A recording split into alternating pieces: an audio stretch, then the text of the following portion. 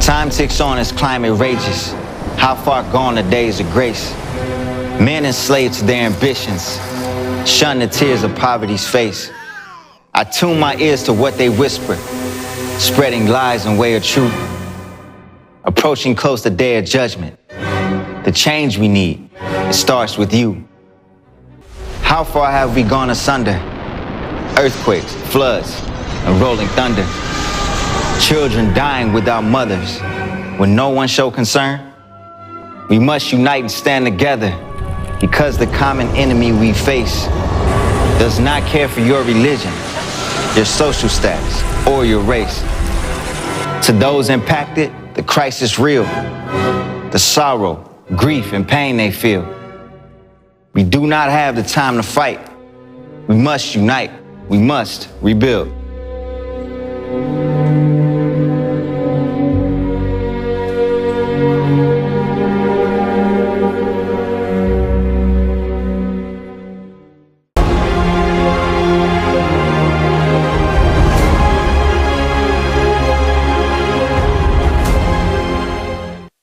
Greetings, ladies and gentlemen. We are pleased to welcome you to the International Online Forum, Global Crisis, Our Survival is in Unity, which is right now being simultaneously interpreted into 150 languages. Today, you will learn why our days, the days of all humankind, are truly numbered. You've seen the countdown we showed you. This is the maximum time left for humankind.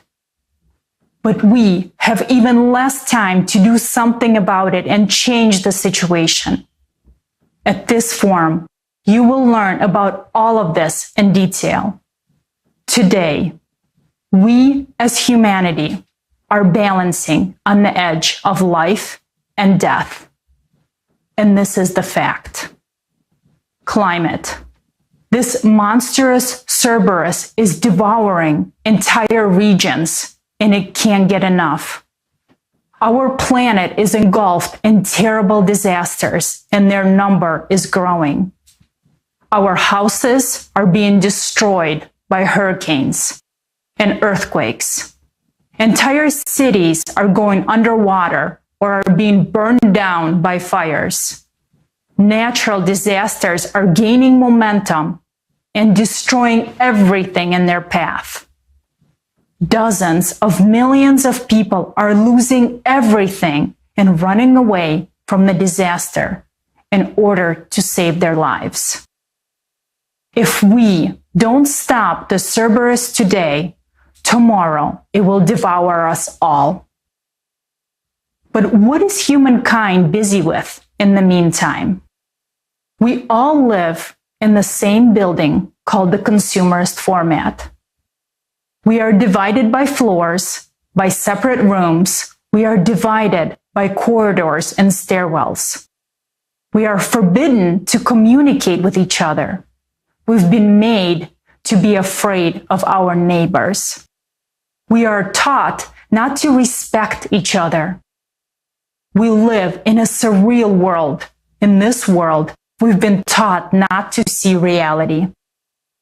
Those who call white color black live higher. Those who call white color white live below.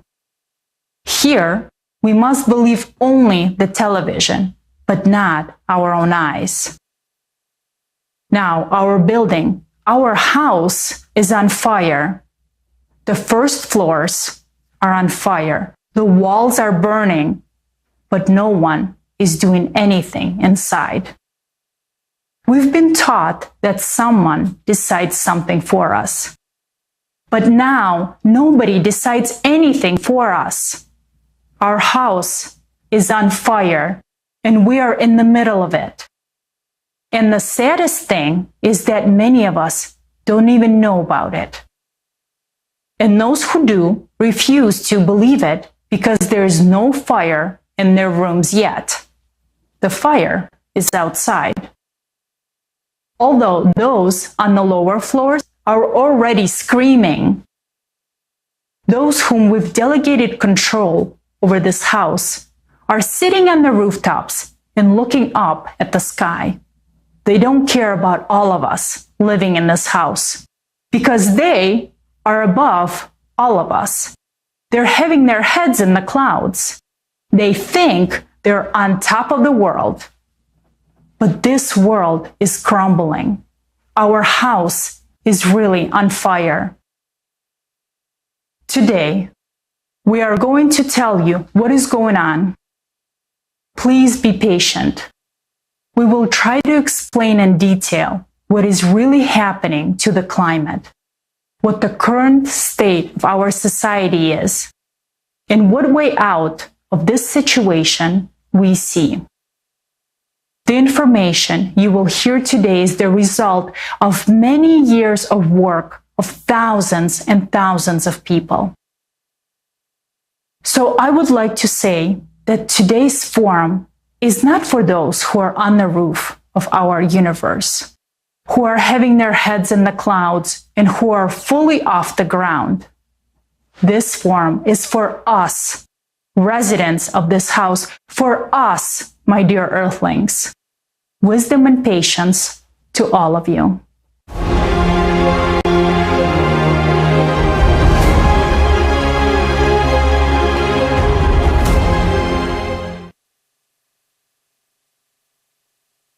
Hello, dear friends. It is a pleasure to welcome you to such a significant event for all of us, for all of humanity. Today's forum is being simultaneously translated into 150 languages. These are the languages which 90% of the world's population speaks. This is a great chance to be heard by all of humanity. We can only imagine the scale of the preparation for this forum, the huge number of people involved in making sure that the truth will be heard worldwide and that it will be understood and heard by people in their own languages. It is truly a colossal work. It is a tremendous effort. Thousands of people from all over the world have joined together to make our momentous meeting possible today. All this is able to be done only because of the dedication and commitment of these people to humanity, because they understand the importance, the responsibility, including the responsibility to disseminate this important information that will be presented to you today. It is an honor to be part of this team, because without any exaggeration, what you will hear today will save humanity if everyone knows about it. Dear friends, I would like to draw your attention. All information on the online forum, Global Crisis, Our Survival is in Unity, is presented for a non-profit purpose and in the interest of the entire society, entire humanity.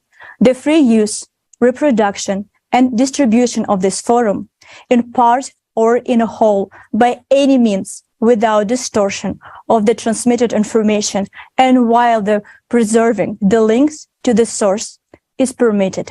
Thank you very much.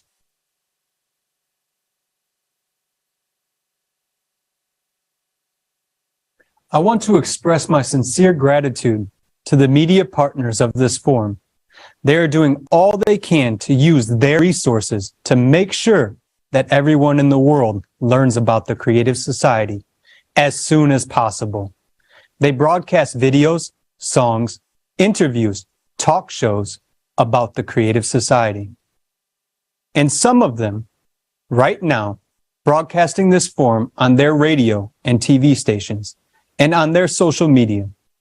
We are grateful for what you are doing for all of humanity, and it is an honor to walk shoulder to shoulder with you in building the Creative Society.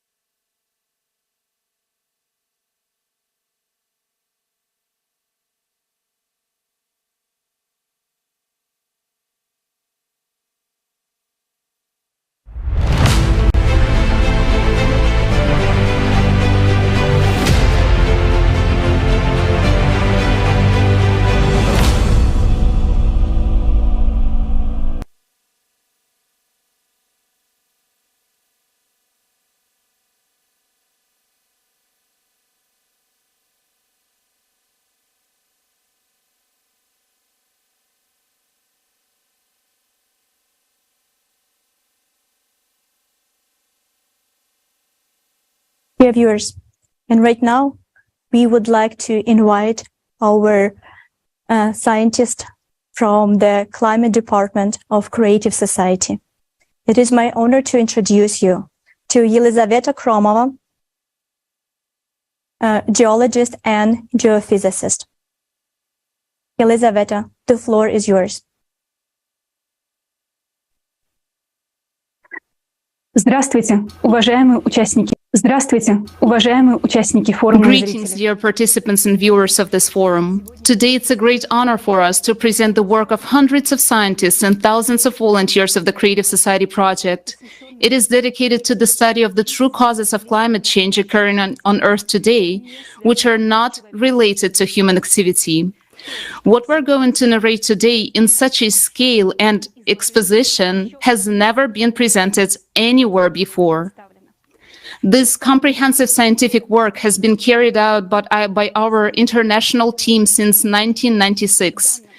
It's been several decades already that scientists, experts, and volunteers from different countries have been involved in this interdisciplinary research. These are experts in geology, geophysics, volcanology, climatology, oceanology, astrophysics, and dozens of other fields. Those who study the planet's core, volcanoes, earthquakes, cosmic rays, and geological cycles. We've made accurate calculations, mathematical models, and analytical forecasts of the progression of climatic cataclysms that humanity will experience in the coming years. Excerpts from the current report were published in 2014, but the full information and our calculations were not revealed to the public, and later you will understand why. Further, we are going to present to you the results of the 26 years of research. I want to draw your attention to the fact that we will present only the information and facts that you can double-check. For this purpose, we have deliberately used data from publicly available sources. We do not use the results of our sensors and measurements in today's report, so as not to frighten or spread panic.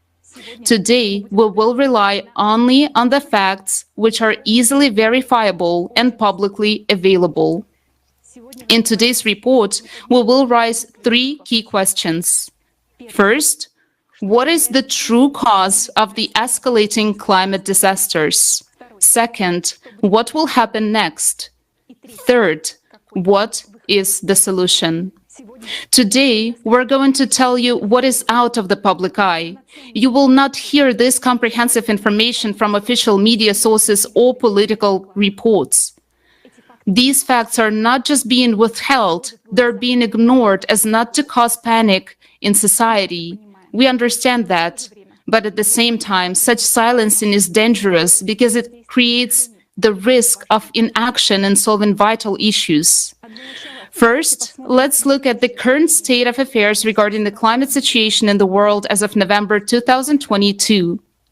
I would like to give the floor to PhD Associate Professor Konstantin Rybachuk, an active participant of the Creative Society project. He has been a reporter and presenter of the weekly climate breaking news for several years now, as well as a speaker of various conferences on climate monitoring and more. So now, he's going to speak about the progression of cataclysms around the world. Konstantin, the floor is yours.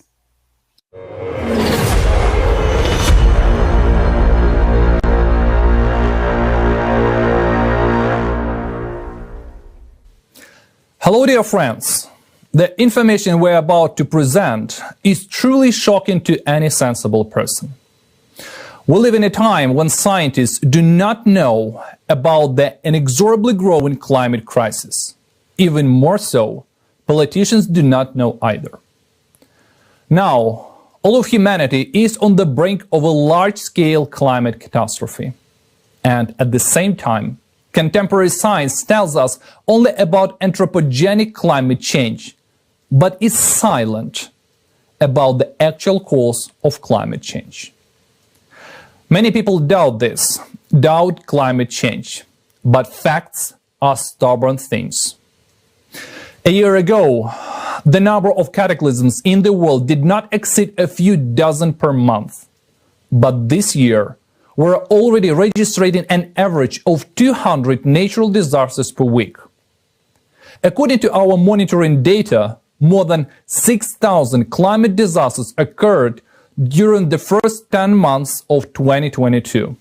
These include floods, fires, hurricanes, tornadoes, mudslides and landslides, abnormal snowfalls and hail. Imagine, it's like 6,000 war zones where a climate, the only enemy of humanity, is waging its attack.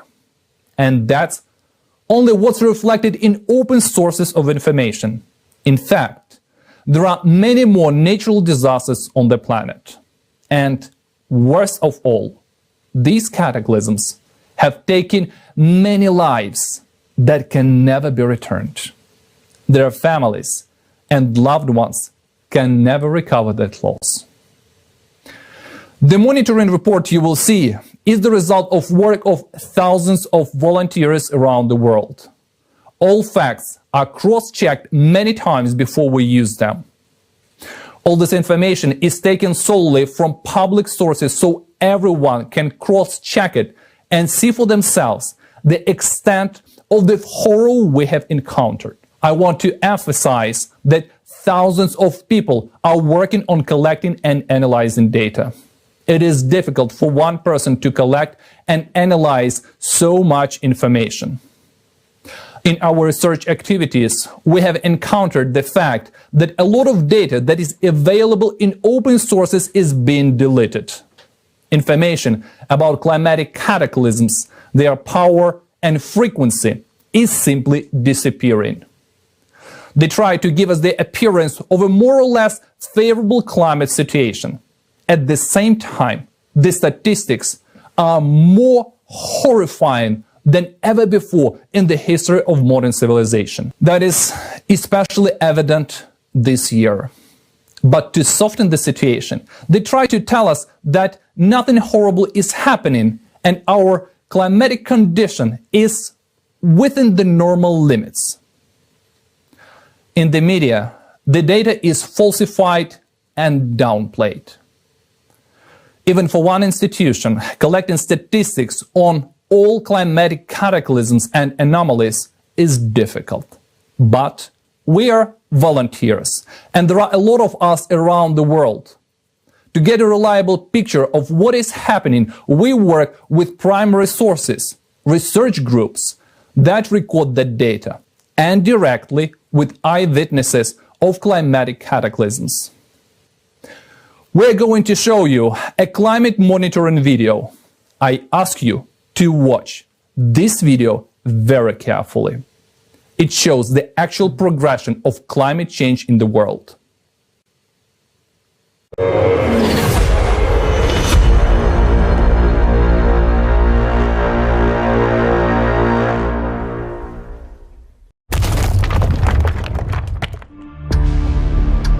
USA, Taiwan, Kazakhstan. It's a true nightmare that's happened for the first time in my whole life. Bulgaria. It was as if a bomb had fallen. Italy. Who could have known that the water would rush in so fast? We lost everything. Pakistan. Spain. China. Germany. Storms and hurricanes. Category 4 Hurricane Ian was the deadliest hurricane to hit Florida residents in the United States. Some cities were 90% destroyed by the storm surge, furious winds, and flooding. More than 1.5 million people had to leave their homes. According to preliminary estimates, the damage will exceed 100 billion. Passing Puerto Rico, Hurricane Fiona left several million people without electricity and drinking water. And this was at a time when it was unbearably hot and humid on the island. Fiona is the first Category 4 hurricane in history to move this far north. It reached eastern Canada, maintaining the strength of a Category 2 hurricane, and left an unprecedented path of destruction in the country. In recent years, tropical storms have begun to move further north and south from the equator. The world's megacities such as New York, Boston, Beijing, and Tokyo could soon be under their attack.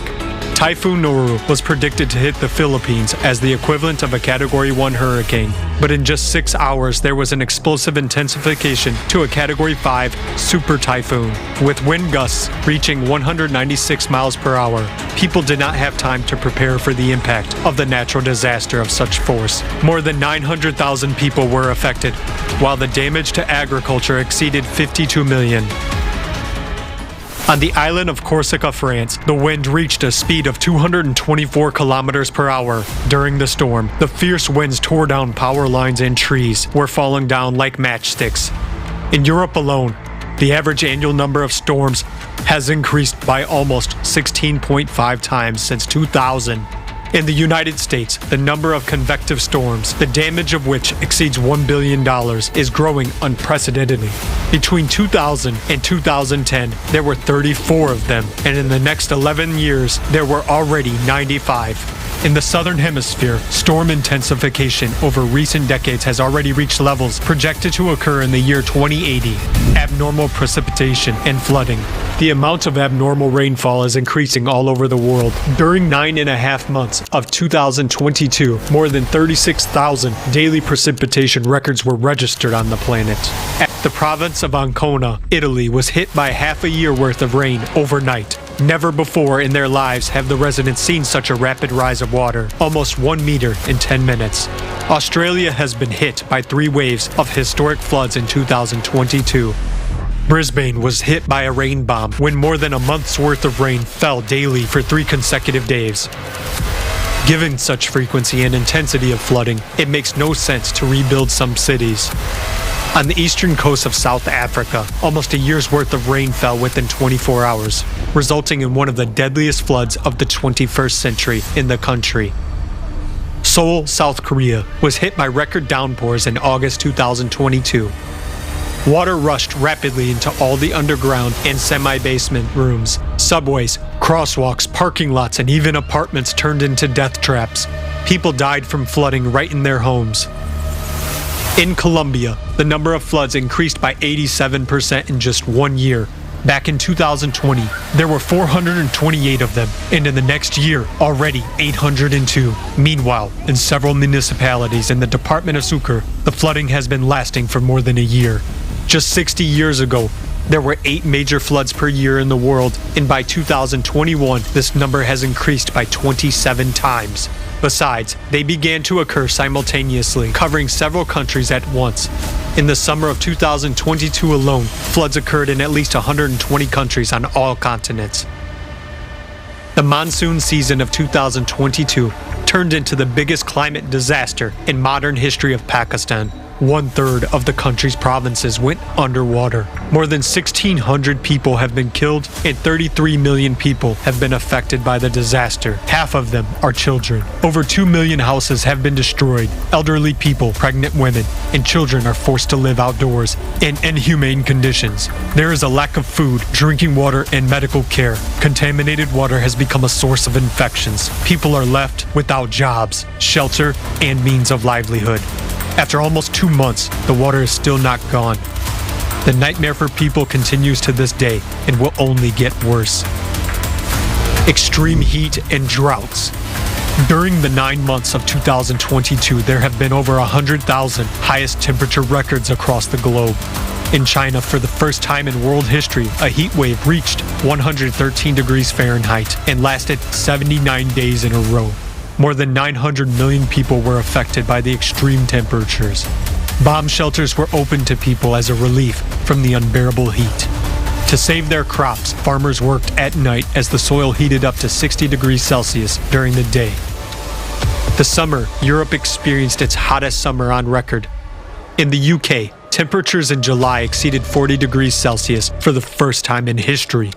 In France, a prolonged heat wave caused the water in rivers to get so hot that it became unsuitable for cooling nuclear reactors in nuclear power plants. A similar thing happened in the Persian Gulf. Heat kills people. In the European Union, the deaths of 53,000 people in July are directly attributed to the unprecedented heat wave. Severe droughts have hit the major economies of the Northern Hemisphere this year, with damages of $13.2 billion in the first half of 2022 alone. In China, the USA, India, Australia, Europe, and other regions, rivers and reservoirs have sharply shallowed, and navigation has come to a virtual standstill. This has also exacerbated the energy crisis and has become another factor in the soaring of electricity prices. The drought has caused irreparable damage to agriculture, leading to an unprecedented rise in food prices. In the USA, the price of livestock feed increased by 90%. The water crisis has reached a record scale. Access to safe drinking water is under threat. No country, even an economically developed one, is immune to this problem. This year, over 2 billion people on our planet are already facing water shortages. Wildfires. In 2022, Alaska, USA, is experiencing the largest wildfire season in its history. 50 years ago, there were no such things as megafires. They cover huge areas and require enormous resources to keep them down. As of early October 2022, there have already been 16 megafires in the USA alone, and many more are approaching that scale. In South Korea, a megafire approached a nuclear power plant in March 2022. 18,000 people and dozens of helicopters were mobilized to extinguish it. In Russia, there has been a sharp increase in the area of wildfires in the last 5 years. There has even been an increase in fires that burn under the snow in winter. In 2022, natural fires in Europe exceeded 770,000 hectares for the first time since satellite measurements became available. This is more than the size of the Canary Islands and 3 times more than the average burn-up in a year. And in some countries, the increase in wildfires has been really shocking. In the Czech Republic, an average of 9 hectares of land is burnt annually. However, by the end of September this year, the fire had already destroyed almost 1,500 hectares. This is 158 times more than usual. At the beginning of September this year in Brazil, there were a record number of fires in the country on 3 consecutive days, more than 3,000 per day. Wildfires are not seasonal anymore. Now they don't stop even in winter, and hurricane winds spread the fire at breakneck speed. In the Algerian province of El Taref, winds of over 55 miles per hour caused the flames to spread in a matter of minutes, leaving no chance for people to escape.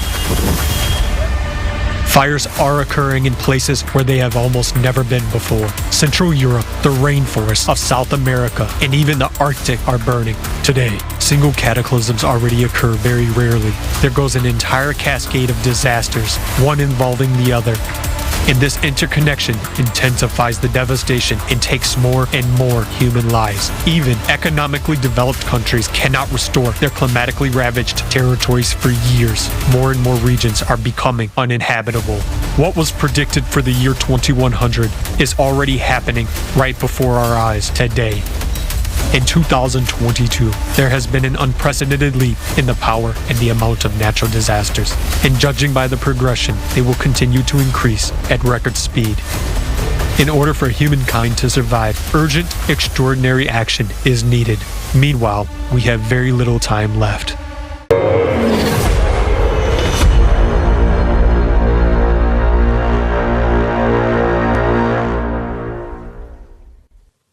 This video shows a tiny fraction of the climate disasters that have occurred this year.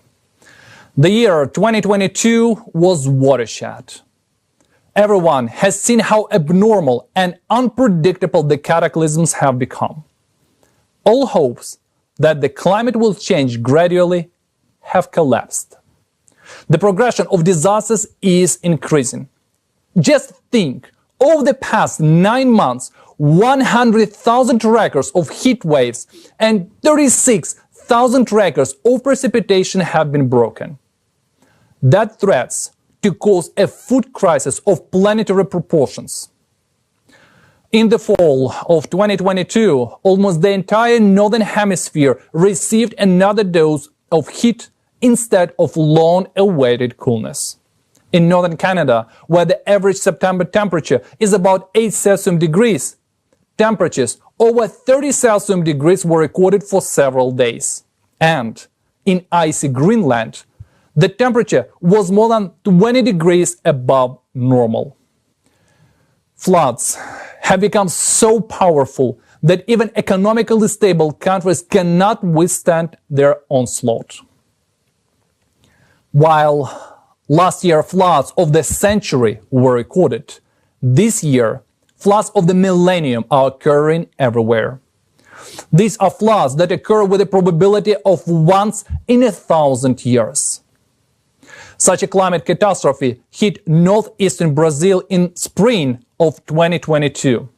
And in the summer, as many as 5 of these millennium floods occurred in less than 1 month in the United States. Some 70 million people were affected. That's a huge number. It's not just a statistic, it's 70 million people who have already been affected. The scale of natural disasters is constantly increasing. Emergency services in many countries already say there are not enough people and equipment to deal with the consequences of climate disasters. In Australia, for example, people have given up hope for help. Over the past year, the country has been overwhelmed by historic waves of floods. People are simply abandoned amidst a temporary climate disaster and no help can reach them. And it's only going to get worse. There is less and less hope for international aid because countries are simultaneously faced with cataclysms and have to try to solve their own problems first. In just a few years, when the cataclysms take full force, nobody will come to help because trouble will be everywhere. Today, the consequences of disasters already affect everyone. The world is very interconnected. Flooded or scorched fields in one part of the planet mean a massive increase in food prices or famine in another. The media shows us the disaster itself, but they don't show what happens to people afterward. A cataclysm can last for hours or even minutes, but people are left to cope with aftermath for years. Do you think this is the case only in developing countries? It's been a year since the deadly flooding in Europe in July 2021, and many of those affected are still unable to return to their homes. In technologically advanced Japan, hundreds of people still live in temporary housing 3 years after Typhoon Hagibis. In the United States, after the terrible tornado that hit Kentucky in December 2021, people are still not back in their homes. And there are countless examples of this. We're all vulnerable to the elements. Millions of people lose their homes and everything they own. Everything we have accumulated throughout our lives vanishes in an instant, irrevocably. Dry clothes, a piece of bread, or a sip of water are what becomes most precious. And if you are lucky enough to survive, the most you can count on is a place in a refugee camp. Yes, losing your possessions is not the worst of evils. Many survivors lose family and friends. We can restore everything except lost human life. Cataclysms are escalating and we have no way of coping with them. Existing programs to combat climate change do not work. Over the past 20 years, the situation on the planet has worsened catastrophically and climate disasters continue to increase. And today, when we need to study the real causes of climate change, we as humanity do nothing to understand the cause of growing cataclysms. We waste time and trillions of dollars on an only false theory of anthropogenic climate change and do nothing. It's simply a suicide. We watch our world crumble. We hope that we need to be patient and wait it out and everything will return to normal. It won't. Our world will never be the same again. If we continue to do nothing, tomorrow the elements will destroy our life and it will be too late to do anything about it. Now the search for salvation from a planetary climate catastrophe must become the most critical task for mankind, and all of the society's resources must be devoted to it.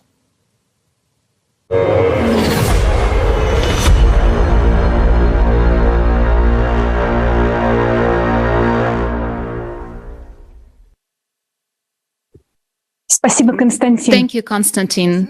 Thank you to the entire monitoring team for your dedicated work in collecting and analyzing the terrifying trends of the escalating disasters. And today, we're deeply honored to present the work of our interdisciplinary team. I'm pleased to introduce you the speakers who will share with you today the results of our research, which has been conducted by hundreds of scientists and thousands of volunteers since 1996. Anastasia Pashigreva, New Technologies Development Scientist, PhD in Chemistry, USA. Anastasia coordinates the area of research on functional and chemical changes in the atmosphere. In the context of the Creative Society project, she interacts with the scientific community. She has conducted dozens of interviews with experts from different fields. Anastasia is also part of the research team that studies the growing seismic activity on the planet. David Kruger, Creative Society project participant, geographer, Germany. By his profession, David knows well the geosystems of our planet and the natural phenomena that occurs in it. John N., Creative Society project participant, expert in the development and commercialization of new technologies in the fields of energy, chemical processes, and natural sciences, USA. John earned an MBA, a PhD in chemical engineering at Technical University of Munich, and a master's degree at the University of California, Berkeley. As a result of our research, we have come to a very well-reasoned understanding that the cause of climate change is not the increase in the anthropogenic CO2. The problem is not only that the temperatures on the planet are currently rising, but there is also an increase in the number of anomalies deep in the planet's interior. Therefore, the reason for the increase in disasters is something else. Let's look at the facts of multiple thermal anomalies which point to the problem inside the planet. One of the signs of climate change that you are well aware of is the melting of glaciers. It is now well established that the glaciers of Antarctica and Greenland are melting from below. But what is the threat behind this? Please look at the map in the middle. The red color here indicates the area where Antarctica has lost most of its ice since 2003. As you can clearly see on the map, this is only West Antarctica. Why is only West Antarctica melting from global warming? Geologists are well aware that West Antarctica is a relatively young continent with a thin crust. On the map to the left, you can see yellow and red areas showing the thin crust. The eastern part is represented by a thick, massive plate. Please pay attention to the right side of the tectonic map. You can see how West and East Antarctica differ. Volcanologists know well that Antarctica is also an active volcanic region. Today, more than 140 volcanoes have already been discovered under its ice. Take a closer look. Where are all these volcanoes? They're located exactly in West Antarctica, and most of them are located exactly where the glaciers are melting. You may have heard that there are two glaciers in Antarctica that are melting the most. They are Pine Island and Thwaites. You can see them marked with red arrows on the map to the left. Glaciologists call them doomsday glaciers. Multiple studies in recent years indicate that there is increased heat flow beneath these glaciers from the subsurface. Some scientists who advocate the CO2 theory claim that it is allegedly humans who heat the water which flows under the glacier and melts it down there. This is totally absurd. Think yourselves, what is more likely to heat the deep waters beneath a glacier? CO2 emissions that occur thousands of miles away from a glacier, or a volcano located directly beneath it? In fact, it is much scarier than that. Note when the intense melting of Antarctic glaciers began. That happened in 1995. Remember this year. Today we'll hear a lot about it. Since 1995, Antarctica's ice melt rate has increased by 65%. The question arises, why did the intensive melting of glaciers start exactly in our time? NASA seismologists have discovered a huge Mary Bird magma chamber under West Antarctica. The increased heat flow from the Earth's interior comes exactly from there and activates volcanoes. In the diagram to the left, you can see this magma chamber marked in red. Despite the fact that magma chamber has been there for millions of years, in 1995, for an inexplicable reason, it became active, which led to an increase in volcanic activity and intensive melting of the glaciers in West Antarctica.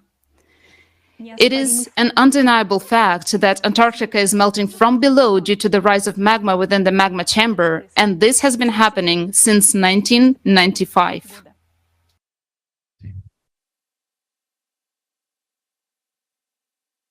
Right next to West Antarctica is another heat anomaly area. Oceanographers from Germany have found that in the Weddell Sea off the coast of West Antarctica, at a depth of more than 2,000 meters, the water has warmed up 5 times faster than at the surface, whereas the upper 700 meters of water column has hardly heated at all. This is another fact showing that the heating is coming from below, from the depth. In the graph on the bottom right, you can see how significantly the temperature has been increasing since 1995. Just imagine how much water it takes to warm up icy waters of the Antarctic Sea. The Weddell Sea is bounded on all sides by volcanic structure features that are currently showing anomalous activity. And the Bransfield Strait area is currently the most seismically active in the world. Look, it is marked on the map with a red arrow. Further in the report, you will hear more about the 85,000 earthquakes that occurred here within only 6 months in 2020. For comparison, before 1995, there were no more than 15,000 earthquakes per year around the entire Earth. This indicates that magma is reactively rising in the Bransfield Strait area, thus triggering earthquakes. It is only 5 kilometers away from breaking through. You see that the Weddell Sea, just like the entire West Antarctica, has also been heating up since 1995. And this is also due to the magma ascent, which is accompanied by an extreme increase in the number of earthquakes. Any sane person would understand that humans cannot influence seismic activity at the bottom of the ocean in any way, all the more so in Antarctica. You will be surprised, but similar processes are taking place now in the central part of Greenland. So where does the increase in heat flow under Greenland come from? Let's take a look at the video.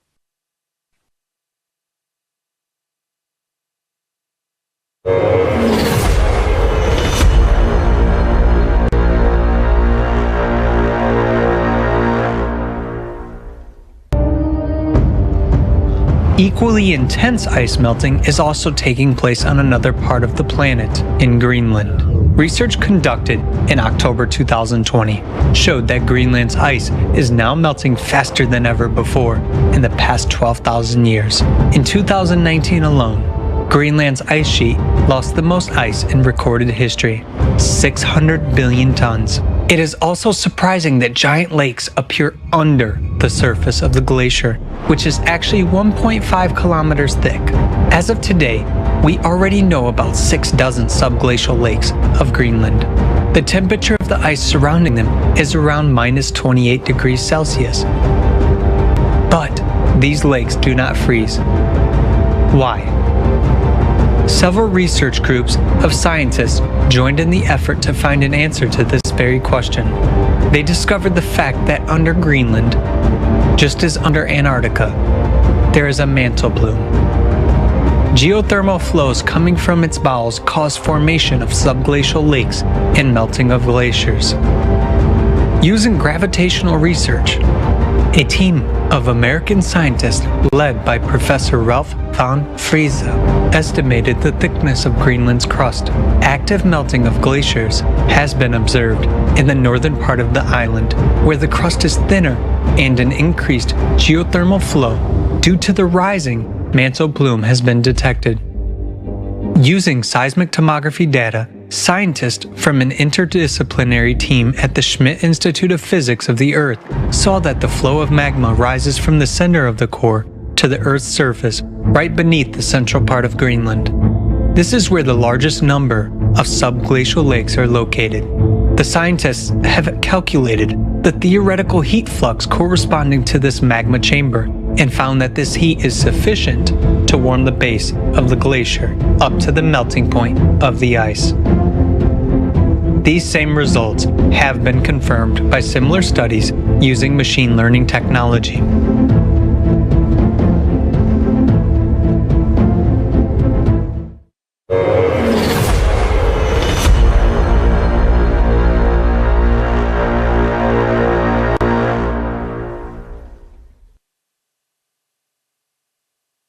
Now, you know that the increased melting of Greenland is also due to the rise of magma in the magma chamber. The glaciers of Antarctica and Greenland have begun to melt from below since 1995. And this is happening faster than any time in the past 12,000 years. This suggests that there hasn't been such an intense rise in magma over a period of 12,000 years. But as it turns out, exactly this period of 12,000 years is of enormous importance. Next, you will learn why magma in magma chambers has begun to behave so strangely, how this threatens humankind, and when this will happen. In addition to melting glaciers, significant thermal anomalies have also been observed in the ocean. Where does the ocean get heated the most? As you can see on the map, of the averaged model of ocean water heating, the ocean water gets heated the most in the area of the Greenland tectonic zone, that is, in the area of the ascending magma chamber. But what is another key process occurring in this part of the ocean? It is in this area that an extremely abnormal process has started in recent decades, the shutdown of the Gulf Stream. Incompetent journalists write that the shutdown of Gulf Stream is caused by Greenland's meltwater. However, according to the calculations of oceanographers, the Gulf Stream is 20 times stronger than the oncoming cold stream of meltwater. This flow of cold water can be compared to a spit against a waterfall. So what kind of impact can we talk about? In May 2010, there was a short-term shutdown of the Gulf Stream. Why? Geologist James Camis has deducted a chain of correlations on how the Gulf Stream shutdown is linked to changes in the planet's interior. In 2009, the magma ascent caused a series of earthquakes in the vicinity of Iceland, which followed by the well-known eruption of the Eyjafjallajökull volcano in March 2010. And as early as May 2010, a huge mass of hot water surfaced across the tectonic zone along the faults and stopped the movement of the Gulf Stream. You can see this process on the screen right now. In other words, the shutdown of the Gulf Stream now occurs in pulsating stages as a result of the release of enormous heat caused by the ascent of magmatic chambers beneath Greenland. Given that magma chamber beneath Greenland is becoming more active, we're getting closer to the point when the Gulf Stream will stop completely. The last time, what's important, the Gulf Stream stopped was 12,000 years ago. Remember that figure, 12,000 years. You've heard about it already. And what is important, oceanologists note that such phenomena of water heating occurs not only in the area of Greenland, but across the entire world's ocean. So let's take a look at what is going on.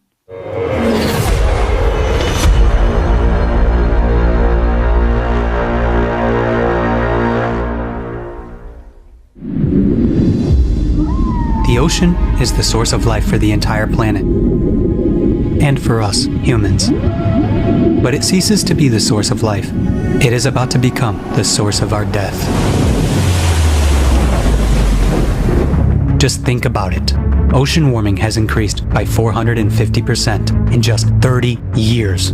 According to scientific estimations, for the ocean to heat up at today's rate, it would take as much energy as would be released if 7 atomic bombs dropped on Hiroshima would explode every second for a year. The direst fact is that the ocean is heating not only on the surface, but also at depth. A team of US researchers has found that the average depths of the ocean warmed 15 times faster over the past 60 years than they had been warming over the previous 10,000 years. And this progression is accelerating every year. At the moment, science has no explanation where this amount of heat comes from. The only theories being considered are that the oceans are warming from the sun and from human emissions of the greenhouse gas CO2. But they can only explain heating of the upper layers of the ocean to a depth of up to 200 meters, because sun rays do not penetrate deeper. The water can be maximally heated by the sun up to 700 meters as a result of agitation. How can we explain the numerous facts of warming of the deep ocean layers? Think about it. How much energy does it take to heat such a volume of water as the world's oceans? We already see examples of such anomalous heating everywhere, not only on the bottom, but also on the surface. At the end of 2013, a huge area of unusually warm ocean water, about 1/3 the size of the United States, formed in the Gulf of Alaska and began to spread. The water temperature in many places exceeded the norm by 5 to 6 degrees Celsius. National Geographic dubbed it the blob that cooked the Pacific. Nick Bond, state climatologist for Washington, named this phenomenon the blob. The appearance of such anomalies began to suddenly become more frequent. There is something common that unites the places of formation of all these blobs. These are geologically active regions with a young, thin crust, with active underwater volcanoes, cracks, and deep crustal fractures. These are places of the most active output of hot and fluid magma. The ocean is called the kitchen of weather. The warming of its waters already enhances catastrophic typhoons and hurricanes, which annually claim thousands of human lives. The unprecedented heating of the ocean suggests that the ocean is already exhausting its ability to contain the energy trying to escape from the bowels of the earth.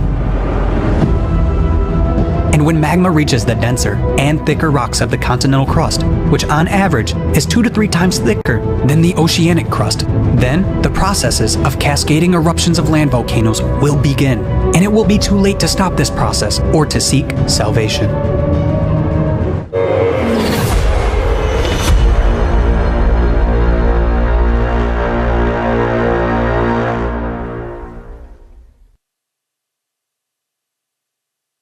As we can see, the ocean is warming at the seafloor, not only in the Weddell Sea, but also all over the world.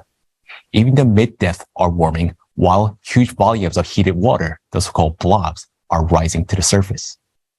Note that such huge blobs of hot water have been appearing more and more frequently since 1995. Look at the bottom right graph.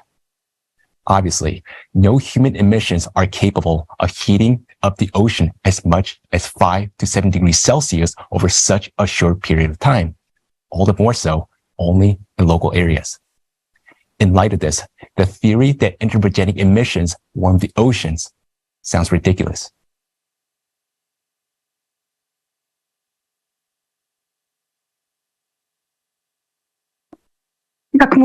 As we have already understood, it is heated from underneath by ascending magma. How exactly does this happen? Now you're going to hear something unique about one of its heating mechanisms.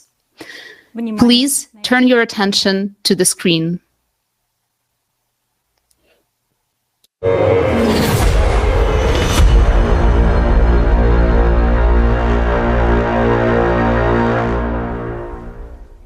Think about it.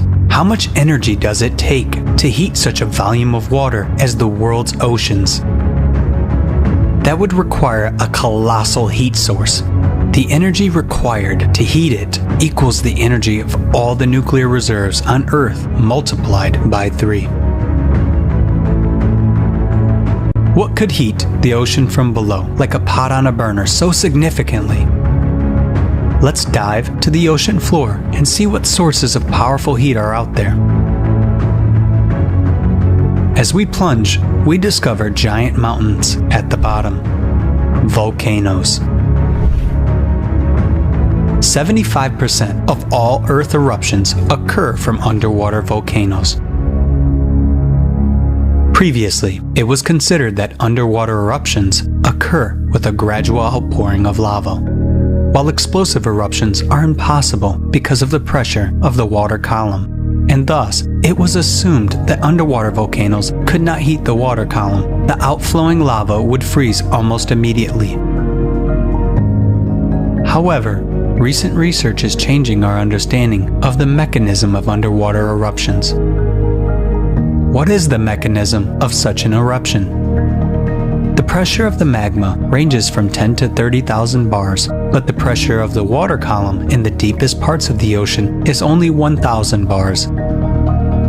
And as soon as there is an abrupt burst of magma, the water boils up and the H2O molecules decompose into hydrogen and oxygen. This creates a gas-water cavity like a bubble with an internal pressure of hundreds or thousands of bars. And this bubble neutralizes the pressure of the water column. This is a complex physical and chemical process that can be compared to the flight of a hypersonic airplane at maximum speeds. The plasma ejected in front of its prow neutralizes the molecular resistance of the air, making the plane fly almost as if it were weightless.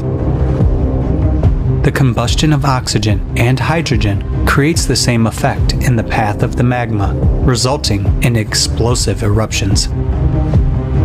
The existence of such explosive eruptions is confirmed by the discovery of researchers from Leeds.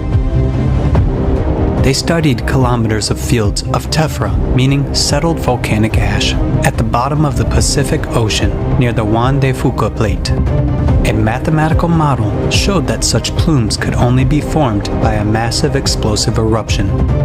In addition to the spread of heat, volcanoes during explosions burst out of hydrotherms, hot jets of water. Studies have shown that the volumes of ejected boiling water can be tremendous, about 40 million Olympic swimming pools, and they are quickly formed during eruptions. The contribution of explosive eruptions to ocean heating is confirmed by Bernd Zemanowski from Julius Maximilian University in Bavaria. With submarine lava eruptions, the thermal equilibrium currents in the oceans are disrupted locally or even globally. However, given the size of the ocean, the energy of even such strong underwater eruptions is not enough to heat it up. Since active volcanoes are not located everywhere, and their eruptions are occasional, why then has the ocean heated up so much over the past 30 years?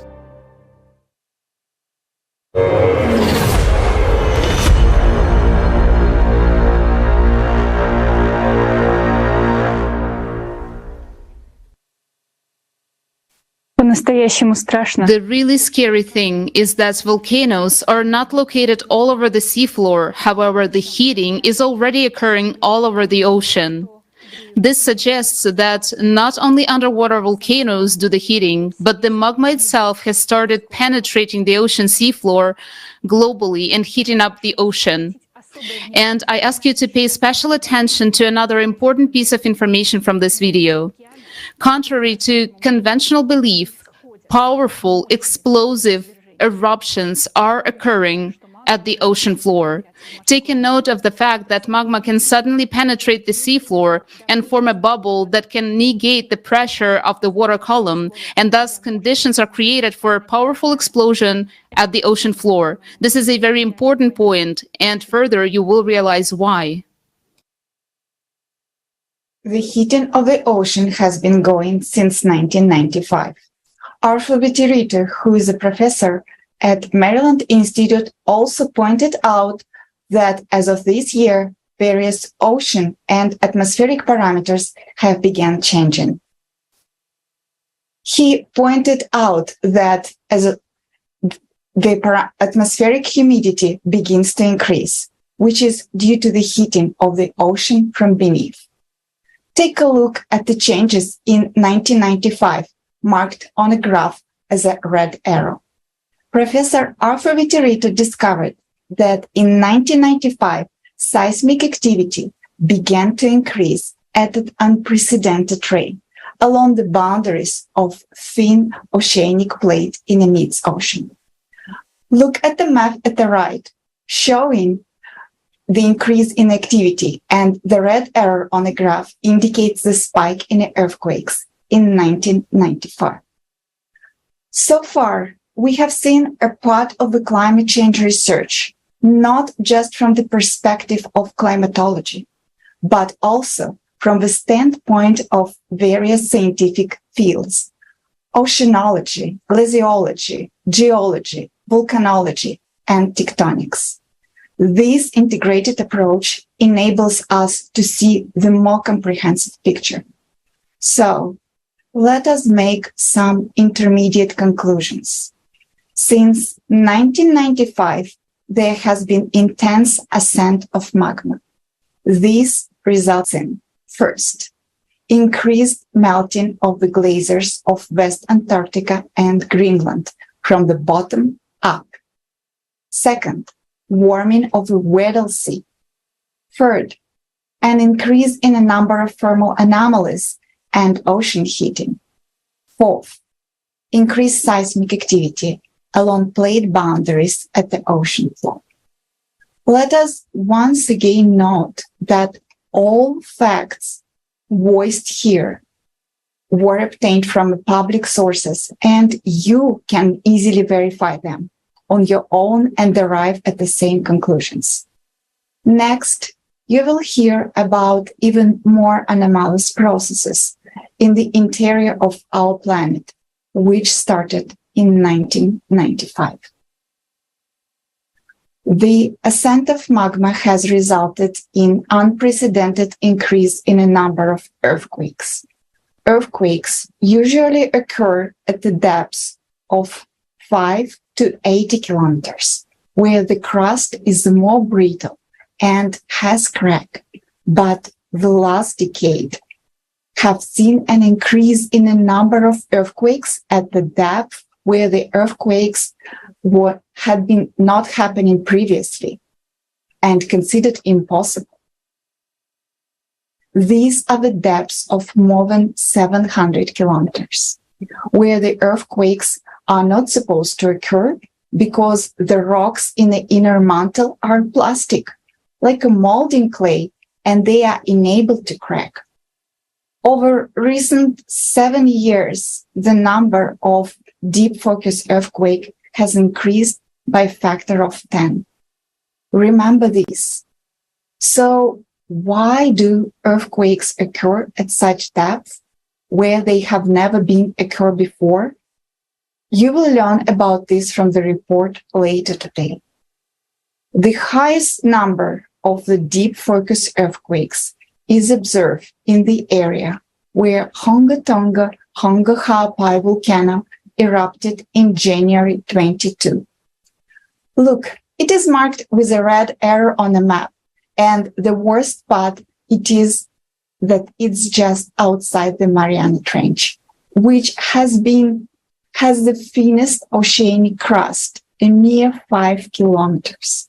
This is an important fact. Please take a note of that as well. Seismic activity is increasing both on the ocean floor and on the land.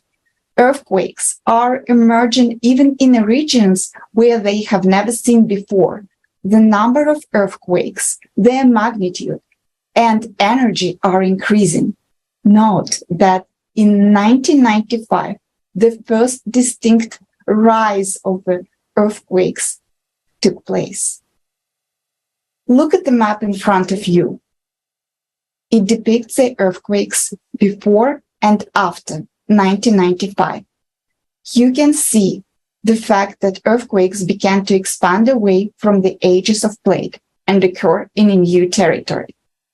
It is important to emphasize that the recorded growth of the seismic activity over past 30 years has nothing to do with the number of seismic sensors on the planet. Look at the graph. The black dots continuously show the events started to be registered around the planet, which indicates that the observation network is very dense. by 1973, the number of installed seismic stations around the world had already been sufficient to record all earthquakes of magnitude 4 or greater, regardless where they occurred. Let's see what it means for us, people.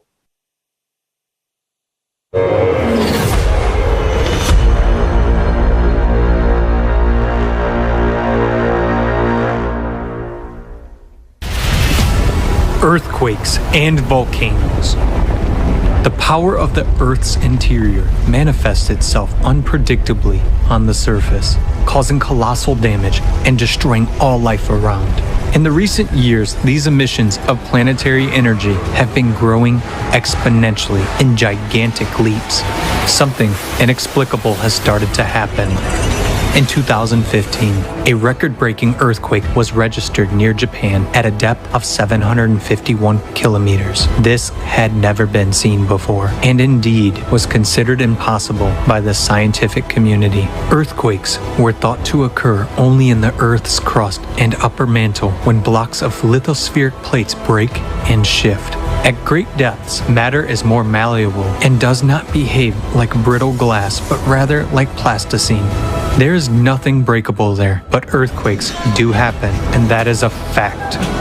The horrible part is that their number and magnitude are increasing.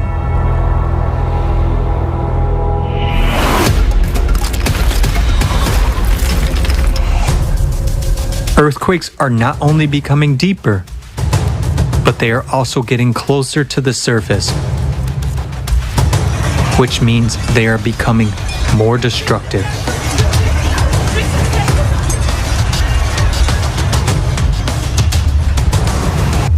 Today, more and more of them are concentrated at a depth of about 10 kilometers.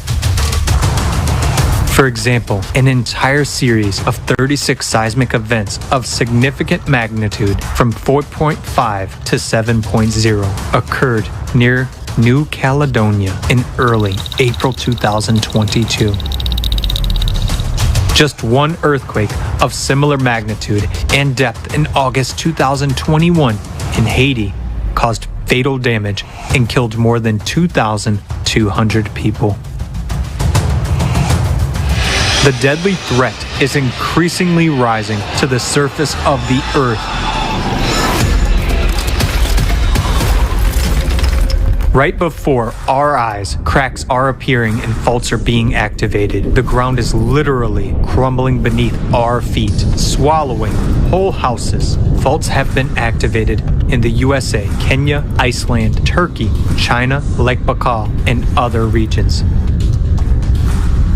Each of them can cause enormous damage. It is an abyss opening underfoot. The number of observed earthquake swarms, that is, of clusters of rhythmic shocks, is increasing on the planet. A swarm is characterized by almost similar magnitudes of seismic events that occur at short intervals in a local area. The number of seismic events in individual earthquake swarms has increased from a few or few dozens to hundreds and sometimes thousands. Their magnitude and duration have increased. This is due to the intrusion of magma and hot gases into the microcracks of rocks.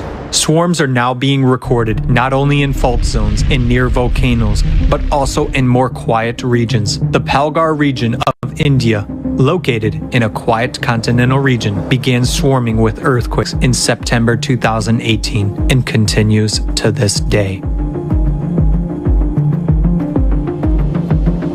In just 2 years, about 5,000 earthquakes of a magnitude up to 3.8 occurred within a small area.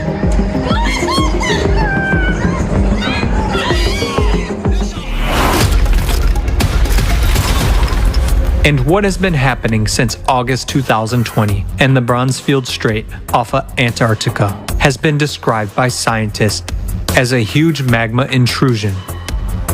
Some 85,000 earthquakes have been detected in the first 6 months, with a maximum magnitude of 6.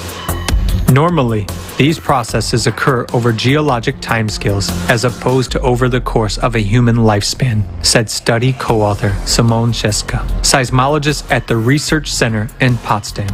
Magma is literally devouring the lithospheric plate from the inside, having traveled 2/3 of the way to the surface in 6 months. Only 5 kilometers of rock remain before a catastrophic rupture occurs. And that is just one example. Similar things are happening everywhere.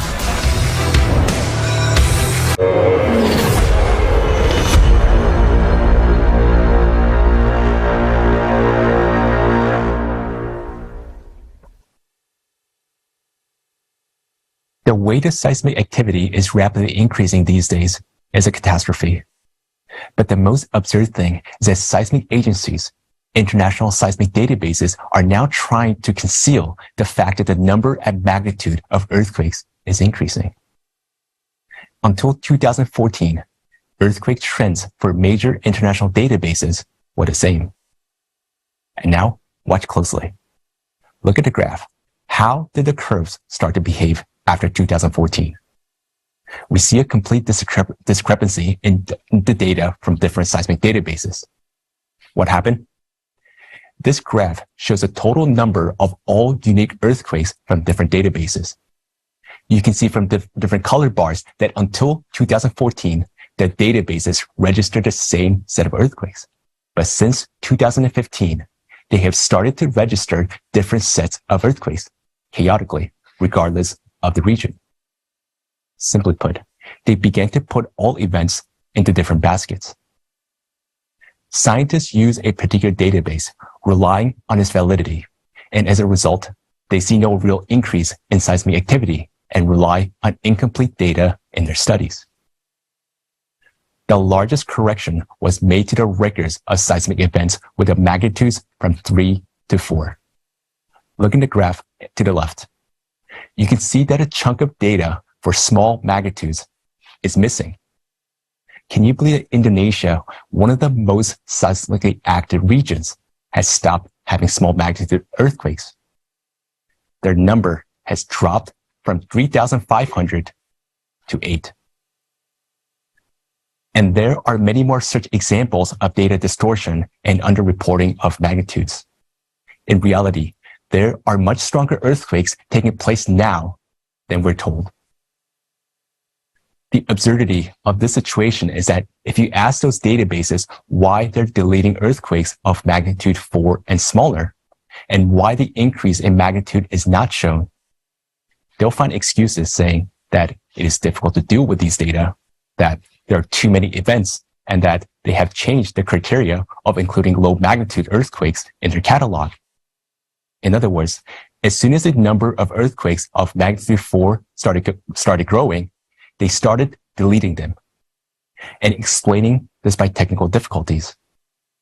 It is ridiculous to justify the data forgery in this way, taking into account the modern development of database storage technologies, as well as the data processing by neural networks and artificial intelligence. Why are magnitude less than 4 being deleted? Because they reflect the process of magma ascent most clearly. Prior to interruption, seismic activity often starts increasing. And all facts indicate, however, that in the near future, we should expect a significant increase in seismic events of higher magnitude. The real increase in seismic activity on the planet looks like this. To our deep regret, we are obliged to state that this is what the progression of seismic activity on the Earth looks like. And yes, it is growing exponentially. Look closely. This is just the beginning. Further in the report, we will show you how events will unfold according to the mathematical model.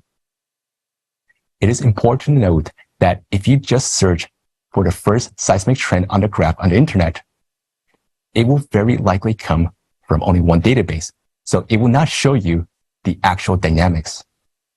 But the most shocking thing is that nobody even compares the earthquake database from different databases. Nobody conducts a truly global study and monitoring of the actual seismicity on the planet. Isn't that absurd? That's why we started analyzing the data ourselves. You can download the seismic databases yourselves and verify the information, and you too will see the scam taking place. We don't judge them. We understand that they resort to such methods because they see no way out and don't want to sow panic among people. But how can we call those who do this true scientists? And now, let's examine one clear metaphor to help us understand what's going on in the world today. Thank you so much, John. Yes, indeed, manipulation of information occurs not only with scientific data, but also in the media. Two opposing theories of climate change can be found today. The first one is that the climate change is the result of anthropogenic CO2 emissions. And the second is that the climate is not changing at all. There are mass media outlets that support one theory or another by promoting it. But the truth is that both theories are sponsored by the same sources, whether the media in both cases are owned by the same masters of manipulation. We are supposedly given a choice, given two hypotheses, but they are equally irrelevant to reality.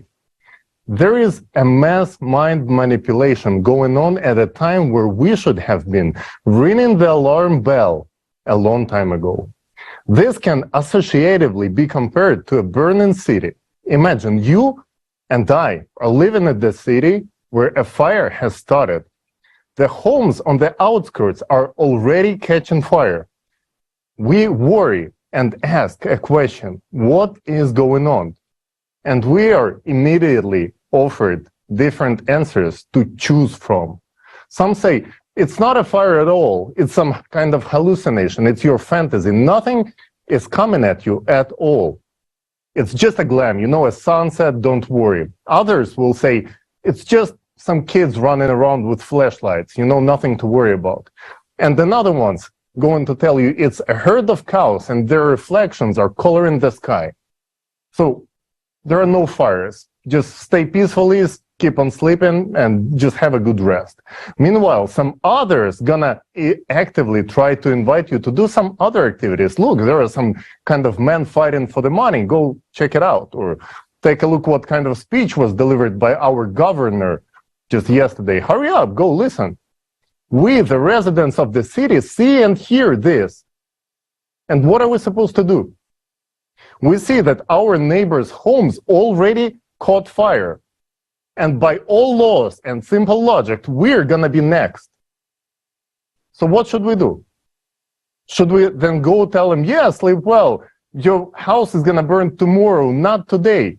So there is nothing to panic about until tomorrow. You shouldn't be nervous. Or should we wake up and wake our neighbors as soon as possible? And yes, when they wake up, they're gonna be terrified. But these emotions and hormones will activate their muscles and the strength and will help them to get the buckets and quickly put out the fire in the neighborhood homes before they get to burn your homes down. Isn't that what we're supposed to be doing to save our homes right now before they burn down? Are we going to just quietly wait until our house is gonna catch fire? I think it's enough of these lies for all of us. It's time for us to put the fire out. And of course, we're gonna go get buckets and run to put the fire out as soon as possible. Otherwise, if we're not gonna do it today, all of the homes gonna burn down tomorrow along with ourselves. So we must take action, because there's only one thing that we can do. We can unite and put the fire out together. And there's going to be no one but us to do this. This is a simple example. Putting out the fire is all about informing the humanity about the reality of climate situation on the planet. The media and those who own them are not doing this because they simply have no solution to this situation. In order to maintain calmness, peace, and stability in the masses and prevent panic, they are forcing they're forced to lie to us. In actual fact, there is a way out of the climate collapse. But in order to do so, everyone must wake up, learn about the ongoing and upcoming events, and start taking action. People need to know the truth. Also, in today's report, you will learn how the attention gets diverted from the main topic by fighting CO2, making money of all of us, and simulating the fight against climate. Thank you so much, Tali, for this example. It's very illustrative. Indeed, our homes are on fire, and the Climate Cerberus is walking around the planet on the loose, without a leash, and starting to tear it to shreds. Further in the report, we will disclose, step by step, what will happen to the climate, when it will happen, what it will lead to, and most importantly, what the way out of the situation is for the entire humanity. Let's go back to the processes inside the planet. What has been happening on the planet since 1995? This year, a series of unprecedented changes began to occur in the magnetic field of the planet. The magnetic North Pole begins to drift rapidly at a rate 4 times the normal. At the same time, the magnetic field weakens 10 times faster than before. Why does this happen? The drift of the North magnetic pole happens due to the acceleration of the molten iron flow in the outer core. Against this background, there is also a growth of the South Atlantic anomaly. This area where the magnetic field is extremely weakened, it's a dent in the Earth's magnetic field. This anomaly has doubled in size in recent decades. This also occurs due to the anomalous movement of currents in the liquid core of the planet. Now, as a result of the weakening of the magnetic field, we see that the northern lights are penetrating into more southern latitudes, where they have not been observed before. This is an alarming sign because it means that the Earth's magnetic shield protecting us from cosmic radiation is weakening. The number of lightning strikes is increasing. The magnetic field is coming into imbalance.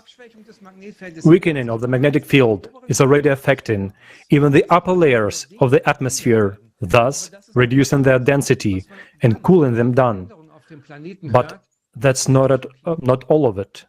What are you going to hear next about the changes of the planet is shocking.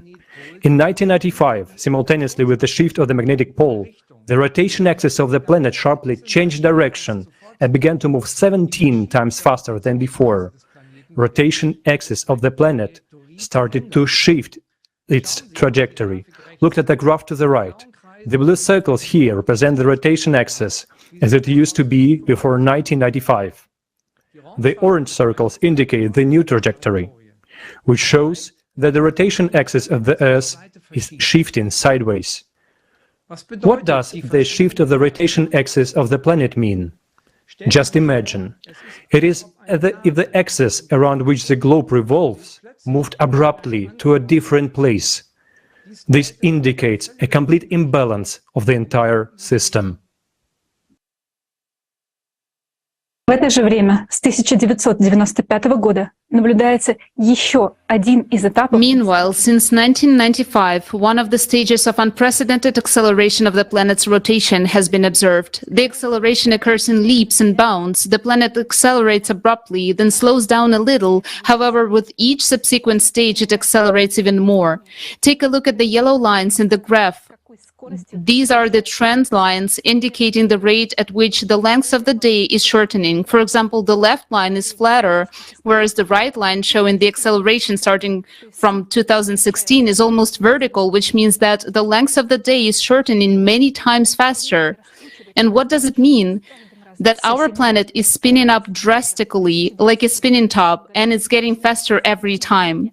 So what are the causes of the changes in the magnetic field and the trajectory of the planet's axis of rotation and the speed of the rotation that began in 1995?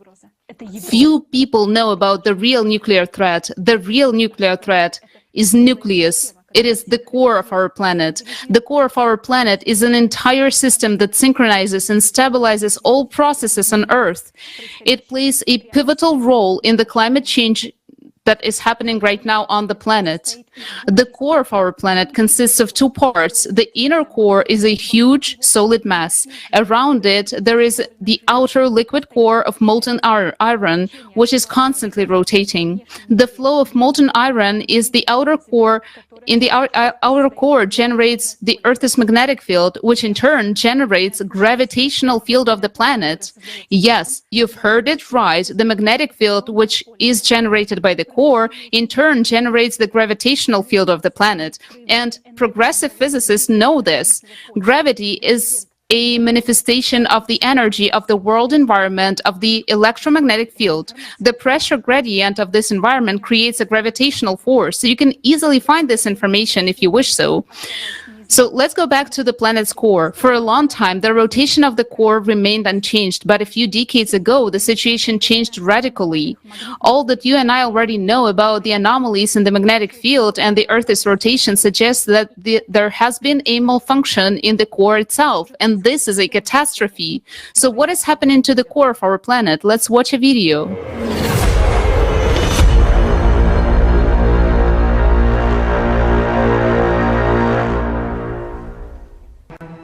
Another important evidence, confirming that abnormal processes are taking place in the core, is the drastic acceleration of the North magnetic poles drift by 3.5 times over the past 20 years. Together with the extreme acceleration of the North magnetic pole movement, a mysterious anomaly weakens the planetary magnetic field, which protects us from dangerous galactic and solar radiation. Scientists have been able to calculate that the Earth's magnetic field has weakened by 9% over the past 200 years. As a result, an area of weak magnetic field known as the South Atlantic Anomaly has been formed between Africa and South America. Moreover, in the last 5 years, another such area has developed southwest of Africa, and it is actively growing. The electromagnetic field is generated by the dynamo mechanism in the Earth's core, and therefore it is evident that changes in the magnetic field indicate changes in the core.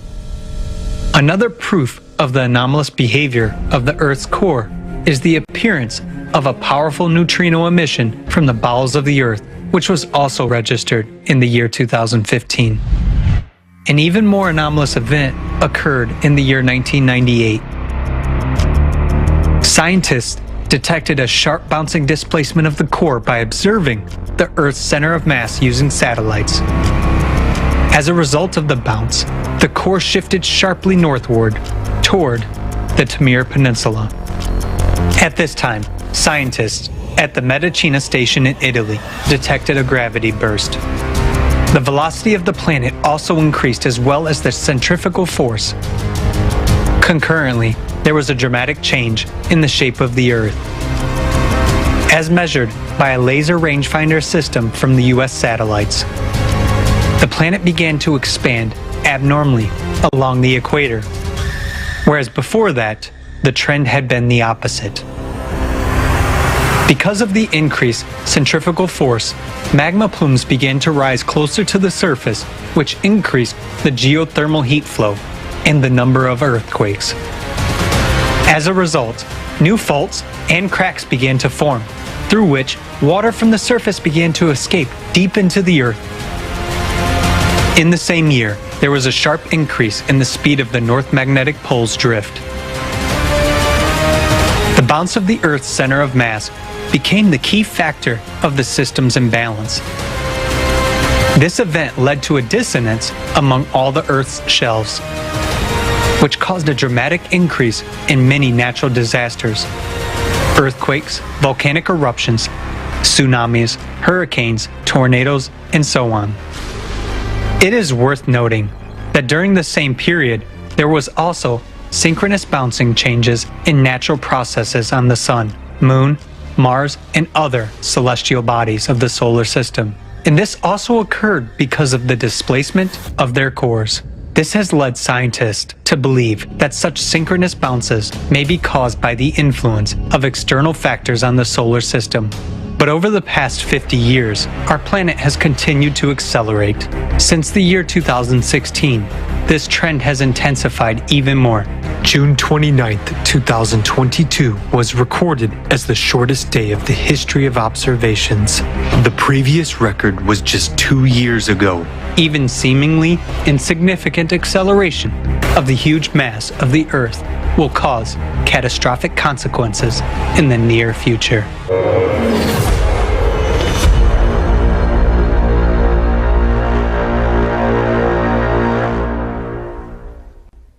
Let's make brief conclusions from the video.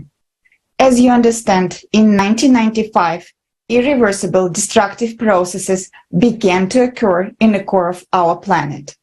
This can be seen from the change in the magnetic field. And as a consequence, in 1998, there was a leap which exacerbated all processes many times over. As a result, the core of the Earth shifted abruptly northwards towards Siberia. And now we are observing complete destabilization of the core. To better understand what is going on, you can compare the rotation of the planet to the wheel balancing process. Balancing is very important for the wheel so that undercarriage does not get damaged. When a system like our planet goes into destabilization mode, the functioning of all spheres is compromised. As a result of bouncing core, serious gravitational changes began, and there appeared irregularities in inertia processes of the Earth. The change in Earth's center of mass also affected Earth-Moon system. The orbit of the Moon has already begun to change. In other words, destabilization of the system has already led to a change in the Moon's orbit.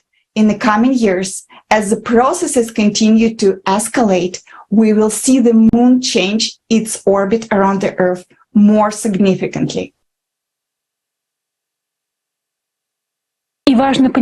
And it is important to understand that the shift of the core affects the motion of magma in the interior of the planet. Look at the trajectory of the core shift in 1998. The bouncing of the core caused two ascending waves of magma from the Earth's interior into opposite directions. One flow of magma traveled toward West Antarctica and the other one traveled toward Siberia. What is happening in Siberia right now? Something that has never happened there before. It is exactly in Siberia at northern latitudes that a number of extremely anomalous phenomena have been observed over the past few decades. Heating of the Earth's interior leads to abnormal melting of permafrost from beneath, as well as gas explosions under the ice, and an increase in mud volcanism. Overwintering fires beneath the snow have appeared in the Arctic. In areas above the folds, ice water in people's wells is getting hot. The number and intensity of earthquakes is increasing. Moreover, for 20 years now, scientists have been observing that Siberia is heating up to 3-4 times faster than the rest of the world. I emphasize this, 3-4 times faster than the rest of the world. Look at the map. The huge red stain shows how the average temperatures in Siberia is changing faster than the rest of the world in recent decades. As magma rises, it begins to hit the plate from below and boils the groundwater. But magma is rising not only in Siberia and West Antarctica. Where else is magma rising, and what does it lead to? Let's take a look at this video.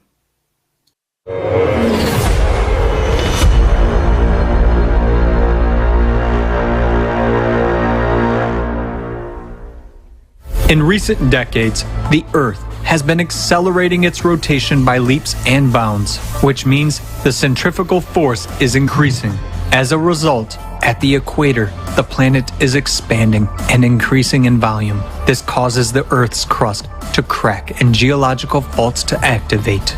At this time, processes similar to blood cavitation occur in the Earth's interior with magma. Blood cavitation during Kyson disease is a life-threatening phenomenon known to divers during rapid ascent to the surface. Due to the sudden drop of pressure, the dissolved gases in the blood are released instantly, causing the blood to boil. The resulting gas bubbles destroy the walls of the blood vessels. In the Earth's interior, sudden pressure drops are associated with an instantaneous increase in centrifugal forces during a sudden acceleration of the planet's rotation. This causes magma to rush abruptly towards the Earth's surface. Lithospheric plates are destroyed by cavitation, microbursts of active gas-saturated magma. Just as the walls of vessels are fused by the bubbled blood of a diver, this process accelerates itself, affecting deeper and deeper layers of the mantle. That is why we are seeing ever more powerful and deep earthquakes and seismic swarms. The proof that this process is increasing and accelerating can be seen in the massive double-deep earthquake in Peru. Meanwhile, the expansion and intensification of the pressure on the crust due to the cavitation of the magma serves to intensify the erosion process. What does that mean for us? Soon, we will see eruptions and earthquakes of a magnitude that our civilization has never experienced before. The countdown of the clockwork mechanism of the magma bomb inside our planet has already started.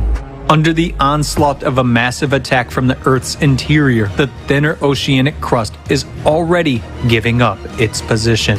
The ocean has so far restrained this power, but eruptions are moving into the terrestrial phase. Tonga is vivid proof of this. It has the highest number of deep focus earthquakes, and the eruption of the Hunga Tonga Hapai volcano on 15 January 2022 alone affected 80% of the population of the surrounding region.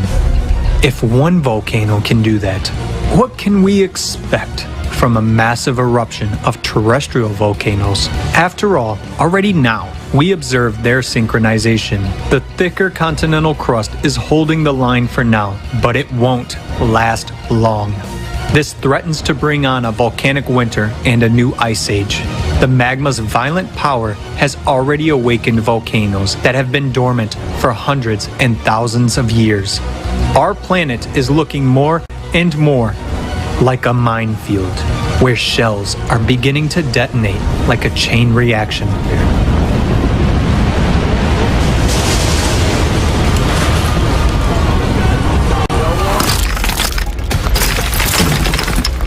But an even greater threat is fraught with those volcanoes that have not yet woken up. Giants, such as Yellowstone, Campi Flegrei, Elbrus, Flach, Kikai, are called doomsday volcanoes because the eruption of any of them could lead to the extinction of all life on Earth. They have held back the power of the Earth's interior for a millennia, but now they are showing signs of activation. When the magma beneath these volcanoes reaches a critical point, the scale of the catastrophe is hard to imagine. Our planet is splitting apart, yet we are busy with something else. Endless problems of the consumerist format cover our eyes, not allowing us to see the main thing. We are deceived by data manipulation. Earthquake statistics are manipulated in the same way that temperature data is. Those who do this keep quiet, some for the money, and some, perhaps, not to scare people and spread panic, so that people live out their last days in peace. Because it was so suffocating inside. I couldn't breathe. People die inside the dead body inside the house. It's a nightmare. Well, I'm pretty well fucked. I fell through that hole. So that we go straight to the precipice with our eyes closed while someone knows but deliberately hides or is afraid to voice the truth.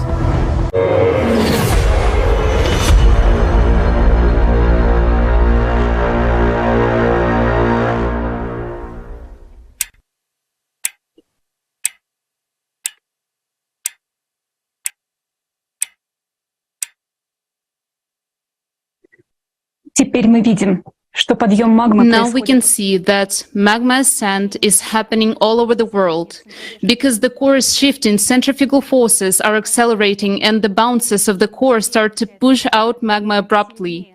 The faster the planet spins, the harder it pushes liquid magma away from the core towards the surface. This happens according to the principle of centrifuge. And this is not happening over millions of years. It is happening right now. Recall how quickly magma came towards the surface near Antarctica. And there's another alarming indicator which volcanologists have recently registered. A different composition of magma has begun to emerge to the surface from the Earth's interior. For example, a recent study of Fagradalsfjall volcano in Iceland, which erupted in March 2021, showed that during its eruption, magma from deep areas of the mantle plume entered the volcano chamber. As you remember, this is that very plume that heats Greenland's glaciers from below. The deep magma from this plume begins to rise very quickly, and this is evidenced by the chemical analysis of the composition of the magma released during the eruption. According to the study, the rates of change for the key chemical indicators of magma erupted by the Fagradalsfjall volcano in 2021 was over 1,000 times higher than in other eruptions. Think about it. The subsurface layers of magma have one composition, whereas the deep layers have a complete different composition. Usually, they don't mix. Deep layers of magma cannot just go ahead and rise to the surface. The fact that they rise suggests mixing of magma in the depth, which should not happen. But unfortunately, we do observe that. We hope that this wouldn't happen, but it's already happening. And this process is only intensifying. Magma of different chemical composition corrodes across crust much faster. It just melts away the mantle. These are indisputable facts. This is another evidenced by seriousness of the process going on under our feet. The magma ascent is already causing swarms of earthquakes of 1,000 events a day in Iceland and triggered volcanic eruption that had not been active for thousands of years. Another example of abnormal magma rise was the eruption of La Palma volcano in September 2021. Volcanologists estimated that the outpouring magma had an unusually low viscosity, the most fluid magma of any historical basalt eruptions. A similar altered composition of the fresh magma was recorded in the eruption of the Tonga volcano. Let's see why magma started mixing up in the Earth's interior. As it rises, the pressure in the magma drops, causing it to boil like blood during cavitation. Because of this, magma expands in volume and begins to press, erode, and heat the Earth's crust more. Remember, we have already talked about the unprecedented increase in the number of earthquakes at the depths of more than 700 kilometers. And here's the answer to what deep focus earthquakes in liquid magma are. This is exactly the boiling of magma and cavitation explosions. Think about it. Explosions equivalent to thousands of nuclear bombs in power have started to occur in the interior of our planet. This is what stirs the batches of magmatic melt, as if someone is stirring the magma in the interior with a big spoon. This process accelerates on its own. Magma starts pressing harder against the thin crust of the Earth's surface, the Earth's crust. This forces the expansion of the planet and causes cracking in the thinnest parts of the Earth's crust, among the mid-ocean ridges and faults. An increase in magma pressure melts away and deforms the Earth's crust. The number of new cracks and fractures increases, and the old ones begin to be activated. New fracture zones are opened up, allowing water from the surface to escape into the interior. Because of these, rivers and lakes all over the planet are drying up, even though precipitation and floods are increasing. At the same time, methane and hydrogen gases increase to the surface, rise to the surface through cracks and fractures. These gases are easily flammable, so there are more and more wildfires along the faults. The degassing of the Earth's interior is evidence of cavitation processes which are triggered by the instability of the core. And the magma is rising everywhere right now. Where the crust is thin, it's been felt the most. As we know, both West Siberia and West Antarctica have very thin crusts. But look at the map. Yellow and red colors show regions where the crust is also thin. This includes Europe, the west coast of the United States, Africa, Australia, China, and many other regions. The ascent of magma triggers volcanic eruption. One of the most famous supervolcanoes, Yellowstone, is showing alarming signs of seismic activity. The number of earthquake swarms is increasing there. The map shows the ground rises and sinks near the caldera. The magma there is critically close to the crust, and any slightest destabilization in a planet's interior will cause an eruption of Yellowstone. And this means a catastrophe, not only for the USA, but for all humankind. Supervolcanoes will undoubtedly react when the magma gets closer. The motion of the planet core increases the pressure of magma, and then the pressure reaches a critical point, the magma will burst out and form exploding volcanoes. But there is even more horrifying fact.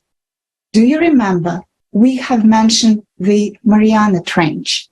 There, the oceanic crust is the thinnest, only 5 kilometers, and where the most of deep focus earthquakes take place.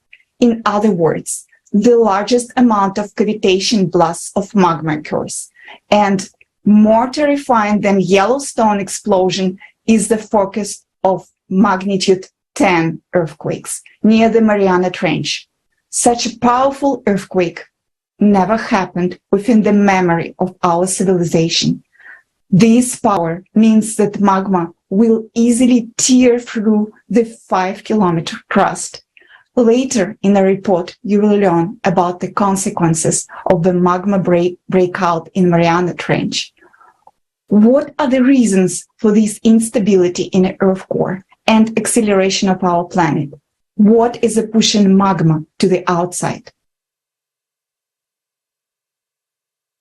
In order to approach the understanding of this question, it is important to consider the information from both the astronomers and planetologists, because the changes similar to the ones happening on Earth are also occurring in the interior of other planets of the solar system. For example, just like on Earth, on Uranus, Jupiter, and Venus, wind speeds and the size of hurricanes are increasing. Ice caps are melting on Mars. So let's watch a video about it.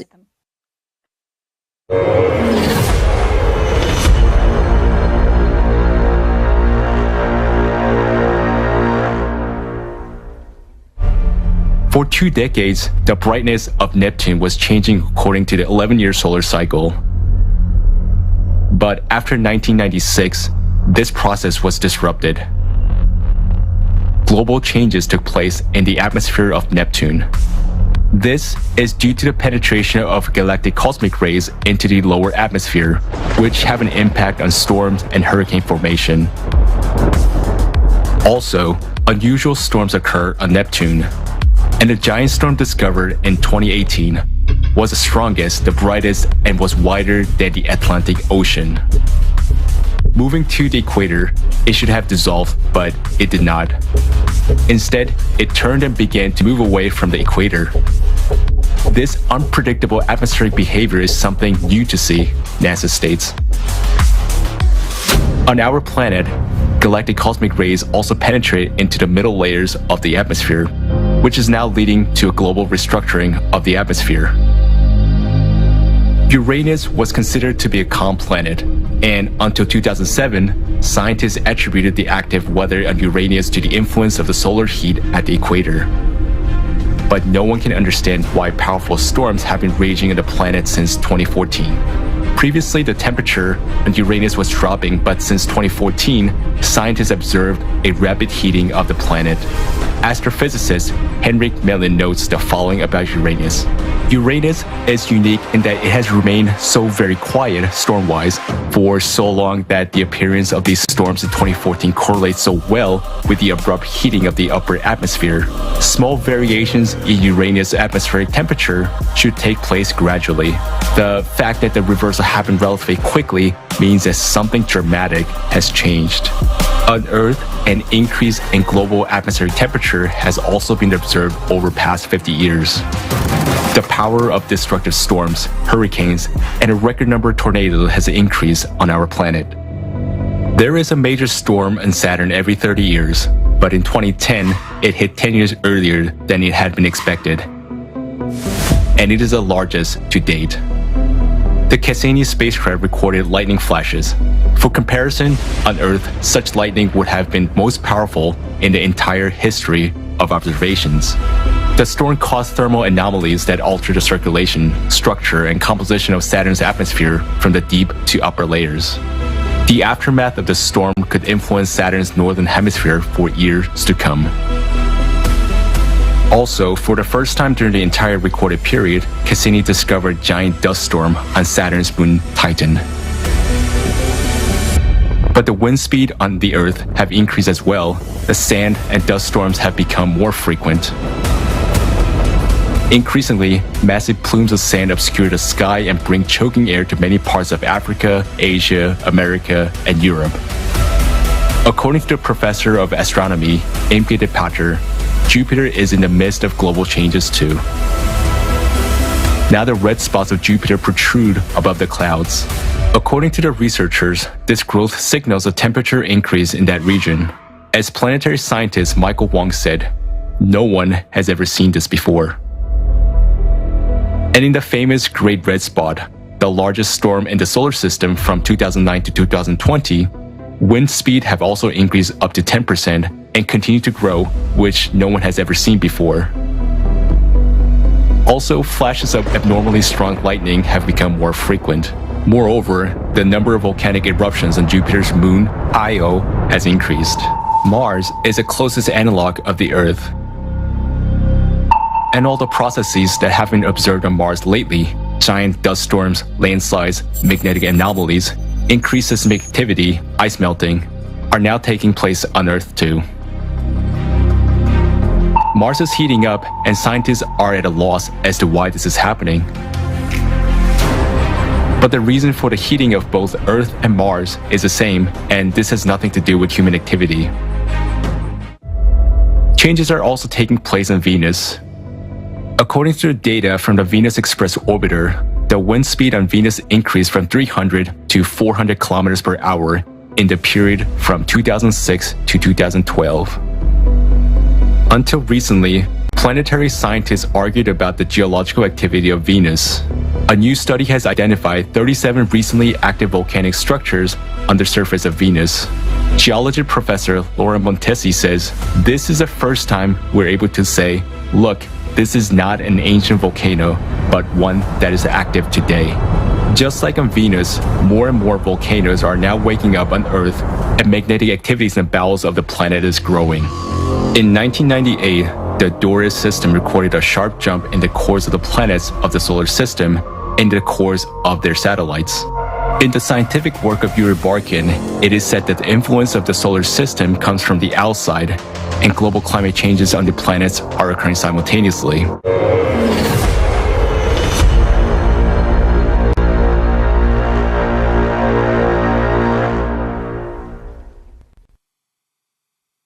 Таким образом, мы видим, Thus, we see that all planets with cores are now experiencing climatic changes and intensification of earthquakes and volcanoes. The planet's cores are coming into imbalance, which sets in motion the molten components within the planets. As a consequence of these processes, abnormal phenomena begin to occur in the atmospheres of the planets, while damages accumulate in the interior of the planets.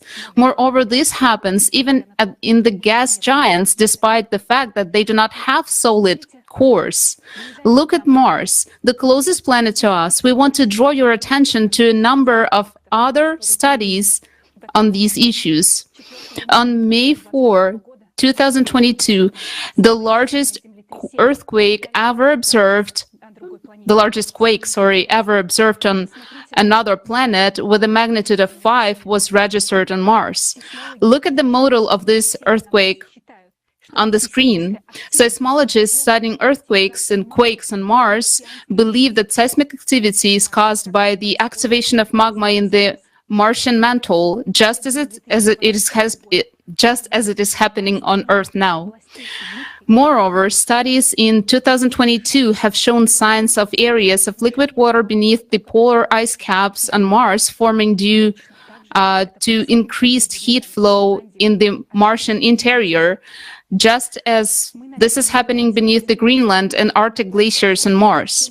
We began observing climate changes on the planets in the solar system back in the beginning of our research. Since 1996, articles have begun to appear that documented changes on other planets. We noticed that the processes on the different planets were simultaneous. Some scientists believe that this is related to the influence of the sun on the climate. However, as we now see, changes on the other planets are being triggered from the interior. This has led us to the idea that the reason for this is more global than the problem of one planet. That is why we started conducting an interdisciplinary research in climate change and geodynamics, and we saw that the reason for the changes lies outside of our planet. So in order to understand the full picture of the escalating catastrophe, it is necessary to disclose another key aspect, namely the cataclysms on Earth, as well as other planets in the solar system that occur cyclically. A detailed analysis of geological data has shown that 12,000 years ago, our planet already underwent catastrophic changes similar to those that are escalating now. So let's watch a video about this.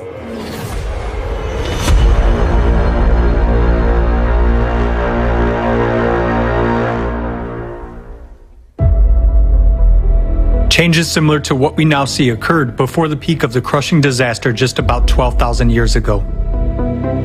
Those events are called the Ensnared oscillation and the Younger Dryas glaciation that followed. 12,800 years ago, global temperatures rose as much as 15 degrees Celsius within just a few years. Most of the ice sheet suddenly melted, and the Earth emerged from a full ice age. At that time, there were extreme floods and other natural disasters, along with an intense sea level rise. The Gulf Stream stopped at that time, just as it is happening nowadays. Scientists from the University of Kansas have proven that about 12,800 years ago, there was a giant fire on Earth that covered 1/10 of the entire planet's surface. Other researchers have also found that large fires raged in Siberia 12,000 years ago. Similarly, nowadays there are more and more large-scale fires that cannot be extinguished. Based on an analysis of satellite images, scientists have discovered that 10 to 13,000 years ago, the largest known dunes formed in the Sahara Desert and other regions, indicating the enormous strength of winds during the Younger Dryas. A short-term intensification of winds during that period has also been documented from Greenland ice cores data and research in Alaska. Nowadays, the same phenomena are happening on Earth as during the Younger Dryas. We see winds, hurricanes, typhoons, and tornadoes intensifying and destroying entire cities, razing them to the ground. Right at the cycle change 12,000 years ago, there was a very intensive seismic activity. This is indicated by radiocarbon data, as well as paleographic reconstructions of the Younger Dryas. During the same time period, more than 12,000 years ago, as well as now, there was a drastic weakening of the magnetic field and a pole shift, which was called the Gothenburg excursion. The reason for all these abrupt changes was an abnormal magmatic activity caused by changes in the core. This was expressed in large-scale volcanic eruptions that scientists recorded in the Younger Dryas by dust and traces of acid rains and glacial cores. Analysis of sediments found in Hall's Cave points to volcanic eruptions that caused a volcanic winter about 13,000 years ago and glaciation across the globe. After the sudden warming in the Younger Dryas, an equally abrupt cooling occurred. This event caused a mass extinction of megafauna. Thousands of frozen mammoths and other mammals were found in the ice on the northern slopes of Siberia. There happened a drastic decline in the human population, including extinction of the Cro-Magnon. All of those catastrophic events occurred within just a few decades.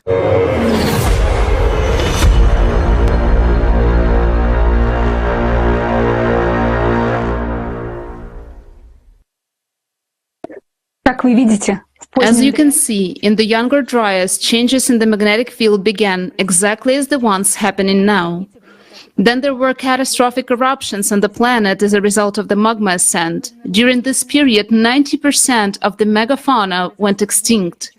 There was a demographic catastrophe and humanity shrinked to 140,000 people. However, this time it will be much worse, and you will soon find out why. After analyzing the geologic data for the past 100,000 years, we have noticed that abrupt magnetic pole shifts occur with a certain periodicity. Have a look at the graph. You can see the time intervals when these pole shifts occurred. This happens approximately every 13,000 years. According to the geological evidence, during these periods, there was also a weakening of the magnetic field by 8-10 times. Let's recall that the same thing is happening today. Our magnetic field is weakening 10 times faster than in the last century. You and I already know that changes in the magnetic field do not occur by themselves. This is a result of changes in the planet's core. Thus, we see that every 12,000 years, for some reason, the motion of the Earth's core changes abruptly. And all of this happens due to the fact that there is something that cyclically causes sudden disturbances in the functioning of the core. Also, according to studies of ice cores, every 12,000 years there was an abnormal increase in volcanic activity. We already know that this is caused by the ascent of magma closer to the Earth's crust. And in the graph, you can see when such eruptions occurred. The size of circles reflects the size of the eruptions. And please pay your attention to the big red circles. They indicate that every 24,000 years, volcanic eruptions are more catastrophic. Such supervolcano eruptions wiped out almost all life on the planet. Archaeological evidence suggests that each time during these catastrophic eruptions, entire species of Homo sapiens almost died out. Taupo volcano in New Zealand erupted 24,000 years ago, and Elbrus erupted 48,000 years ago. Both of these volcanoes are already showing signs of abnormal activity these days. Last month alone, 700 earthquakes occurred in the area of Taupo. And 74,000 years ago, there was an eruption of the Tobo volcano. It was one of the largest eruptions on Earth over the past 25 million years.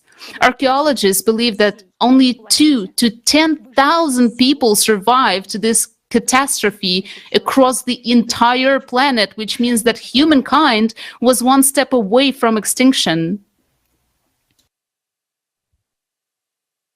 It is important to note that every 12,000 years, the climate changes dramatically and average temperatures on the planet spike by 10 to 15 degrees Celsius. This is followed by catastrophic floods and natural disasters. Look at the graph. It shows that every 12,000 years, there is a sharp temperature spike. It is important to note that according to the ice core data, each time during the cycle, the CO2 concentration increases due to ocean heating. The same thing is happening now. CO2 is rising indeed, but it has nothing to do with human activity nowadays, just as it had nothing to do with it in previous times. We're now seeing a critical increase in climate disasters on Earth. That said, we know that the last time such changes in the core occurred was 12,000 years ago. The red arrow marks our time. As you can see, we are 12,000 years ahead from the previous peak. The traces of the cycle of catastrophes in the geological past of the planet have blurred the boundaries in time due to inaccuracy of the method of dating. And the further back in time the greater this error becomes, and it can be thousands of years. However, cyclic cataclysms occur exactly every 12,000 years. Facts and dates are very stubborn things. So unfortunately, we are forced to state that we are just in for the next such cycle. A 12,000-year cycle of climatic catastrophes, which is overlapped by a more catastrophic 24,000-year cycle. So unfortunately, the worst case scenario awaits us. We can see that magma pressure is already building up. What does that tell you? You're smart people and you're great at making predictions based on the facts. This suggests that the climate changes and natural disasters that we are seeing on Earth today are only the beginning, not yet the disaster. In fact, the real disaster is ahead. And according to our mathematical model, it is very, very close.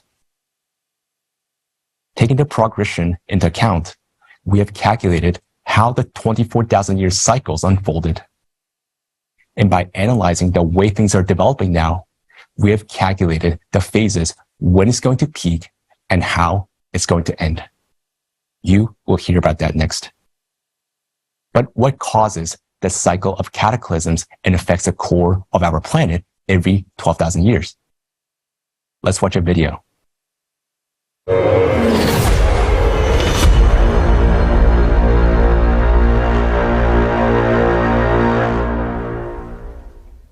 Researchers believe that this cyclicity is galactic in nature. That is, it is related to the rotation cycle of the galaxy. Every 12,000 years, radiation from the center of the universe affects the solar system and even influences the sun. In 1998, not only was the Earth's core recorded jumping, but also those of the moon, the sun, and other planets. In recent decades, scientists began to record drastic climate changes on all planets and satellites of the solar system. An increase in the number of giant storms and hurricanes, abnormal temperatures, an increase in volcanic and seismic activity. Now, an increased flux of cosmic radiation due to the low activity of the sun is detected on Earth. Scientists have found evidence that a similar bombardment by cosmic rays occurred 12,500 years ago. In addition, every 12,000 years, an unknown flow of violent cosmic energy from the center of the universe comes to our planet. This high-energy impact occurs at the micro level and has enormous potential to trigger a shift of the planet's core. Galactic radiation disrupts the life cycles of the biosphere. Trees begin to massively emit more carbon dioxide, whereas swamps emit compounds of deadly gases. This time, Earth may become another dead planet, just like Mars. The planet's immune system is now destroyed by the toxins that our technogenic civilization has excreted. The planet's diseased organism might not survive the enormous stresses which cyclicity creates every 12,000 years. Every 24,000 years, disasters are even more devastating, since the solar system gets closer to the radiation from the center of the universe. We are now getting into this point of the near interaction. The planet is living its last years, and so are we, if we remain idle.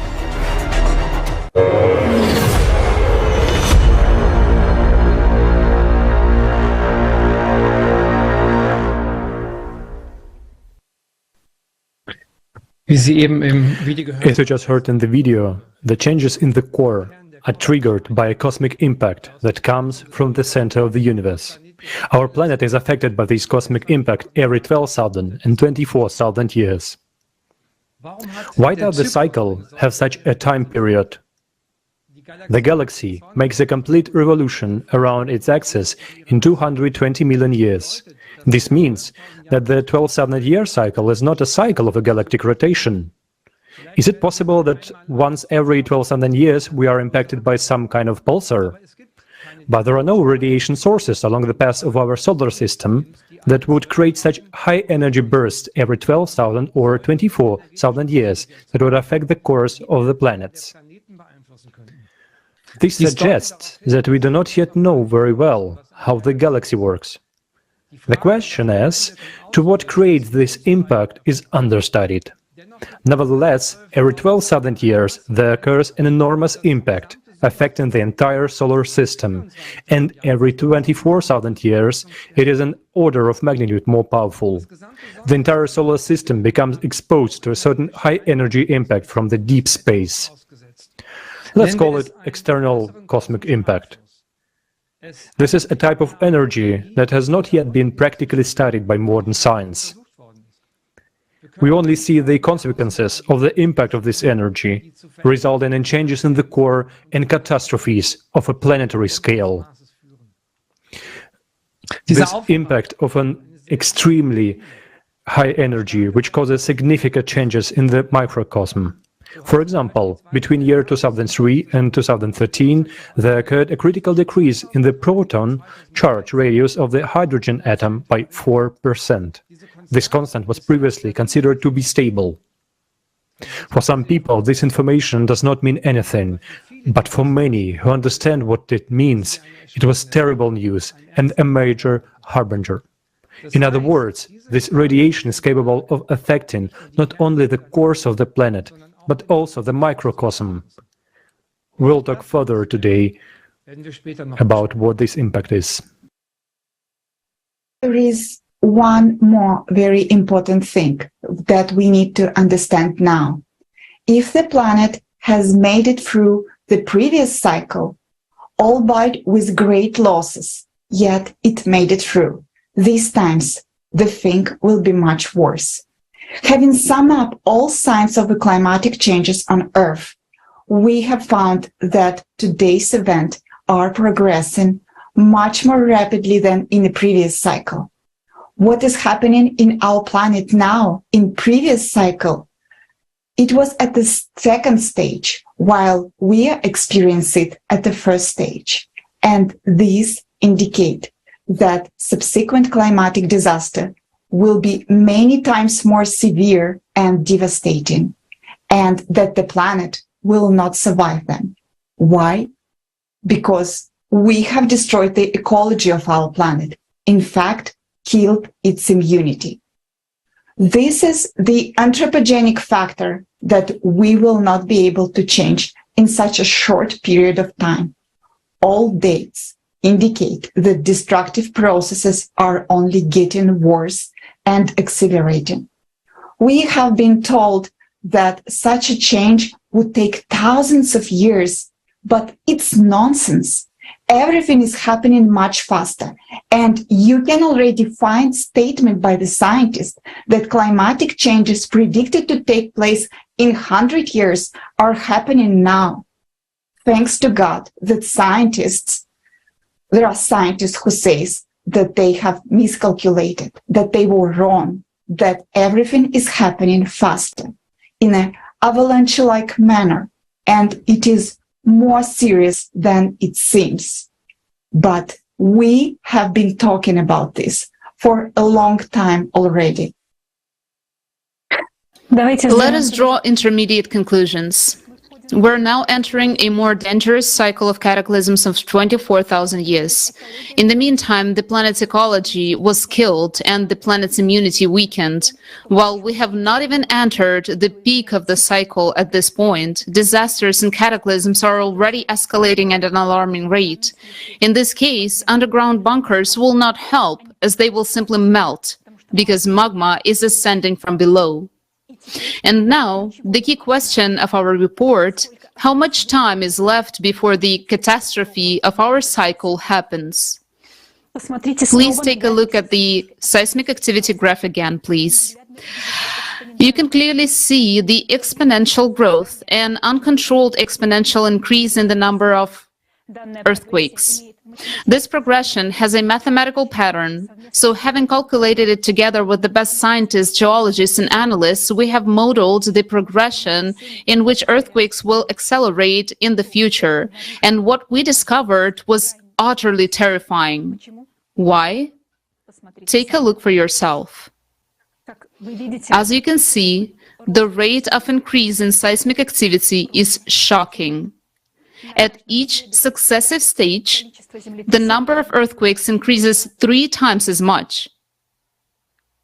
The more earthquakes will happen, the the magnitude of them will increase more.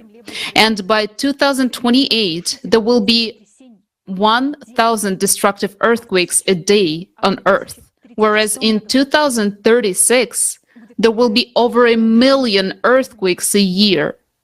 Just think about it, more than 1 million earthquakes a year. What is this, if not our end? Already in 2028, life will be almost unbearable. That's literally in 6 years. Just think, your comfortable family life, your business, your plans will be over in 6 years. And in 2036, the end of all humanity will come.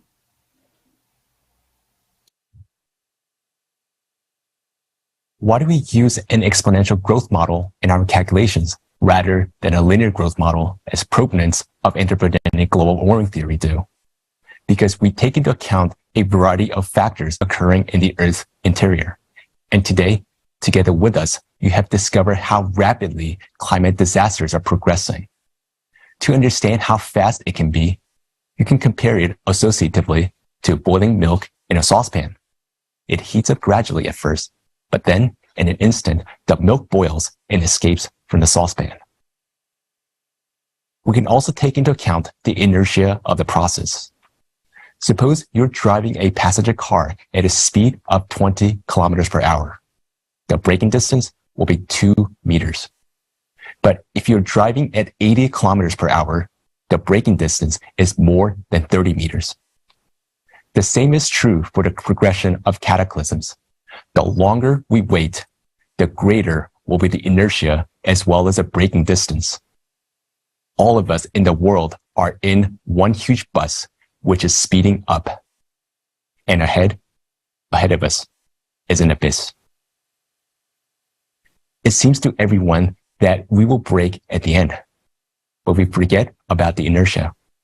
If we activate the mechanism of counteraction to the cosmic impact now, and all the effects on us stop so that the planet begins to recover, we'll have to endure many more years of cataclysms, and a lot of people will die.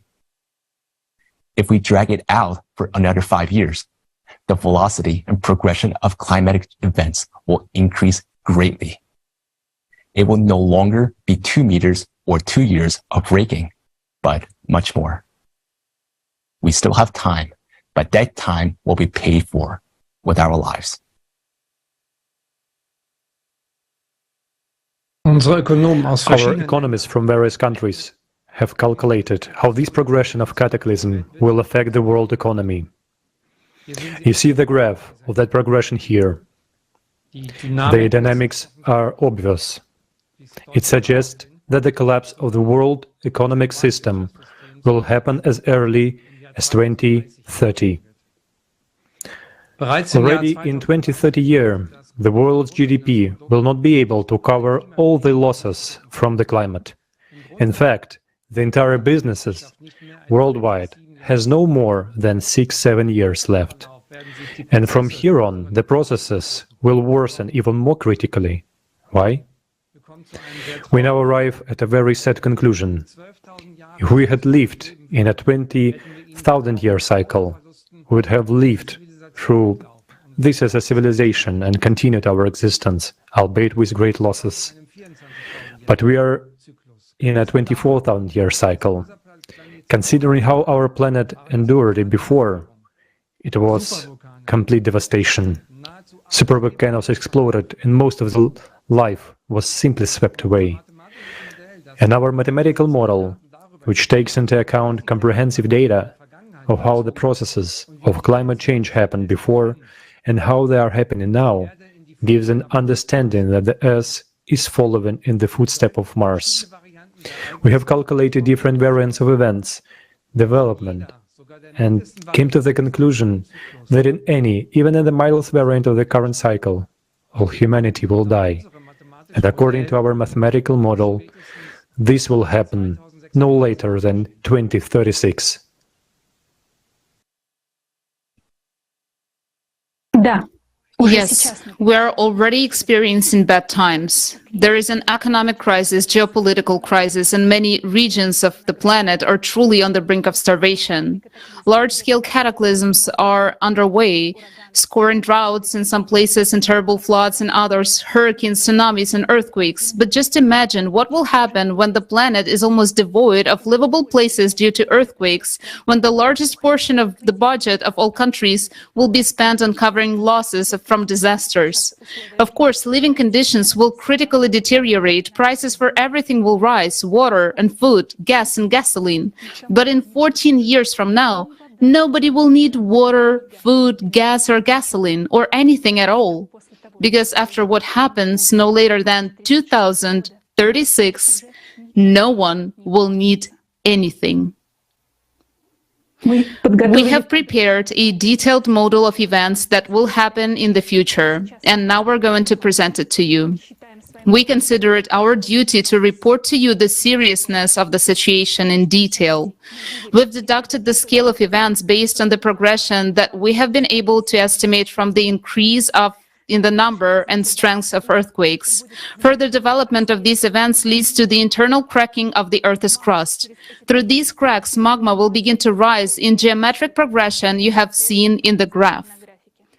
This will then lead to microfractures in the crust in some places, which will increase magmatic activity. And it will keep increasing even more until it provokes a large-scale rupture in the thinnest part of the crust, which is in the ocean. This is inevitable. There is a 99.9% probability that this rupture will occur in the area of the Mariana Trench. This is where deep focus earthquakes are registered and where the Earth's crust is the thinnest, only 5 kilometers. At first, when a small amount of water will meet magma, magma will break through the crust for the first time, exploding violently. When we say the micro-explosions will occur, we mean that, in fact, each of these explosions is equivalent to the explosion of dozens of nuclear bombs. This will destroy the thin layer of the crust beneath the Mariana Trench, but the worst thing will happen next. And to understand what happens next, we will show you an experiment.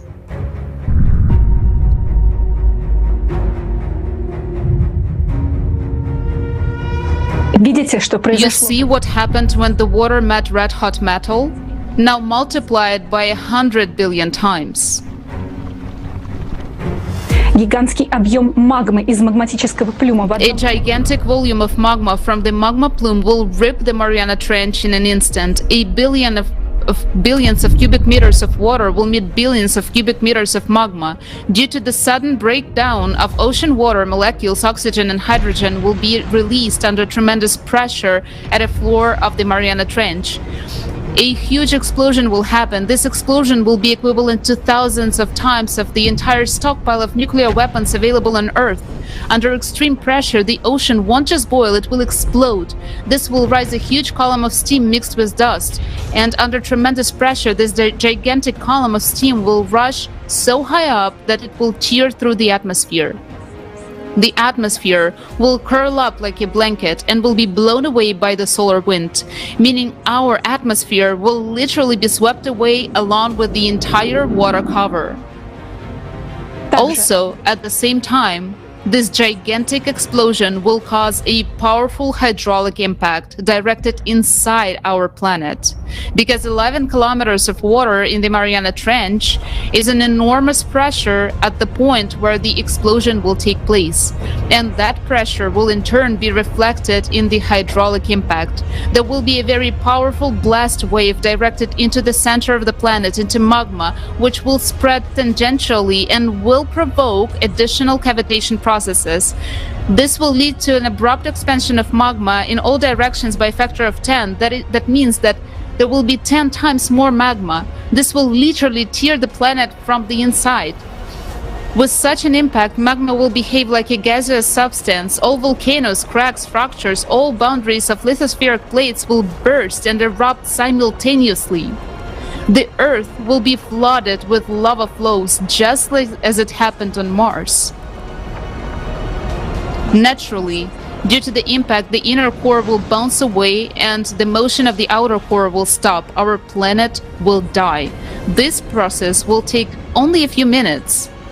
Due to the stopping of the core, the electromagnetic field of our planet will disappear and the gravitational field will be almost completely gone. Therefore, all the satellites will fall from the near-Earth orbit, including the Moon. If the Moon is over the eastern hemisphere, it will be thrown away by explosion and it will be attracted by the sun. And if the Moon is over the western hemisphere, it will fall to Earth the moment the gravitational field is lost. But we, humans, will no longer be threatened by this, because as a consequence of these events, we as humanity will already cease to exist completely.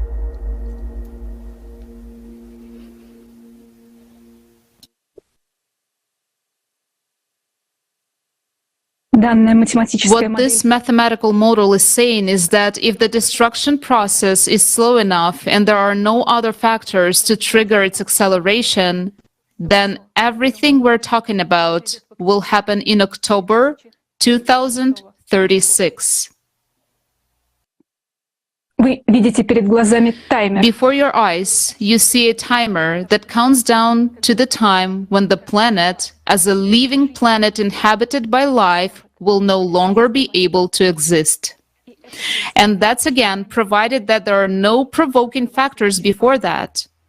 This could be a meteorite fall, a nuclear bomb explosion, an increase in the displacement of the core, or a supervolcano eruption.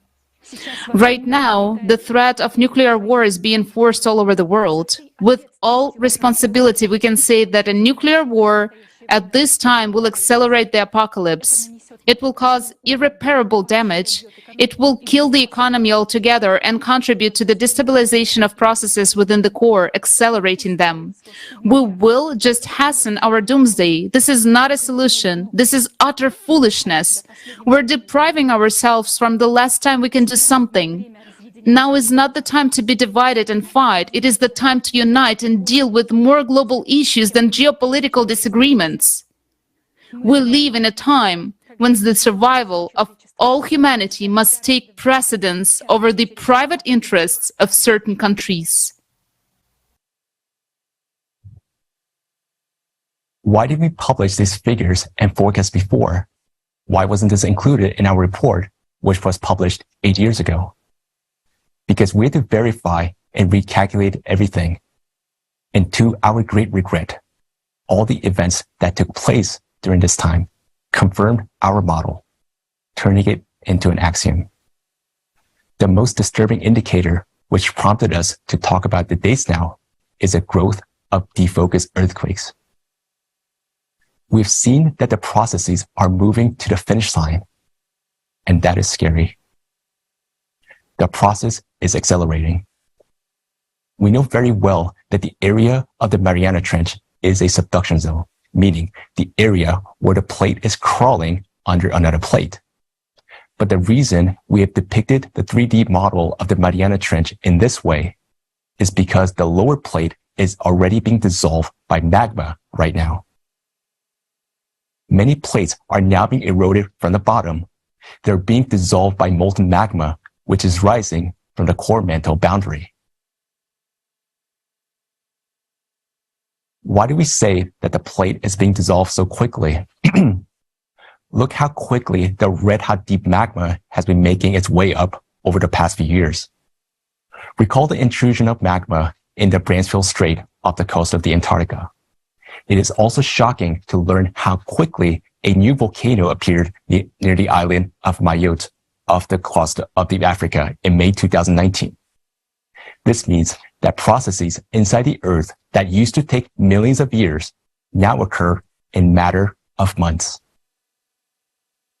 Why do we say there will be an explosion of magma at the bottom of the Mariana Trench, despite the fact that there is such a huge pressure of the water column? Because the magma that ascends from the depth is much hotter and has different chemical composition than the magma that normally comes out in the underwater eruptions. What is more, the explosion will occur exactly because it will be squeezed in the depth of both by the pressure of the magma and the water column. Water is seeping through the cracks and meet the magma. Therefore, an explosion in the enclosed system will be many times more powerful than those explosions that occur in the open spaces. In this case, comparing these explosions to an underwater volcanic eruptions is like comparing 1 billion cubic meters of magma to a teaspoon of lava. The difference is substantial, and the conditions are different. But actually, we as humanity do not need to concentrate on the moment of the hydraulic impact of 2036. It does not matter whether there will be an explosion or not. None of us will live to see it. We as humanity will die much earlier because of our foolishness and inhumanity. We do have 14 years, but 2036 is the end, the last point at which the Earth will turn to the state of Mars. Until the day of hydraulic impact, what lies ahead of us are stratovolcanic eruptions, as well as super typhoons that will sweep away not just cities, but entire continents. Right now, this seems like a fantasy. We have been saying for a long time that typhoons will make a landfall and pick up speed, although it is impossible. It contradicts physics. 10 years ago, they did not believe us. But now, we are already seeing it. Today, a typhoon, as it comes to the land, gains momentum. According to our calculations, there is another area where a magma outburst could occur. It's the area of extremely low geoid anomaly in the Indian Ocean. In this area, huge volumes of red-hot magma are rising from the core mantle boundary, and they too can break through. We will raise this topic at one of the international discussions to be held immediately after the forum on the Creative Society channel. Also, at the international discussions, you will learn why Mars, once a living planet with an atmosphere, oceans, and vegetation, died because of hydraulic impact during a 12,000-year cycle of cataclysms. We have more information, but we haven't presented it today. Why not? We can talk about all the facts for days.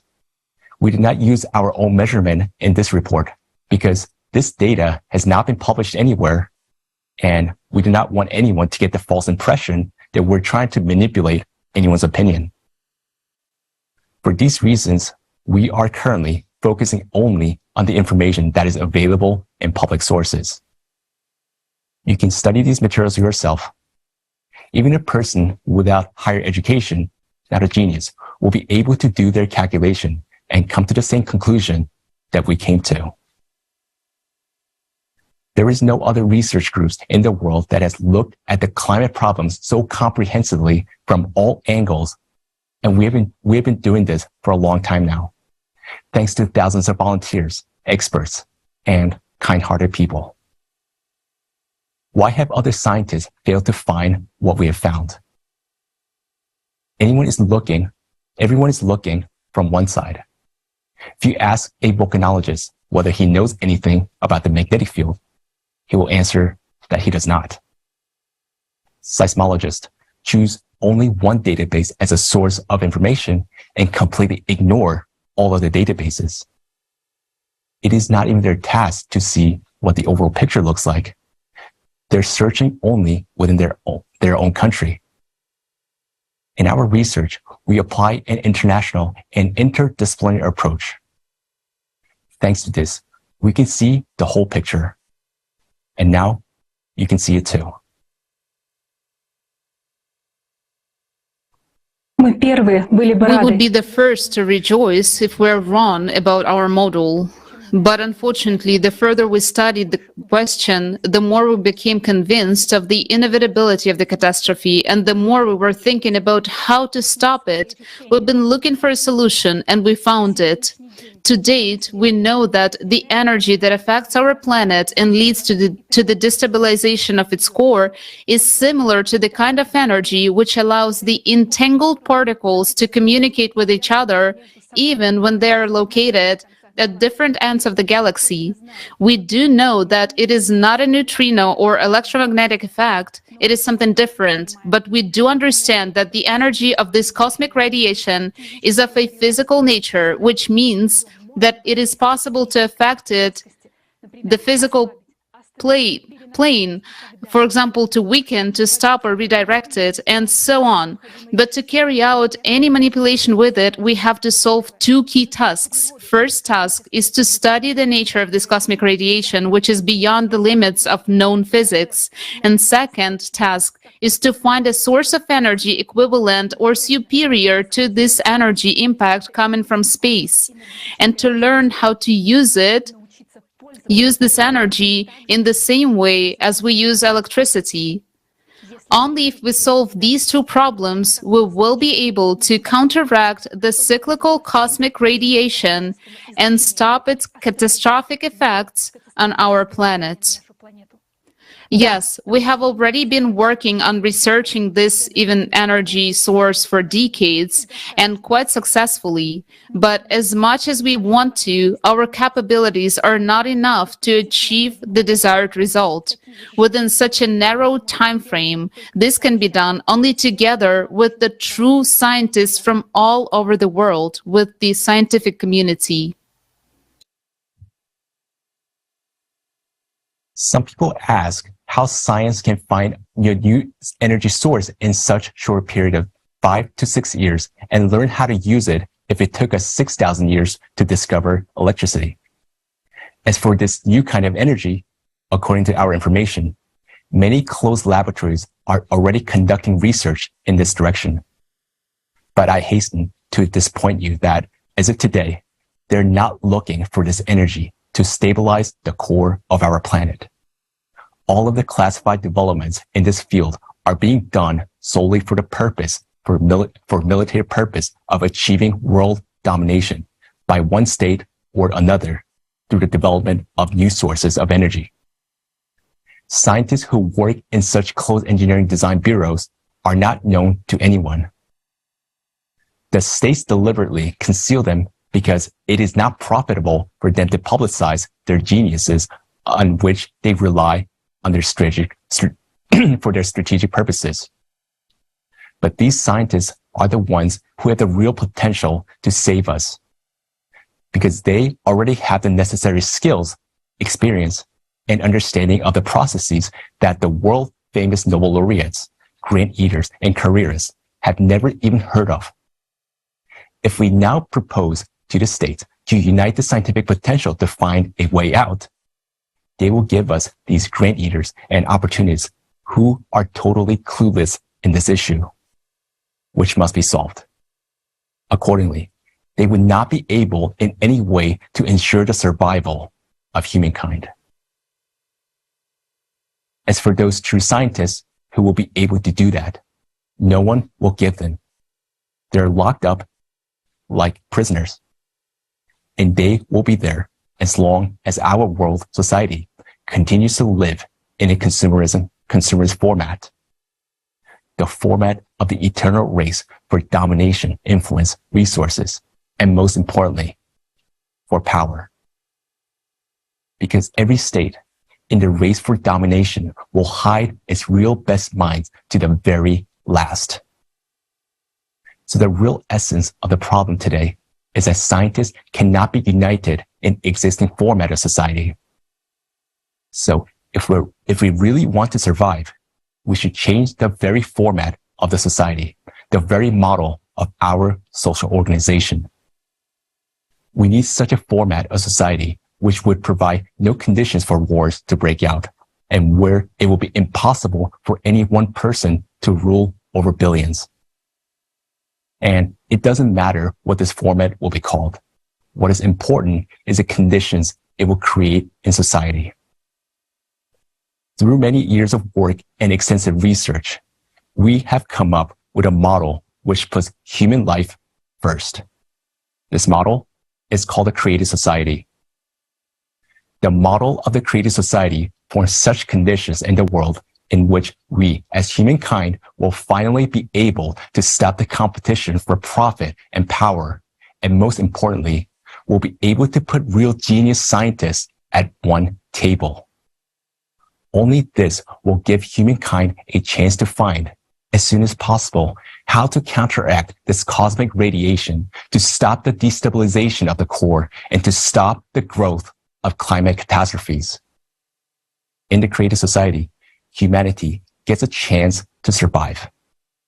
And what's more, we get a chance to build a unified civilization, as we should be, so that never again will humanity face such threats. The created society is our real chance for life.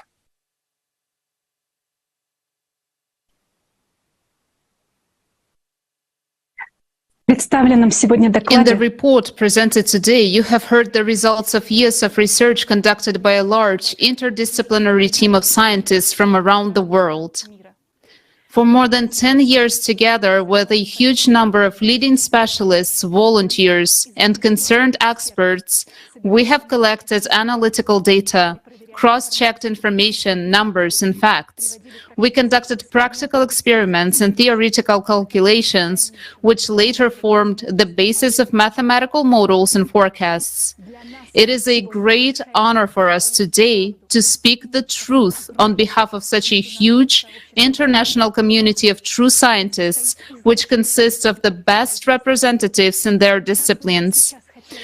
We so much wish we could thank each of them personally and publicly, and simply say thank you for their tremendous, selfless work for the good of all humanity. But unfortunately, today we will not be able to publicly thank most of them. There are several reasons for this. Unfortunately, some of those wonderful people, honorable scientists, are no longer with us today. Among them, there are those who were killed, some in strange circumstances because they tried to speak the truth about the climate, speaking the truth against a multi-billion-dollar mafia, and it is because of such outrageous precedents that a majority of our scientific community is understandably forced to remain incognito for many years in order to preserve their lives, and not only. After all, many of them work for official science in laboratories and research centers around the world, and this allows them to have the opportunity to study the necessary materials, to have access to the equipment, to conduct the relevant developments, experiments, and research, which are crucial today for the salvation of humanity. Therefore, in order not to lose access to the necessary facilities, sensors, and laboratories, they are forced, due to the consumerist format, not to advertise their real views on the ongoing climate change, but to stick to the mainstream opinion. And sometimes they even have to publicly support the CO2 hypothesis and anthropogenic climate change, or even sign protocols that the climate is supposedly not changing. But all these people are not motivated by titles and salaries. They do not chase titles and recognition because they know very well that if nothing is done today, just a little bit of time will pass and humanity will soon have other things to worry about. Being decent, honest people, even though they may lose their jobs and income, they devote all their free time to verifying and developing the hypotheses presented in the report. Yes, the majority of our international scientific community who worked on this report cannot be present at today's forum. But today, we have the honor to speak the truth on behalf of these real heroes. It is thanks to them that we know this truth today. It is thanks to them that it can be heard today. We bow before these true scientists whose work for all of us, and in fact for the whole humanity, is a true survival, true salvation. Yes, today we have no right to voice their names. Only in the creative society will the world be able to know the true heroes who have been behind all this research throughout all these years, the names of the true authors of the hypotheses presented in today's report. We will learn only in the creative society, and you will be amazed what famous names you will hear among them. Now, we would like to present an excerpt from the video Awakening with the participation of Igor Mikhailovich Danilov.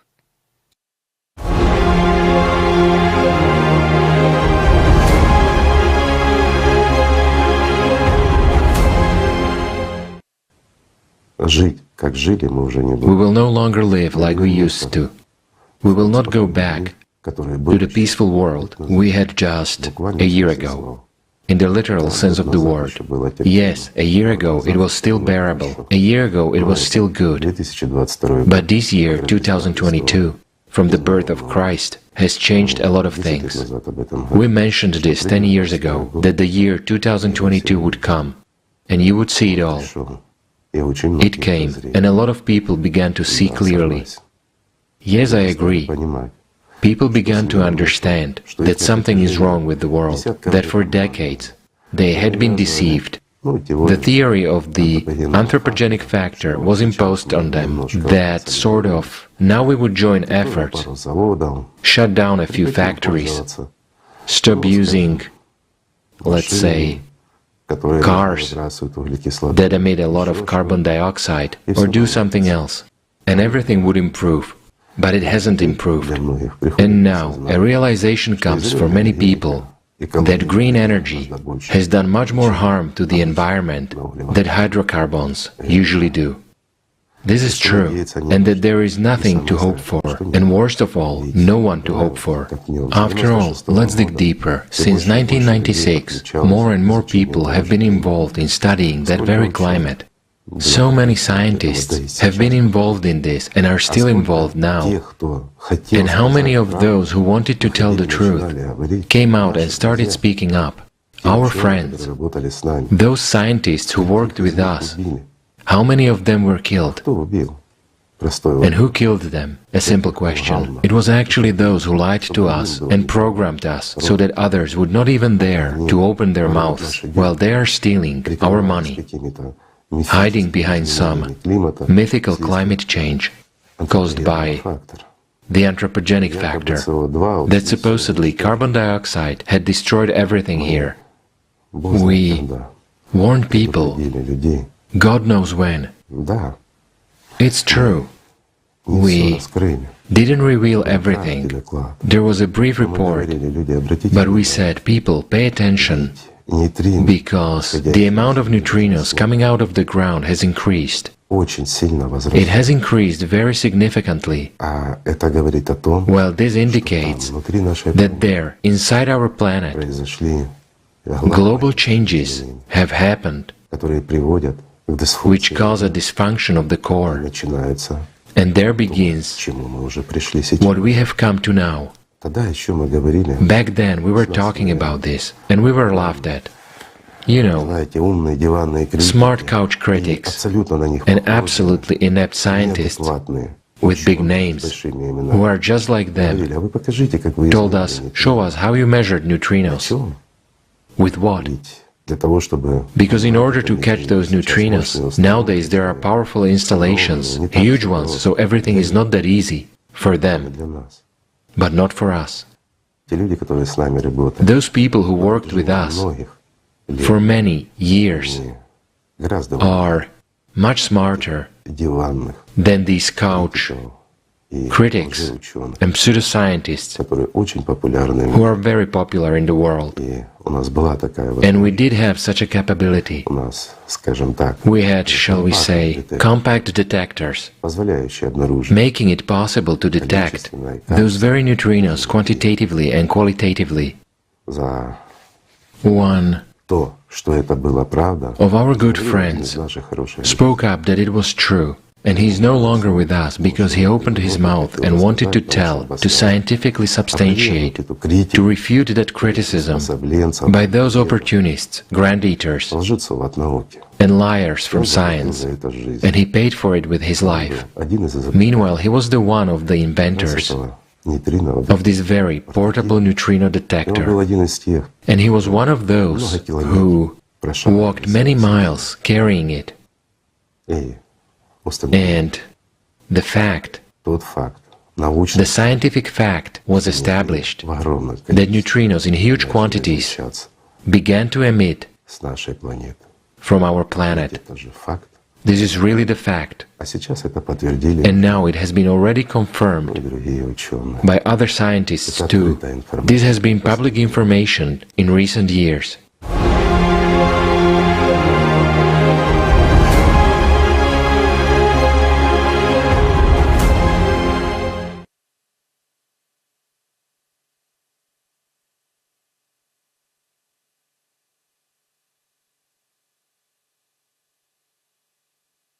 Has the world scientific community been doing all these years? It has been diverting people's attention from the real causes of climate change by offering them false theories. One group of scientists was on the side of the theory of anthropogenic CO2. In contrast, another group claimed that the climate was not changing at all. Nevertheless, today, it is already evident to everyone that the climate is changing more and more. Therefore, many people trying to comfort themselves are deluded by false theories. But this year has shown itself in full force, and everyone is already worried. What populist scientists have predicted to happen 100 years from now is happening today. The world we are used to no longer exists, and now we must make a mature decision about how to protect ourselves from the Climate Cerberus. Let's walk through this in order. We have only 5 to 6 relatively stable years. During this time, we must find a way to counteract the radiation that is now destabilizing our planet's core and causing climate disasters. Scientists do not know the nature of this radiation, which means we are still defenseless against this terrible threat. As humanity, we now have 2 essential tasks. First is to study the nature of cosmic radiation. The second is to find an energy source equivalent or superior to the radiation coming from space to counteract it. To solve these problems, we need competent scientists who are kept in closed laboratories around the world. These scientists study the energy we need, but they do it only to develop new kinds of weapons. No government will give them up because these scientists ensure the state's military powers. Since the time to solve the problems we face is catastrophically short, only 5 to 6 years, it is possible to cope with them only by combining the intellectual potential of competent scientists of the whole world. The scientists we all often hear about in the media, those for whom grants and titles are important, will not help us solve this problem. Even if countries agreed on any scientific corporation in this area today, we would end up with grant eaters, plagiarists, and opportunists sitting at this table. That is because no state in modern society will give up its best scientists. Right now, the power of a few over the billions is in charge, and they will fight for it to the end. It is impossible to bring together specialists from competing closed laboratories. Such are the rules of our consumerist format. What is the solution?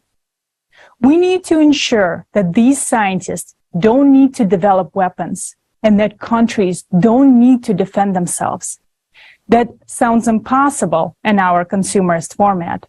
So the only way to free real scientists is to change the format of society to one where wars will be impossible and forever eliminated.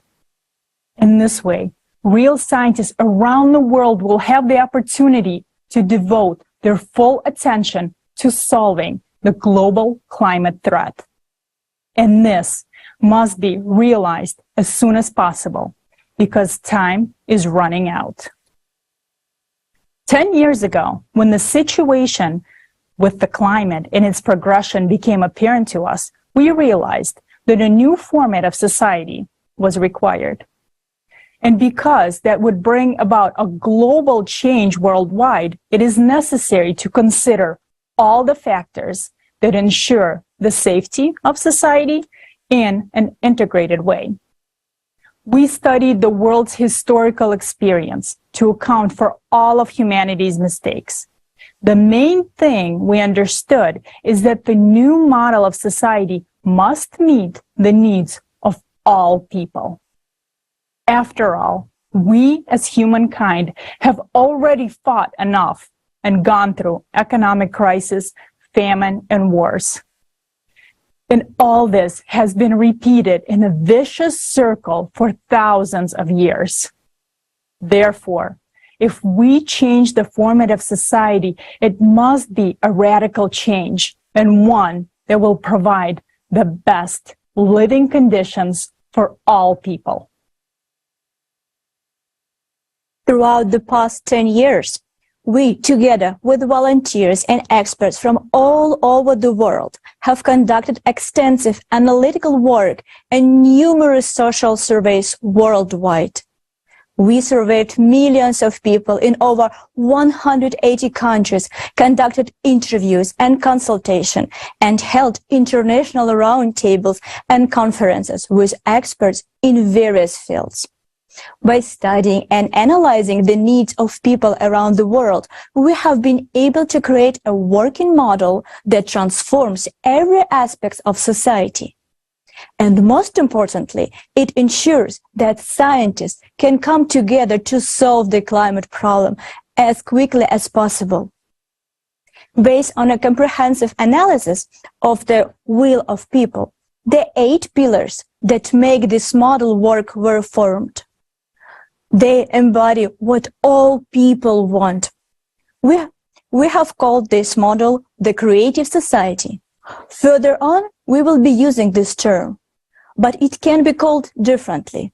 It is not the name, but the essence of this model, which will help us to cope with the global climate disasters. In today's forum, we will look more closely at what this model is. For now, let's look at its fundamental differences from the current format of society. First, in the creative society, the priority of everything is life, but not profit, as we have it right now. Second, power will belong to the people and will not be concentrated in one hands of a single person or a particular group of people. It is as we see it today. These fundamental principles forever preclude the possibilities of war. Indeed, today we are talking about the question of everyone's survival. It is no longer a question of conflicts or wars. The threat is over everyone, over everybody. Any war can be stopped, given the will to do so. But what is happening now with the climate, we can only stop if we build the creative society. Whether we like it or not, it is a forced measure, because it is the only model of society that forever eliminates wars, freeing scientists from closed laboratories and allowing them to gather together at the same table. As a result, we will find a way out of the climate collapse as in a short as possible time. We now see that only the model of the creative society gives the humanity a real chance to survive.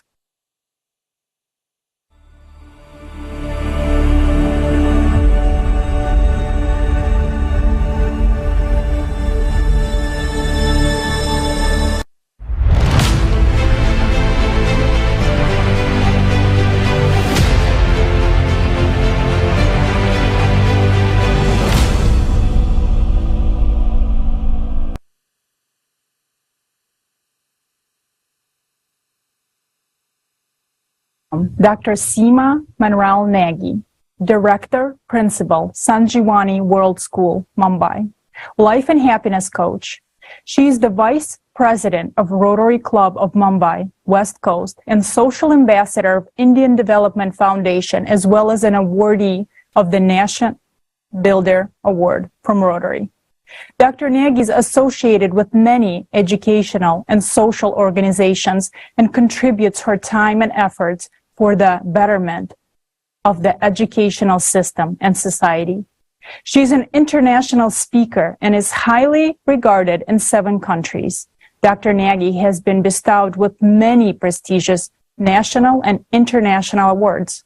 Her work has been recognized in the World Book of Records, UK, Asian World Records, and the Great Indian Book of Records in personal and professional categories. Welcome, Dr. Nagy. The floor is yours. Is increasing day by day.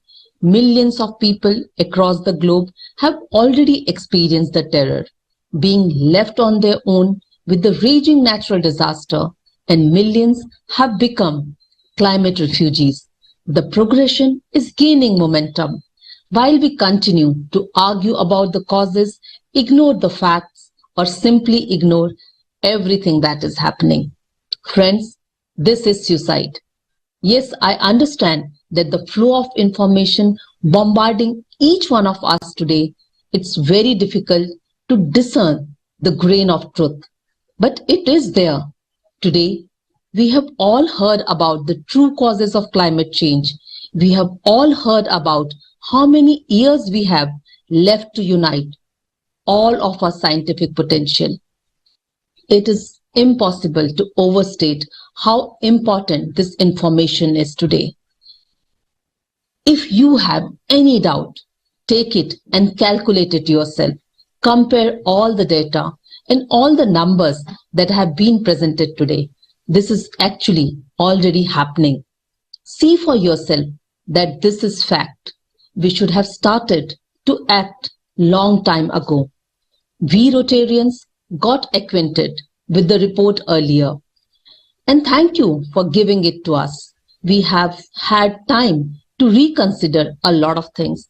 And now it is important to take action so that we have time to save all of us, all of humanity. If everyone else has any doubt, check it for yourself.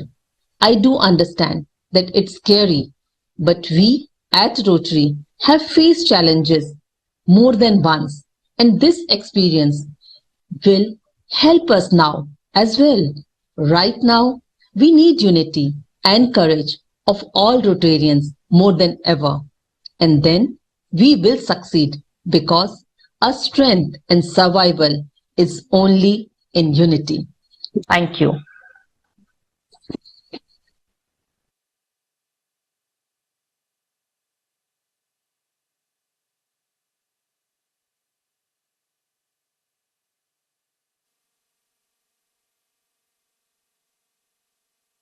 Thank you so much, Dr. Nagy.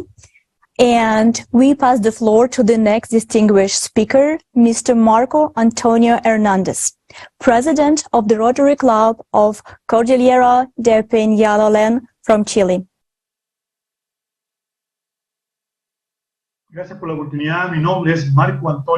Thank you for this opportunity.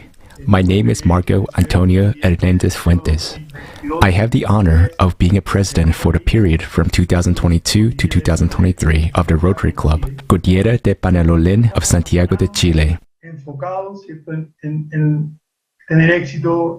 And today, we're working hard, focused on being successful in society and being its participants.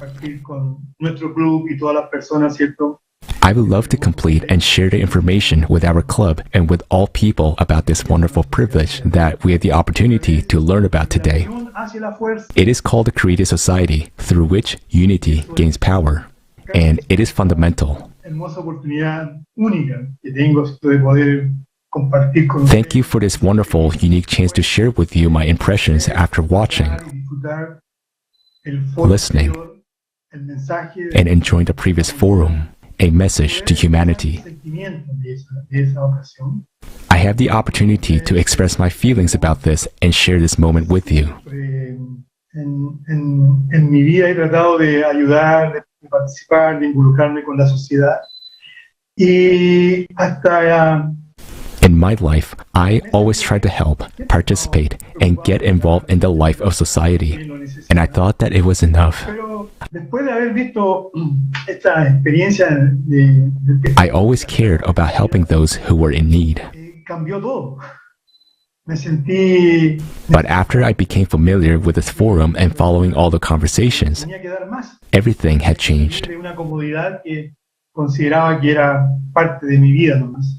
I felt needed.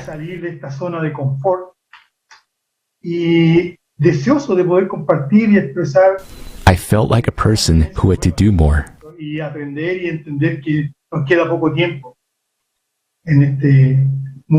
I had to step out of my comfort zone that I thought was a part of my life. I felt like I had to leave that comfort zone. And I really wanted to be able to share and express this new experience by learning and realizing that we don't have much time left in this world if we don't act, if we don't react. So I decided to react. I decided to express this feeling to my closest friends. And I shared with them the information about what will affect the whole world in the coming years. But it was my first knockout, so to speak. Indifference, doubts, and individualism. And very few people accepted what I shared. It made me think, it made me reflect on the fact that maybe not everyone is ready to carry the message to share something as you might think. I believe something needs to be done first. The message is very clear and specific, but it takes preparation. I feel that with this personal experience, you need to speak to people. Nothing impresses people better than respect and trust, and this is fundamental so that the idea of the creative society could be accepted without fear, without doubt, and could do its job. This society needs these kinds of values. It needs our trust, it needs our respect, and we're going to achieve that. That's why the tagline of this forum is Global Crisis, Our Survival is in Unity. That's the connecting link, to give trust, dissipate fear, and come out of the state of comfort that we're in. I think these three elements are fundamental. I appeal to everyone who sees and listens to us. There is no greater joy than the one you can experience when someone you invite says, "Yes, I will come."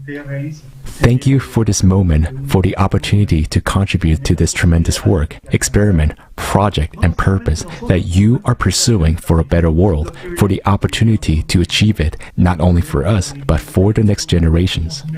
The privileges that we have today and that we have to pass on to them. I believe that we are on another link in this green chain, and our only mission is to come together and work for the common good.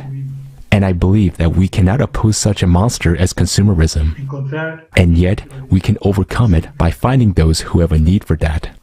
Always, always. Thank you. Thank you very much, Marco Antonio, for your words of support to the Creative Society and for bringing people together. and for your profound understanding of the danger in which we as humanity now find ourselves. In fact, in the near future, we will all move out of our comfort zone. The only question is now, will the climate destroy the comfort zone, or we will step out of it ourselves in order to act? No one doubts anymore that we are not in control of the climate. The year 2022 has been a year of a tragedy for many people. But people are not seeing the holistic picture of what is happening. The media takes out attention away from a vital topic. Case point, when millions of people suffered in Pakistan, the world's media gave only a few words about this terrible tragedy. Let us hear the truth of what is happening from eyewitnesses of climate events around the globe. Notice how many tragic events you didn't know about. Why would you want to know that? Watch, and you will understand everything.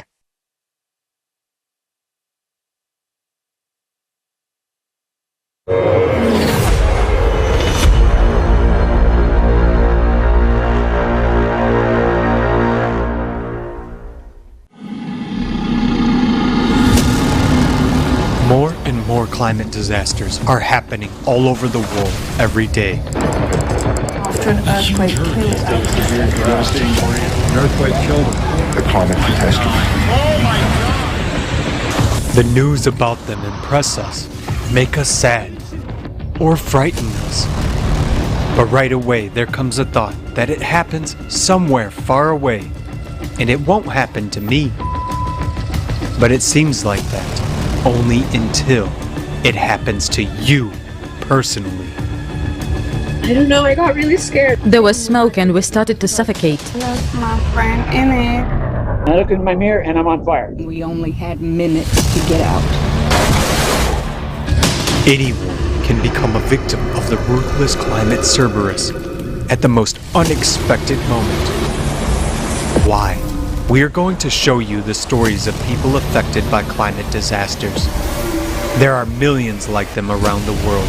As you listen to them, try to answer yourself a simple question. Will you be ready when the Climate Cerberus comes to your home?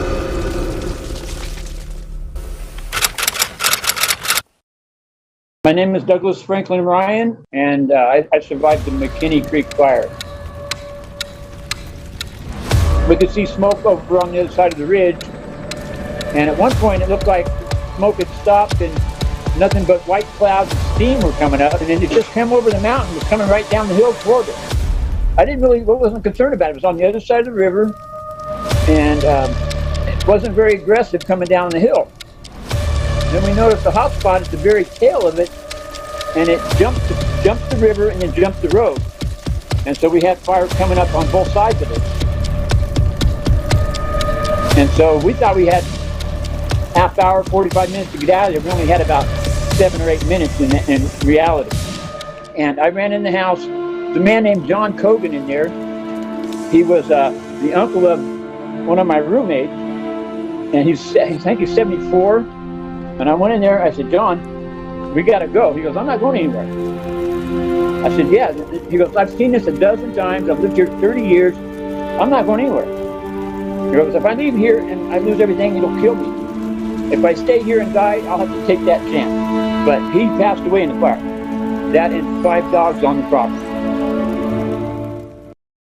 Why have the fires in California been getting worse in recent years, burning more forests and towns and making it harder to put them out? In '95, there was a malfunction in our planet's core. Because of it, magma rises from the Earth's interior, boils, and extends in volume.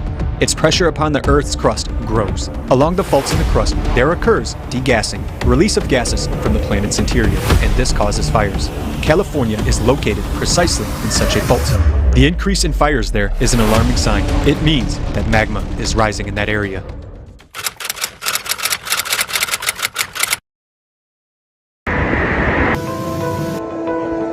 El huracán The hurricane actually took a different trajectory than all hurricanes. It swerved to east and turned back to the south, which hurricanes usually don't do. In 1997, there was Paulina, a Category 5 hurricane. In fact, Agatha was here in this area. It was more devastating than Paulina. Agatha aquí en esta zona fue más devastador que Paulina. I live about 100 meters from the ocean.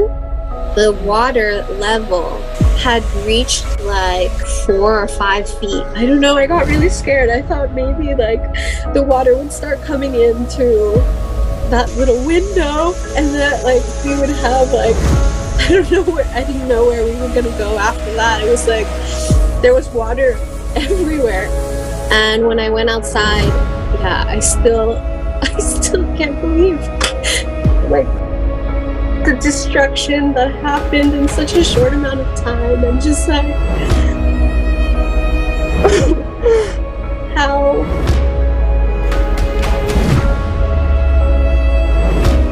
we all want to believe that we're always going to be safe, but that's not the reality.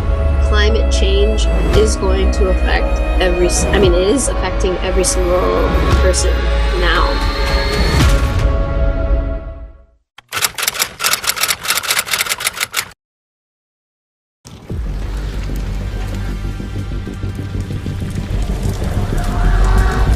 There was a fire on September 3rd. It started in the afternoon. You could see the smoke very far away. Then closer to the evening, everything just burned up in a blink of an eye. The police officers were running into the houses and shouting, "Run for your lives as fast as you can. Save yourselves." People were evacuated. There were buses, rotation workers. Some evacuated in their own cars. Everybody evacuated as fast as they could. People grabbed things they could stuff in their cars and left. My daughter grabbed me and her 4 children, put us in the car, and we drove off. A very large flame was coming. There was smoke. We began to suffocate. When I drove closer to my house, I wasn't shocked. I was hysterical. Only the walls were standing there. Everything was burned. The house, the cars, the documents, there was nothing left. That was unbelievable. I don't wish anyone to see anything like this. It was terrifying. In my 60 years, I had never seen anything like that. Not even in a horror movie, to be honest. We're going to keep living here. Plus, there's a forest, nature, and fresh air all around. It seems like yesterday, everything was there, everything was good. And now, you're standing here and looking around, and there's nothing.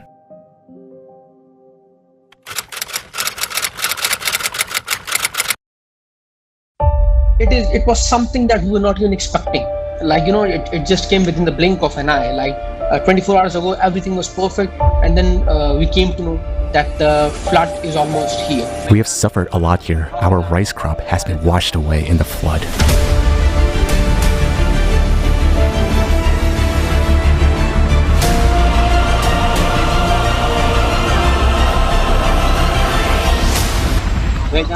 There was water all around us. No electricity. We had nothing to eat or drink. We were alone. Crying people were going out of their homes. They were struggling to save their homes. The most shocking, we saw 4 to 5 children and one mother flowing in water. There was nothing to eat, only water, which we survived by drinking. Cattle were also dying of hunger. This is the whole scene before you. Our houses have fallen. We are just living under such an open sky. Across Pakistan, more than 1,000 people have been killed for the last 24 hours. There have been floods before, but it was not expected that there would be so much flood this time. This devastating flood in Pakistan, it's a wake-up call not only to Pakistan but to the world as well on the threats of climate change. And this record-breaking rain would devastate any country.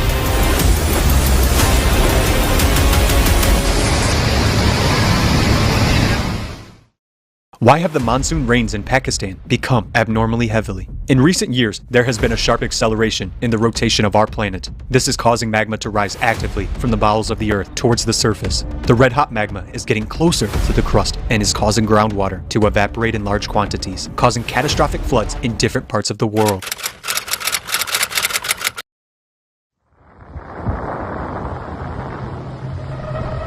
We didn't expect it. The weather was just clean. I've been here in the Netherlands for almost 36 years, and I've never seen a tornado like that before. This is insane. It can damage a lot, and what is next? Maybe it's gonna be in F2 or F3. What's gonna do then?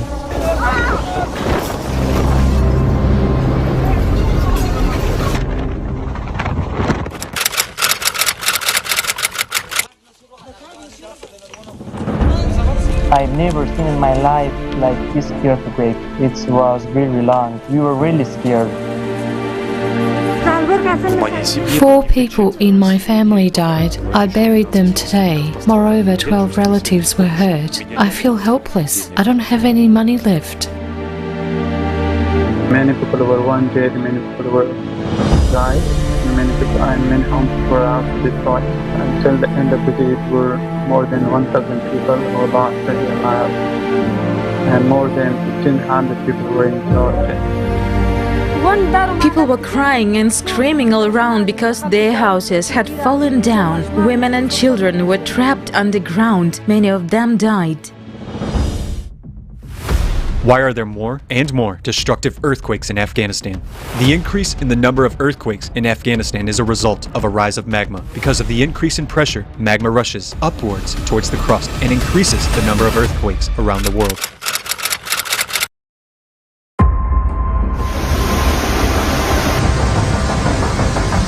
There was no prevention because it was not expected. Within 1 hour we were flooded. Usually that flooding might be caused by 2 days of rain. It is for the first time that I saw people desperately leaving their own homes to other places. That was the most shocking part for me. Imagine forcefully being asked to leave your own homes because of a natural phenomenon that you don't have any other thing to do, and becoming a refugee in your own city or displaced in your own city.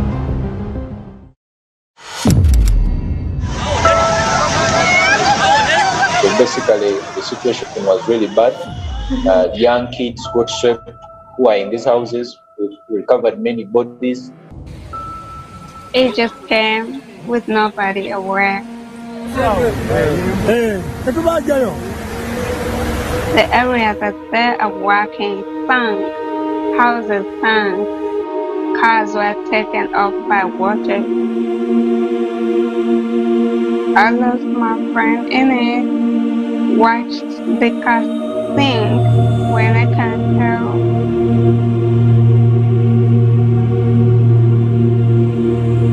And then I come back here in Fujairah, the same thing happened. And I think this is continuing. It's gonna go from country to country.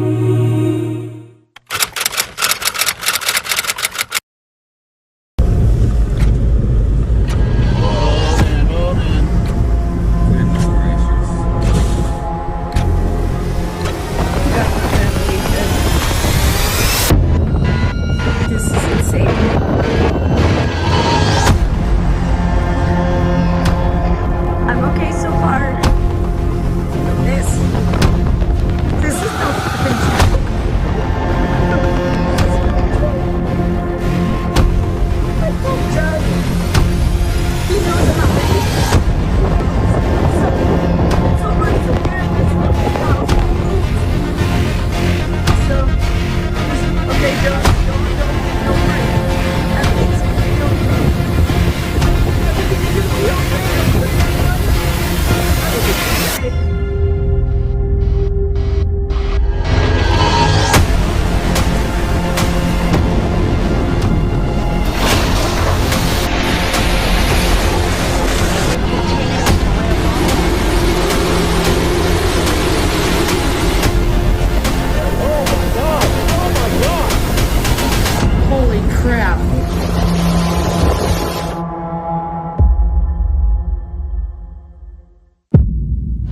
Oh my gosh. I can tell you that I've been here 29 years. I've never experienced or seen anything like this. Our families have lost everything. It was intense fear, watching the water come up our street, knowing we only had minutes to get out.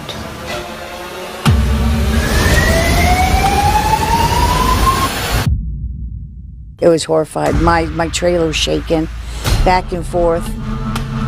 I thought Andrew was terrible. This beats Andrew.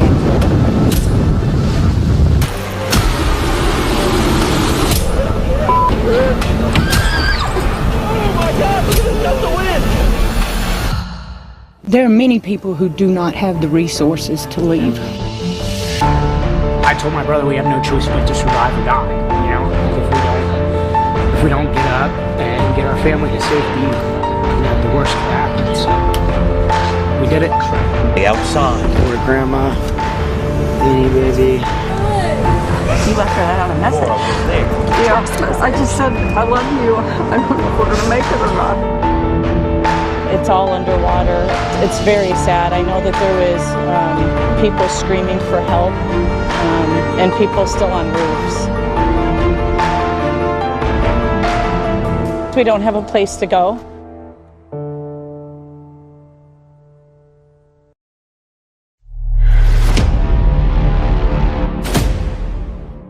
Today, it was us who suffered. We were attacked by the Climate Cerberus.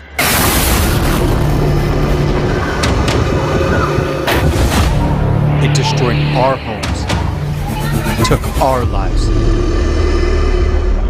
But now, it's coming for you. Are you ready for its arrival?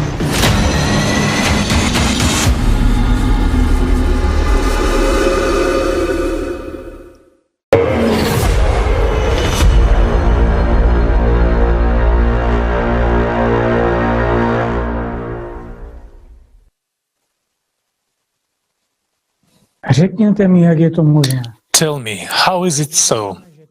How is it that we are suffering from the climate? These people have now shared their stories. They've had to face the climate and experience all of its ferocity. Millions of people have been left without homes. And even now, as hundreds of millions of people around the world are dying and suffering from climate disasters, this truth is being hidden from us. But why?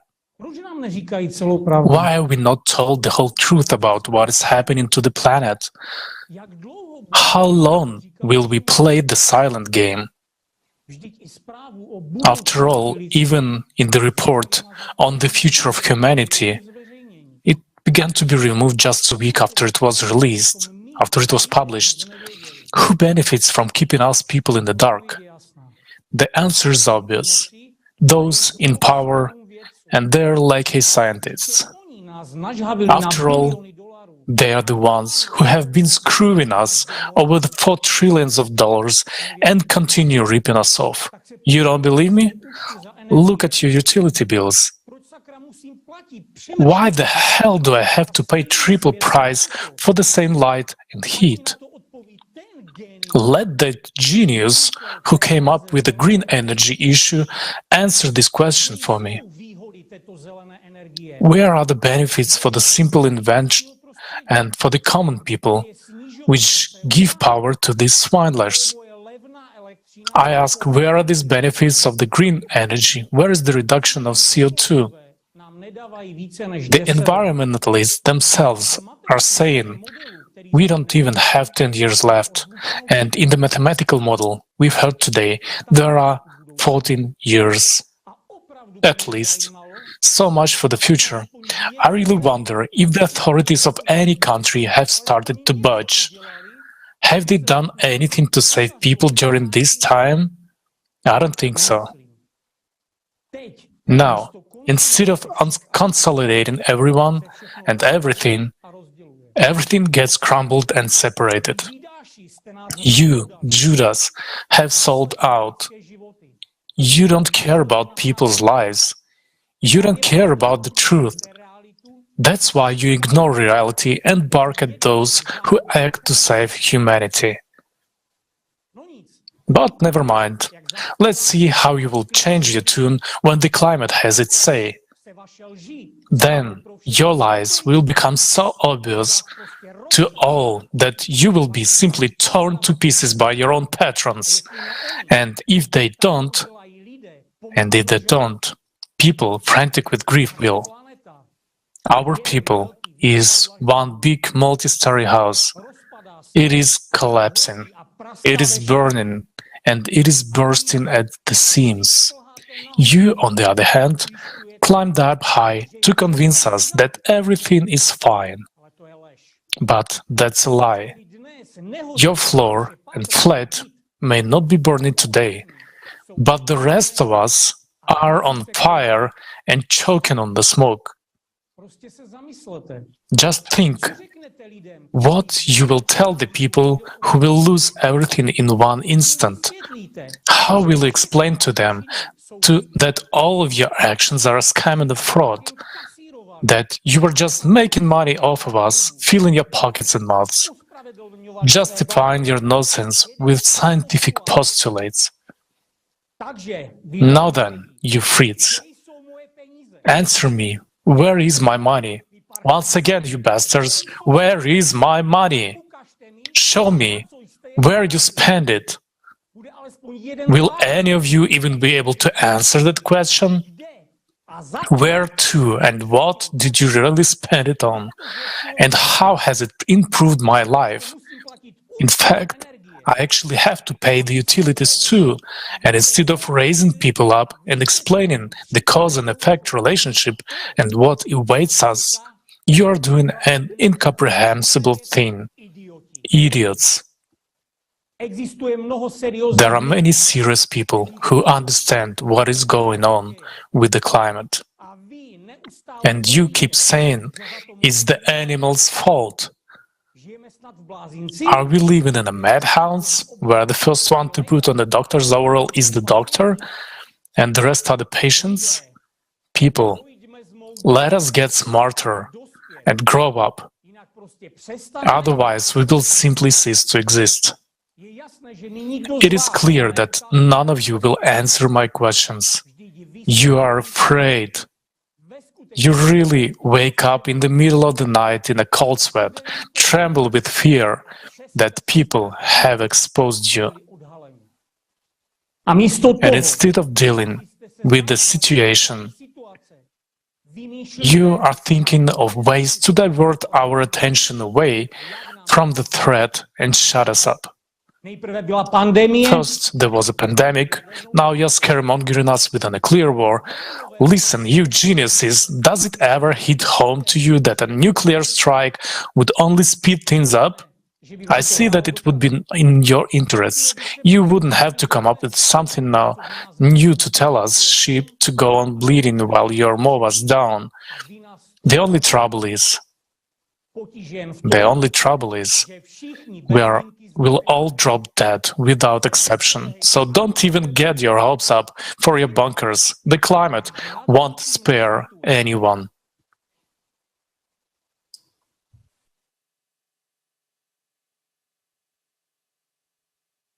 As you can see, we all live relatively comfortable lives on the edge of survival and an unknown future. The so-called rulers of this world tell us exactly how they will fix the climate problem and why we are the enemy of their carbon-neutral mission. However, some details of the fictitious CO2 fight just don't end up. The solution that we are talking about today is outside the brainwashed CO2 solution that we hear from every hole these days. CO2 scammers want to make a lot of money from the scheme, but ignored the very important 24,000 years climate cycle and the changes that are taking place inside planet. These changes are now evident.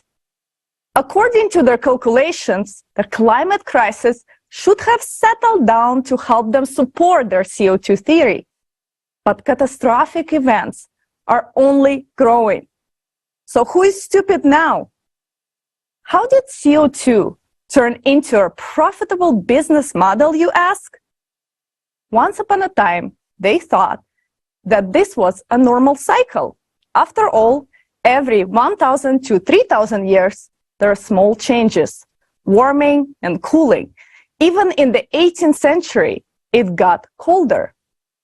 Then they noticed that the temperature on Earth began to rise. Scientists simply decided to make a profit, hoping for a cool-off. Since they are so smart, they increased their funding for research, explaining that this is an anthropogenic human factor. This also allows politicians to make money and control the masses. Politicians can dictate green energy propaganda, enslaving non-competitive countries with fines, carbon tax, and CO2 quota sales. As a result of our wonderful media being owned by a few big businesses, I believe this idea has spread through the masses and into our brains. In fact, we do not even question their so-called research and solutions. While billions of us are silent and dumb, they collect our money to build their mansions, buy yachts, fly private jets, and party on their private islands, all sponsored by us, the people. Yes, they are very smart business people to sell us a lie, to profit from it greatly, and to offer no promises to their sheep. Trillions of dollars have been spent on fighting a molecule in the air, while the real dangers of climate change are nowhere to be found. Scientists who care are speaking up about true causes. As a result, they're shut down, made fun of, and lose the ability to be published in scientific or any other public-facing publications. They experience all the dirt and games of the consumerist format, the premium package deal. It's simply, as always, the world has been deliberately misled into thinking that we can defeat climate change only by reducing our cow farts and paying more in CO2 taxes. But there is a problem. We are currently going through a 24,000-year climate cycle, and it won't disappear just because we are solving a problem we invented. So what do we do? You and many of the people that are watching this live forum with us right now understand that we got served with empty solutions to a climate crisis. That our lives, the lives of our children and loved ones, are not protected by business models that governments sucked us into. How do we grow our brain cells back? We start today. We forget and forgive. We start spreading this information about the true causes of climate change to everyone we know. Yes, your neighbor might think you're crazy, but if he or she hears the same information from different people, sources, and platforms, then he or she is most likely to look into it further and maybe even do their own research. Yeah, that's actually a very good advice. Thank you so much, Olga. Amazing speech. And yeah, if they follow your advice, then not only the neighbors, but even some scientists could really use this advice and make their research outside of their very narrow field that they usually concentrate on. And here's what they might discover for themselves. Since 1996, there was a very first prediction model made, and it was noticed that synchronous changes were happening not only on Earth, but on other planets as well. And it means that the problem is global.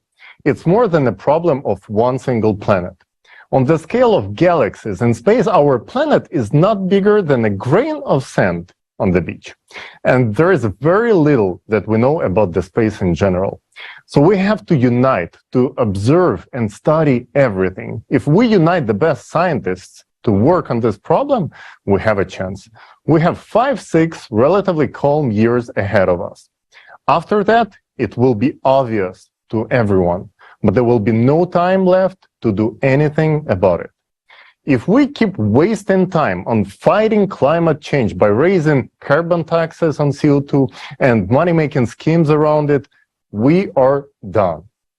So let's hear what scientists have to say about CO2 and its place in the ecosphere of our planet.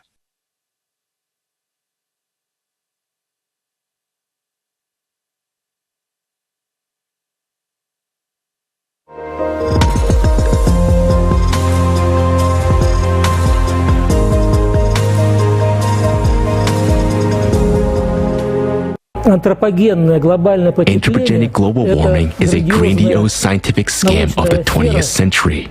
The hockey stick graph, I took one look at this graph and smelled a rat.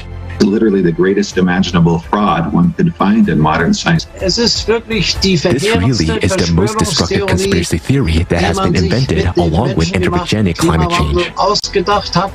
It's like I woke up in the insane asylum and the patients have taken over. And taken over academia too.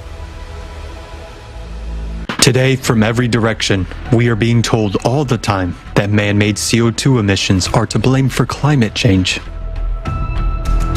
When you repeat the same thing day after day, it becomes sort of normal, accepted, as if taken for granted. In reality, it's not. But since someone is doing it, then someone benefits from it. So this model of the anthropogenic origin of the current global warming and its threat to humanity is a myth. A separate question is, who needs this myth and for what purpose? To fight CO2, they tell us to shut down plants and factories, stop heating our homes and filling our cars with gasoline. Stop eating meat and stop showering. We are also told that we should breathe less, stop having children, and generally reduce the human population on the planet. And of course, we should pay more taxes, as much as possible. Isn't that lovely?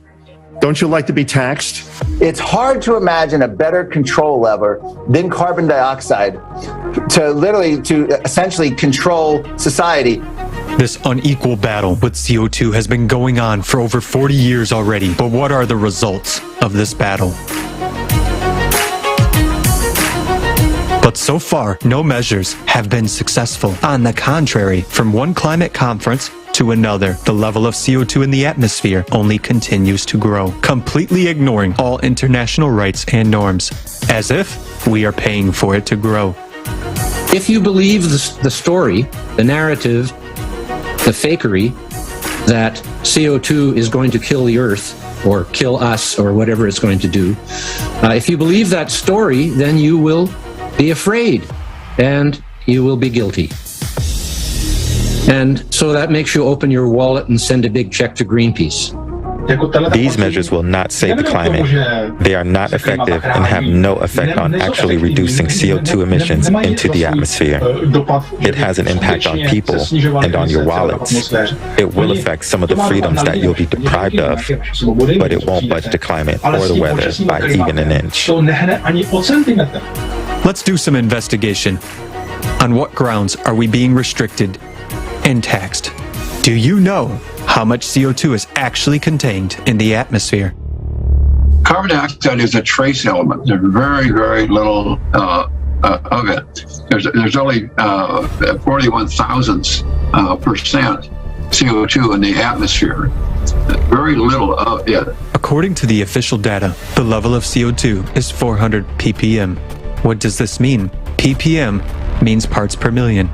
In other words, there are 4 molecules of CO2 for every 10,000 molecules of air in the atmosphere. But we are told that these molecules trap heat coming from the Earth and warm the atmosphere. But how can 4 molecules trap heat for 10,000 other molecules in the atmosphere? How can such tiny concentrations have any effect on the climate at all? Even a school student would understand that they can't. That small rise could not possibly cause any kind of climate change. It's close to nothing. You double nothing, you still have nothing. Hold on a second, though. It's not just humans that add CO2 to the atmosphere. There are also natural sources such as oceans, volcanoes, trees, and marshes. How much CO2 does humanity produce then?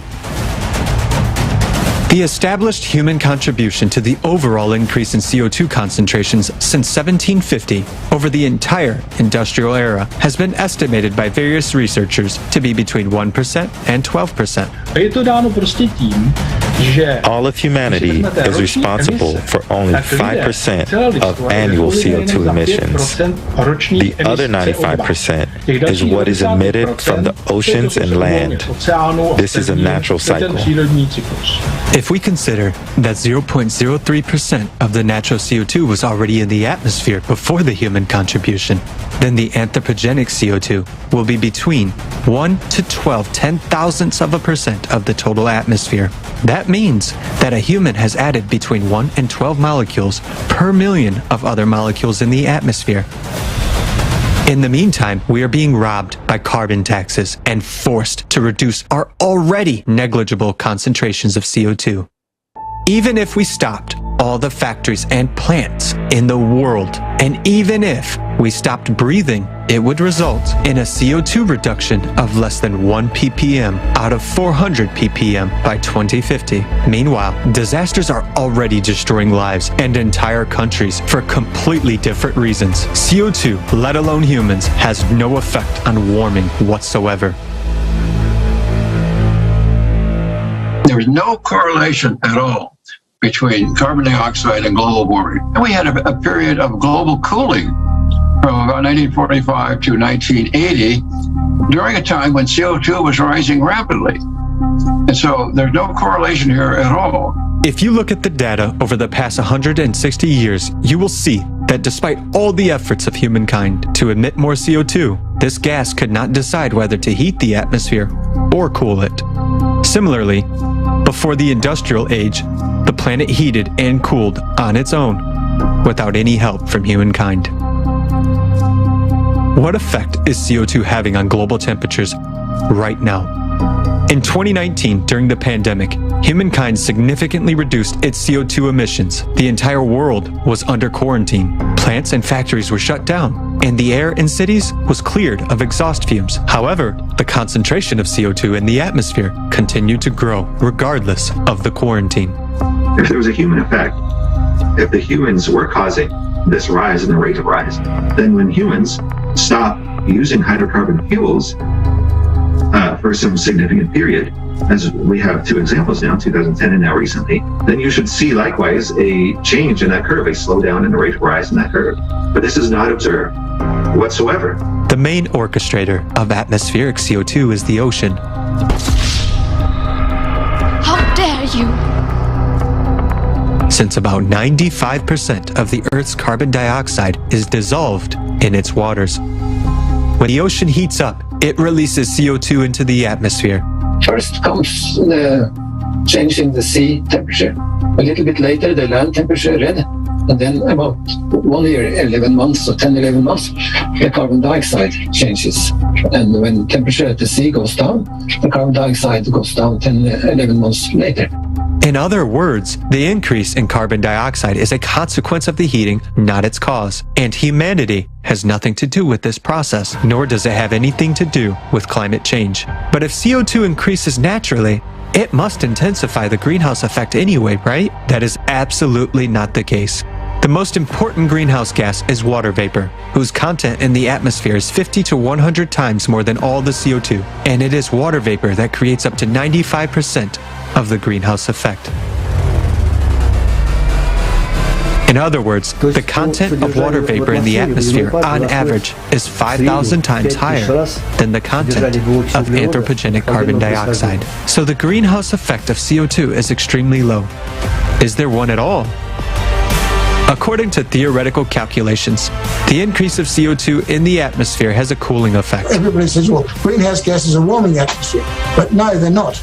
It's quite clear that greenhouse gases cool the atmosphere. 70% of Earth's cooling is caused by infrared active gases. And now we can ask $1 million question. What is another name for infrared active gases? It's the greenhouse gases.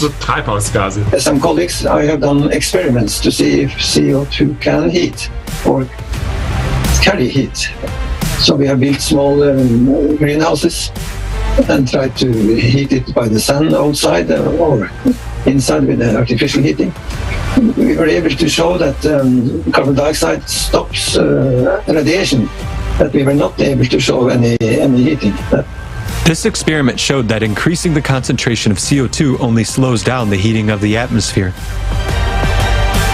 And another question remains: why are natural sources emitting more and more CO2 today?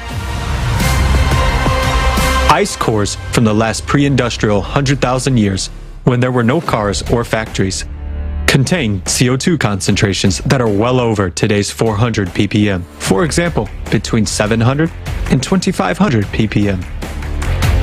In the ice cores, they say, well, there's a higher concentration of CO2. For some unknown reason, however, these data began to disappear from the articles in 1985, which strangely coincided with the establishment of the Advisory Group on Greenhouse Gases that later became the Intergovernmental Panel on Climate Change. Our planet is currently going through a period of global climatic catastrophes occurring cyclically every 12,000 years. During this period, due to the changes within the planet, volcanoes and earthquakes become more active, causing magma to ascend and the ocean to heat up enormously. Heating of the deep ocean and awakening volcanoes are causing the concentration of CO2 in the atmosphere to increase rapidly, and this happens every 12,000 years. This is an IQ test. If you're too stupid to understand this, instead you're thoroughly brainwashed by governments to think global warming is caused by your car, your hibachi, you breathing too much, and cow farts. You're too stupid for this discussion at all. You're going to become like the dinosaurs, extinct, and you should be. You're too stupid to survive. It's time to ask every lying scientist, where to and why was our money unreasonably spent? Why was our money wasted to the wind? If this was a false theory, then why did they shut the mouths of honest scientists? While they are creating an illusion of fighting with a negligible amount of CO2, millions of people are dying, cities are being destroyed, and the number of climate refugees is growing. And we are fast approaching the collapse of the planet because of the 12,000-year cycle. And due to our carelessness, the only way to escape the escalating disasters for us is to unite in order to build the creative society. Only together can we create a better world for our children and save billions of human lives. Our future depends on each and every one of us.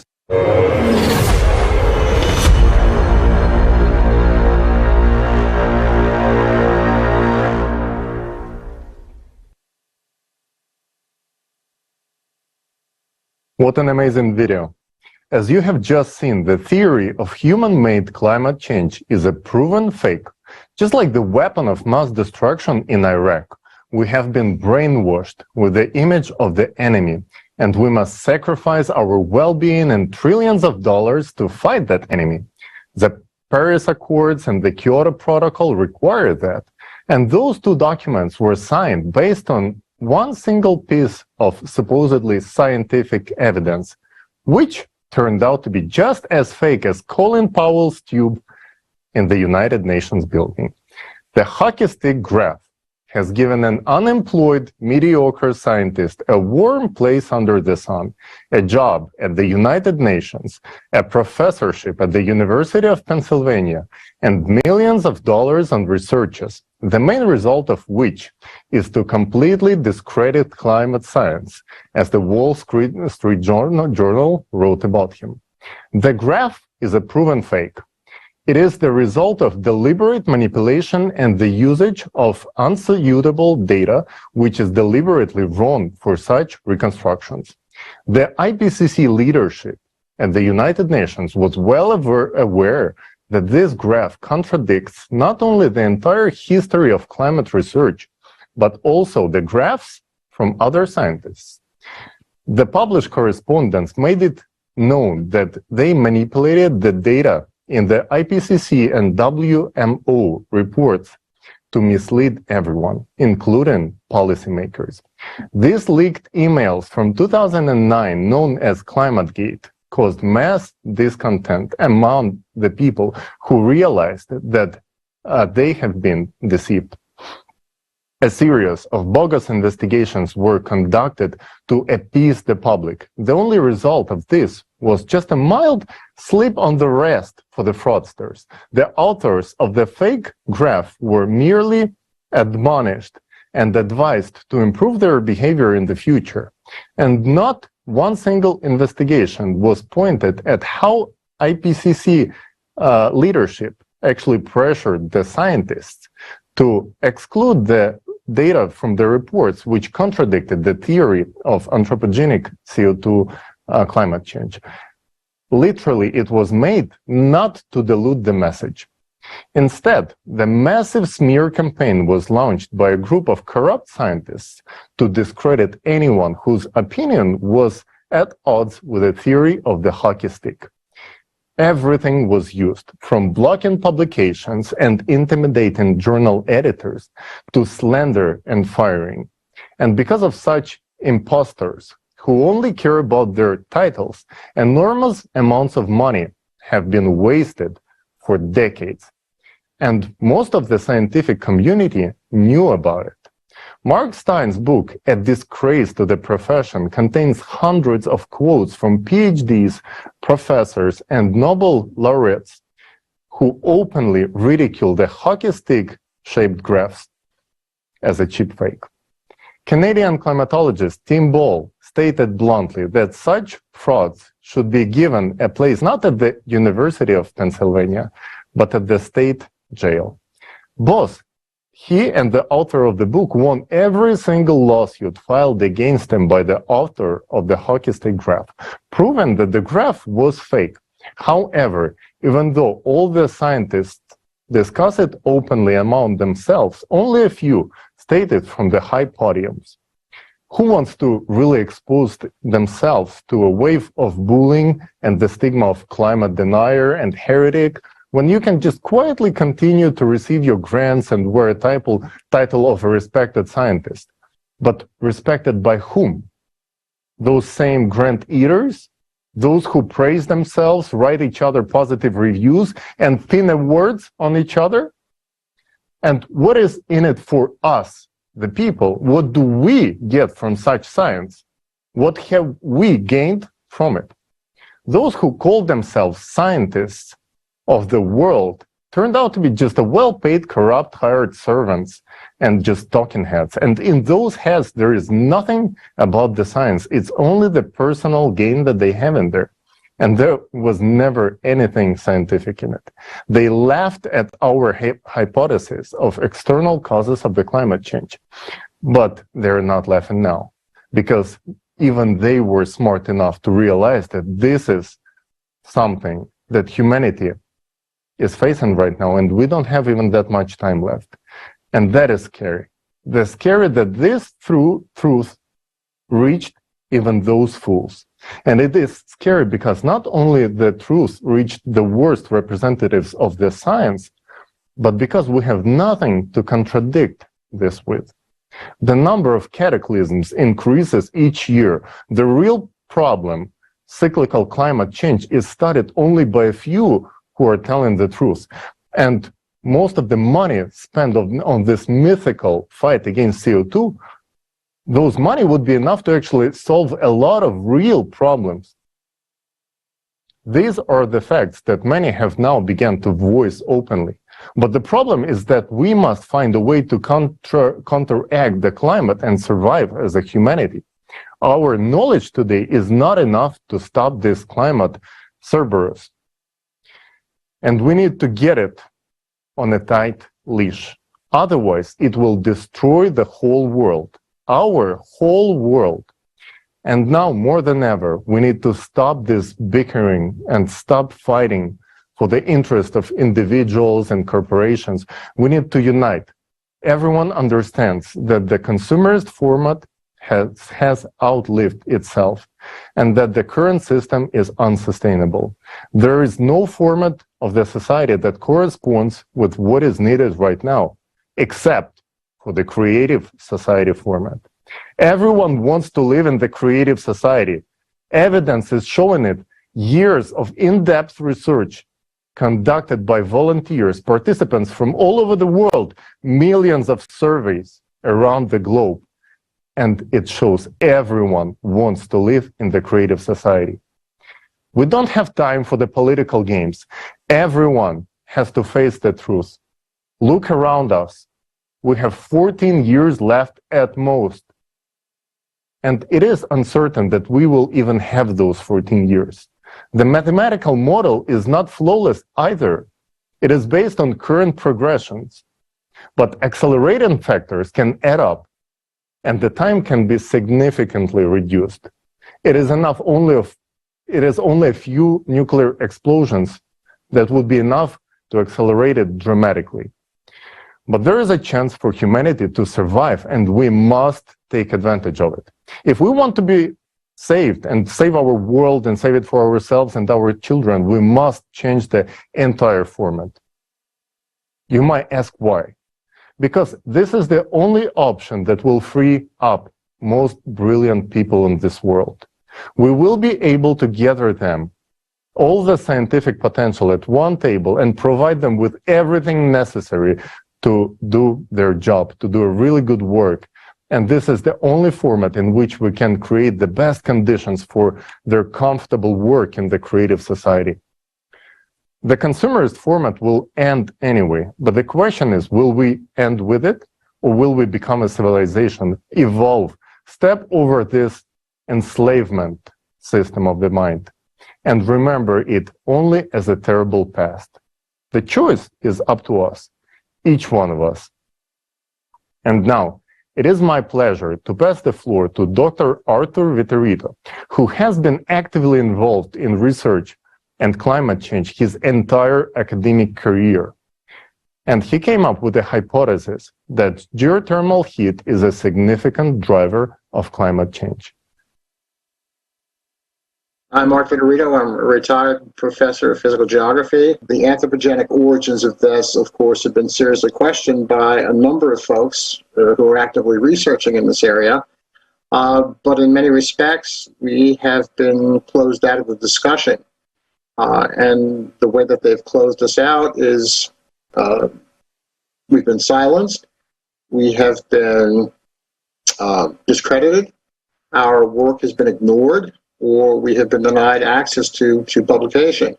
I can start with my own experience with this. The first paper I did on this, which was 8 years ago, was rejected by 9 journals.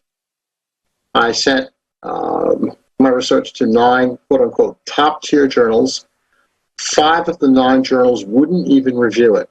The editor-in-chief dismissed them right out of hand and said this doesn't fall within the scope of our journal. One of them actually said, I don't know if you know this, but what's really driving global warming now has nothing to do with volcanic activity or anything that you said in your paper. It's all caused by carbon dioxide. You need to read the literature. That was rather unfortunate. So that is one way that they try to silence the opposition. Of course, they also get involved in ad hominem attacks, and we have been somewhat, castigated and cut out of the discussion. This is how things work.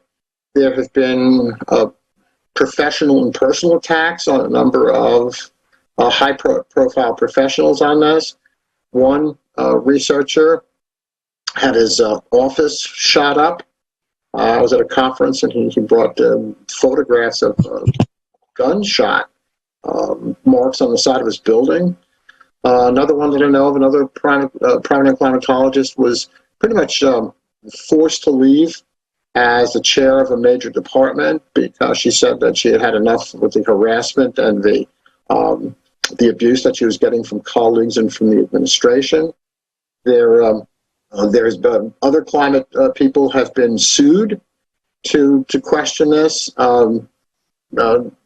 regardless of whether or not you got involved in ad hominem attacks or if you attacked their research. They in turn would be sued. So there has been active suppression of this information, and it's really kind of sad. So yeah, careers can be made or broken on the strength of these things. If you're not playing the right game, you can be asked to leave. The subject of climate change is a highly complex, multidisciplinary pursuit. It involves elements and dynamics of geophysics. It looks at plate tectonics. Oceanography is involved in this. Volcanologists should be involved in this. Climate scientists should be involved in this. And these multidisciplinary approaches are, in many respects, not welcomed, and they are poorly regarded. The research teams that are necessary to do this kind of research need to be large and bring in many different areas of expertise. And people aren't interested in funding this kind of research. So it's sort of interesting how the glaciologists, for example, don't talk to the volcanologists, and the volcanologists don't talk to the atmospheric scientists. And what you have here is this large array of specialists who really don't talk to each other. In some instances, they can't because they don't understand what's going on in the other fields. But at the same time, they don't want to. I think it's critically important to set up these what I would call multidisciplinary teams.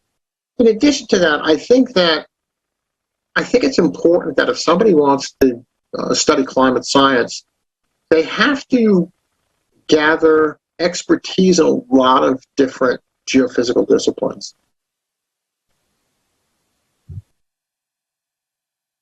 Thank you, Professor Federico. Blaming CO2 for climate change is a scam of the century. As you have heard, if anyone speaks against this narrative, the individual faces consequences in today's present society, if the truth is suppressed. Here's an experience that I have gone through after presenting the report for Rotary last month. Rotary is a great organization. They have real heroes whose deeds are exemplary. You have heard from some of them. But among them are also those hiding in the shadows and exploiting Rotary's name in their own interest. And today, I want to talk about the dark, in fact, truly disgraceful individuals in their organization. About a week after the Rotary report was published, an individual, let's call this person Karen, from the Environmental Sustainability Rotary Action Group, sent an email to my employer's leadership titled, Damage Control After Rotary Caught by Climate Disinformation Scam. Your staff involved. In short, she disagreed with the views in the report and wrote this unethical, disturbing message behind my back, hoping that my employer would take a punitive actions.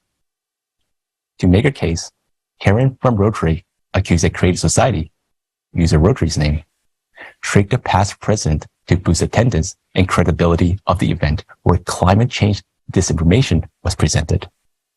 And that creative society tends to trick people, referencing a BBC smear article. In addition, Karen asked whether my employer is aware of my participation in this event and asked how they will address this disinformation campaign because she stated that it would reflect not well on my organization. After reading this email with such twisted lies, I even questioned myself if I did something wrong. I didn't even know what the consequences would be. What should I expect from my employer? Will I lose my job? Will I be able to feed my family? A couple hours later, I had a call with the vice president of my employer. I confirmed that I presented the report about the recent progressions of natural disasters and the true causes of climate change, not the anthropogenic CO2 theory. I stated that these are my views and I wasn't taking back my words. But what was really disturbing was that Karen's insinuations that my voice appeared to be dubbed as my mouth movements or body were not aligned with the sound and that my image could have been hijacked. She questioned whether I was a willing participant. In fact, in addition, offered a plan to back out.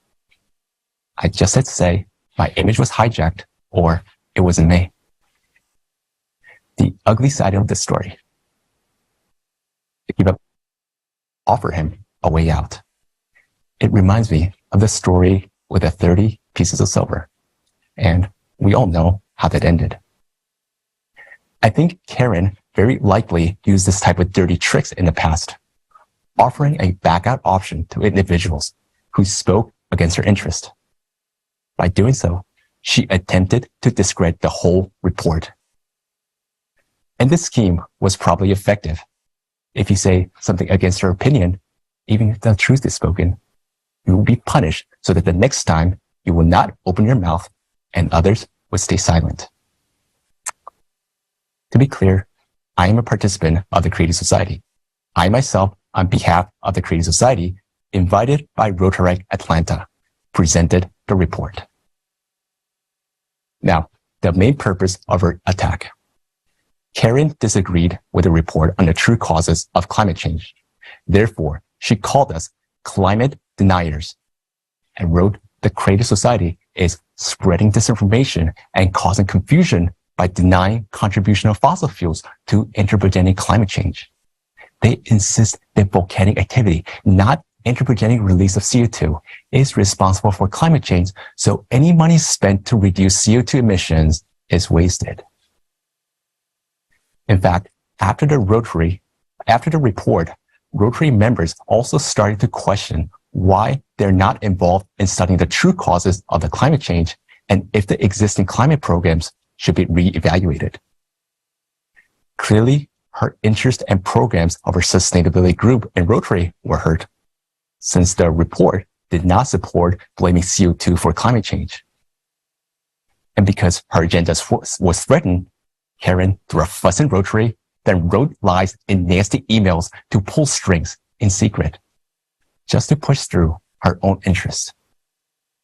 Sadly, many people probably look up to her as she has served as a public speaker, a Rotary's ambassador. Yet what kind of character does she display? It isn't ethical to quietly pull strings through my employer, is it? Should an individual's freedom of speech be threatened just because the other side disagrees? And there's another question. Were Karen's actions coordinated with the Rotary's club? There are undoubtedly Rotary members, such as the one who spoke today, who would make the name Rotary sound proud. But unfortunately, Karen has shown that in Rotary, there are also self-serving, low characters, those who drown others on their way for the benefit of few, regardless of anything about facts or even about the future of humanity. The actions of Karen from Rotary have shown the ugly face of the famous club, and millions of people are hearing about this in 150 languages now. But thank God, my employer has good people and provided an opportunity to respond to these shameful lies. I stood firm, explained my position, and they respected my views. I'm proud to work for my organization and appreciate the wonderful leadership who treats employees as humans and do not follow the lead of such bullies. It is worth noting the broader implication of this incident. I'm an ordinary citizen who spoke in public. Someone didn't like the message, it hurt someone's personal interest, and look what has happened to me. Intimidation and threats to my rights. And this has happened in a country where freedom of speech is supposed to be guaranteed. Note that I presented not an opinion, but finding from research, facts, and data analysis from top scientists on a very serious topic. In this environment, with so much meanness and such violent characters as Karen, why would any true scientist speak the truth in public? Many have indeed been threatened, ostracized, and forced to be silent for a very long time on the disinformation of blaming CO2 for climate change. With us are scientists, thousands of the smartest people on the planet, enduring, faithful to all humankind, defending the future of every person to the last. But because of people like Karen, they are unfortunately forced to hide, and we speak on their behalf. Otherwise, as it was to me, dirt and threats will be thrown, and they will not be able to conduct the research. You will be surprised how big some of the names are. And people like Karen did ask for their names. Why? To deal with science or climate? No, so that they would deal with true scientists in the same way as they did with me. As a result, lies are tolerated and presented as truth, and the truth cannot be heard. It's painful to see what is happening, but sadly, this is a pattern that we commonly see in the current format of society. We have urgent tasks ahead. We don't have much time left. The report highlighted the impending cataclysms which are caused by the changes in the Earth's core. Unfortunately, scientists are not working to explore the real causes of climate change and truly solve the problem. Is it worth putting dirt on people or voicing the truth for the sake of personal interest or money? Is money, which will be worthless in a few years, more important than our survival as humanity? Scientists should not be spending efforts on adapting, earning, deceiving, and manipulating the facts. They should be free to discover and develop. And right now, the efficiency of scientists is extremely important to survive the next decade. We need a society that is united by a common goal, that is to survive, to value human life, so that the truth can be voiced and where appropriate technologies can be developed. In the creative society, the truth will sound openly as it sounds at this forum in front of millions of people. When there is a deliberate lie, as it was in Karen's email to push her self-interest, we will tell the truth and everyone will hear. The private interests of individuals will not prevail over those of all humankind. This is how it should be, so that such meanness and dirt will not be thrown at truth. And this is how science will thrive and how humanity will survive and advance.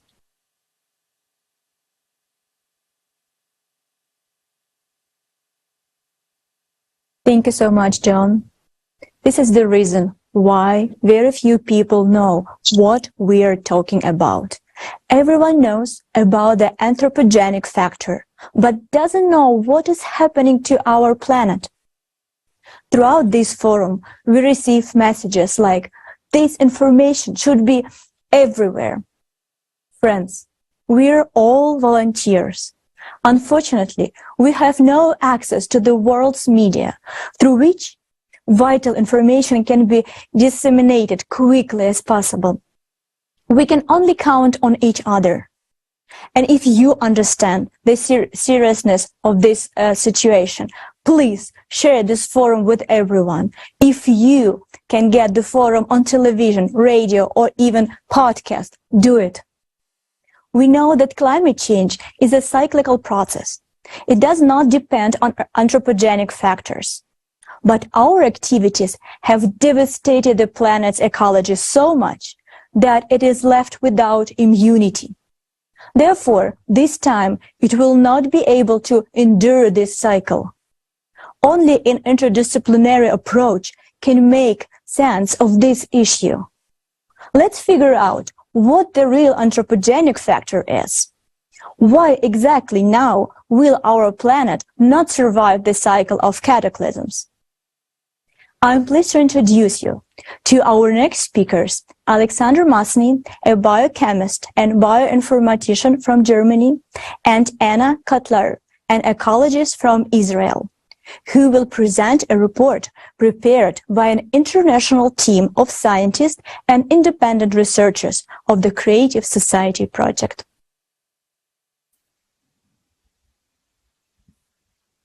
Hello, dear friends. I'm honored to be present today at such a large-scale international forum. Hello, friends. Yes, the crucial information for the whole of humanity is being revealed. What we have heard today at the forum is really shocking.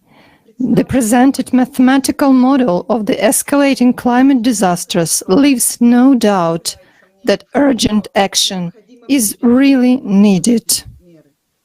In the previous cycles, the planet also faced severe climatic shocks when no more than 10,000 people survived. But humanity continued to exist. So why are we now saying that the planet will not pass this cycle?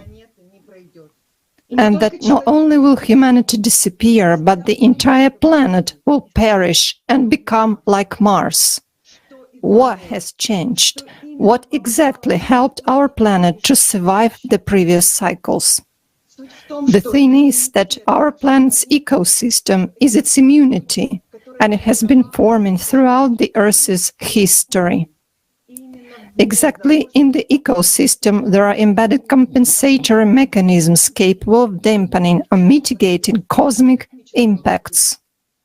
One of such mitigating mechanisms is the ocean ecosystem. For example, the Great Barrier Reef that has been forming for 25 million years. How many cycles of cataclysms has it survived? But right now, researchers are saying that it's on the brink of destruction and there is no chance to save it anymore. Meanwhile, the Great Barrier Reef protects the eastern coast of Australia from storms and typhoons and mitigates the force of tsunamis. It is also the home for filter feeders that can filter the entire volume of the Pacific Ocean within 5 years. Disappearance of reefs disrupts the integrity of the entire oceanic ecosystem because everything on our planet is interconnected, and a destruction of even one part causes an imbalance in the entire system. This is only one example of a compensatory mechanism, although there are numerous.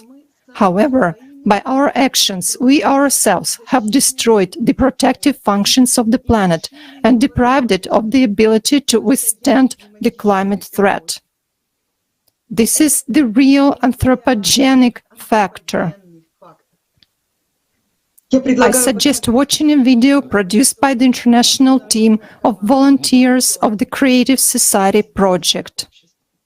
It contains facts that vividly demonstrate how quickly our irresponsible actions can disturb the balance on the planet.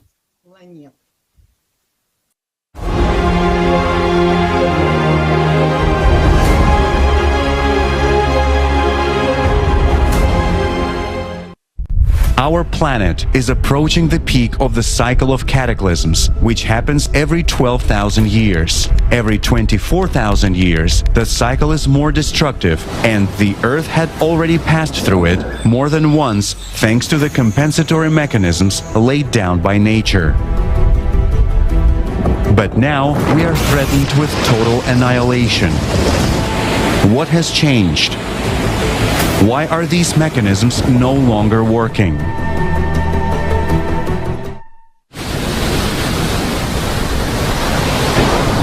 Ocean.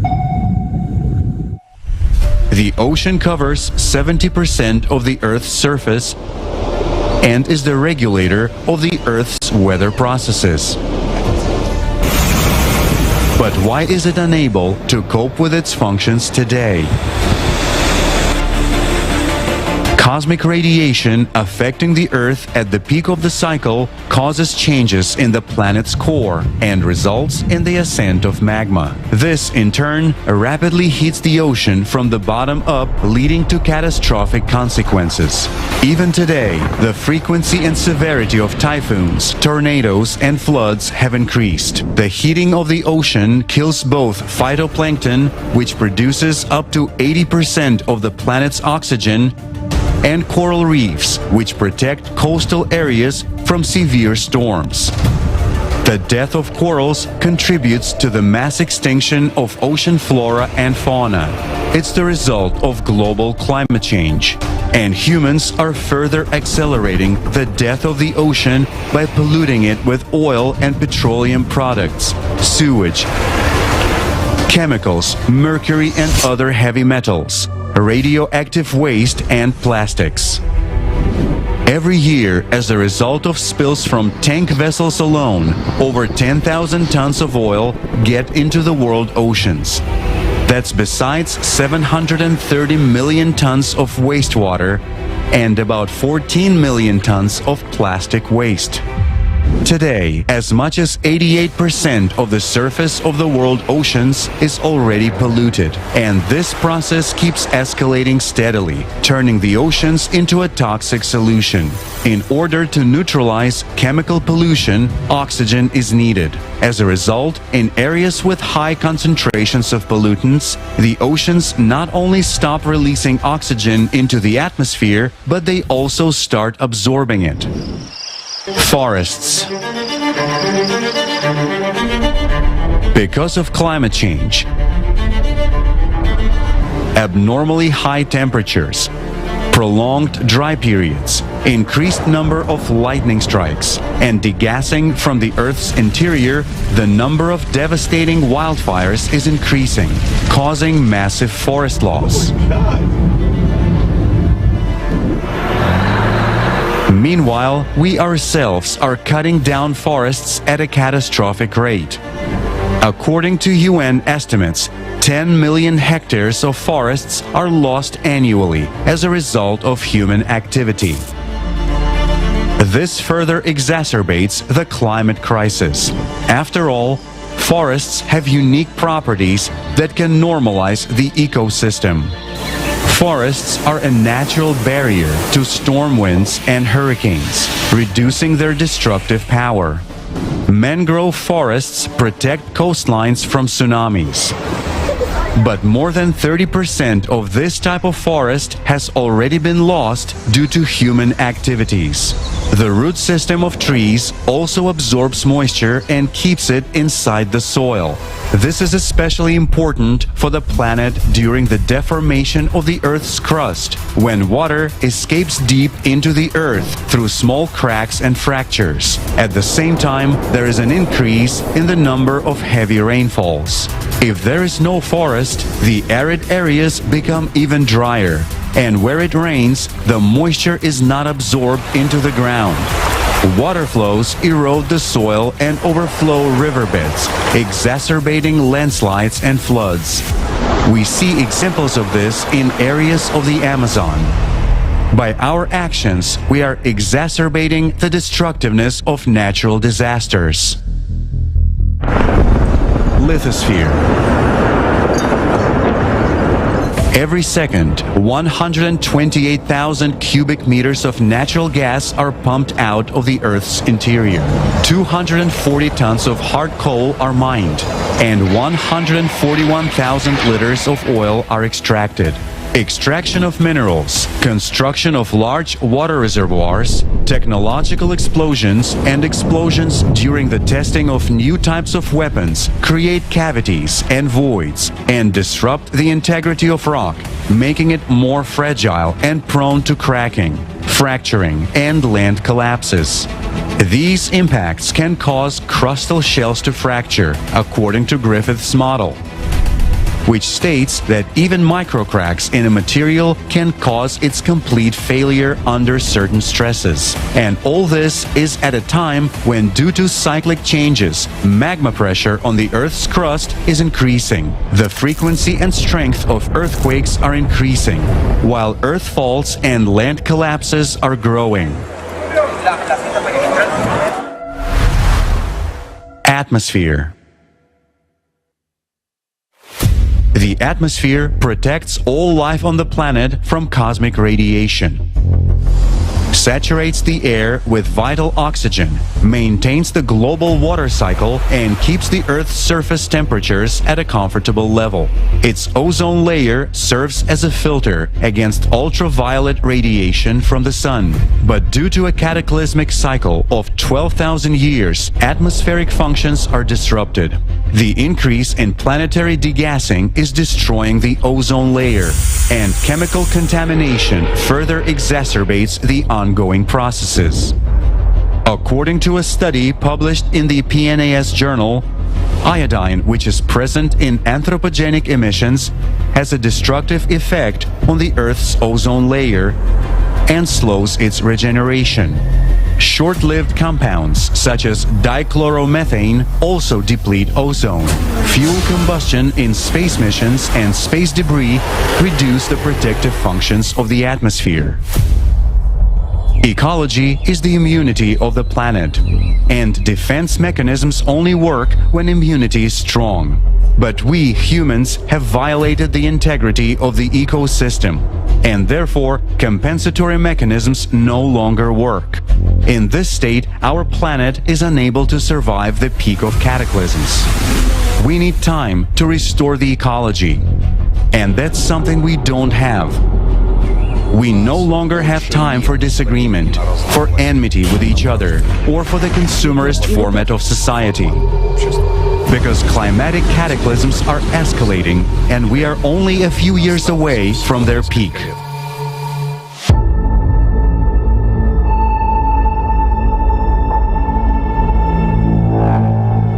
If we want to survive, humanity must unite in one common goal: to preserve life. This is only possible in the creative society, where all of our scientific, resource-related, and human potential will be focused on solving the main task. If you care about your destiny and the destiny of our planet, share the information about the creative society. Save the planet. Support the creative society.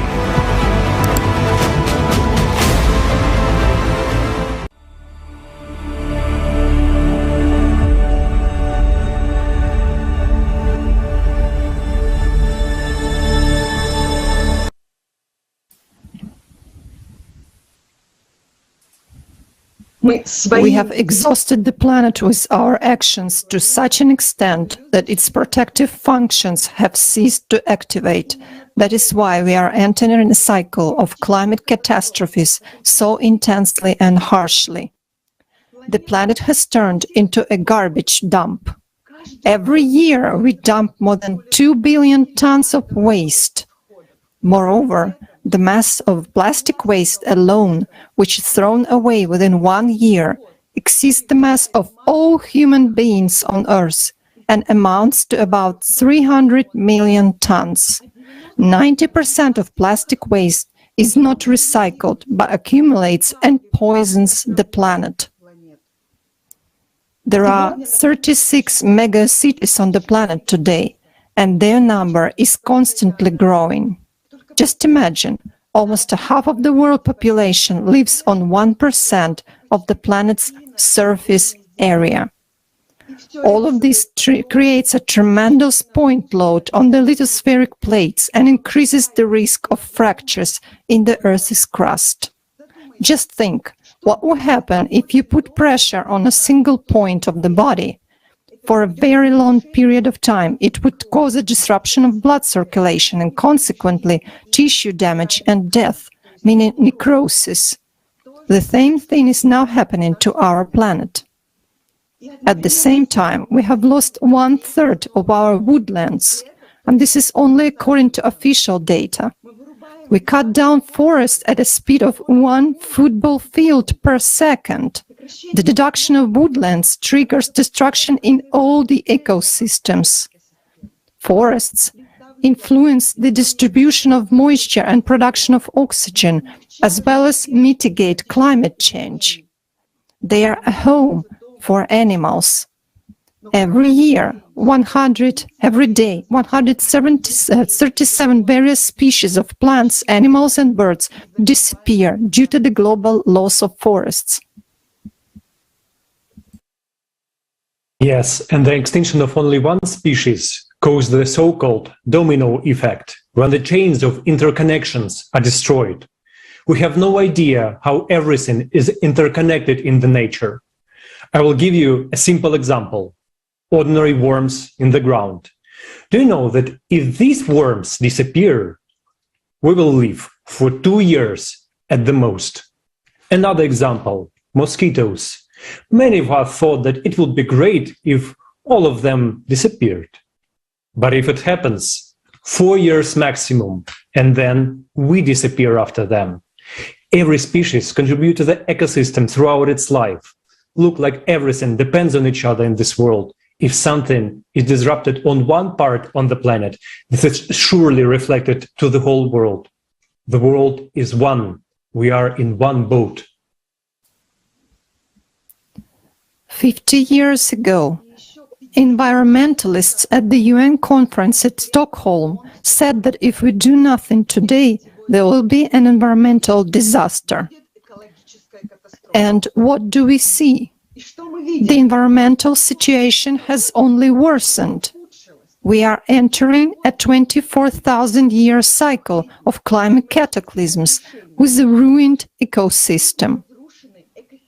The world's wildlife population has declined by almost 70% over the past 50 years, while over the last 100 years we have lost more species than in the previous 10 millennia. Researchers state that we have already entered a period of the sixth mass extinction of species. The state of the environment actually determines how the planet resists external threats. Because the Earth is a self-regulating organism where all processes are interconnected.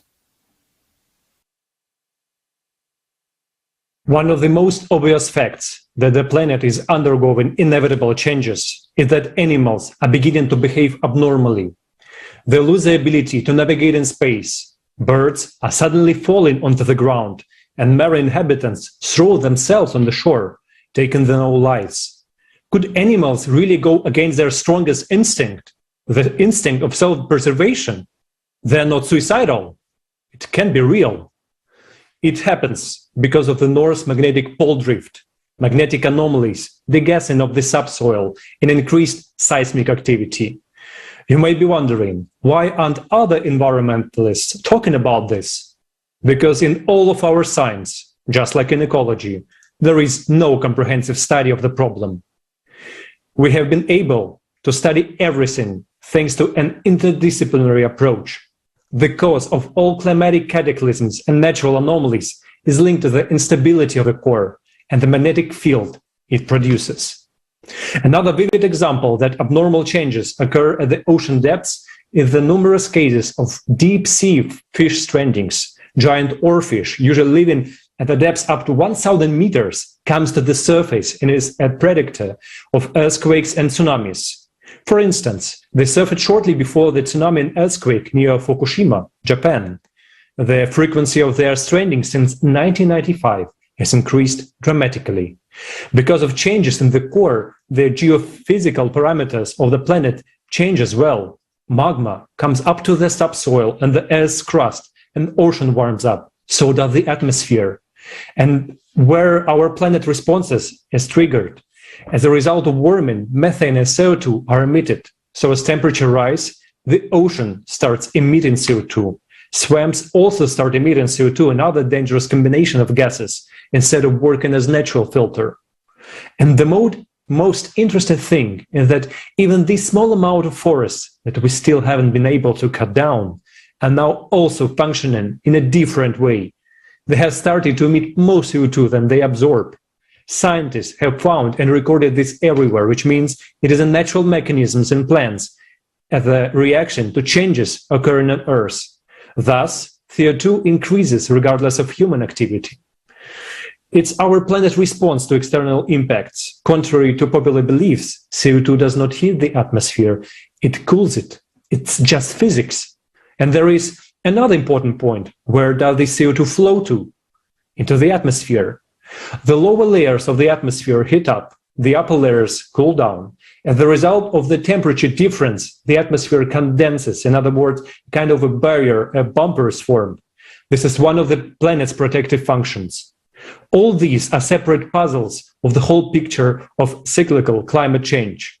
I would like to emphasize that it's very important to view the processes on Earth in an interdisciplinary way, meaning holistically. It's necessary for scientists to hear each other, to work together with their knowledge and experience to solve the current challenge. And now we don't have science as unified as it used to be. Everyone researches their own specific field, and they don't notice anything outside of it. So there is no comprehensive view. The problem is that science now does not work for the benefit of society. Modern science is 90% of grant seekers and plagiarists. They report only what is beneficial to certain individuals. And the best minds, unknown to the general public, work for the military industry. In order for science to serve society, we need to give scientists back their freedom of action and let them out of secret design bureaus. This is only possible in a creative society. The ecosystem is the immunity of our planet, while the climate cycle is like an epidemic. The stronger the immune system is, the easier and faster is the recovery process. It's like a virus. It's not a virus that kills, but the complications that develop. Ecology is not the cause of climate change. It's a cause of deadly complications. In the previous cycles, the environmental situation was much better than it is now, and geological studies confirm that. Yes, the planet was shaking, there was nothing to breathe, and the ocean was almost everywhere, but people survived. Whereas now we have the worst situation ever. Those people who sincerely try to save the planet deserve true respect.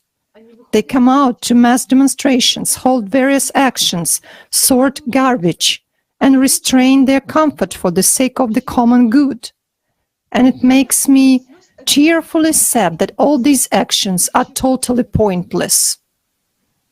In the consumer society, corporations skillfully manipulate and exploit the genuine aspirations of people, turning eco-activists into eco-terrorists. They urge people to commit acts of terrorism and vandalism in order to attract public attention and raise more funds. People are prompted to commit crimes in the name of activism, whether by sticking their hands on works of art, delaying traffic, or interfering in the lives of ordinary people. Unfortunately, the goal of eco-activists is often not to protect the environment, but to receive concrete material benefits. There have been documented cases when companies fight for markets by sponsoring the actions of activists against their competitors. Basically, eco-activism has turned from a real movement to save the planet into a trivial extremist organization. People's attention is diverted from the true cause of the changes that take place, and we are deprived of the opportunity to confront the real threat. We are not saying that environmental problems should not be solved, but it's important to set the right priorities. Would it help a fatally ill person to recover if we apply lipstick and false eyelashes on him and do some cosmetic treatment? Our planet is actually such a severely ill person. And the paramount task is to cope with the main threat, the climate, to counteract the external processes which are destroying the planet.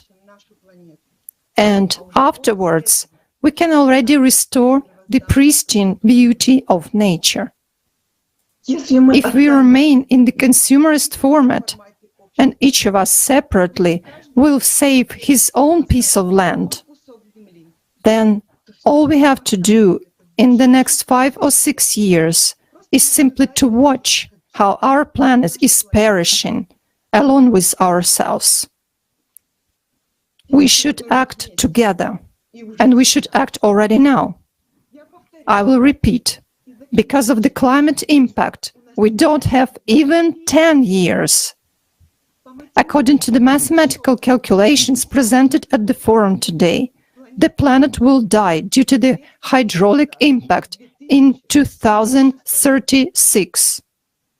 But we should not count on this time period because the growth trend is very fast. While the planet's defense mechanisms are so destroyed that we will die much sooner than the hydraulic impact takes place.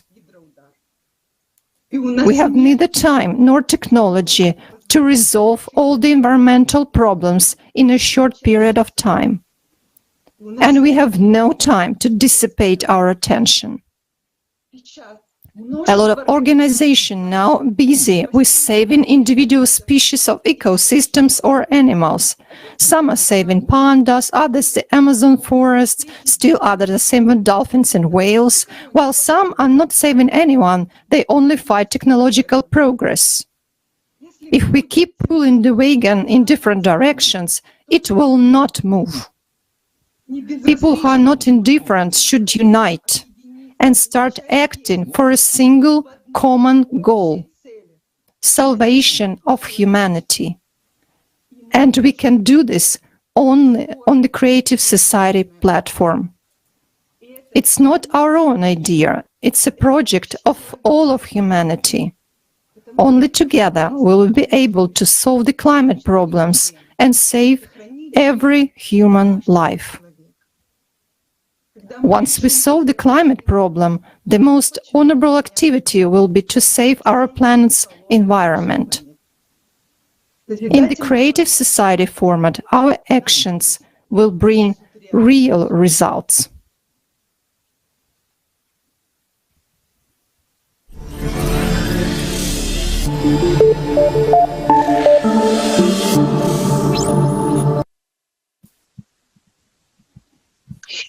And now it is my pleasure to introduce Elena Sevrikova, Doctor of Engineering, Professor at the Institute of Advanced Materials and Technologies of the National Research University, Moscow Institute of Electronic Technology. Elena, the floor is yours. Thank you for the opportunity to be with you today. I have been working on topics of technogenic safety, environmental risks, including the climatology of the Earth for more than 15 years in Russia. This is confirmed by my numerous published works, based on ground and satellite monitoring data. In my field, I see that new geological conditions on the planet require new technical approaches, technologies, safety standards, without which technogenic accidents are inevitable. The number of natural and technogenic disasters is growing. Changes are taking place in the environment where we live, and therefore affect everyone directly, making it impossible for us to be outside observers. Officials and news channels in various countries are trying to hush up the truly terrible news, which can no longer be called traditional disasters. They talk about temporary anomalies which, in fact, have already become a norm.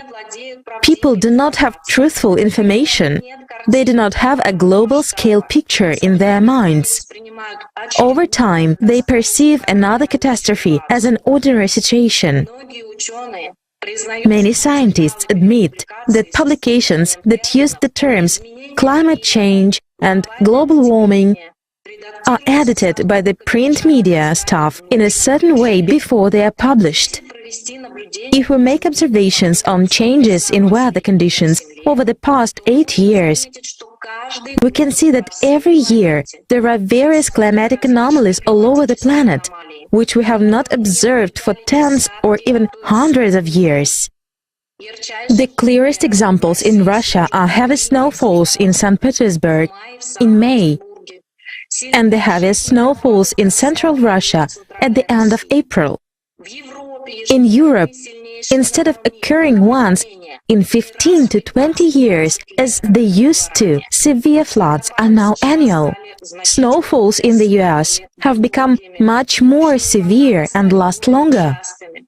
Powerful hurricanes have become more frequent. However, besides climatic catastrophes, humans themselves have significantly damaged the planet's ecosystem, which critically weakens the Earth's immunity, especially in the period of global cyclical cataclysms. Let's recall the slow-onset environmental disaster that occurred in the Gulf of Mexico in 2010. On the Deepwater Horizon oil rig in the Macondo Prospect, a technogenic disaster destroyed a pacemaker of the planet's climate. As a result of the explosion on the oil rig, about 5 million barrels of oil spilled into the Gulf of Mexico over a period of 152 days through the damaged well pipes at a depth of 1,500 meters. The oil spill reached an area of 75,000 square kilometers, which is about 5% of the Gulf of Mexico. And despite the prompt action of the US emergency services, about 40% of the oil remained in the marine ecosystem and on the coastal strip. The problems that our world is facing are quite numerous. Destruction of the ozone layer, global warming, global ocean pollution, air pollution, lack of drinking water, destruction of tropical forests, desertification of territories, reduction of biodiversity, depletion of natural resources. However, there is only one cause of these technogenic disasters. It is the consumerist attitude of humans towards the planet, its resources, other living beings that inhabit it, and moreover, towards each other. None of the above-mentioned problems can be solved separately. They can only be solved comprehensively with a change in the vector of our society towards the creative format and by treating the Earth as our common home, as a single living organism in which we are the cells. Today, the Creative Society project is bringing together the full potential of the world's scientists to find solutions to the planet's increasing cataclysms. I was astonished at the accuracy of the facts presented in the reports made for the Rotary International on the future of humanity. All of them are strictly based on scientific hypotheses and are supported by facts and calculations of leading scientists in various fields and countries. These can easily be traced back through the provided links to the resources publicly available on the Internet. Today, all the problems of the macroecological system management are tied into one global knot, and the answer to them must be global. Even the major nations cannot cope with them alone. Moreover, humankind has little time left to change the situation. According to the optimistic scenarios, it is only within one generation. And according to the pessimistic scenarios, we have already passed the point of no return.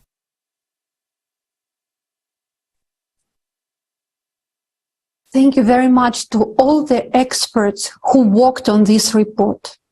No one has ever looked at the problem of ecology in such a multifaceted approach. This is an excellent example of bringing together experts from different fields of sight, thanks to which we could see the picture holistically. Dear friends, right now, record your feedback, video feedback about what you heard in the forum and post it on your social media networks, or send it to info@creativesociety.com. Now, we bring to your attention a unique new format of timeless spoken word from a popular musician and songwriter and performer from California, Roy Starr Soundseek. For centuries, our humanity has been dealing with the same problems that consumer format has created for us. And to break this spiral of silence, we need someone to start speaking the truth about what's really going on and the output we have. Timeless spoken word is a message and a call to all of us from Roystar Sound Seek. In essence, it's an appeal to all of humanity. Let's listen.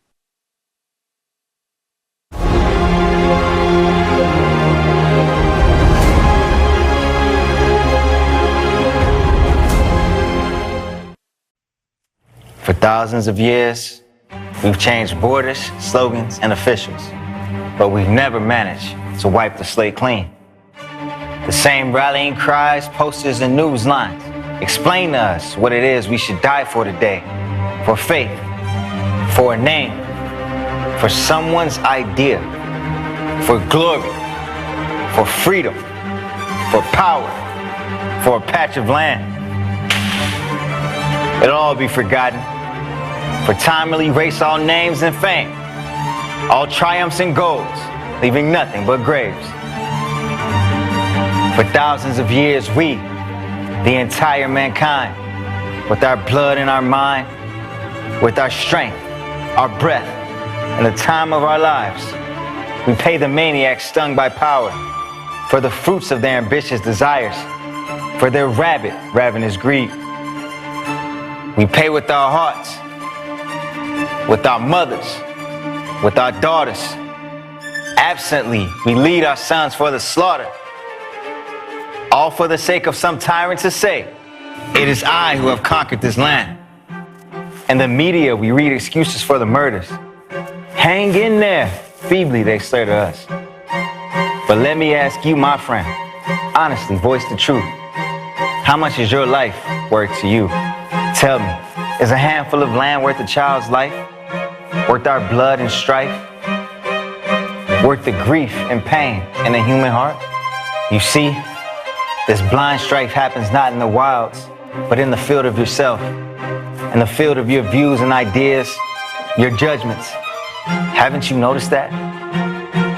They move us from here to there like pawns, while we keep standing without a squeak, humbly waiting for someone to speak, someone who can no longer bear it. So he'll start speaking and shouting about what we all can't be silent about.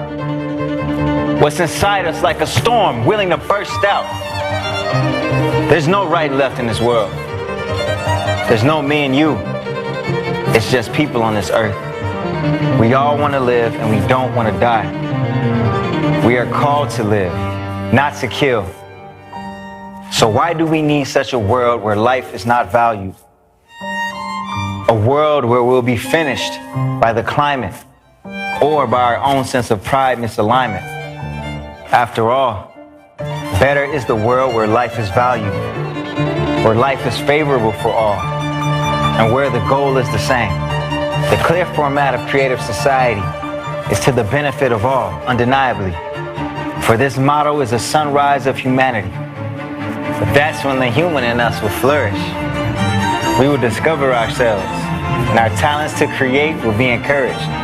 The key to change our life are in the 8 foundations, which are to be embedded into the constitutions of nations, so that there's welfare, vastness of creation.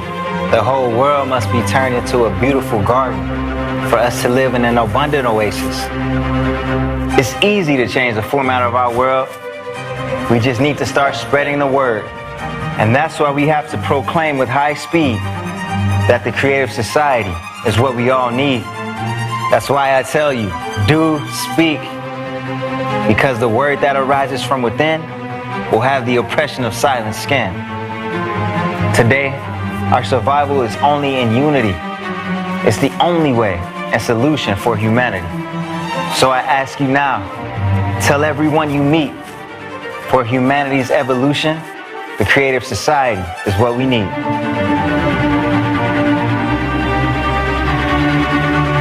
The creative society, we need to make it a reality.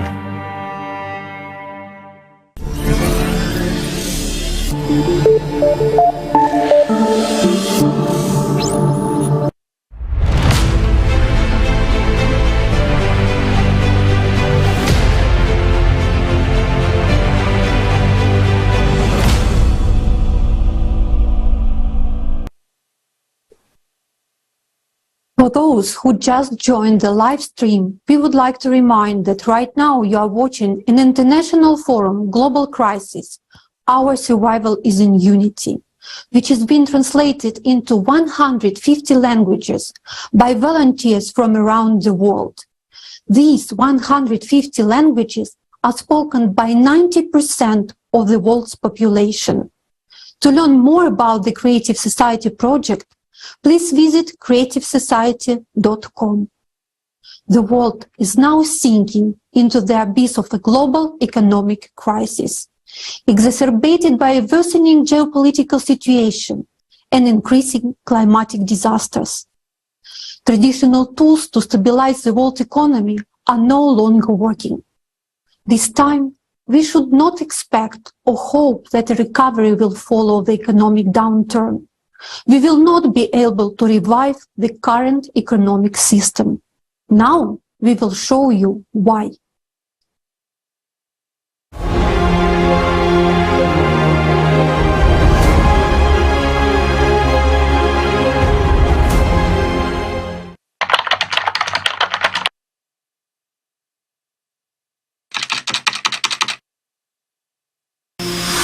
We're used to thinking that after an economic crisis, there is an economic upturn, and that we need to adapt to new conditions and wait.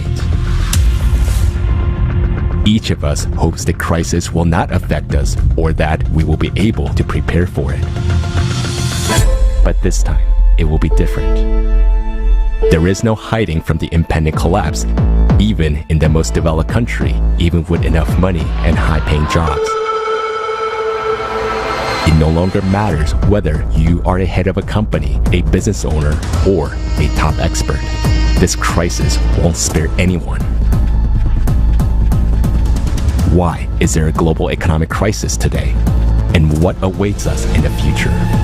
Even the strongest economies in the world are experiencing an inflationary shock. The prices for all goods and services are rising sharply around the world. Inflation in the USA and Europe is now higher than in the last 40 years. What has caused such a sharp rise in inflation? During the pandemic, more than $15.5 trillion were printed in the USA and 2.5 trillion euros in Europe. This injection of money led to inflation, a reduction in the purchasing power of the population, and a price spike. In a market economy, the quantity of goods and services has to be balanced by the money supply. If there is more money, it simply devalues, and this leads to higher prices for all goods and services. In an attempt to contain inflation this year, national banks of different countries are raising interest rates. This means that in each country, the cost of all credit is becoming more expensive for both businesses and consumers. This situation is superimposed on a critical rise in global debt. In 2021, the world plunged into a debt crisis. World debt has increased by an unprecedented $77 trillion, and it amounts to 350% of global GDP. External debts of countries account for 1/3 of this debt. The main debt increase has taken place in the USA and China. In China, this has caused a mortgage crisis which has shaken the economy. 30% of mortgages are bad debts which will never be repaid. Chinese developers are demolishing entire blocks of new buildings because the utility cost of unsold flats is borne by the developers, which is unprofitable. How will rising debt and inflation affect economies of different countries? Because of rising interest rates, countries will have to pay higher interest rates on government loans. This means that our taxes, that is our money, will go not to improving our lives, social benefits, medicine, but to the International Monetary Fund, the World Bank, and other financial institutions from which our country has borrowed. The economic crisis continues to intensify because of the geopolitics that have triggered the energy crisis around the world. The world economy is going through a precipitous decline. How will this affect our lives? The economic crisis will soon lead the whole world into stagflation. What does it mean? Against the background of skyrocketing inflation, prices of goods and products will rise manifold, production will drop, jobs will be extremely difficult to find, and wages will shrink. Many goods and products will become scarce, and some of them will disappear altogether. This will lead to starvation, power shortages, and fuel shortages. Today, poverty is the norm of our world. According to World Bank statistics, almost half the world's population lives on less than $5.50 a day. That's $165 a month. With this amount, people must not only provide themselves with food, but also pay for utilities, rent, basic necessities, and medicines. Obviously, it is impossible for people to survive on this money. In developed countries, poverty is also a big problem. In the United States, 50 million people live in poverty. In Great Britain, 14.5 million. In Germany, 13.8 million people. In Japan, 20 million.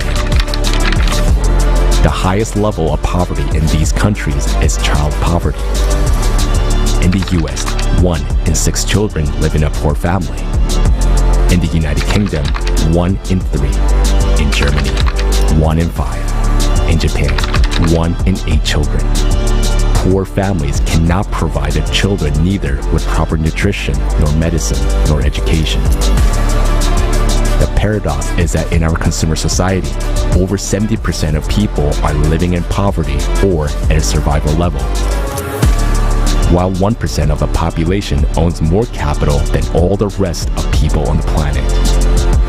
And their capital continues to grow every minute. Even in times of crisis, the rich get richer and the poor gets poorer. The very model of the modern economy creates this inequality. In the current model, the wealth of some people is accumulated only at the expense of the impoverishment of others. The economy of the consumer society doesn't work any other way. This is the essence of the modern consumerist format of society. There is enormous amount of money and resources in the world, but also an enormous number of poor people.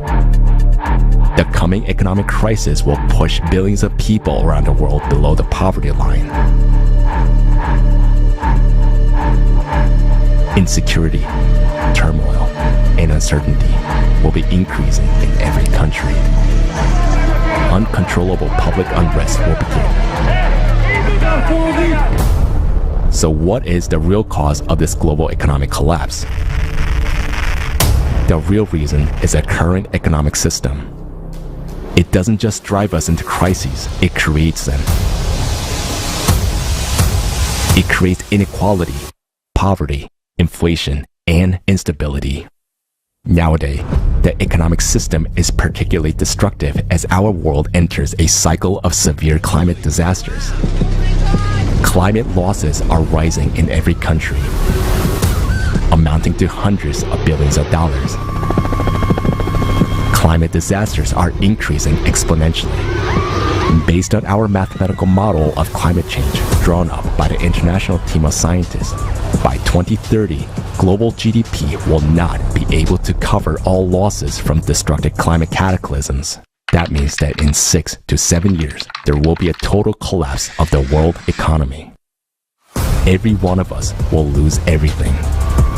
We'll no longer have electricity, heating, water, housing, food, or medicines. Climate disasters will simply put an end to our habitual life. Can we prevent this catastrophic situation? If we don't take drastic measures, it will only get worse. We can't find a solution in today's economic model. It's like patching up holes in a sinking ship. It will sink anyway. The economy is an artificial system created by people. We need to change the current economic system in order to survive. We need a new model that can create stability and security for every person on Earth, a model that serves all people, not just the 1%. To find a way out of this impending collapse, experts from different economic and related fields from all over the world have come together. A model of the creative society economy has been developed with another key principle in mind: to provide security and a high standard of living for every person on Earth. It is predictable, stable, unified, planned worldwide economy in which there is no inflation and prices are fixed. In such an economic model, there are no taxes for people, small or medium-sized businesses, and credits are given without interest. In this model, everyone will have a high universal basic income, free housing, free high-quality healthcare and education. The economy of the creative society will create a single high standard of living for every person, where everything works to meet the needs and comfort of all people. In order to implement this working model, we need to combine the efforts of specialists, business, and science. But first of all, we need to create a public demand for the creative society from the majority of people. Because changes of this scale can only be brought with the direct participation, desire, and consent of each and every person. It depends solely on us what kind of world we will live in tomorrow.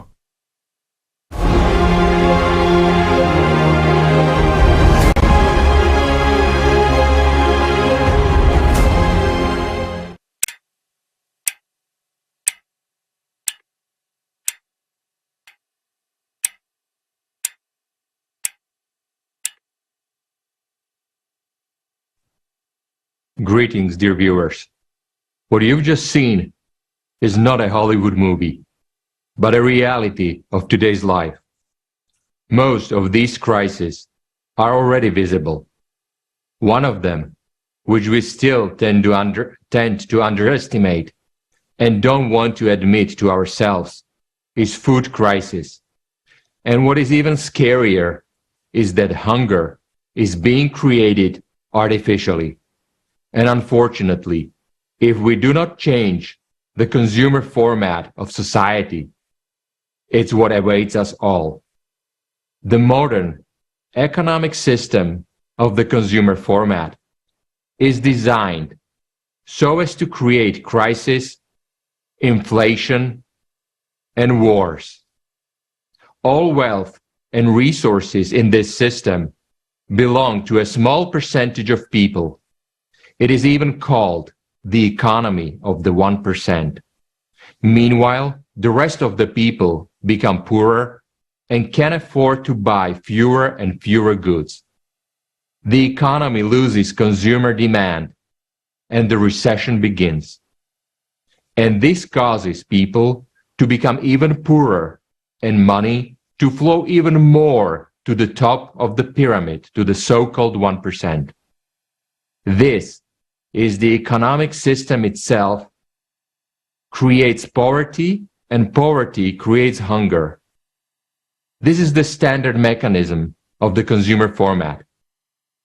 However, there are factors that are now further exacerbating this system, and these factors lie at the level of geopolitics. The first factor is the climate agenda, which aims to reduce CO2 emissions. Under this cover, a situation is created to reduce the amount of food on Earth. For example, the Netherlands, which is the second largest supplier of food in the world, decided to reduce nitrogen emissions. And this has led to a reduction in agriculture. Farmers find themselves in a situation where it is not economically profitable for them to produce agricultural products and raise livestock. Either they are burdened with high climate taxes, or they are given quotas for permitted emissions. The second factor is the development of expensive green energy and geopolitical decisions, which has led to a soaring of electricity and fertilizer prices. Farmers and companies in the agriculture are practically unable to bear these costs. Their business is no longer profitable, and similar situation can be observed in many other countries, including Germany, Canada, and Australia. This year, we have not yet felt the consequences of this situation because we are still living off the last year's harvest. But next year, there will be no such volume of harvest.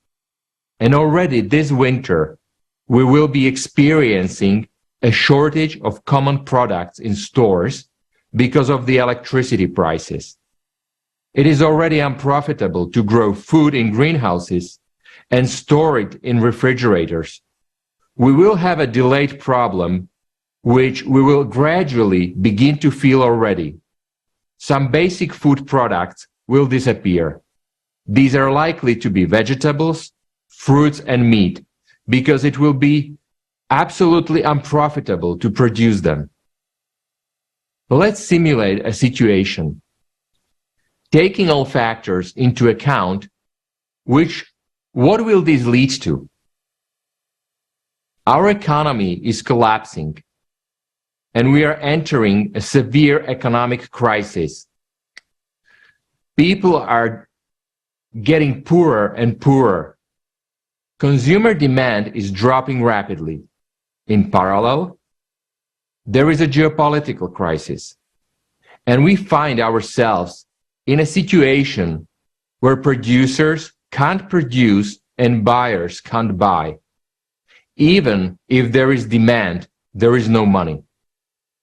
What will be the result? The food market is divided among three huge global corporations. These corporations are owned by two global financial funds which own each other. And of course, they are all owned by that very 1% we talked about earlier. Now, let's imagine this situation. There are far fewer goods in the world. Prices are getting higher and higher. Do you think corporations will take care of distributing food around the world so that there is enough for all people? Of course not. In a consumer format where profit is the main goal, this is not going to happen. Governments in our consumer format will also not take care of hungry people in their country. Through these corporations, governments will only sell products to those who give them more money. Eventually, some countries will be left without the ability to get normal food at all. And some of the countries that will still have more or less solvent demand will buy food at very high prices. As a result, people will not be able to get these products anywhere else. Now, add to these factors the climatic situation, which has already been felt by all countries this year. The climate will exacerbate the geopolitical, economic, energy, and financial situation. And things will only get worse. This means that we will have no production, no money, no agriculture, and no fertilizers, without which we cannot grow anything. And in a very short time, we come to the point where simply we will have no food. So how do we solve this problem? There is no solution in the consumer format at all, because there is no equal redistribution of food, and there is no goal for providing food for people either. So either the situation will escalate to the level of a food war between countries, God forbid that, or we will have what we are foretold, a mass starvation and famine. This situation would indeed be hopeless. But we have an answer and a solution. The economy of the creative society. A change in the economic model will completely eliminate the artificial factors that are now leading us to starvation. There will be no crisis, no inflation, no wars, no poverty. Everyone will have a high unconditional basic income, and be able to buy as much as food as they need. Businesses would be free from taxes, interest on loans, and would have access to the most advanced technologies. Political pressure on farmers and agriculture companies would disappear. All of this will allow agriculture to expand and develop at a new technological level. And the new technologies will enable us to provide food for people even when the climate gets worse. Later in the forum, we will tell you how this will be implemented already in the transition period to the creative society. Thank you. Dear viewers, right now you are watching live the International Forum, Global Crisis, Our Survival is in Unity, with simultaneous interpretation in 150 languages. Today at the forum we learned about the true causes of catastrophic climate change, the critical state of our ecology, why the world economy will no longer recover, and why hunger threatens everyone. Stay tuned. Next, you'll see the premiere of the film The Diary of the Last Man. You'll find out which prophecies have already come true. We realize we have covered many heavy topics today, but you have the right to know the truth. Stay with us. We'll be talking a lot more about the solution and the perspectives that will open up for everyone in the near future. People can no longer remain silent about the problems we see in today's society and about the need to unite to solve these problems. This is what the famous Cuban band Buena Fe song is about, which they wrote and performed especially for our forum today. The song is called Cuánta Más, which means how much more suffering and catastrophe does humanity need to endure to realize that it's time to change the world. And even though it seems that each of us is just a tiny flame, together we are a huge tsunami of love, and we will save the world and make it truly beautiful.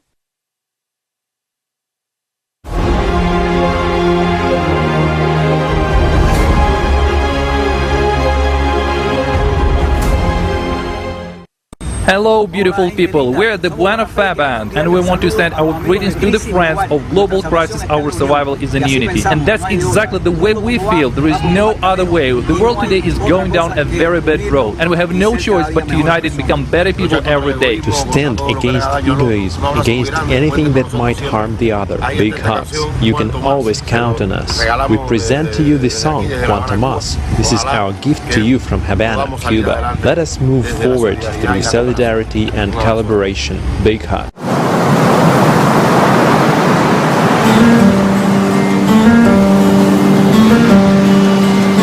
Cuánto más hará falta el sermón del poder del amor. Cuántas veces se invoca la paz y a la conciliación. Cuánto tiempo invertido en forjar una idea del respeto. Que una vida siempre importe más que suntuosos objetos. Cuántos más libros, audios, películas son necesarios, alertando del mismo destino de los dinosaurios. Y otras guerras que nuevas catástrofes, cuánto más crueles. Como masa de nuevos Caínes, sintiéndose y Abeles. Cuánto más, cuánto más. Abismos, dilemas, sustanciales de un sistema que acepta el revidas de una humanidad suicida. Ego parece tan pequeño, pero a veces por efecto dominó se esparce, expande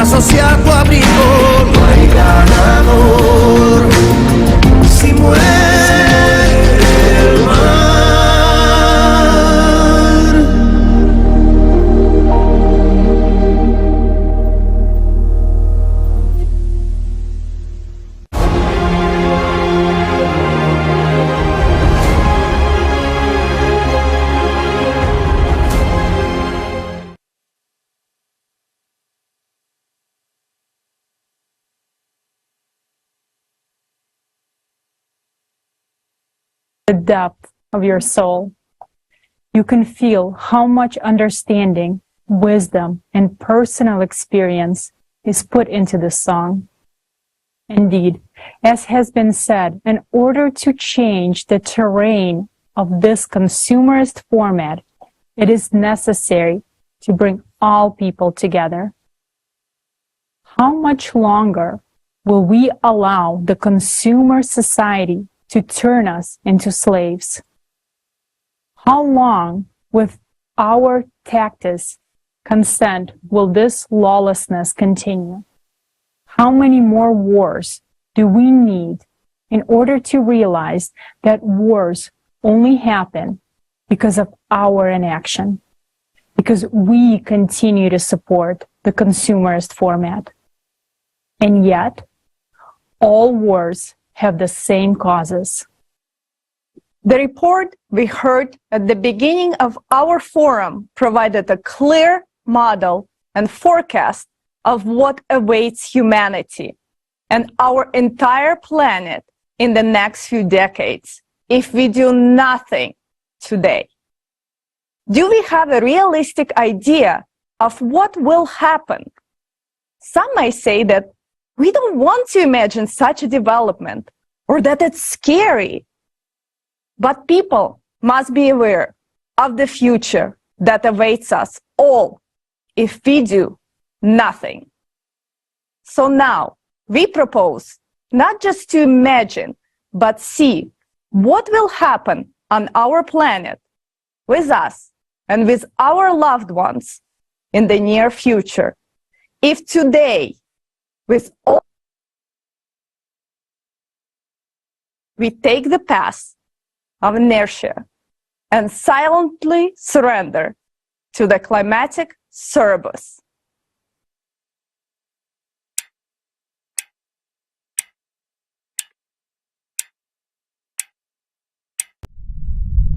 Now, I understand. We all had a chance. We're sheer idiots for not using it.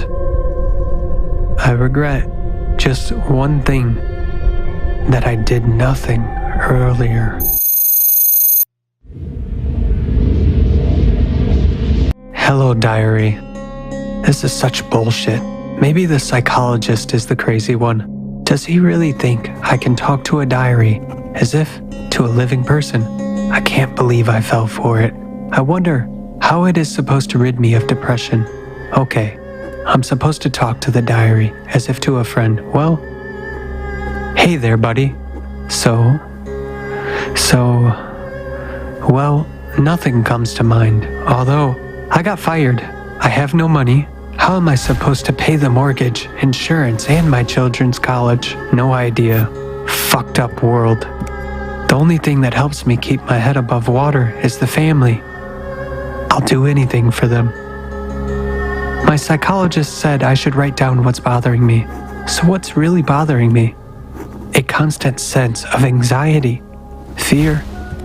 I'm afraid that tomorrow I'll have nothing to feed my family. These thoughts are so crushing. Prices are skyrocketing. The world is going to the dogs day by day. What will happen tomorrow? It's a question. Yay! I got a great job offer. It was unexpected. I'll be automating engineering systems in a bunker somewhere high in the mountains for a rich guy. It looks like the client is thinking about a doomsday arc. He's paranoid. They made me sign a non-disclosure agreement. I hope it doesn't cover this diary. Good news, I'm getting an advance payment tomorrow. When I receive it all, we'll be able to pay the mortgage and have a shit ton of money left over. But there is bad news too. I'll only see my family twice a year. Just this thought of such a long separation from Eve and the children makes me anxious again.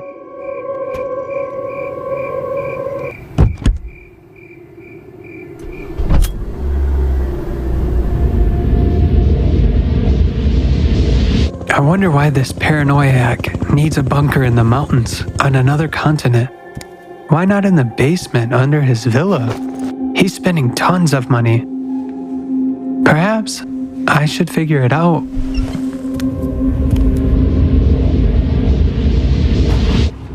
I tried to figure out what's going on with the climate and got even more confused. Here's what we have. Record-breaking cataclysms took place in some regions.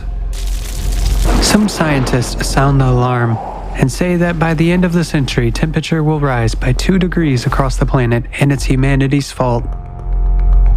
Others say the climate was always changing, so nothing terrible is happening. Meanwhile, they show on TV that budgets should be increased to fight CO2. They propose to raise taxes. They just want another excuse to rip people off. But the climate really is changing. There are also crazies who are scaring people, saying that no life will remain on the planet in 14 years. Something is supposedly wrong with the core, some kind of radiation from outer space. They suggest a way out. They say we should unite and build, what is it called? The Creative Society. Sounds good for sure, but looks unrealistic.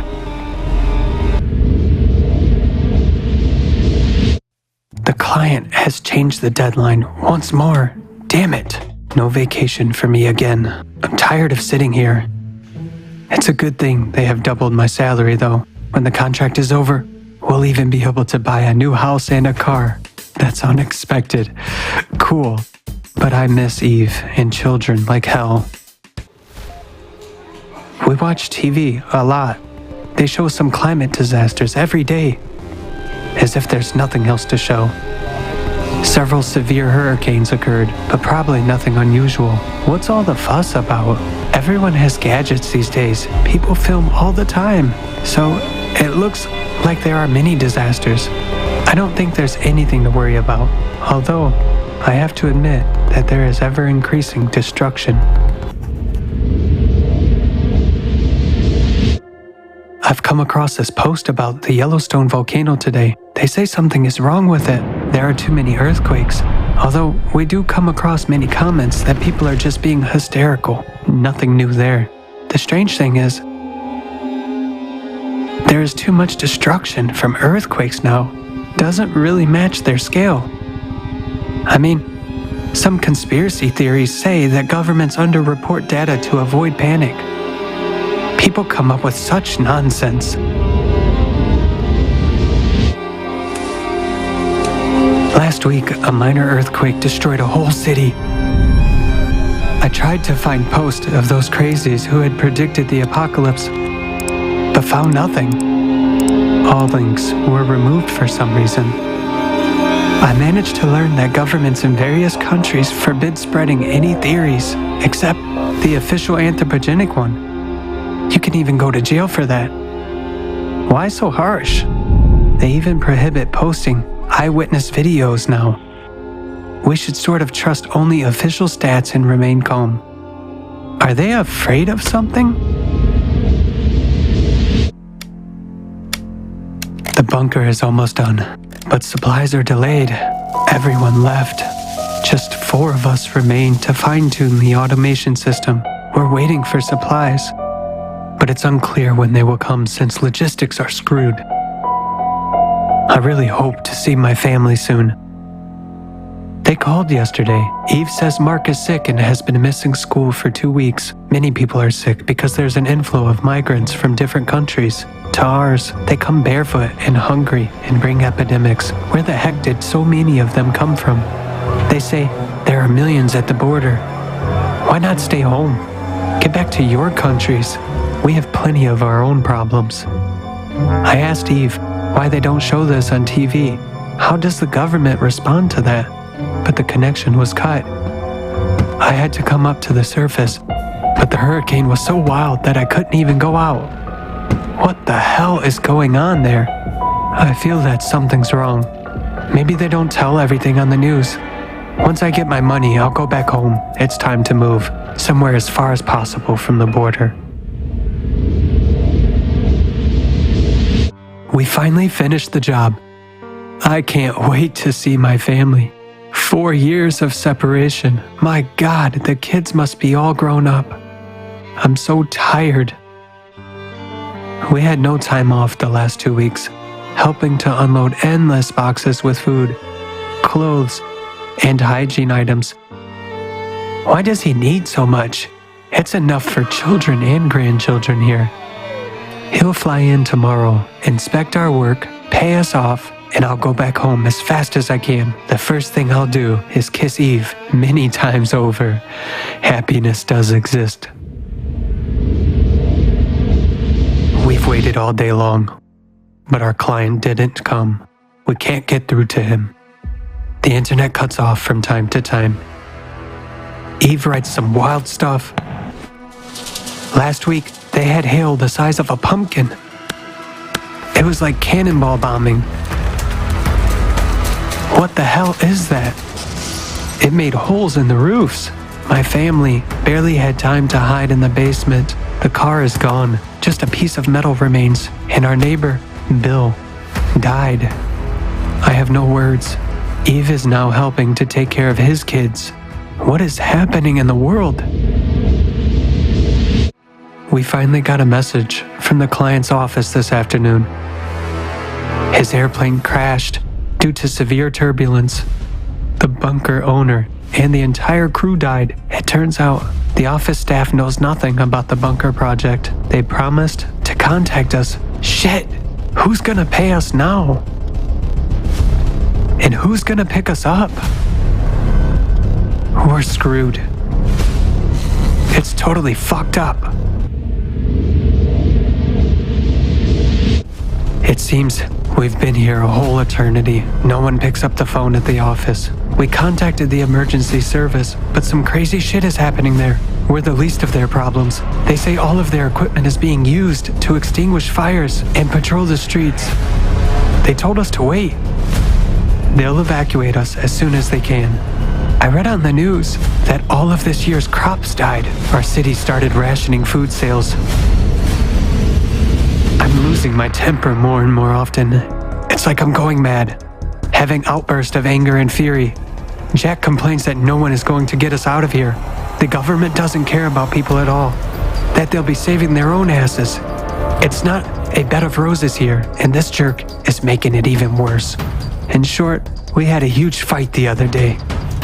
Mass famine and unemployment started in our city. I wrote to Eve, warning her not to open the door to anyone and keep the lights off in the evening. More and more gangs have been appearing in the streets. Borders have been shut down by the military. People crazy with hunger are trying to get into our country, as if we have food.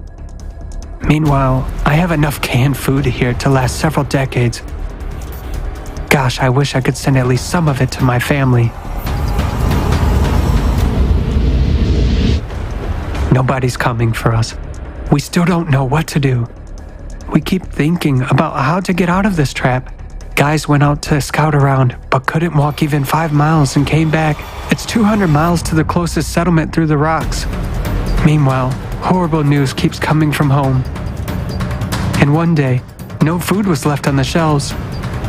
The country is going through an economic crisis because of droughts and massive fires. Rivers are drying up.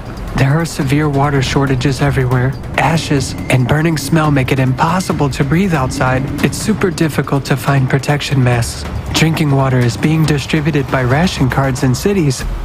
And what about our government? Our government has waged a war with 2 countries at once for access to the one river, which still has water. I just can't believe this is happening. Goodness, it's like a nightmare. I hope I wake up soon.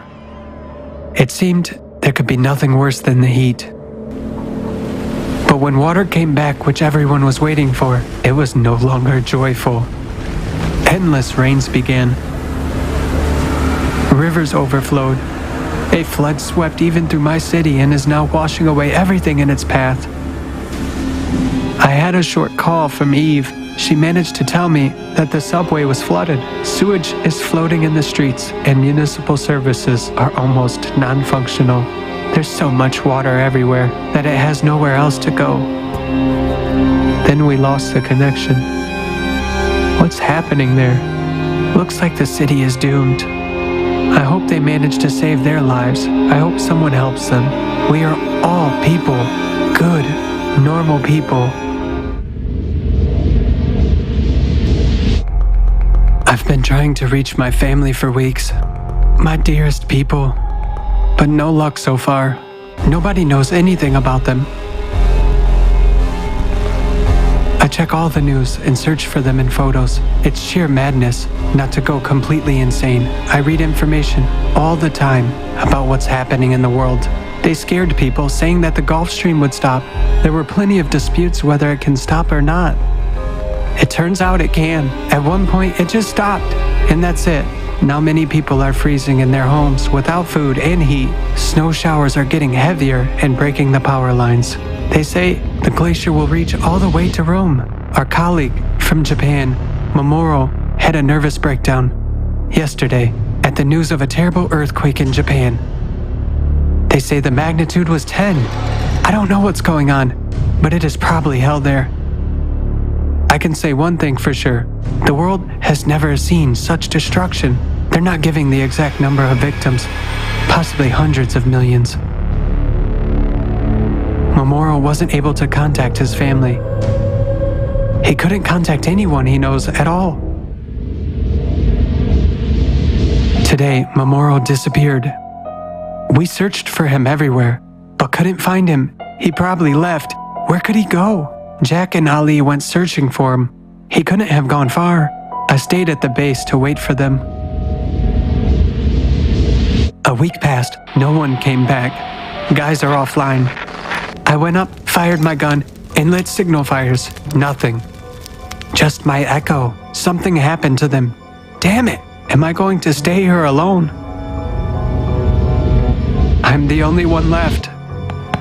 And I simply cannot get out of here. What day is today? I've had no communication with Eve for over a year. Satellites are malfunctioning. Communication with the outside world is getting worse. I'm finding out and recording the latest news in the Apocalypse Journal, as I call it now. Maybe someone will read it someday. When the permafrost melted, there were a lot of new epidemics.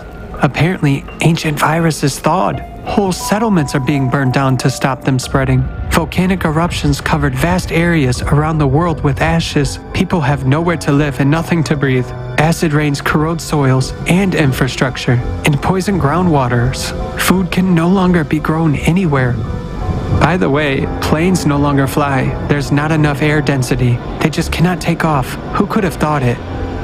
And the sea has gone wild. More and more ships crash right in the marinas because of storms. Toxic gases rise from the bowels. Poisonous fumes rush to the surface from crevices. Sulfurous gas levels are already off the scale in some places. Hills and roads are smoking. Even water in the springs is bubbling. There's less and less information available. There seem to be no cities left that have any power. Wind turbines have been blown away by major hurricanes. Solar panels are swept away downwind like a deck of cards. I heard that now books and furniture are increasingly used as fuel for heating.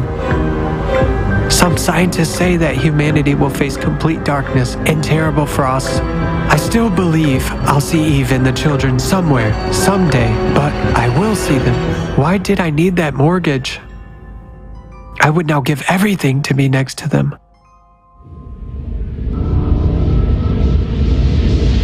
Satellite communication stopped working. Jack's ancient radio that we all used to make fun of came in handy. I sit there tuning it. Sometimes some voices in incomprehensible languages break through the noise. It's so nice to hear the voices of living people. The faces of Eve and children arise in my memory more and more often, and the question, why wasn't I able to save them? I could. I actually could. I managed to contact several groups of survivors. Now everyone understands that we were warned about the coming cataclysms a long time ago. Back in 2022, it seemed unrealistic at that time, but now it's certainly impossible to deny the facts. I used to think that earthquakes occurred in certain places, but now they are almost everywhere. One night, there was such a rumble, as if shells were exploding underneath me. In the morning, I was afraid to even go out. It was only in the evening that I dared to make a foray. When I saw what I saw, my legs buckled.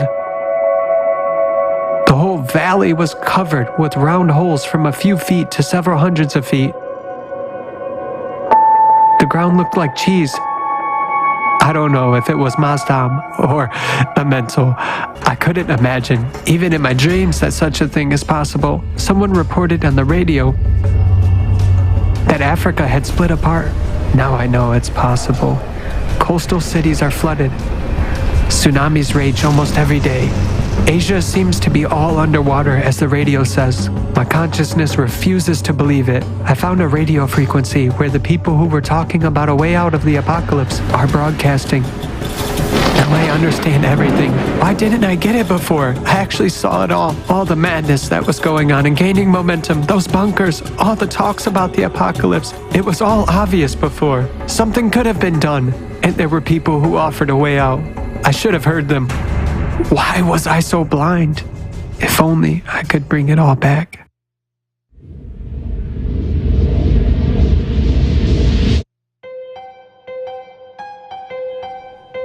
Once a week, I contact survivors over the radio. It keeps me from going completely insane of loneliness.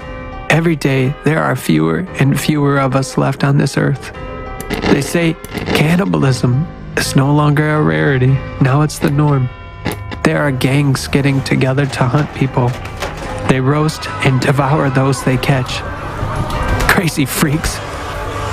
Though I don't know how I'd behave if I didn't have a supply of food to last many years. Wild winds made it simply impossible to come outside. It's even more like a sandstorm, only the sand seems to be radioactive. They say whoever is out in it gets severely irradiated. Volcanoes are not subsiding. Today, no one even knows what part of the planet they are erupting in. The sky is covered with ash clouds 24 hours a day. It's like dusk and night all the time. Without sunlight, plants cannot survive. The earth becomes desolate, gray, and bare everywhere. They also say that phytoplankton no longer survives. Ocean waters are saturated with caustic gases. There's no life there anymore. Oxygen levels in the atmosphere decrease steadily.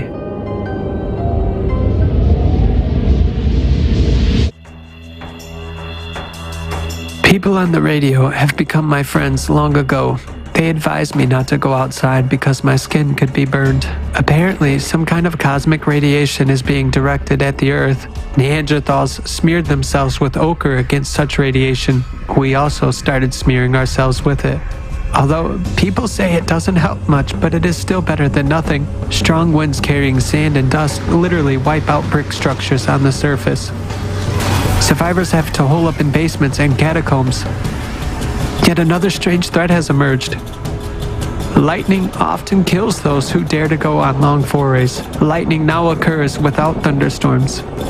It just strikes constantly like laser weapons from the sky. Now it's clear why they said back then how destructive the weakening magnetic field was. It seems to me it was such a long time ago. It's getting harder and harder to write in the diary. My head hurts all the time. I don't know who I'm writing these notes for. The only living people remain in the same shelters and bunkers as me. It seems the Chinese managed to build something and someone else, but for how long?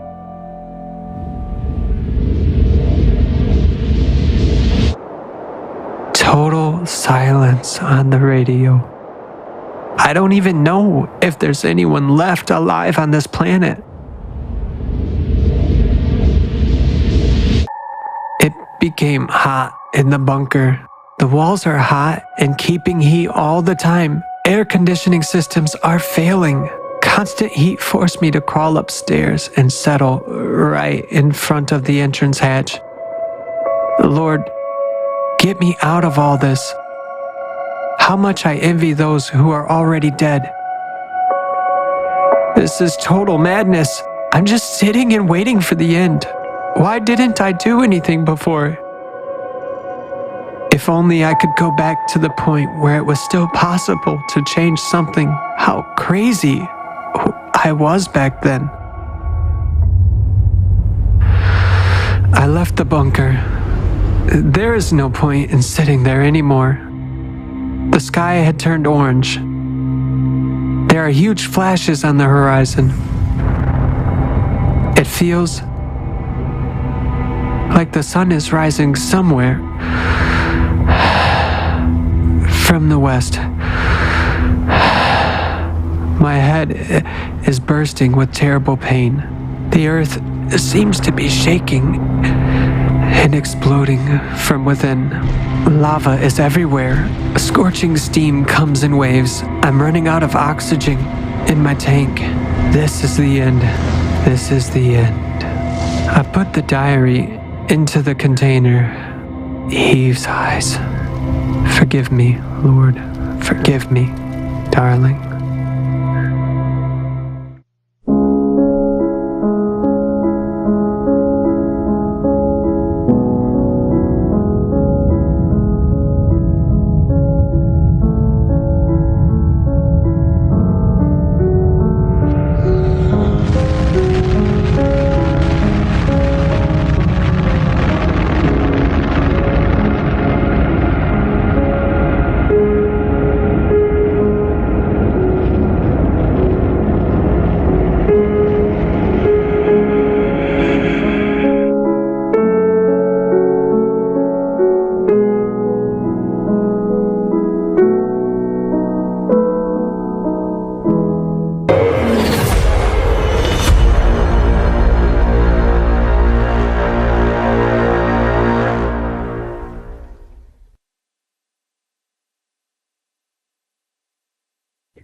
Will a sane person agree to such a scenario as we have just seen? Understanding the gravity of our situation, one learns to appreciate every minute of time because you know you can never get it back. Now we must do everything we can to not be immensely bitter about the lost chance we still have. All the prophets have spoken of our time and this chance. If we had studied the writings of the world's religions carefully, we would have realized long ago that the time has come, which they called the end times.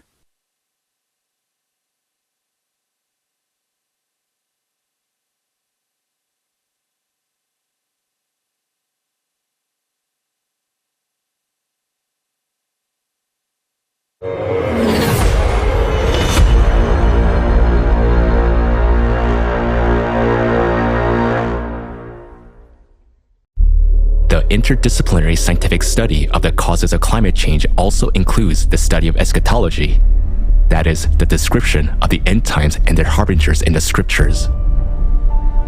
Let's look at the eschatological signs of the two fundamental religions, Christianity and Islam.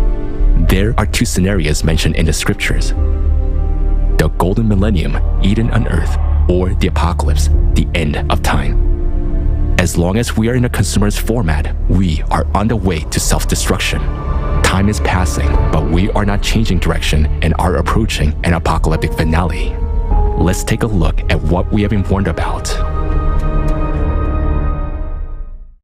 12,000-year cycle. According to the Bible, in the second book of Ezra, Common English Bible Translation, chapter 14, verses 10 to 17, it is said, "The age is divided into 12 parts. 9 parts and half of the 10th part have already passed. As for the evils that you have seen now happen, people will yet do worse than these." Here, the age refers to the cycle of 12,000 years. In other words, the Bible itself speaks of the cycle of 12,000 years. Remember this. The message was left 500 years ago before our era, that is 2,500 years ago. At the time when 9,500 years from the beginning of the age had already passed. Thus, the Bible gives an indication that the cycle is 12,000 years, and it ends in our times.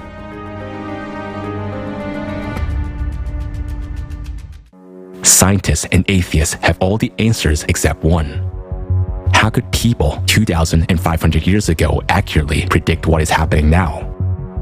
After all, there were no geophysical studies or predictions of mathematical models back then. There are two hypotheses as to where this information came from. Those who insist on the primacy of the mind are willing to believe that this information came from aliens or from past civilizations. For believers, it is divine providence. We do not claim anything. Which version is correct is up to you to decide. In Islam, the time of Judgment Day was indicated by the Prophet as the end of his community. According to the legend of the great Islamic scientist Al-Barazanji, the life of this community will exceed 1,000 years, yet be limited to 1,500 years. As of today, 1,390 years have passed since the Prophet's departure. We can accurately determine the approach of the Day of Judgment by the harbingers of the last days, indicators that the messengers left for us so that people who live in the last times can recognize them.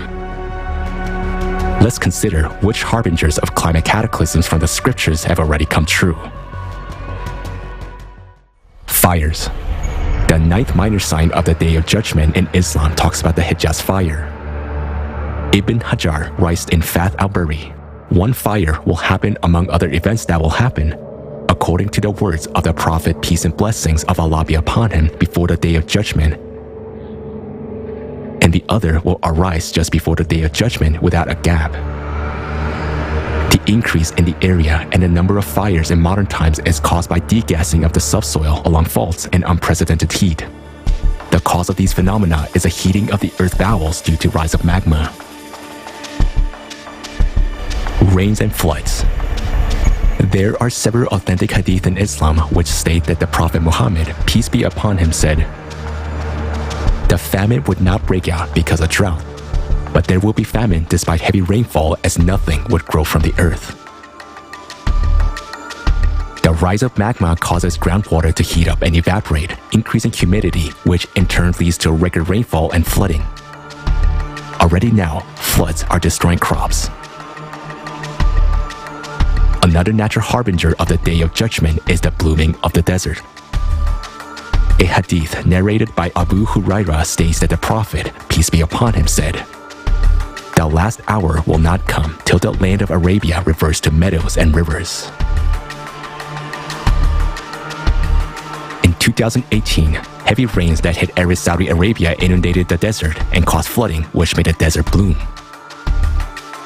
Flooding has now become a frequent occurrence on the Arabian Peninsula.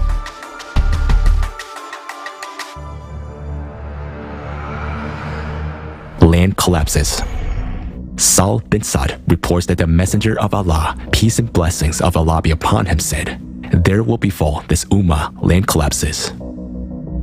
Now in many regions of the world, huge sinkholes and land collapses suddenly appear. Such examples are known in Turkey and Croatia, in Chile and Mexico. Also in Siberia, methane explosions form huge sinkholes. All of this is due to the rise of magma, the heating of groundwater, and the release of mantle gases. Earthquakes. The hadith says that there will be an increase in the number of earthquakes at the end of times. The hour will not be established until earthquakes will be very frequent. Christianity also mentions earthquakes as harbingers. The Gospel of Luke, chapter 21, verse 11 says that there will be great earthquakes, famines, and pestilences in various places, and fearful events and great signs from heaven. Now, due to the rise of magma and the expansion of the planet, the number of earthquakes is growing exponentially. They are expanding their geography, their magnitude and depth are increasing. Since the beginning of the century, they're having more great earthquakes, as the Gospel says, with a magnitude greater than 8. So we see that harbingers such as an increase in earthquakes, floods, land collapses, and fires are already coming true. In addition to climate change, all the other harbingers of social change, diseases, technology, and astronomical science have already come true. The 12,000-year cycle end dates announced by the prophets also point to our time. Let's see what awaits us on the apocalyptic path.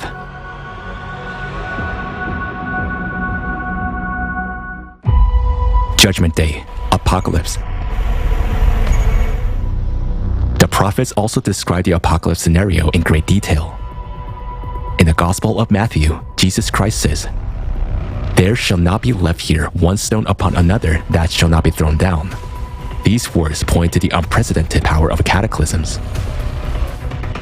The Gospel of Luke says that there will be the roaring and tossing of the sea.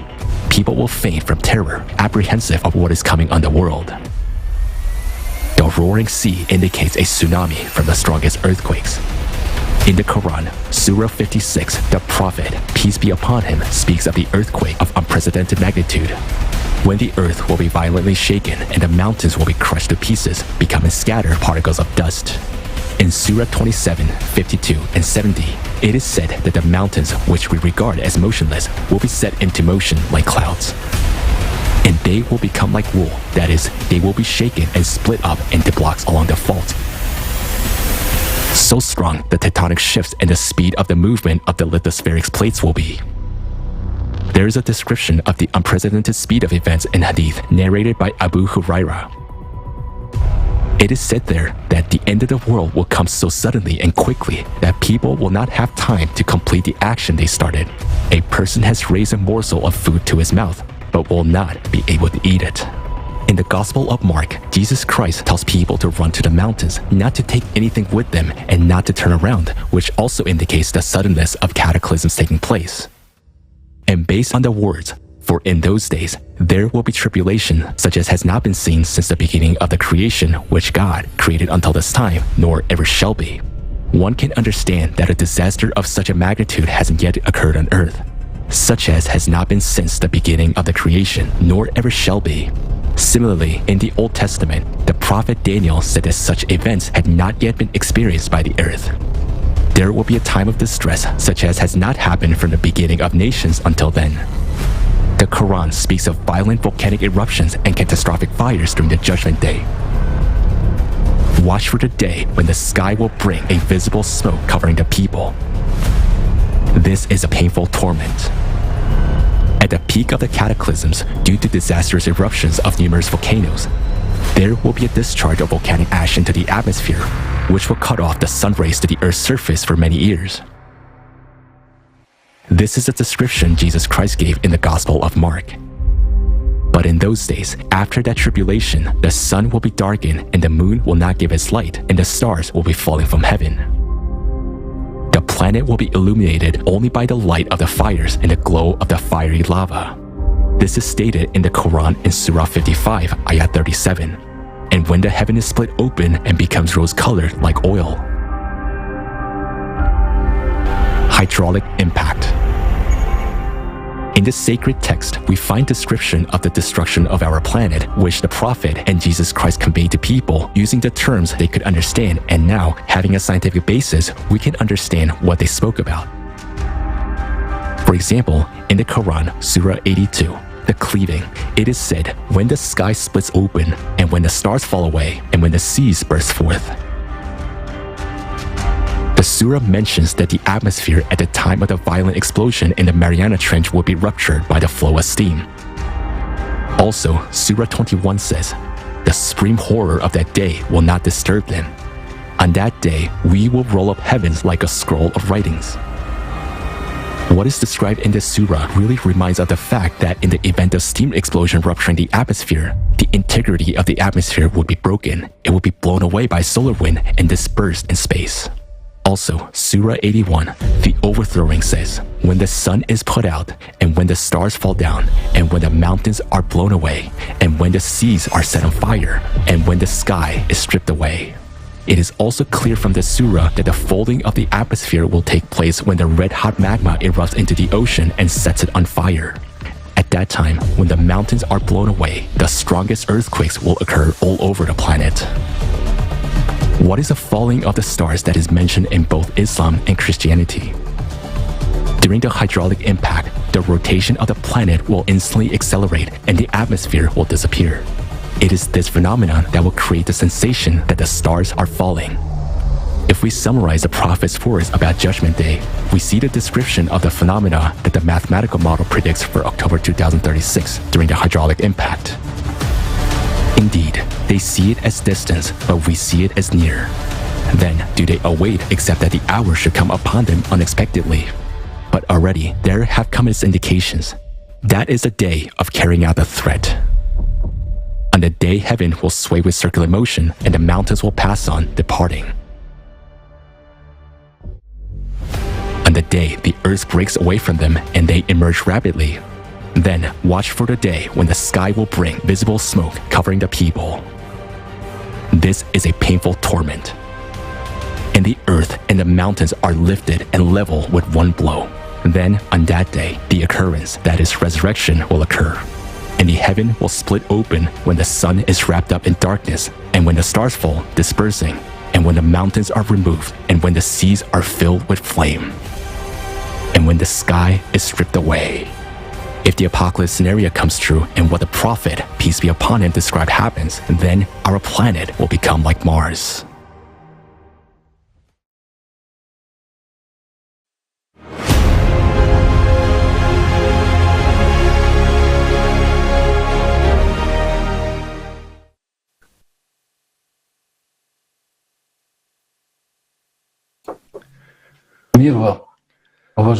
Peace be with you, dear brothers and sisters. The film we have just watched is truly shocking. A question arises immediately. How could ordinary people thousands of years ago know what would happen to us and describe it so precisely? How did the prophets know that in thousands of years we would destroy the ecology and enter a cycle of cataclysms? This is the most important sign for all believers. It is the sign that Allah has warned us all the times we live in now, the end times. Allah was aware of what we're about to face. All of us living have much to ponder. Everything we have seen now in this film, what the prophets warned us about, is an accurate description of the mathematical model you have heard today. Frighteningly accurate at that. The big question remains, why do we see it and talk about it openly and the rest do not? Allah is mercy. He has given us freedom of choice and we have two paths. Either we die in the apocalypse or we choose the life and then He will give us the golden millennium. With all of the above, one thing that is not clear: why the entire Muslim Ummah is not here? Why all the representatives of Christianity are not here now? I appeal to all believers of the entire world. You have heard the predictions, you know them. Don't you feel how time has shortened and that the world is on the brink now? Why are you silent? Why are you not with us now? Yes, there are many believers among our active participants, but there must be the believers of all religions, of all denominations. If you are true to the prophets, if you believe in one God, you must be here and speak with us. For you and me, the scriptures have described two paths that mankind has. So far, the whole world follows the negative scenario, which leads us to total annihilation of humanity and the whole planet. Although so much has already been given to people, there is a report that everyone has heard today. There are confirmations in religions about what is going to happen. I don't expect anything from polytheists. They have different positions and attitudes to everything. However, the mono-religions are the dominant religions and they're exactly pointing to what is coming. It is written in their literature, and it is indeed so. Why are the representatives of religions who know these predictions not with us today? Or do they seek the destructions of all humanity? Allah has given us a choice. What will we choose now? Do we wait for the sky to fall to the ground? Or do we take the chance and build the society all the prophets dreamed of? Just as Christianity talked about the golden millennium, so in Islam, the Prophet talked about the new order of society that will be under Imam Mahdi if people unite. So the choice is up to us, every person. Allah loves us so much that He has given us the greatest gift of freedom of choice. If we do nothing now when our world is falling apart, that is also our choice. It is a choice to leave things as they are, which means supporting the mass demise of all humanity. We cannot justify ourselves by saying that everything is predetermined, that we're powerless to fix anything. For what then will we be judged on the day of judgment if everything is predetermined? And if everything is predetermined, then why did the prophets describe the beautiful society which you and I can build in such details? The prophet, the best of men, hoped for the lost people, those who will choose the right path. And the last ones are you and me. Islam is the last religion, and the greatest responsibility for the path society takes lies with the Muslims. Remember the words of our Prophet. We are the last of the community, but the first to be held accountable. Because everyone will be asked. The time has come for us Muslims to come together, look each other honestly in the eyes and answer ourselves the question: where and whom are we following as Ummah? So tell every Muslim to hear and know, and tell everyone that there will be an international conference for all Muslims on December 10th, 2022. The global crisis. Who is the Prophet Muhammad to us?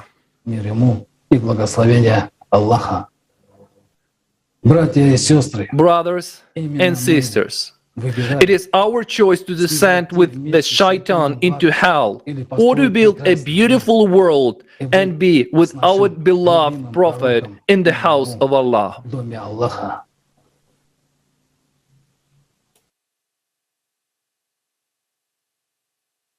Thank you very much, Arman.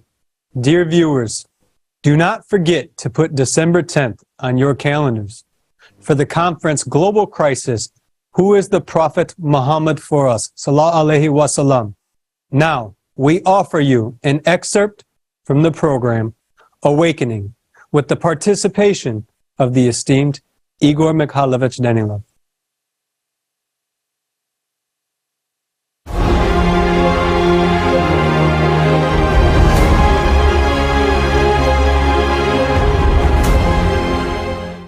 The time has come for us to become humans, to look at the problem reasonably, to make a mature decision, and to start saving the whole world, the way a human being should act, to take care of each and everyone, and most importantly, to take care of our planet, to take care of our home, but we are unable to do that.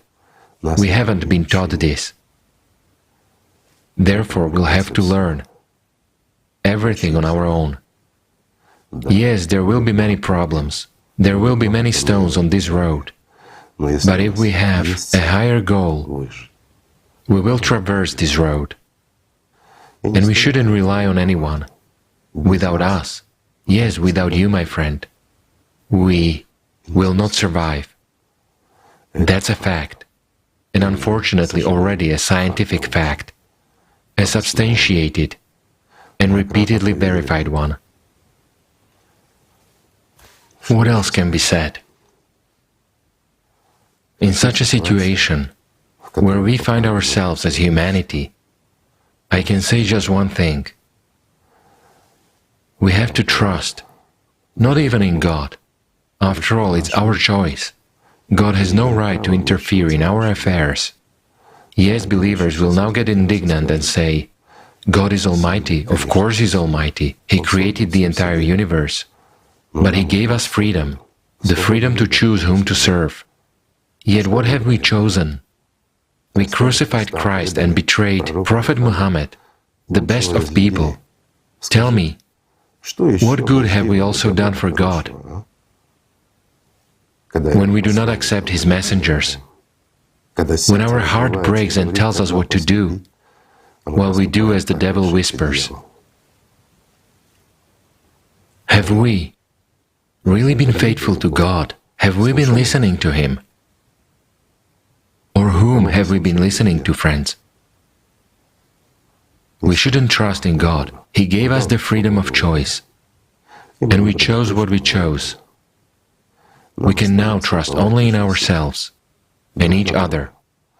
The time has come for everyone to support everyone else, to become one big human family, to become a civilization. Our survival, friends, is in unity. Remember that. Let's just become humans. Right? Everything is in our hands, and we can even save this world. We can build an Eden here. We can build the creative society. We can become humans and stop betraying each other, stop killing each other.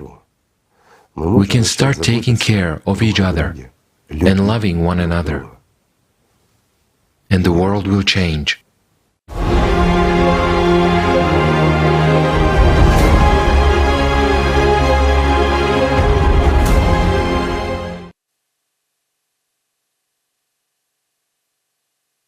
Thank you, Igor Mikhailovich, for your support, your honesty, and for your constant motivation to us so that we can keep going. After the shocking information we heard today, any normal person understands that we are flying into the abyss.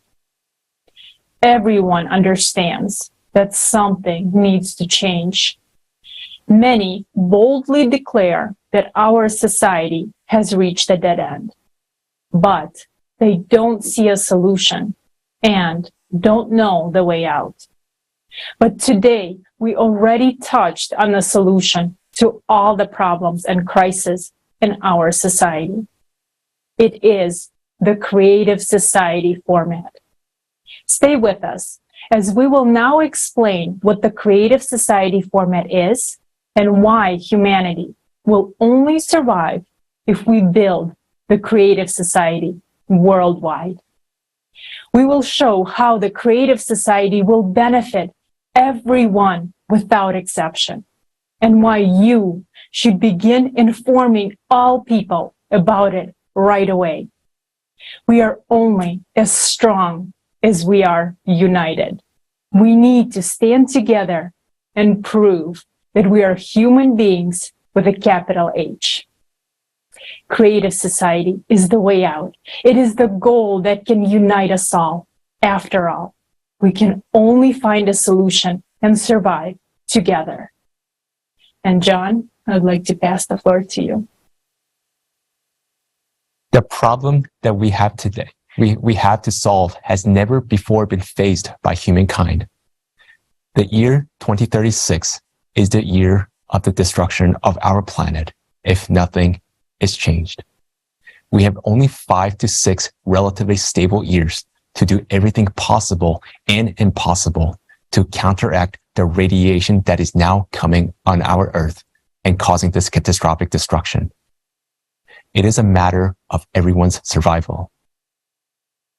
Climate cataclysms are gaining momentum, and as of today, the scientific world has not put forward a single working model to solve this vitally important issue. The scientists we know about from the media will not help us find a solution. These are people for whom grants and titles are important, not the truth. Today, all that official science does is fight for more prestigious cabins on a sinking ship.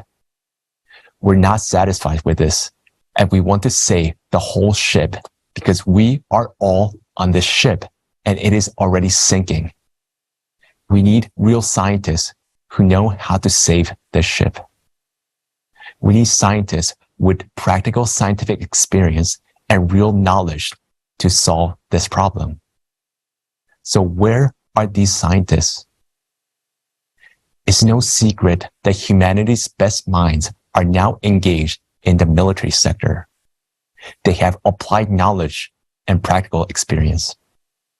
They are those who develop new technologies in closed laboratories, technologies that are now unfortunately being used against humanity. Today, it is not profitable for any state to reveal those who are genuine scientists. Why not? Because these scientists provide a military advantage over other countries with their innovations. The only way to free real scientists is to change the model of the existing social organization of world society to a model where wars and the dictatorship of power will be eliminated entirely.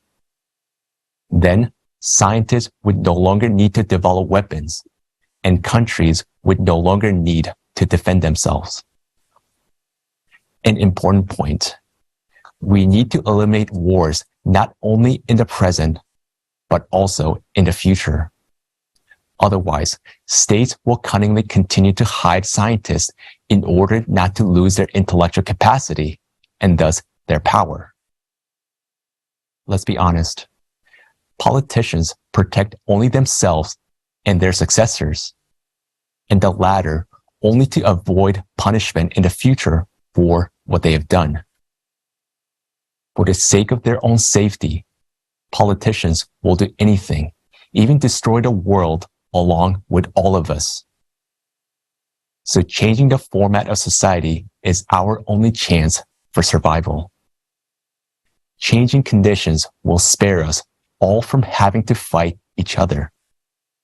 Only this will guarantee the possibility of uniting the intellectual potential of real scientists and directing their attention to solving the global climate threat. Whether we like it or not, we need to unite into a larger human family to survive. If we fundamentally change the format of society, it must be acceptable to everyone.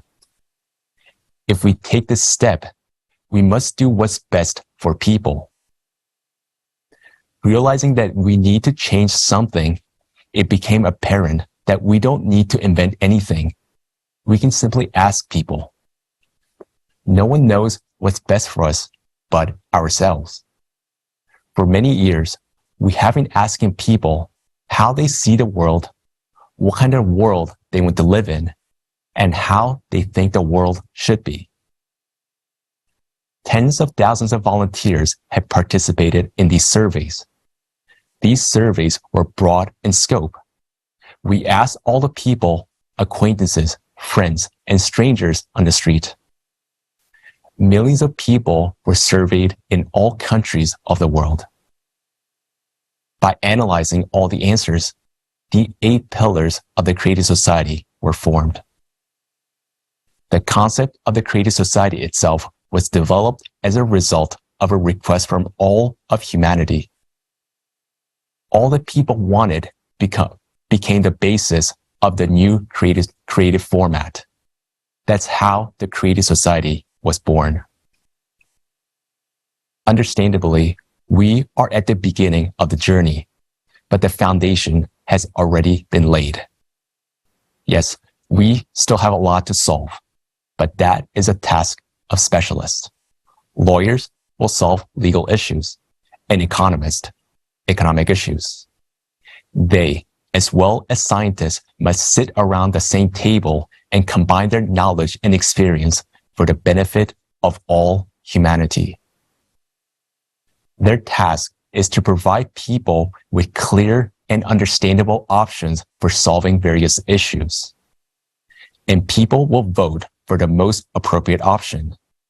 Thus, we will choose together the rules by which we will live in the world as one big family. If anyone has an alternative to the created society, we would love to hear it. Among us are historians, political scientists, sociologists, and a vast number of specialists and enthusiasts who have studied human history in detail. Always, in all attempts to change something, everyone has tried to preserve power, the power of the few over many. Wherever there is power over people, it always turns into tyranny, consumerism, wars, and slaughter of people. It doesn't matter whether it is power of a single person or a group. Everything inevitably turns into a permanent or temporary slave system. We are well aware that there has never been such a format as a created society. But it is precisely what people want. Any other system where there remains even a temporary, slight power of one man over another will inevitably lead to catastrophe. We will live again as we do now, as enslaved people. We must first realize that we are all slaves to a small group of people. We're like an obedient herd that is simply incapable of making decisions. That is what we have been indoctrinated with for 6,000 years. In fact, it's not true.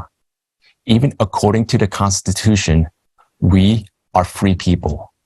We are the holders of power in all countries.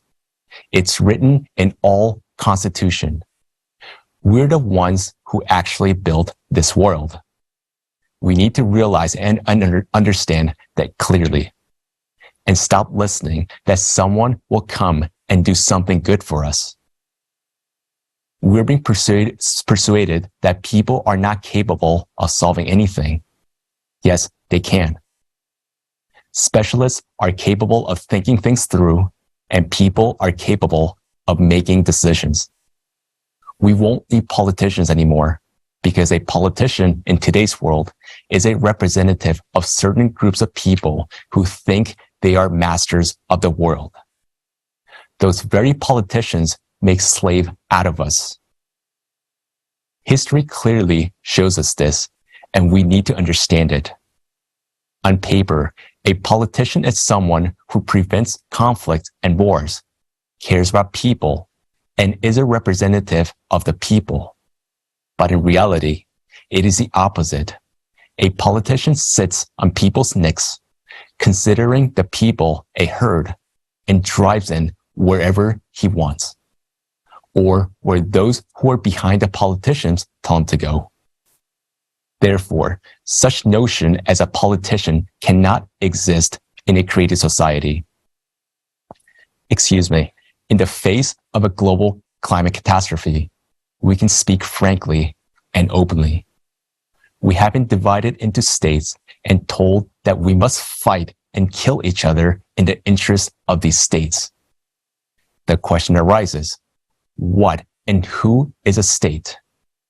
The answer is simple. The state is made up of people. It is not just a territory. But today, the state is power, a superstructure over people. Everything is done in the interest of some ruling party or simply in the interest of power, but not in the people's interests. Let's be honest and call things by their proper names. We have a few free breaths left. Then we will have hard time breathing and communicating with each other. Before the climate destroys us, let's talk honestly to each other. Better yet, let's build a created society for each and every one of us, for our descendants.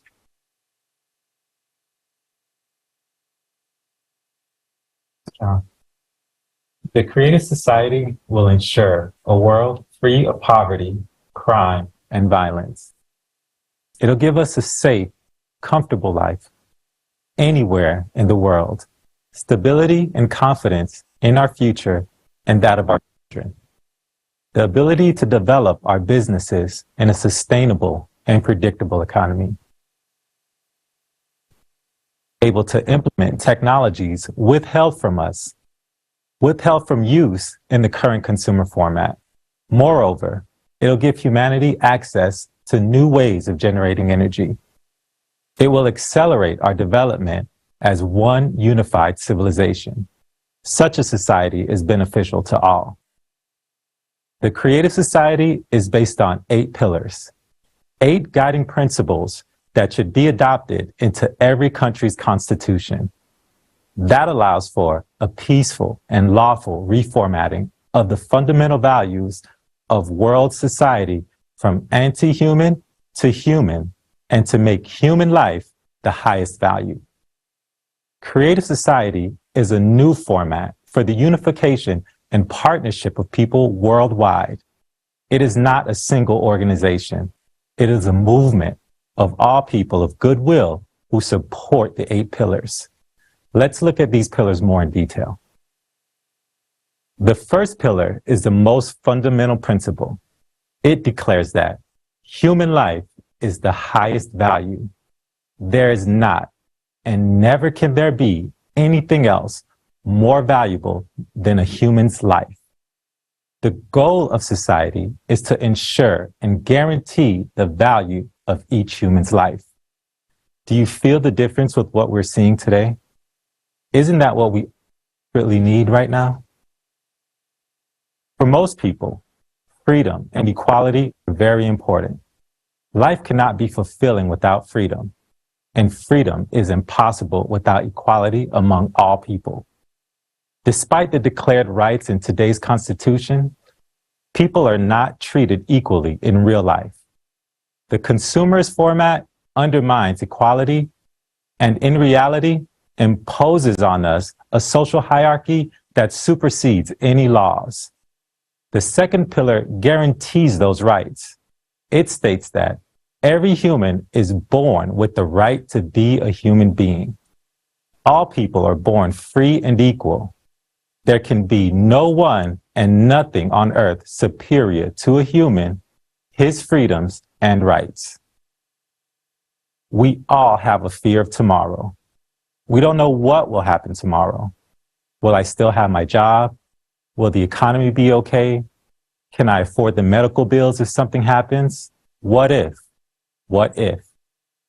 To put it simply, the third pillar removes that ultimate fear, the fear of tomorrow. That is, the fear of survival. Each human is guaranteed free provision of essential life necessities, including food, housing, medical care, education, and complete social security.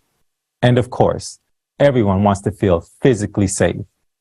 A unified global service will protect everyone from any emergencies and threats. Read that again. Did you catch that? Did you really fully get it?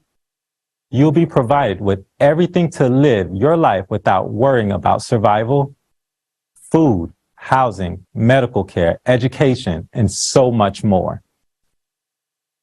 Next pillar, number 4. For society to function properly and justly, there cannot be any secrets from its citizens. Therefore, transparency and openness of information for all is essential, including the information about the movement and distribution of public funds. Technology will allow us to track all public spending down to a penny. No disinformation will be allowed because mass media will belong exclusively to society and reflect information truthfully, openly, and honestly. Ideology is what shapes society's values and behaviors. The prevailing ideology should bring out the best human qualities in people. Today on TV, we see violence, destructive, hateful news, and endless problems without solutions. Mass media is aimed at the division and manipulation of the masses. After watching the news, people feel hopeless and depressed. In creative society, propaganda of violence, division, aggression, and anti-humane manifestations will be prohibited, therefore establishing conditions for the development and education of a human with a capital H, cultivating moral values in each individual and society. The sixth pillar guarantees everyone high quality, free education and harmonious development of their personality. That will eliminate the colossal student loan that today leaves graduates enslaved by debt for many years to follow. Also today, many young people choose their fields of study based on the profession's earning potential instead of following their heart's desires. In creative society, every person, regardless of location, can attend university or college of choice and receive a degree in any field they choose, completely free of charge. That will give freedom, enjoyment of learning, and fulfillment of true potential. The seventh pillar assures equitable distribution of our planet's natural resources among everyone, regardless of nationality, age, and social status. Today, we have never-ending wars and battles because of the lack of resources in certain countries and the unstable desire by certain groups. The insatiable desires by certain groups to hoard and accumulate resources in their own hands. When all resources genuinely belong to people and are distributed evenly, conflicts and wars won't be needed. The concept of power in the creative society is absent. People directly participate in making decisions on key issues. You and I will decide how our communities and the world at large operate. You and I will determine what happens on our planet. Politicians will no longer supersede the vast potential of the people, and therefore the people themselves will use their rights and talents for the benefit of the whole. That's it. Just these 8 short, simple paragraphs describe everything that all people want. And you know what?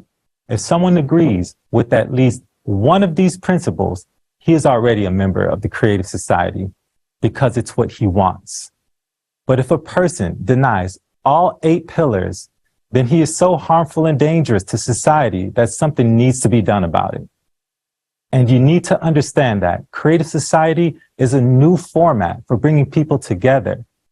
It is not an organization, but an association of people based on the desire to live and live well, to live in safety and dignity, and to develop and prosper. A question is often asked, guys, who are you? Ask a counter question. Who are you? Whose interests do you represent? Your own. Isn't that so? And that's the meaning.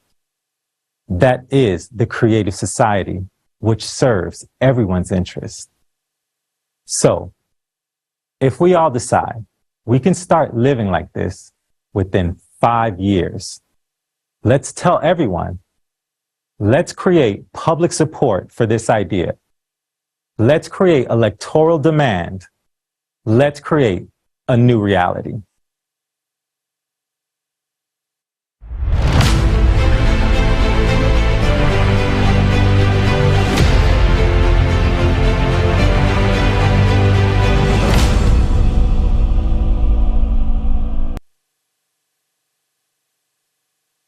Thank you so much, Wilkins. Absolutely agree with you. A creative society is the format in which each person's life, freedom, security, and well-being are the highest value, not on paper, but in the practice. a society where there is no power of one person over another, where people make decisions on key issues together without shifting the responsibility to a small group of people. In this model of society, all resources belong to a man by bartering water, gas, oil, electricity, natural resources. The possibility of the separation of resources is the same, hence is eliminated. This also prevents the domination of one person or group over the majority. Let's see what each person in the creative society will receive.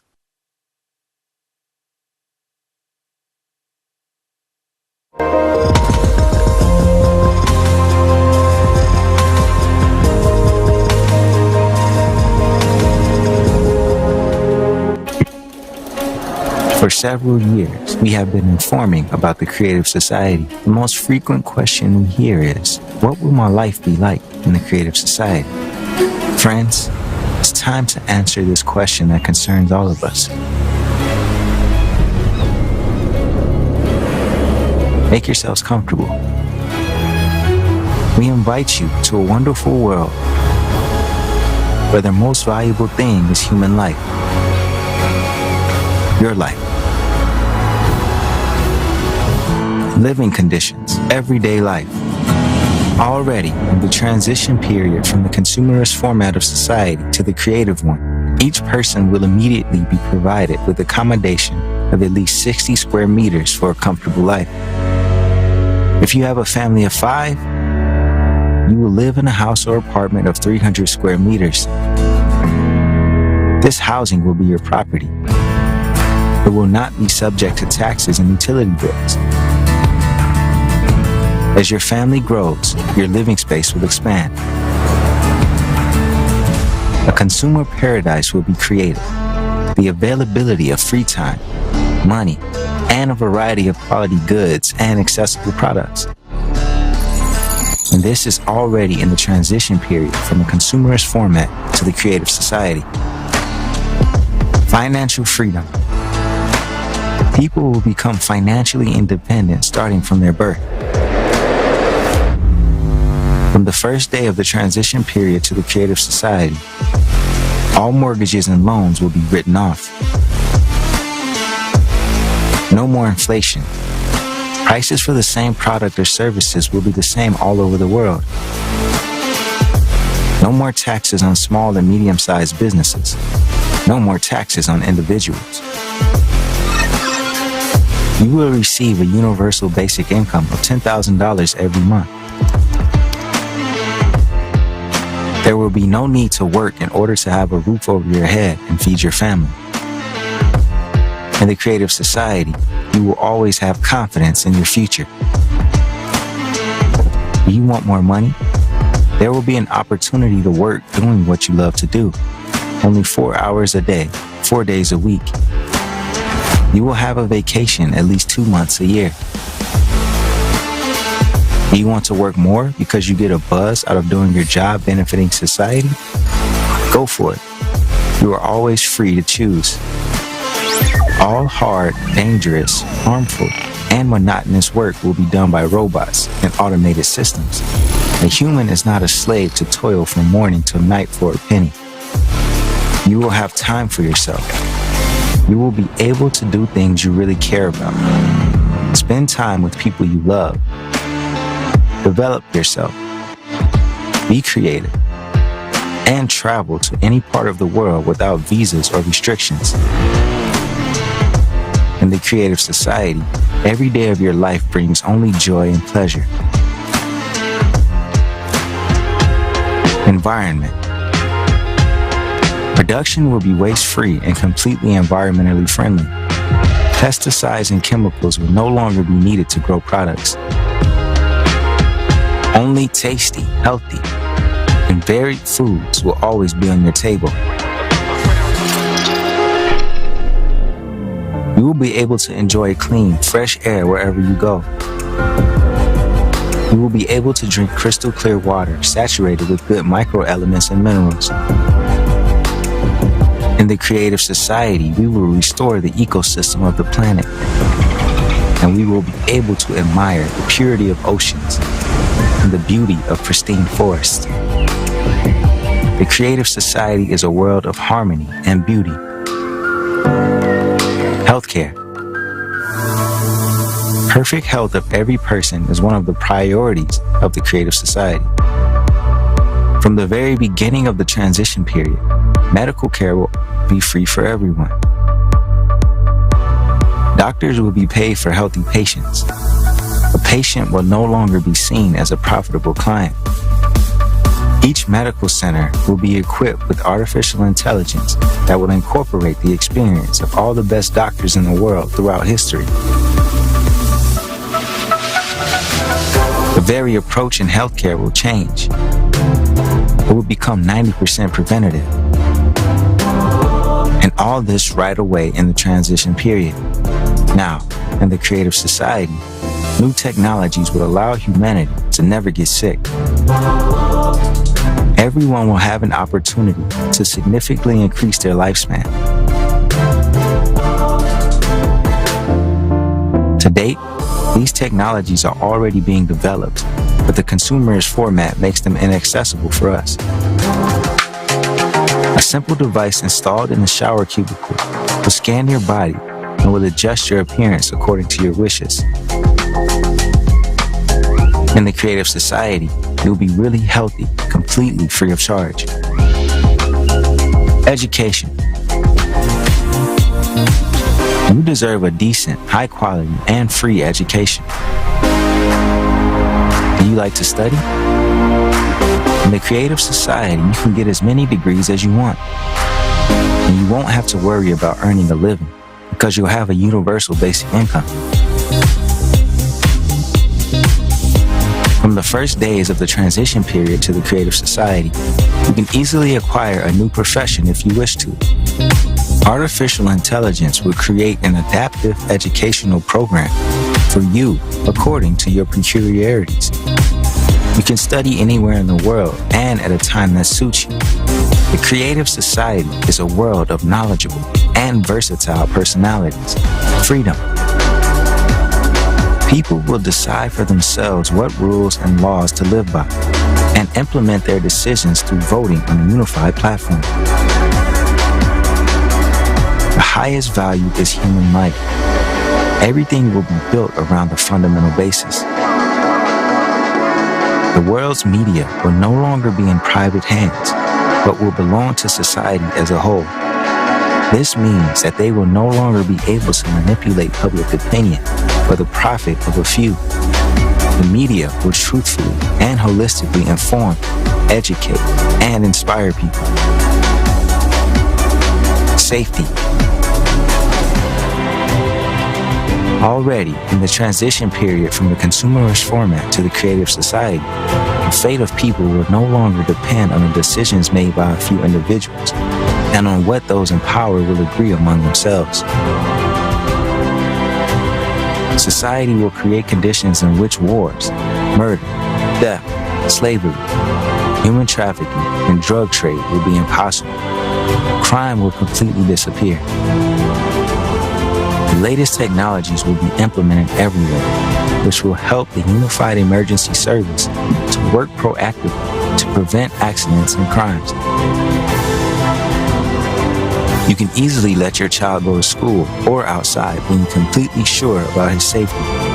You'll be safe and secure at all times of day and night while returning home in the evening, going for a walk in the park, or going to a concert. The main danger, the threat of a global climate catastrophe, will be solved. Humanity will never again be threatened by climate disasters and wars. In the creative society, you and your family will be safe anywhere in the world. You will get all this starting from the first days of the transition period. And already, in the creative society, thanks to a replicator technology, you will be able to get everything you need. All kinds of food, clothes, household items, and much more.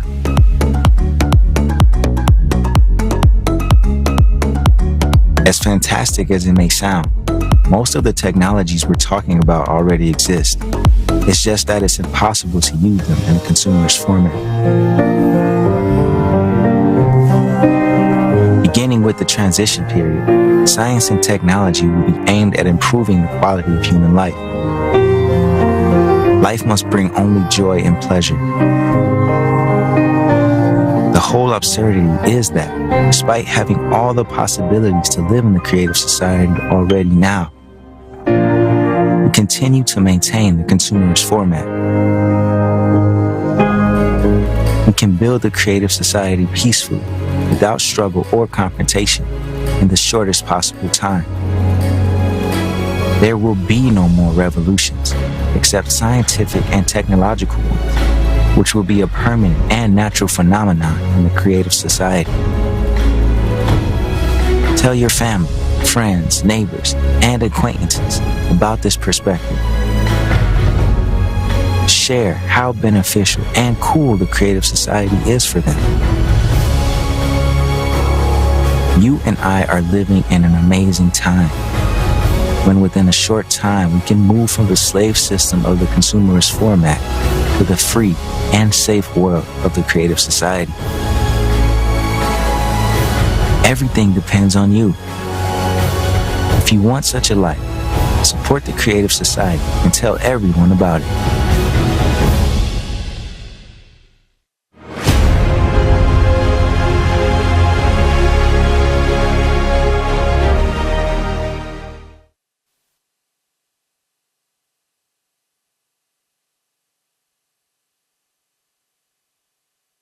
Our life? A creative society is a format of social organization. At its core and the center of everything is the individual, its life and its benefits. That will require a reformatting of all spheres of our life. And there is a step-by-step plan for implementation of the creative society. And there are very specific stages. So let's learn about the stages of building a creative society, what actions have to be taken, and what is the goal of each stage is.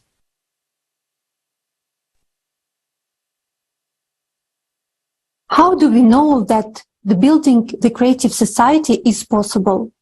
Because any normal person wants to live in the creative society and not in the consumerist format. The informational stage is essential, because if people don't learn about the creative society, there will be no politicians for whom they will vote. Such politicians will only appear when there is an electoral demand for the creative society. This is required to lawfully implement creative society values in our countries.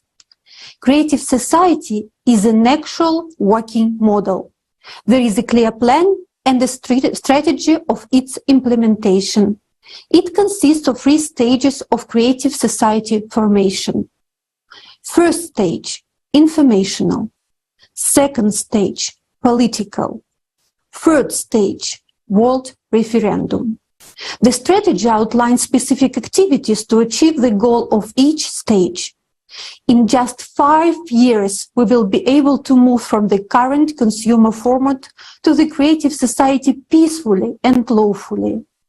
To make this happen, all people need to unite around the idea of the creative society as quickly as possible.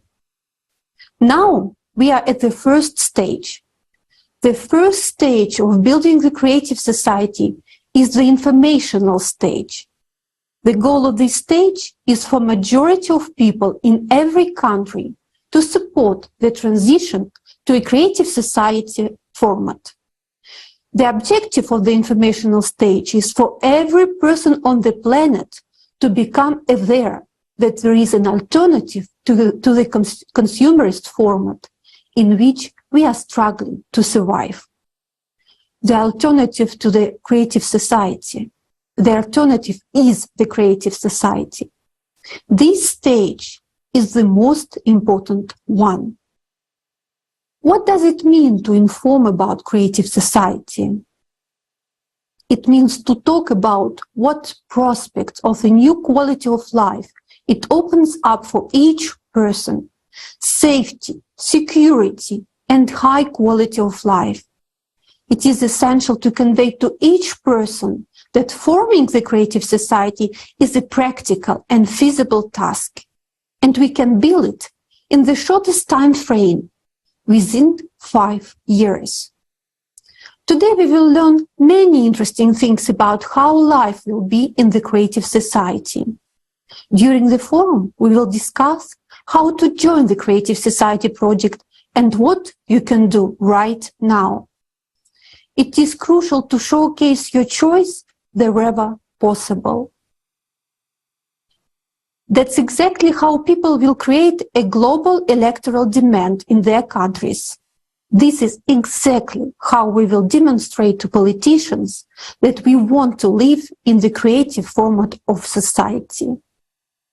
The result of first stage of informing will be the creation of an electoral demand for the creative society. We are at this stage right now. We have calculated that if each person tells only 5 other people about creative society, we will accomplish the first of the 3 stages in only 2 weeks. When we achieve this result, we will be ready to move on to the next stage. The second stage of creative society formation is political. Here, we aim to implement the 8 pillars of the creative society into the constitutions of every country and enact the law about the electoral platform. We will use the existing legal framework. This new format of social organization should be secured on the legislative level. To build the creative society quickly and peacefully, we need to use politics as a tool. We will vote only for those politicians and only for those political parties that support the creative society and the 8 pillars. If there aren't any, we won't vote at all.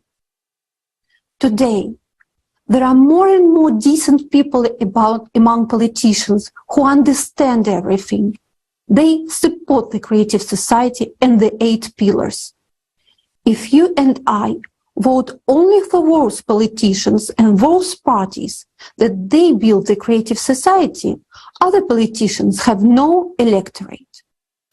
Politicians always follow the electorate. If there is an electoral demand for a creative society, they will build it. Once our chosen politicians and political parties are in power, we will need to enact laws that will guarantee the realization of interests of every person. In the second stage of building a creative society, with politicians' help, we will achieve the following goals. Adoption of 8 pillars of the creative society into the constitutions. Enactment of the electoral platform law. Enactment of the politicians' instant recall law. The first step that politicians will carry out at our request is to introduce the 8 pillars of the creative society into the constitutions and laws of the countries, according to the existing laws, in a legitimate and legitimate manner, without violation of the current laws, in an entirely peaceful way. The basis of all laws will be the 8 pillars of the creative society. That's why we say that the creative society is an absolutely peaceful scenario. Introducing the electoral platform law will give us back the power and the right to choose how we live. We will regain the right to make decisions through direct voting without intermediaries.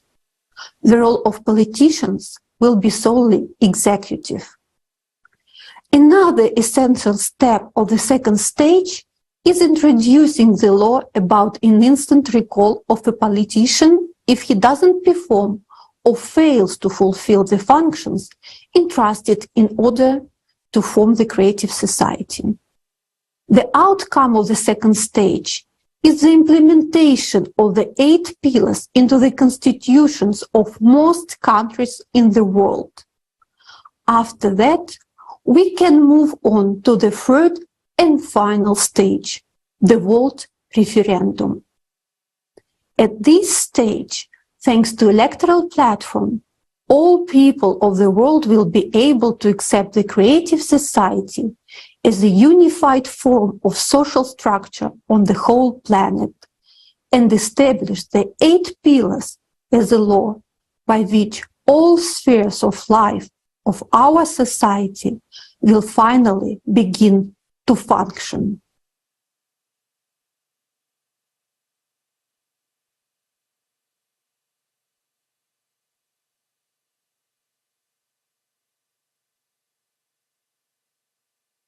Ignorantia juris non excusat. Ignorance of the law is no excuse from responsibility. Today, ignorance of the laws not only deprives us of a beautiful future, but can also deprive us of life. After all, we simply do not use our legal right to create an electoral request, and as a consequence, we put our fate in the dishonest hands of others. A creative society is an absolutely natural and necessary way to guarantee the realization of human rights, which today are declared in the legislation of any country, but are not actually realized. In order to guarantee these rights of every person, it is necessary to introduce a working legal mechanism into the legislation of all countries, not by breaking the current order, but by improving it. There is no need for any revolutions. It is evolution. A legitimate question arises: how to do it? Into the constitutions of all countries, it is necessary to introduce 8 foundations of the creative society and to pass the law on the electoral platform. The electoral platform is a society-owned electronic system, which is the only tool of initiation and adoption of laws and decisions by all people. It is also a unified legislative base. This is possible when a majority of the members of parliament support the creative society. And for this to happen, the majority of votes in the country needs to vote for those candidates who will pledge in their election programs to implement the 8 foundations into the Constitution and pass a law on the electoral platform. And now we come to the most important thing: the formation of a public request coming from the majority of citizens who have the right to elect public representatives and authorities. How to achieve such a majority among active voters? This is the main task of the first stage of building the creative society, the stage of informing. All people on the planet who have already heard about the creative society and want to live in it simply need to actively inform all people about the creative society.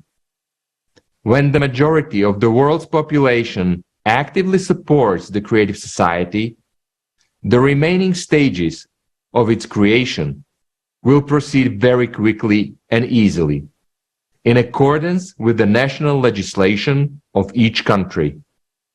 This is why the information stage is most important.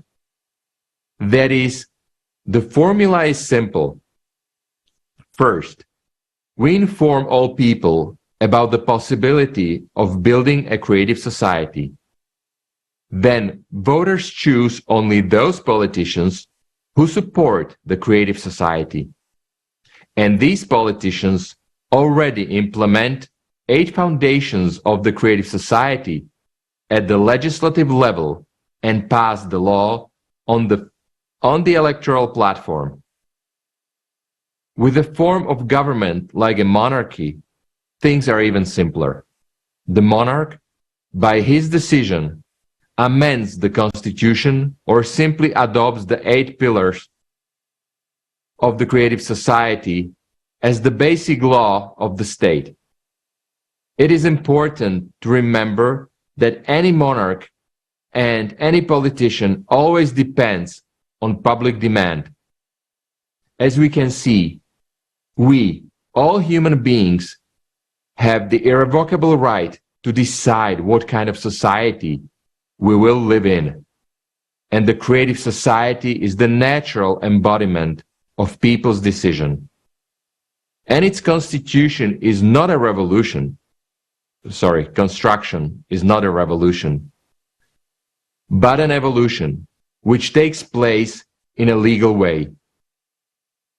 The time has come to exercise this right. Thank you. Now back to our hosts.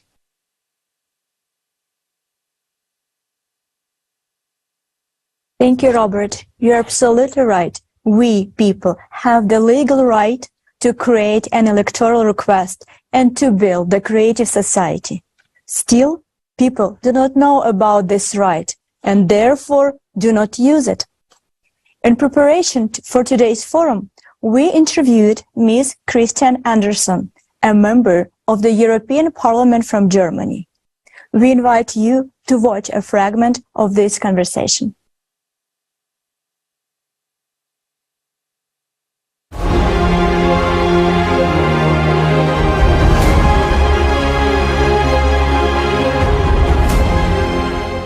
Our first question is about the upcoming forum that we will have on November 12th.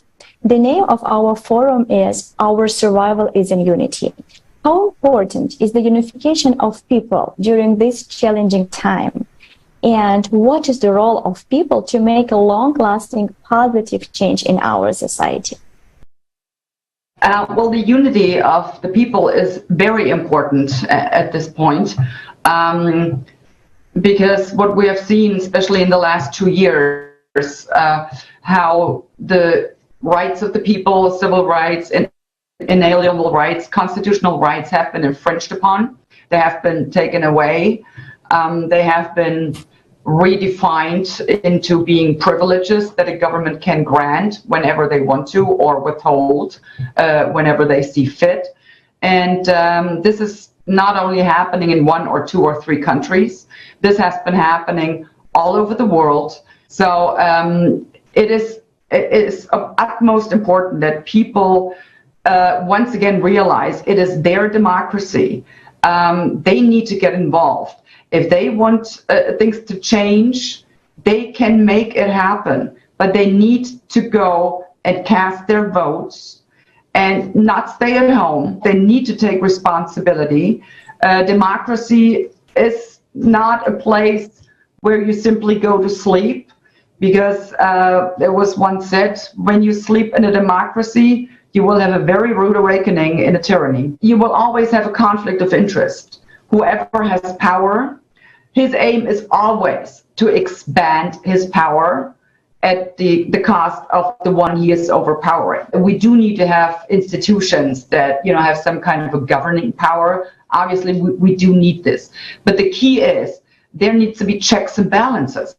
That is also a cornerstone of every democracy. The people need to realize they have the responsibility for their life and they need to make their own decisions. Then they elect representatives who are supposed to implement the wish of the people. But what we're seeing now is the people are being dictated to by these elected representatives what their wishes have to be. And that is wrong on so many levels. So people need to realize we elect representatives and they are our employees and they have to do what we tell them. But nowadays, a lot of people think, well, they're the bosses and they tell us what to do. No, it's the other way around. And we need to get a clearer understanding once again of how democracy works. And it seems to be a pretty big problem right now.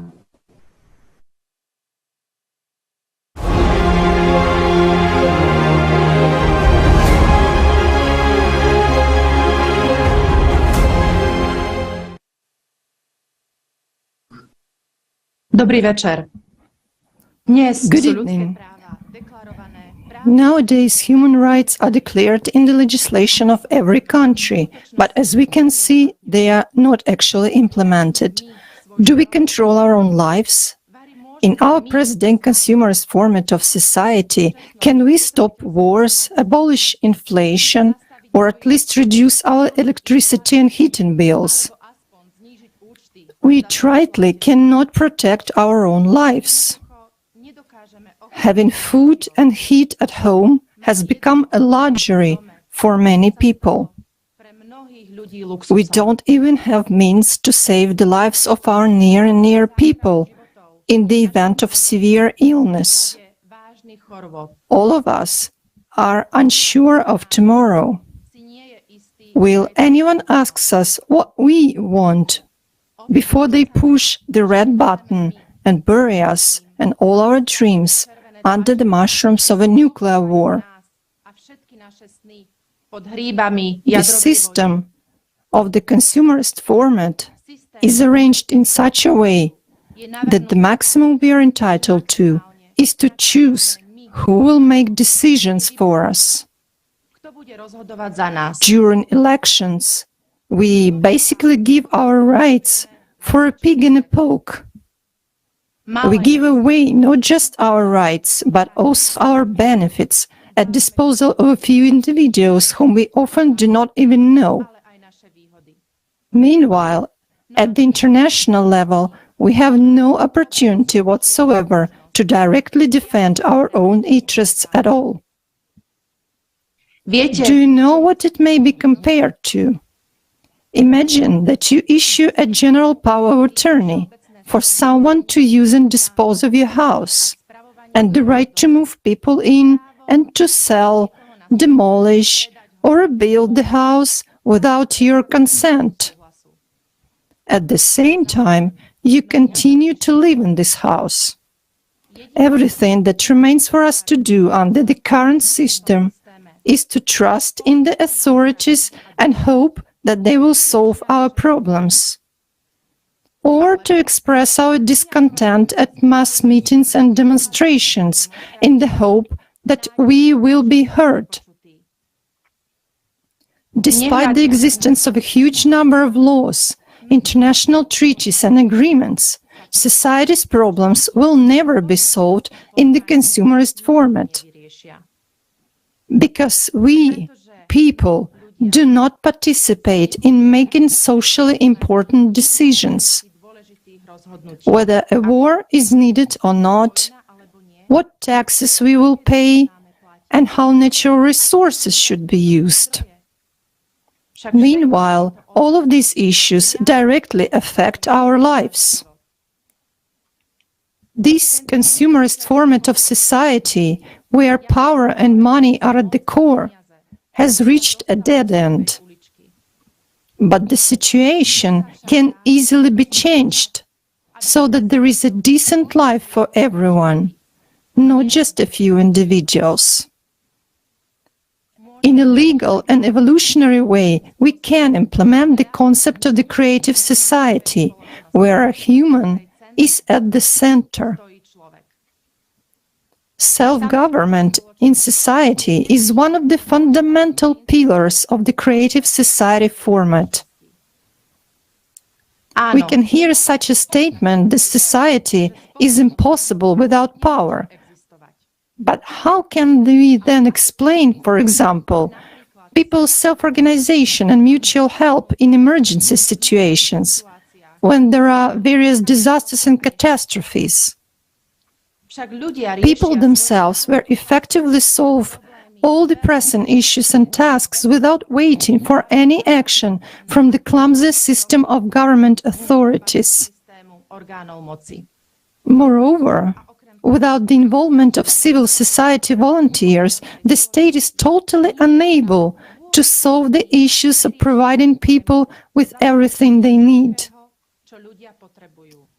So, a fair question arises. Is it us who cannot do without the government, or is it the government that cannot do without us? Generally speaking, let's take a reasonable look. Why do politicians strive for the peak of power? In order to help us? Do they love us so much? Let's just not be naive. Everyone understands perfectly well that everyone strives for a better life. People whom we endow with power always pursue their own interests only, and the power of a few individuals inevitably leads us to inequality and exploitation. So what is self-government? Self-government in society is when we, as the entire community, decide by majority vote whether something should take place or not. You have to agree that it is actually natural and normal for every person to manage their own private life. Then why, when it comes to managing matters of public importance, on which our private lives depend even more, do we begin to think that someone knows better how we should live our lives? We people must have a voice in direct resolution of all publicly important, socially significant economic issues that affect the quality of human life. This very principle is embedded in the eighth pillar of the creative society, the self-governing society.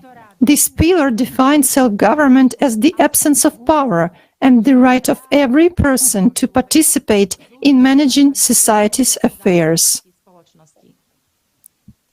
Self-government means participation of people themselves in decision-making on the electoral platform.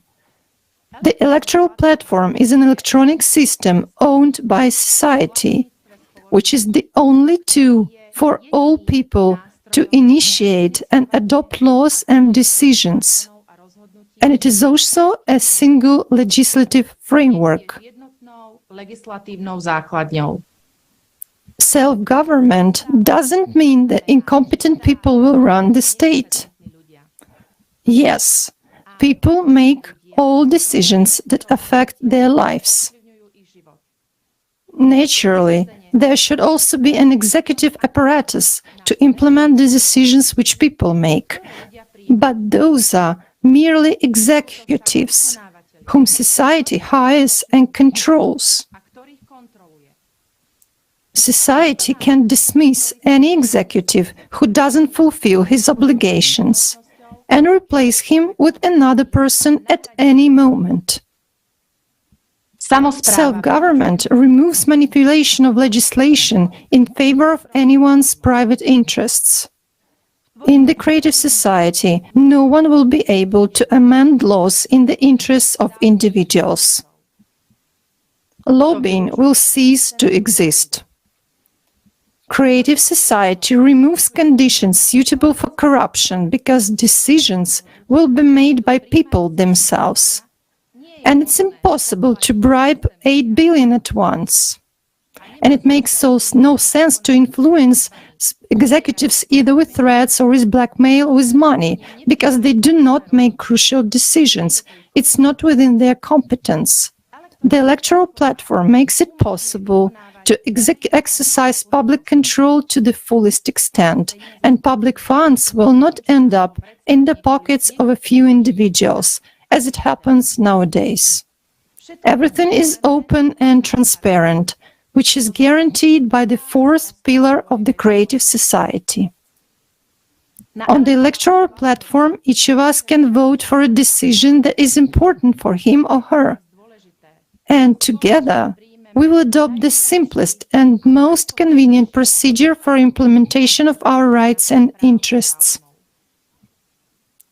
People will really be able to quickly resolve their issues on the electoral platform without lengthy procedures, red tape, and bureaucracy.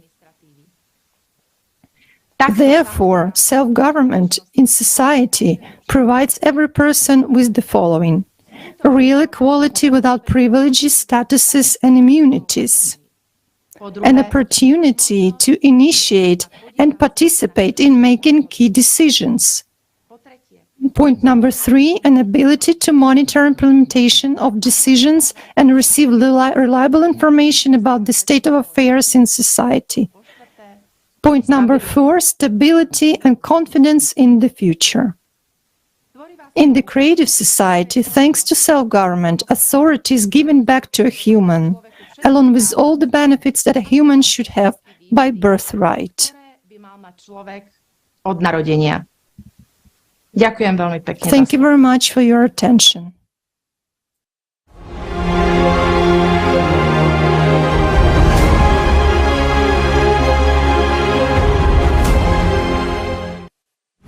Today, everyone claims that your future depends entirely on you. But is this really the case? Is your opinion always really considered? Not to mention that simply expressing your opinion today can be risky or life-threatening.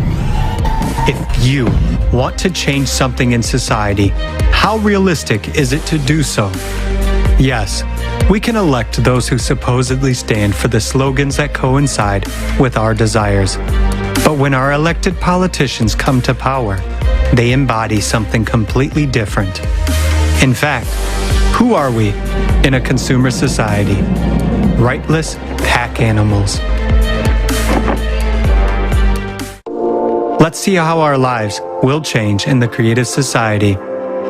The first and crucial difference is that in the creative society, your present and future will actually depend on your choices, and everyone's choice will improve everyone's life.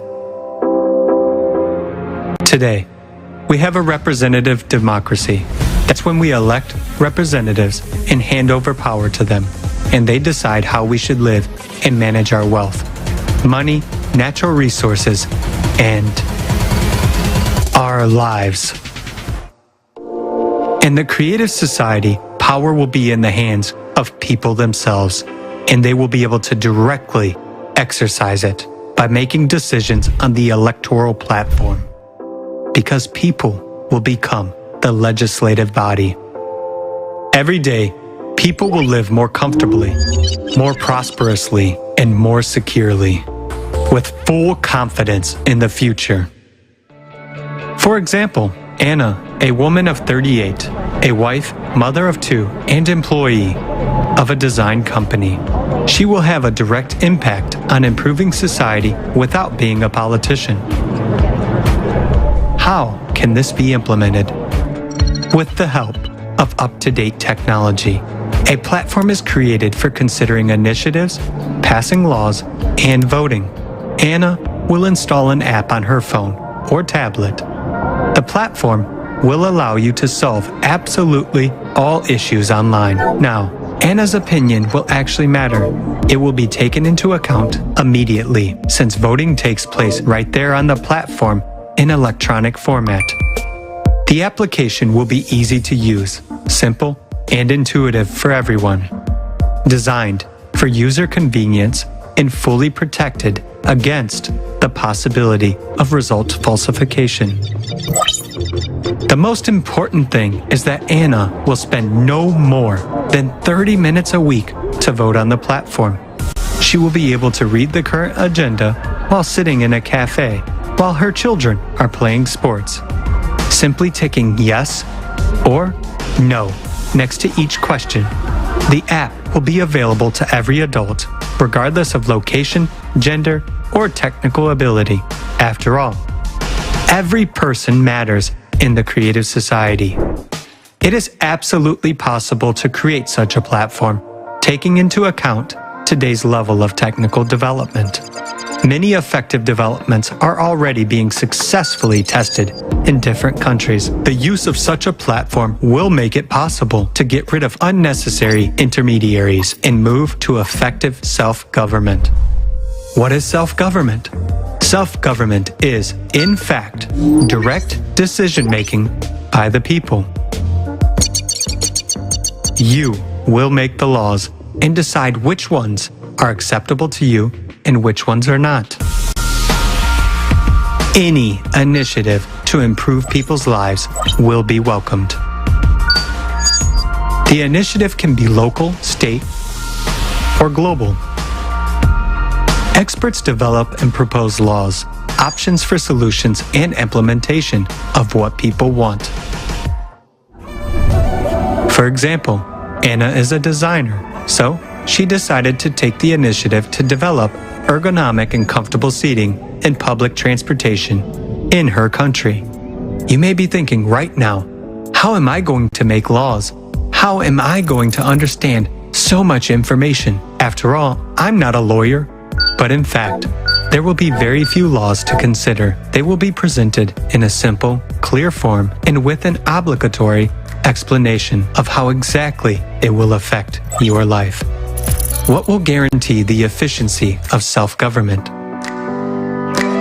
It's very simple.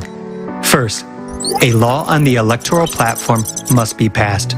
It will secure the right of the individual to make proposals and pass laws. It also legislates the electoral platform as a mechanism for implementing such a right. Thus, the individual participates directly without intermediaries in making decisions and laws.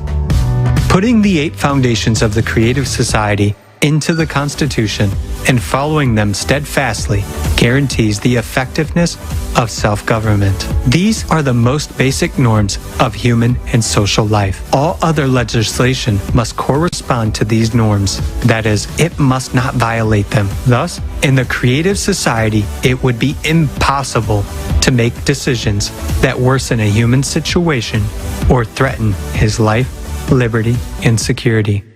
For example, today, Anna decided to meet her friend after fitness and arrived at the restaurant 30 minutes earlier. She set aside this time in her calendar in advance to go to the electoral platform. She checked out what bills and initiatives were open for a vote. And in order to make a decision, she only needs to answer her own question. How much will this improve my life? And give the answer, yes or no. Won't Anna figure out what's good for her? Of course she will. For example, Anna had 2 bills on the ballot: to allow houses to be built at the water's edge or not. The main point of each bill will be briefly and clearly stated with all the explanations for and against. The first bill suggests building houses not closer than 200 meters from the shore, taking into account the preservation of the environment. It also provides for a free passage to the water body with a public beach. The second bill suggests building right by the water. In this case, only a few people get the opportunity to have a house with access to the water, which means there will be no public access to the body of water. Besides, it would harm the environmental balance. Which option do you think Anna will choose? In this way, people will be interested in making their own decisions because it will affect the improvement of their lives. Of course, all of the complex issues must be worked out by specialists. Any initiative is first considered from the point of view, how will it affect a person's life? Simple and clear expert offers are developed. You may ask, how will implementation be controlled? It will be simple, transparent, and will be carried out on the same electoral platform. All those who have power over us now, in other words, politicians, will be responsible doers in the creative society, and nothing more than that. They will have no privilege, no exemptions, and no immunity. The law will work the same for everyone. If they fail, they will be subject to recall at any time. When a politician loses power, he automatically becomes a doer. He becomes an employee who is hired by us, the people, and as customers, we can terminate the contract with the employee at any time. The introduction of modern technology, including artificial intelligence, will eliminate corruption and bureaucracy once and for all. There will be complete transparency in the appointment of executives, transparency in the movement of funds, and implementation of projects.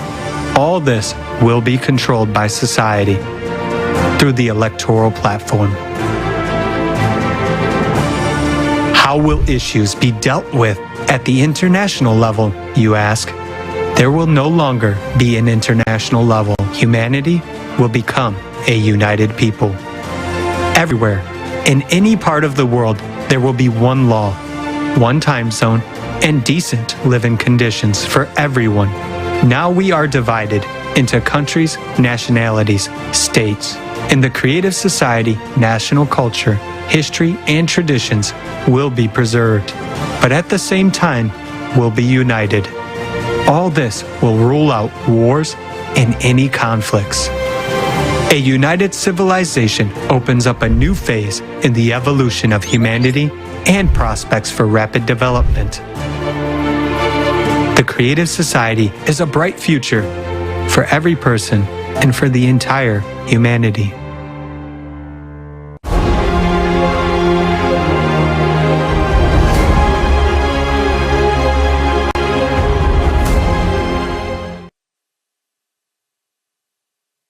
You know, per week, and vote for that will improve my life. I like that it will be accessible and understandable for everyone, even older people.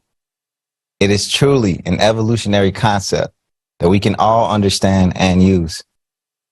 The most exciting part is that my voice finally matters, that I can decide for myself instead of choosing between two evils like we do right now.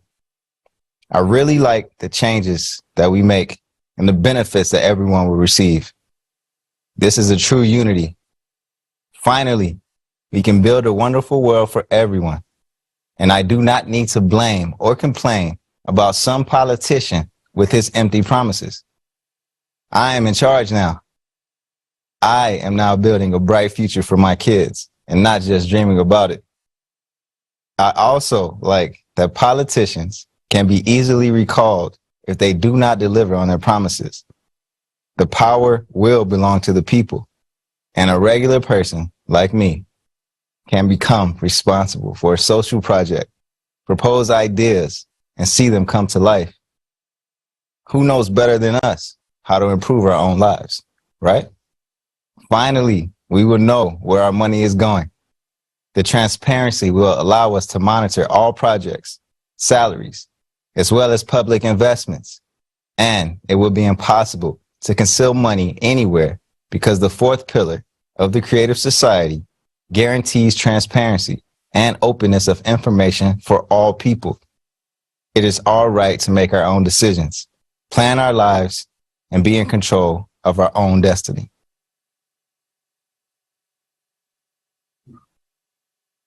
Ďakujem, Roy. Je našim Thank you, právom. Roy. We have the right to make our own decisions, to plan our own lives, and to manage our own destiny.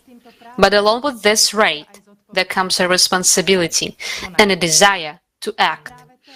And right now, we can all together see the results of people's choice and their volunteer work. I am honored to present and invite you all to watch a music video with a song that it's a gift for the forum from all the participants of the Creative Society project from Slovakia. Its title is Unity, which accurately describes the essence of the Creative Society project. Participants from the Czech Republic, Kazakhstan, United Arab Emirates, and Russia took part in creating this music video. When people are willing, they can do what seems to be impossible. The same happened when this song was created. Its authors, who starred in the music video themselves, are not professionals. They are people who came together with a common goal to create a song for the forum and for the Creative Society. This video also depicts our common journey to the Creative Society. The beginning is dark and hopeless, just like our society today. but in the distance, so we can see the light, and those people who were the first to understand the idea of the creative society without hesitation. They go forward, and some of them even run to implement this idea, because in the creative society, darkness will dissipate and we will be able to start living and developing our potential. Okay? That's enough words. Let's get inspired.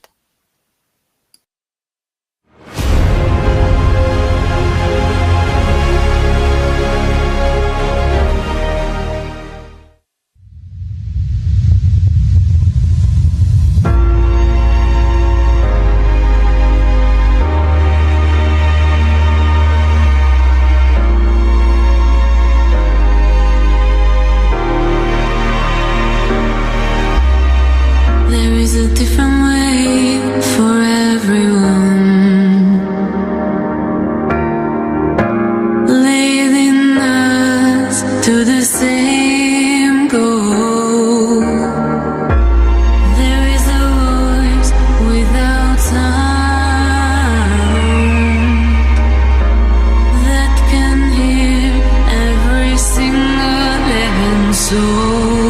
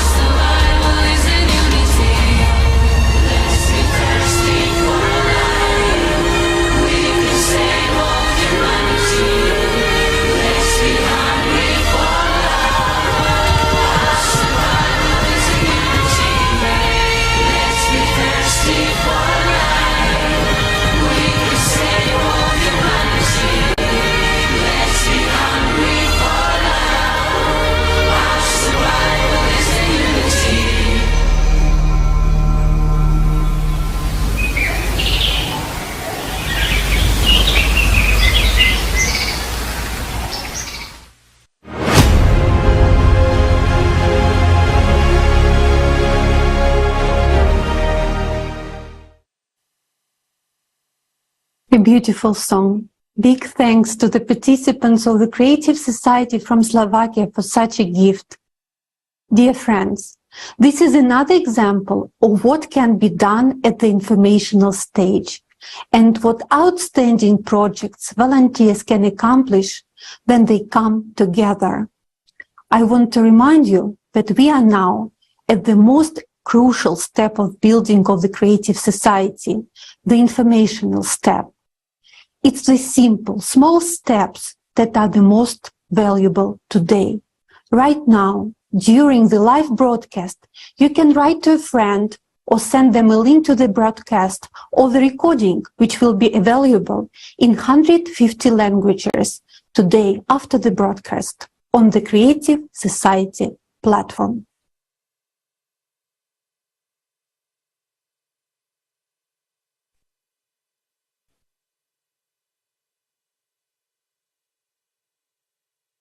Hey, earlier today, we heard that we have all the legal basis for building the creative society.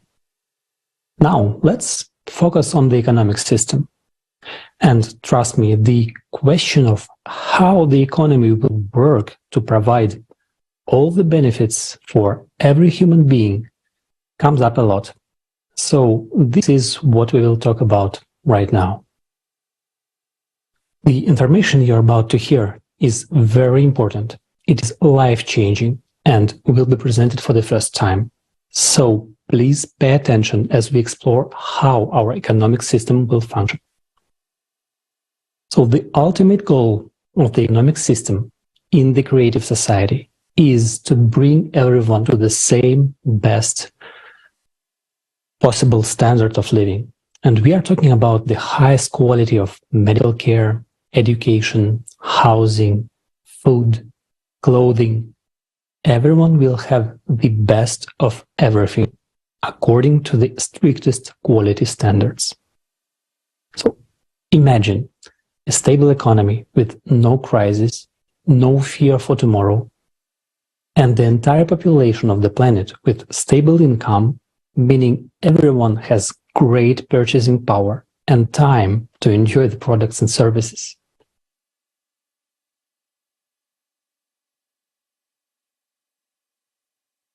To achieve this goal, the economic system needs a complete overhaul, which will happen in 2 stages. First, we need to transition from our current economic model to the economy of the creative society. This transition period will last for about 5 years. A very important change will be the introduction of a unified monetary unit created by a single World Bank that belongs to and is operated by society. The key element of the new economic model will be that every human being will receive a monthly unconditional basic income equivalent to $10,000. This will create a high purchasing power for each member of society and ensure a steady demand for goods and services, which, in turn, will create conditions for the growth and development of enterprises. An important condition that will be fulfilled immediately when we transition to the new system is the cancellation of all debts of countries and individuals. From that point on, it will be forbidden to lend money at interest. If you need money, you take it and pay back exactly the same amount. And with the help of AI, the economy will be planned by and for the benefit of society as a whole. Global demand will be formed by people themselves and analyzed by artificial intelligence, which will be able to predict the required volume of production of food, goods, and services to provide each person anywhere in the world with everything necessary. This will ensure the most optimal allocation of resources and production volumes at the planetary level. The demand for all goods and services will always be available online and accessible to everyone. For example, you want to start a business and inquire about opportunities in a field of your choice. The AI gives you a prediction about the current and projected requirements for this industry, and you choose what you can do will have a guaranteed demand. All new technologies will belong to society and will be fully accessible to any business.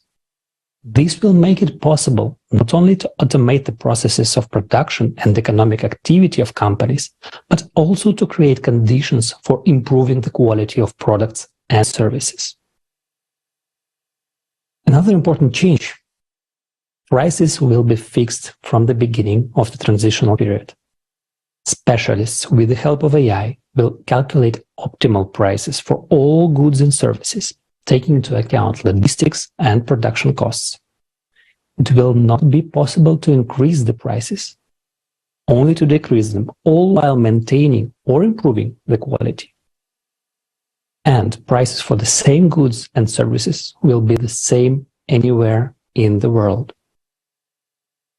Automation and new technologies will make it possible to work 4 hours a day, 4 days a week, all while having a high level of earnings. No matter how much a person works, they will continue to be paid the basic income every month. There will be an incentive for everyone to work, to live an even better life. Well, to give you an example, everyone is provided with great quality housing of 60 square meters per person. So a family of 4 lives in an apartment of 240 meters. If I want to have a house of 500 square meters, I can work to earn more and buy a bigger house. Then you come to visit and see that we live in a 500 square meters house, while you and your family live in a 240 meters apartment. Well, you already want to work and to live in a house like ours. And no matter where in the world you choose to live and work, professionals with the same qualifications will be paid the same high wage for the same job all over the world. This would eliminate labor migration and the difficulties associated with it.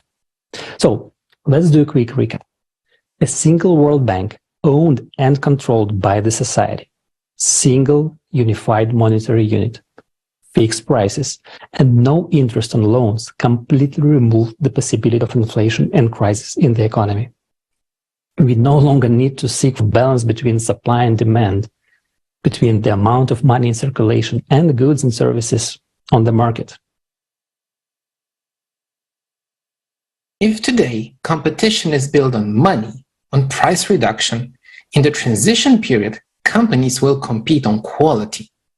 Fixed prices, no interest on loans, a unified monetary unit, no inflation, and full access to new technologies give businesses enough room to improve quality and make good profits.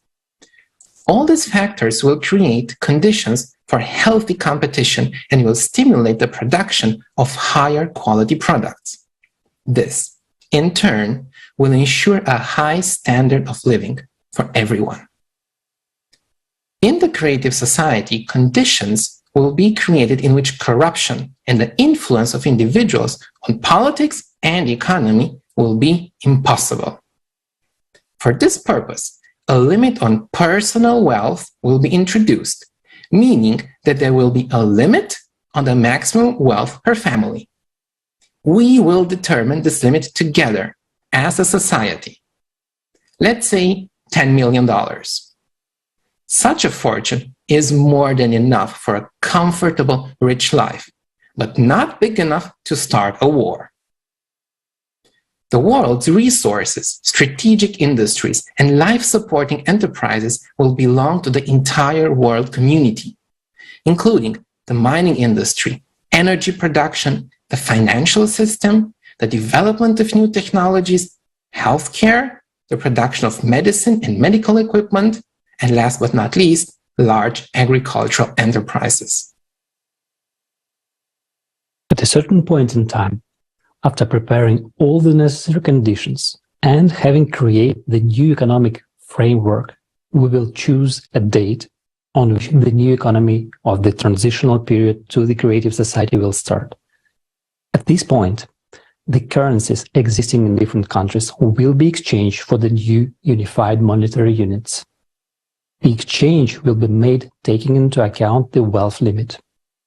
If the savings exceed the maximum threshold set by society, the rest of the money is not exchanged. At the same time, all debt will be nullified, prices will be fixed, and unconditional basic income will begin to be paid to each person. Many of you are probably wondering right now, where are we going to get the money in the new model of the economy to pay everyone an unconditional basic income of $10,000? Before we answer this question, let's understand what money actually is. We use money as a medium of exchange to facilitate the purchase of goods and services. It doesn't matter whether it's made of metal, paper, or it's just numbers on a screen. For centuries, gold and silver have been used as money. But as time passed, people came up with the idea of depositing their gold in a bank and getting a receipt stating that the bank owed them that amount of gold. These receipts, or banknotes, were used as money. This system was called the gold standard. But after the 1970s, the gold standard was abandoned altogether. Governments around the world decided that money would no longer be backed by gold. And now money is not backed by anything. Once the value of money was determined by gold, but now it is backed only by our trust. Money is simply an agreement. Anyway, in a world where you have to pay for everything, we depend on money. And people spend most of their lives trying to make money. And for money, we are willing to do what we are told. Whoever has the money has the power. More money, more power. In the consumer format of society, money is the key instrument of power. And this instrument has a master. So, who is the master of money today? In today's financial system, money is created by the central banks of countries, although these banks do not always belong to countries. In the United States, for example, the central bank is the Federal Reserve. But did you know that the Fed is owned by private bankers? But more interesting, over 90% of the money is created digitally by the private banking sector. So most of the money in the world is private. It is owned by someone. It does not belong to the government. It is private property. And there are trillions of dollars in private hands at the moment. And that's the root of the problem. Money belongs to a small group of people, not society. And no matter how we try to earn it, money always goes back to its owners. But here's the good news. Economics is not an exact science. There is not a single law in economics like the law of gravity in physics. In economics, there are no axioms or postulates. Economics is simply an arrangement between people, and that means that we can change it. We're used to thinking that money belongs to someone else. It is public, international, or private. But in the creative society, the money will belong to society itself. As we said earlier, there will be a single world bank that will be owned and controlled by society. The function of this bank will be to create and redistribute money for the needs of society. A new single unified monetary unit will also be created. With its introduction, other currencies will cease to exist and all savings and income will be exchanged for them. Private banks will no longer be able to create money, as there will be no more private banks. We will decide by ourselves, as a society, how much money we need to create to provide each person with an unconditional basic income, quality housing, development of medicine and education, and improvement of our lives. We can create as many trillions as we need, and they will be all ours. and they can get kept on our common account if we don't need them. The key point is that it's very important to understand that this money will not be subject to inflation, because in the economy of the creative society, prices are fixed all over the world and cannot be raised. Prices will no longer depend on the amount of money in circulation, and the value of money will be maintained. And we must understand that keeping money in circulation is a temporary necessity during the transition to the creative society. It's also crucial to understand that a creative economy is a harmonious global economic system. The economic principles we've just discussed can work only together, everywhere around the world. Only one or some of the creative economic principles will not work independently of each other. And during this transitional period, we will be able to rebuild our economy, develop and make available to everyone new technologies in energy, science, healthcare, ecology, food, and other products. This will enable us to move on to the next stage, the creative economy. This is a completely different world, a world of new, unlimited, accessible to everyone, and free energy. It is a world of new technologies for the production of good and food through the control of elementary particles. This world will no longer need money. In the creative society, each of us will be rich, confident in the future, and free to live the life each of us wants. The cornerstone of an efficient economy and a prosperous life is, of course, the availability of energy. It has become like air or water. We need it to live. But the naked truth is that today, energy is just a commodity used for making profit and increasing the power of a few who control it. The energy supply is being optimized to increase profit instead of covering for our needs.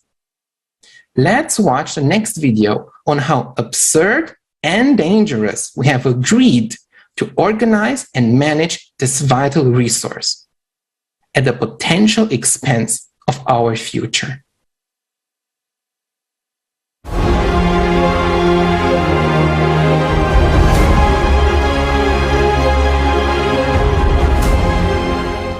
Energy is the basis of our life. Energy is food, water, sanitation, communication, heat, and mobility. Energy is the basis for all our production. The development of energy leads society towards technological progress. Without energy, our society cannot exist.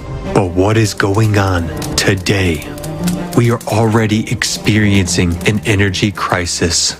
It is really scary, because as soon as I go out, now after 2 hours I'll come in and it's already £2, and you're thinking, I'm not cooking, I'm not doing anything. And how does that make you feel? It makes you really anxious. So you've really got down to thinking in detail about every electrical appliance you've got. Yeah. Whether you can switch which one works more, which one doesn't. Normally, if we have like every year like 10% extra cost, it's not a problem, but it's now like 10 times more than 2 years ago. It's crazy. In this way, if nobody can survive, no company, no people with a household, nobody. In many countries in Europe, in America, and Canada, electricity prices have risen by 30 to 50% and led to a spike in the prices for all goods. People are no longer able to pay their energy bills. To date, even in civilized Europe, people are stocking up on firewood. In some countries, even private clinics have to be closed. In Europe, farmers are shutting down winter production of vegetables and greens because it is too expensive to maintain the necessary conditions in greenhouses. Even storing crops has become unprofitable because of higher energy prices. Farmers are forced to destroy their crops. This means that we will not see our usual vegetables, fruits, and greens on store shelves this winter. all the prices are going up more and more.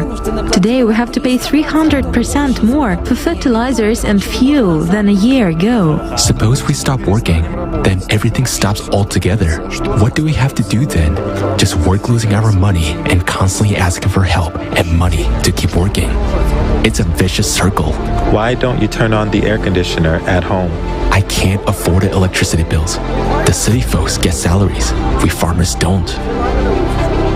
The production of meat and dairy products is totally dependent on electricity. Rising prices for this resource create a spike in the prices for meat and dairy products and can create a shortage of these products in stores. It is not only producers of agricultural products who suffer. Even hospitals are at risk of being left without power. For example, the hospital in Naples received an 11 million euro electricity bill. Factories have to reduce production or shut down completely. To date, many countries are already preparing for reduced electricity consumption. Shutdowns and partial shutdowns of production facilities and businesses are being planned. This, in turn, will lead to higher prices and shortages of products and other goods all over the world. Imagine coming to the store tomorrow and seeing half-empty shelves. Moreover, you just won't be able to afford what's left on the shelves. Perhaps this is one of the reasons for the famine that we are promised from the high tribunes. So, why are electricity prices rising all the time? Governments are making huge investments in energy development. In 2022, this amounted to $710 billion. This year, energy funding amounted to $2.5 trillion. Of that, almost $1.5 trillion went to green energy development. The net income of the world's oil and gas producers has doubled in 2022 to more than $4 trillion. Money from our taxes goes to the development of the energy industry. But every day, energy is becoming more expensive and unaffordable for us. The reason is that energy today is a business like any other, and people just make money on it. Electricity is a commodity. It is sold and bought on the energy market. Any company, private or state-owned, has the goal of making as much profit as possible. One and the same megawatt an hour can be resold several times, and each time the price will increase. The more times that the megawatt an hour of energy is sold on the market, the more expensive the electricity will ultimately be for us. This is what creates such an increase in electricity prices for people and factories. We pay for the profits of the energy industry enterprises in every bill, and on top of that, taxes on the development of green energy are added to our energy bills. Green energy also has a significant impact on price growth. Its tariff is the most expensive, but the rules of the energy market oblige us to buy green energy in full. We are being persuaded that the transition to green energy will reduce CO2 emissions and save the world. Instead, we are no better off than before.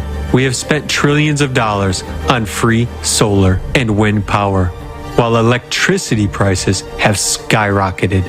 We are shutting down nuclear power plants, thermal power plants, and are trying to switch to green energy. But even if we cover the entire surface of the planet with solar panels and wind turbines, the energy they will produce won't be enough. Has it only now dawned upon us that the sun doesn't shine at night and the wind doesn't blow all the time? In such conditions, power outages are unavoidable. That's why we can't give up conventional power plants. But for some reason, we have imposed an additional tax on all hydrocarbon energy, and we are paying 3 times the price for it.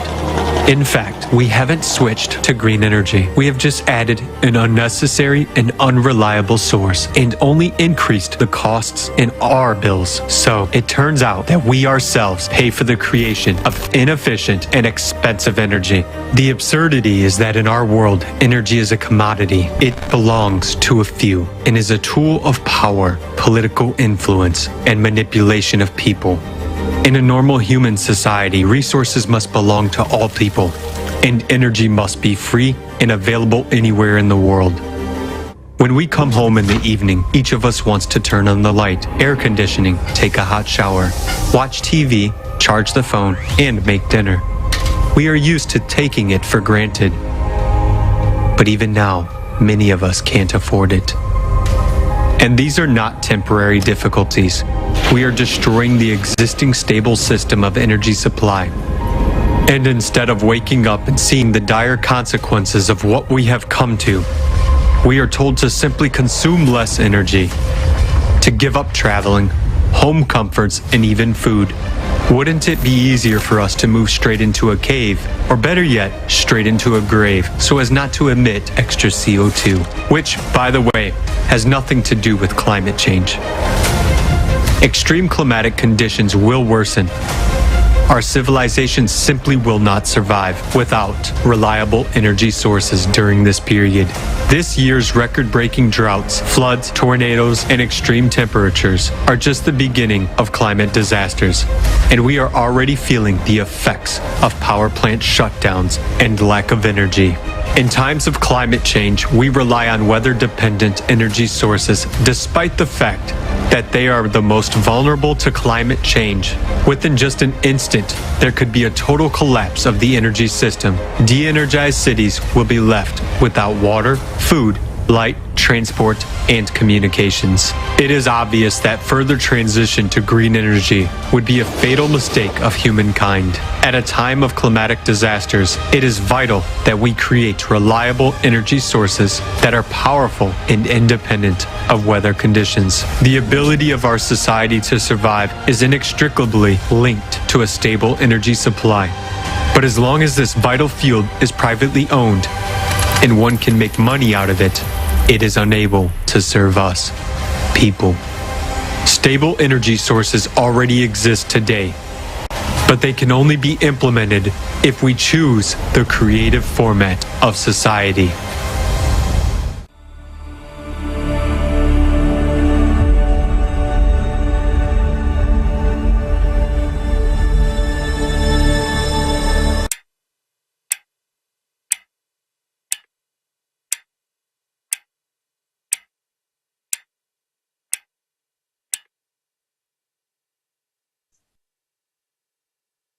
Dear viewers, each one of us understands today more than ever that our life is impossible without energy. And at the same time, we're experiencing an energy crisis in many countries, as energy prices are skyrocketing, up to 60% for household consumers and up to 200% for non-household consumers. For many years, this was due to the transition to the so-called green energy, which should have been developed to eliminate the use of hydrocarbons, at least in theory, while we were paying for these solutions directly out of our family budgets. Now we're confronted with geopolitical problems, while we keep paying more and more for energy. The energy prices have already become a threat to people's subsistence. It is not the first time we're talking about this. In the previous conferences, we have already warned that the existing framework will lead to an energy crisis created artificially. And what do we see today? Nuclear power plants are already considered green in the European Union. The so-called green energy business is no longer interesting and is gradually being given up. The key point is that we have made a business out of the most important resource for every person, energy. In the consumer format of society, energy is a commodity for which we have to pay. By raising the price of energy and restricting access to it, energy is used as an instrument to artificially create asymmetries, to separate, control, and manipulate us. While, in fact, much more efficient, environmentally friendly, and safe technologies already exist today. These include small modular reactors, fast neutron reactors, thermonuclear fusion, and many others. And a completely different technology is already in use. Fuel-free generators, or FFGs. It is an open system that allows the production of inexhaustible, clean, free energy from the surrounding space. FFGs will change the entire structure of the energy sector and enable everyone to remain autonomous with no risk of a blackout. However, in our consumer format, the introduction of technologies that will make energy unlimited and free of charge would not be beneficial for us. This sounds like a paradox. So how can this be? If we assume that we could generate inexhaustible, clean, and free energy starting today, we would not be able to use it in our daily lives, because the energy sector would disappear and millions of people would lose their jobs. This would lead to an unprecedented crisis and a total collapse of the worldwide economy. This is the absurdity of our current economic system. But the trouble is that exactly this economic system is already leading us to a collapse. Because of skyrocketing energy prices, millions of people are already faced with choosing between buying food, paying the energy bill, or paying for health insurance. So one way or the other, as of today, we're moving towards an unprecedented energy and economic crisis, because energy, although a basic resource, is mainly used for making private profits. But who decided that energy should be used for profit? Energy is like air or water. All people need it. Energy is just a basic human right. Therefore, in order to improve our lives, to become truly prosperous, we need to make sure that we all benefit from the introduction of new technologies for generating energy. But this is possible only by changing the framework of our lives. Today, we reach the point where we have everything we need to move to this format, the format of the creative society. In the creative society, all strategic and life-supporting industries will belong to society. Energy is one of them. It will no longer be an instrument of profit for a few or an instrument for manipulation. After all, energy is a resource that rightfully belongs to people.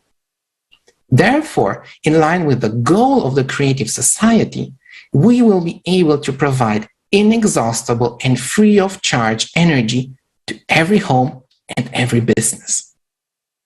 But already in the transition to the creative society, thanks to the new economic model optimized by artificial intelligence, we will be able to plan the production and provision of energy required by all 8 billion people on Earth.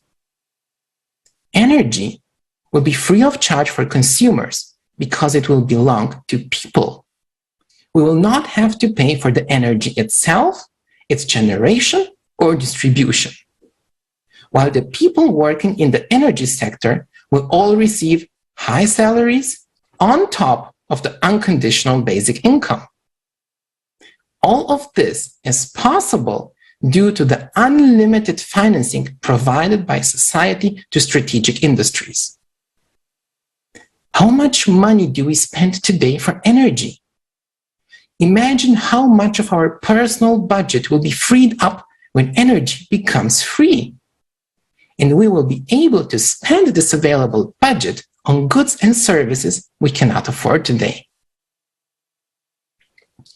In the transition period to the creative society, we will still use all types of power plants we have today: hydro, wind, solar, thermal, nuclear, including small modular reactors, fast neutron reactors, and so on. Because we will need all forms of energy available to ensure a stable energy supply, grow the economy, and enable breakthroughs in technology. At the end of the transition period, when the new global economy will have been optimized and it will have reached its goal, namely, to ensure a decent standard of living for everyone, it will be possible for literally everyone to use FFGs. This will mark the beginning of the creative society. In the creative society, the universal availability of such a technology will allow us to step into a new era of energy. Everyone will enjoy unlimited energy at home, at work, when traveling, anywhere, anytime. And when energy is free, people become free.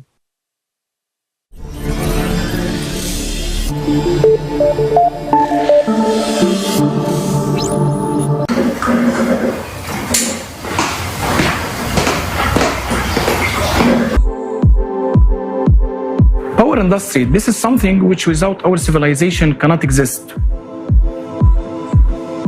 But how much efforts do we invest and what factors do we depend on to produce and generate power for our well-being? Hydrocarbon energy.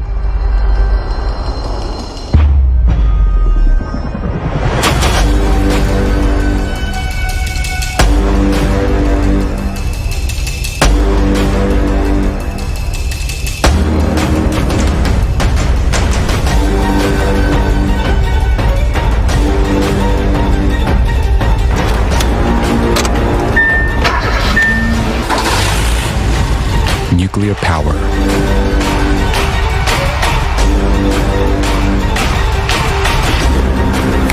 Hydroelectric power.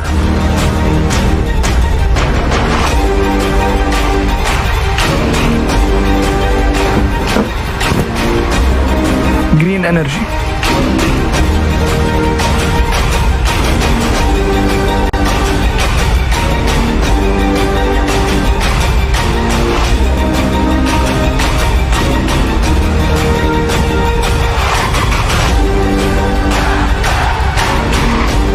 What's happening, guys?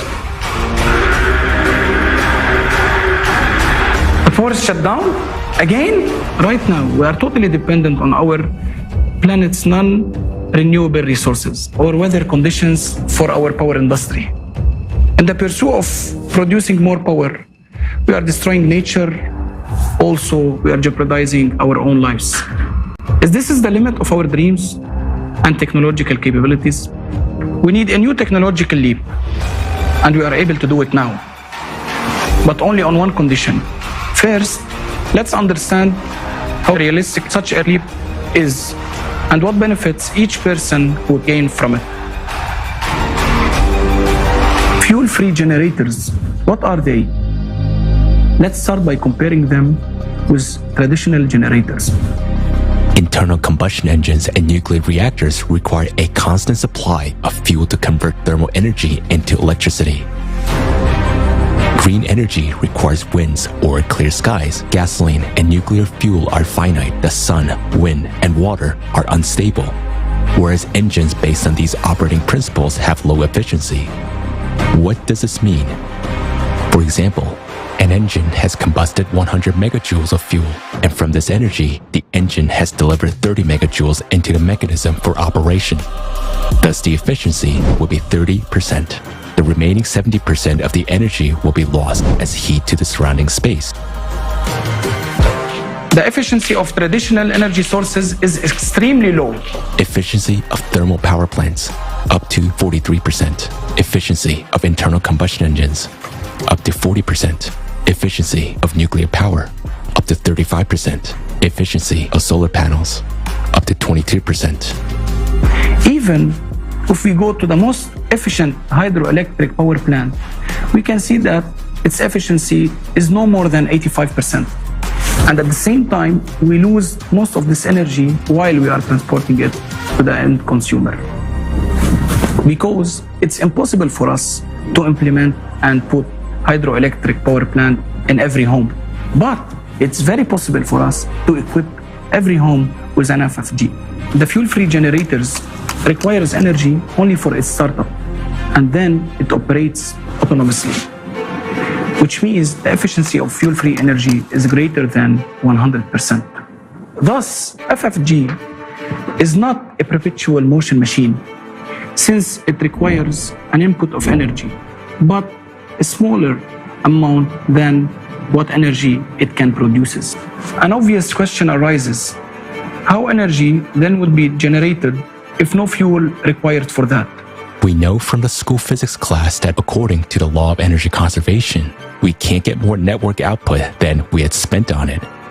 But this law only works in a closed systems. Whereas FFG is an open system and it receives energy from the surrounding space. Scientists of the Russian Academy of Sciences experimentally confirmed that, for example, during the operation of magnetic FFGs, the space around the generator does not heat up but cools down. Instead, there are many myths and fakes around this technology that discredit the very existence of FFGs. Someone tries to make money from selling fake devices. Real inventors are being intimidated and even physically eliminated. Many developments were stolen or destroyed. Why is this happening? Energy is not only a tool of manipulation, but also a tool of political influence. It brings billions of dollars in profits for energy corporations, which will be gone instantly with the implementation of FFGs. Consequently, their power over us, those who buy energy and depend on this resource, will disappear too. However, despite all the obstacles, we have working devices from officially recognized inventors. Let's take a look at some of these developments. Magnetic generator. Its original inventor is considered to be John Searle, who used custom-made magnets in his machines. Since 2019, based on a similar technology by the inventor, Dennis Danzig, a US company has been supplying power to its customers using plants with a capacity of up to 25 kilowatts. Since 2019, it's no longer science fiction. Only those who are far from science and do not monitor new technologies laugh on FFGs as a fiction. Therefore, those who make fun at FFGs themselves gave a fun on others. Let's continue. A whole range of fuel-free generators was developed in Ukraine. The principle of operations of these generators was based on a looped electromagnetic gun, a pulse power system. For example, one of the systems produced 25 kilowatt of free energy on a conventional generator with an input of 3 kilowatt. The efficiency is 833%. Gravity generators. In one type of such machines, the pneumohydraulic principle is used. The generator runs on the buoyant force of water according to Archimedes' law. The output of such units depend on their size. The most famous generator of this type is called kinetic power plant. It is also known as Roche generator. Such generators are produced by a German company which has branches in Mexico, Serbia, Switzerland, and Colombia. According to official expertise, the compressor of the generator of one of its units consumes 4.5 kilowatt, while a generator itself produces 11 kilowatt of electricity. That is, the efficiency is more than 200%. How much is that? Is a typical country home power consumption. 6 kilowatts per hour. Radio wave generators. Their inventor is Maxwell Chikumbutso from Zimbabwe. He is called the African Tesla. A very compact African technology made it possible not only to create a free energy generator, but also to upgrade a car so that it could move without fuel or recharging. As a result, even a helicopter was upgraded. Recently, the inventor presented a very small 500-watt power generator. Its output allows you to power a widescreen TV from free energy. And there are dozens of less-known inventions in different countries. In the USA, Malaysia, Georgia, India, Turkey, Japan, Uzbekistan, Mexico, New Zealand, and many other countries, there are research teams developing fuel-free generators.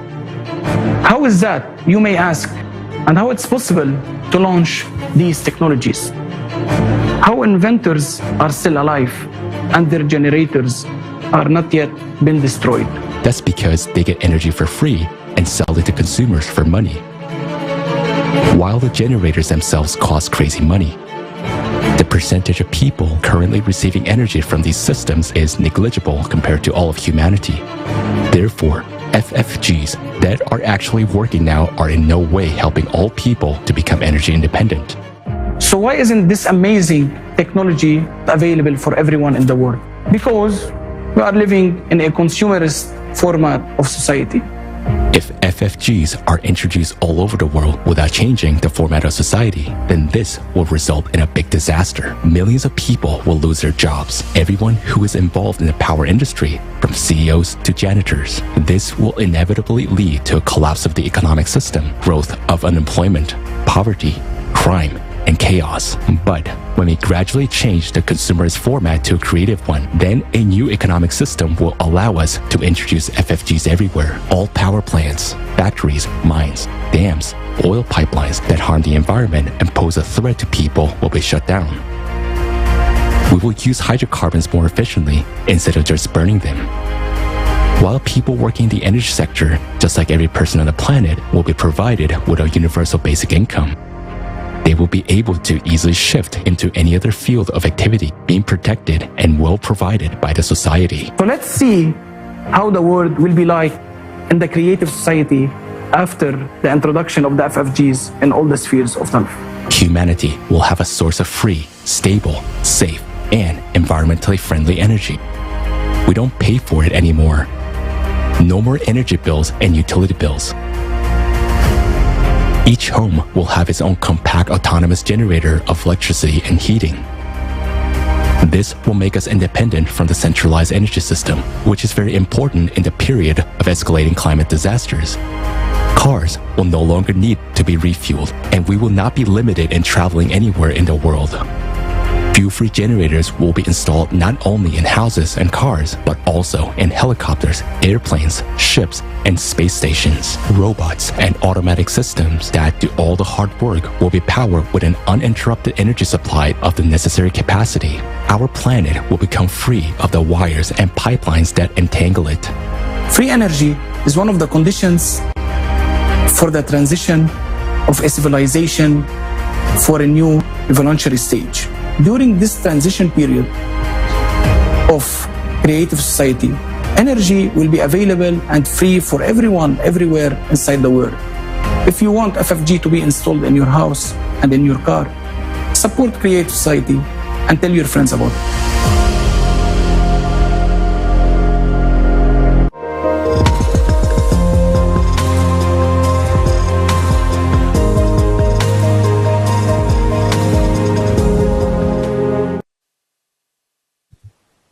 I think the above video was very clear and it truly emphasizes the importance of free energy. We have seen there are a variety of energy sources, and what impresses me the most is the number of alternative potential energy resources that are currently available to all of us.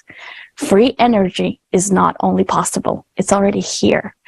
Many scientists and inventors like Nikola Tesla and John Searle have already scientifically proven the existence of free energy and brought their proof to the mainstream. Free energy is a freedom for humanity, a birthright given to all of the living beings. By using this technology, we'll be free from the ties of the consumerism in the form of gas and energy bills. Free energy gives us the opportunity to produce it in unlimited quantities, with the only limit being our imagination. Can you envision the beauty of this dream world? It's not only a dream, it's our reality. It's up to us to choose. And from the bottom of my heart, I wanted to say thank you to everyone who has made a choice to be part of the Creative Society family. I'm beyond blessed to be part of this family.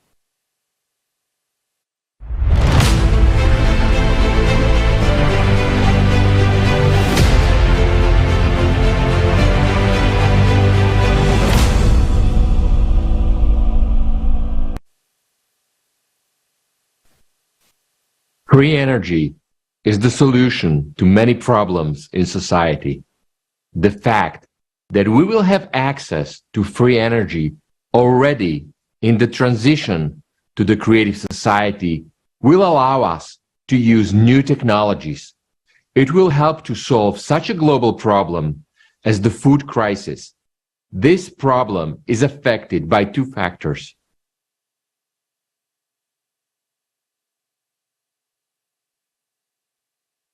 One of them zle. Ďaj dole.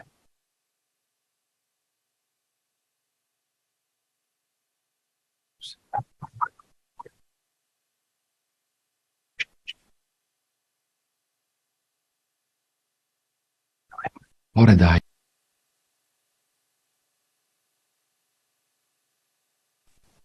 One of them is economic, which will be solved by the new economic model of the creative society. In the creative society, there will be no poverty, no crisis, no inflation, and consequently, no hunger.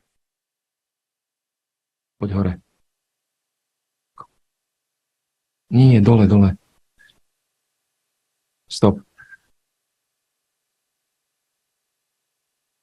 With the new technologies and access to free energy, we can solve the problem of hunger completely.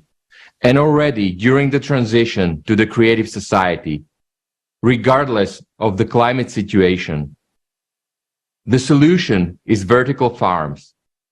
I would like to introduce our distinguished guest, Dr. Dixon Despommier, Emeritus Professor of Microbiology and Public Health at Columbia University. Dr. Despommier has also lectured on the concept of vertical farming at many leading universities in the United States. In 2010, he published his widely acclaimed book, Vertical Farm, Feeding the World in the 21st Century. Dr. Despommier, the floor is yours.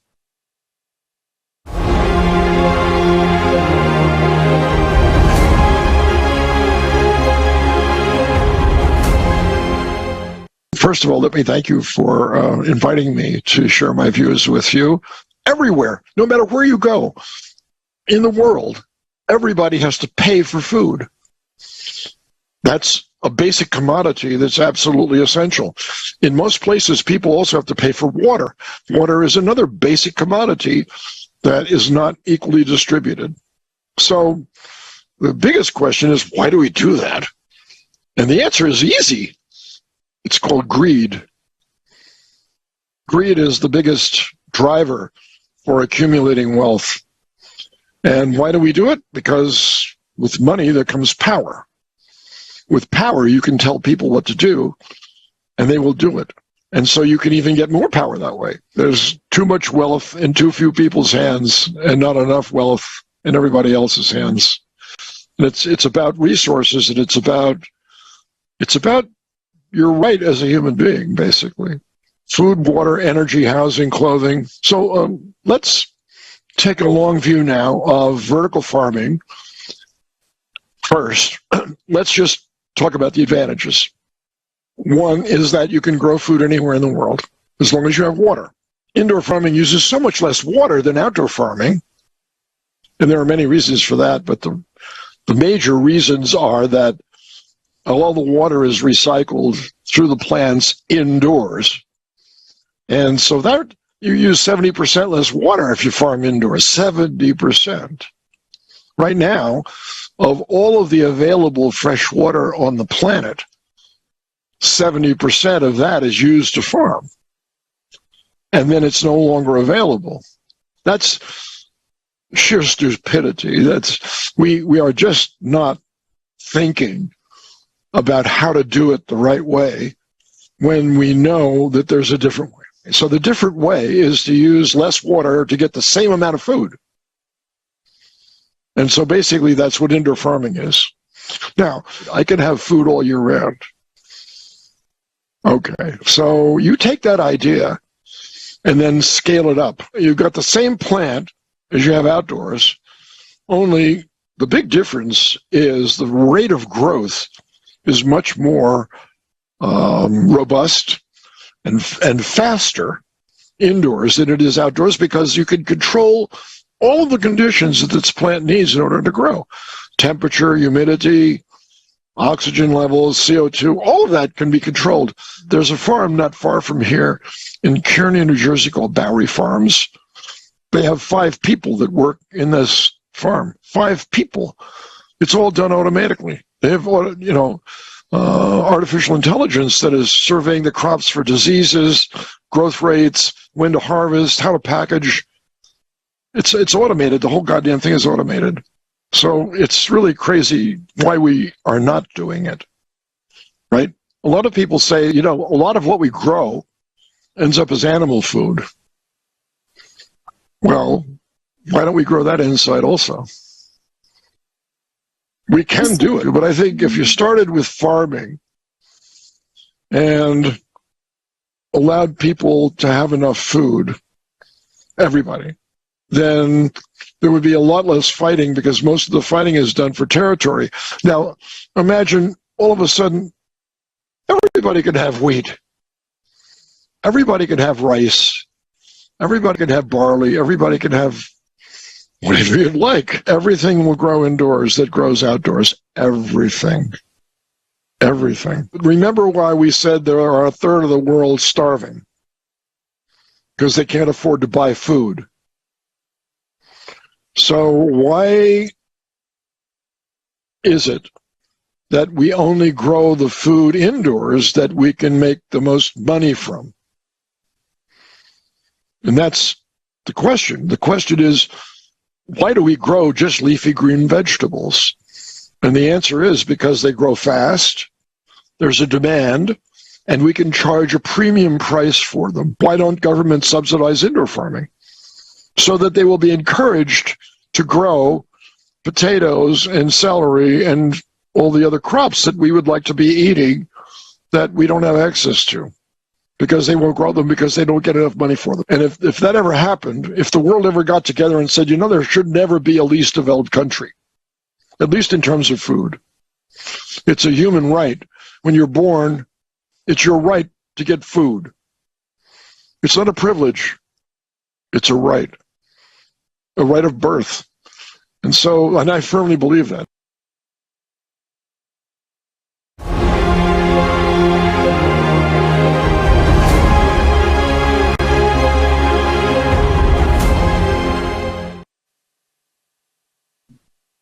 Thank you, Professor, for this information. Dear viewers, as Professor said, we have the capabilities and technology to feed the entire population on the planet. Let's look at these technologies that will allow us to produce enough products and food for all people anywhere in the world and even in the space. And let me just remind you that this will already be possible in the transition period to the creative society.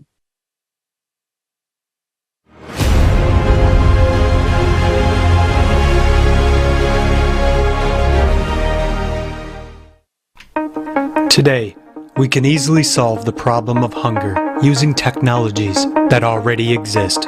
One remarkable example is vertical farms. The main differences between vertical farms and traditional greenhouse facilities are that they allow for growing on multiple levels and in a fully controlled indoor environment. Several technologies are used in vertical farms. 1. Hydroponics, growing plants in an artificial environment without soil. 2. Aeroponics, growing in an airy environment without soil. 3. Aquaponics, a technology that combines hydroponics and aquaculture, fish farming. So, we see that the soil is not used. There are no insects. There is no need to use pesticides. The products are ecologically clean. It is a closed ecosystem. It is not harmful to the environment.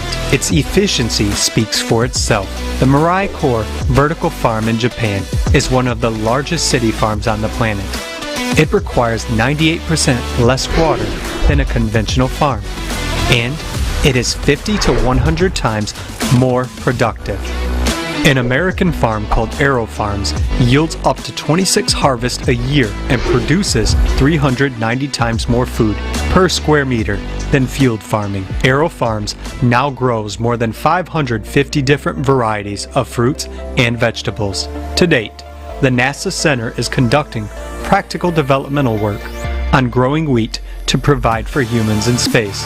Researchers at Stanford University have calculated that wheat grown in an indoor 10-layer vertical farm can produce up to 660 times higher yields than modern farming methods provide.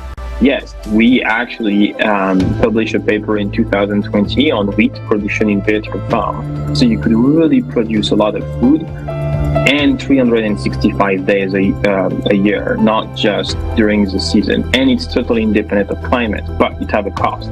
That means that every year you need to spend about $15 million in electricity, which is quite a significant amount of money. Now, if you remove the energy challenge, it's great because people can have food. And we will solve the electricity problem in the first year of the transition period to the creative society, thanks to the gradual introduction of fuel-free energy generators, the technology which already exists nowadays. Another amazing opportunity that vertical farms offer is growing vegetables anywhere on the planet. One of such examples is Antarctica. I'm standing here in our Antarctic greenhouse from the Eden ISS project, and today I will give you a quick look around. As you can see here, I'm surrounded by plants. To my left side we have tomato plants, behind that are cucumber plants. To my right side we have here 4 different types of lettuce. Thus, we see that vertical farms are greatly expanding our possibilities in food production, but this is far from the limit. Nowadays, projects are being developed for complete ecosystems capable of growing not only fruits and vegetables, but even raising fish and poultry.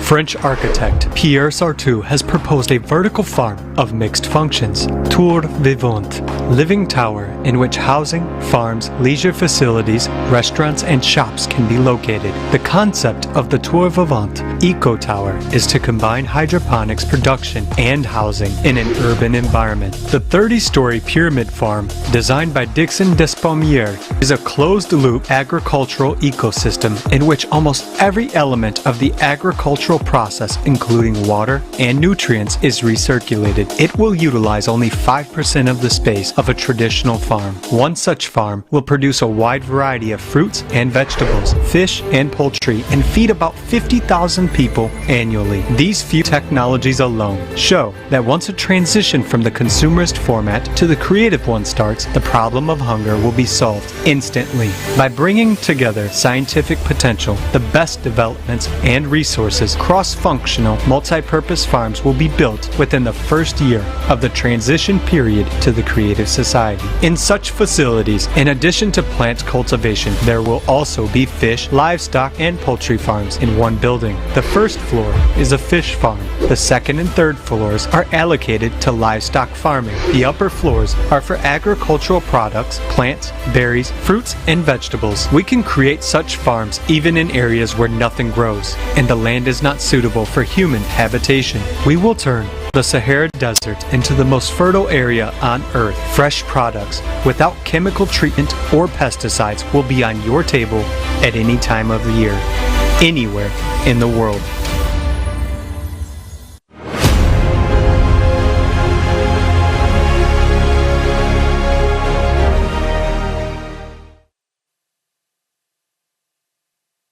In today's format of society, vertical farms are simply not economically feasible.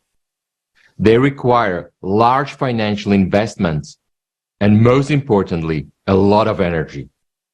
But already, during the transition period to the creative society, energy will become a free resource for every person and for the entire economy, because it will belong to society.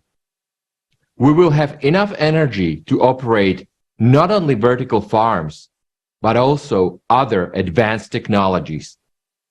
We can create such farms even in the areas where nothing grows and the land is not suitable for human life. The Sahara Desert can be turned into the most fertile area on Earth. Does this sound like science fiction? But let's get this figured out. Vertical farms are on average 10 times more productive than those traditional farms. In vertical farms, crop is harvested at least 10 times a year, depending on the plant species. On traditional farms, it is harvested only twice a year. This means that vertical farms are 50 times more efficient than existing farms. We currently use an area of 50 million square kilometers around the world for agriculture. This area includes pastures, crops for people, and forage for livestock.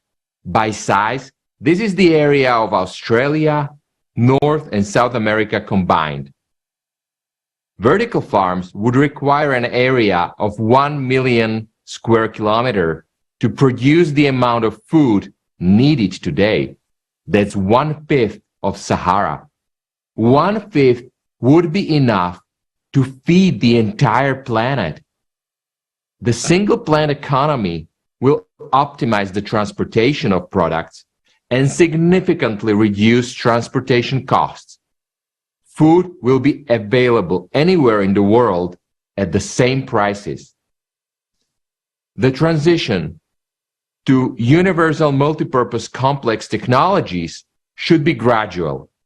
While we will be building these complexes around the world, we will need to continue to use traditional methods of agriculture, improving them and their efficiency and environmental friendliness. This is a real solution to hunger, even in the scale of climate disasters. The problem of fresh water and its shortage is even more acute. After all, not only agriculture, but any production is impossible without it. Of all fresh water, we use 80% in agriculture today. At the same time, half of the world's population suffers from water shortages. But already today, there are technologies that can completely solve this problem. For example, water from fog. In Lima, one of the largest capitals in the world, located in the desert, fog is collected in a huge net and used to produce drinking water.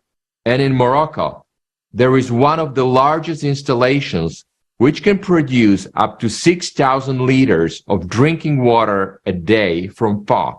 It costs practically nothing to operate and requires no outside energy. Water out of the air. Atmospheric water generators can extract up to 3,000 liters of potable water per day and can be scaled up to 1 million liters. They can be mobile and stationary, operate from any energy source and in any climate conditions, even in an arid desert. Next one is desalination plants. Around the world, about 16,000 desalination plants clean ocean water from salt and turn it into fresh water. They can produce millions of gallons of fresh water per day and supply 300 million people.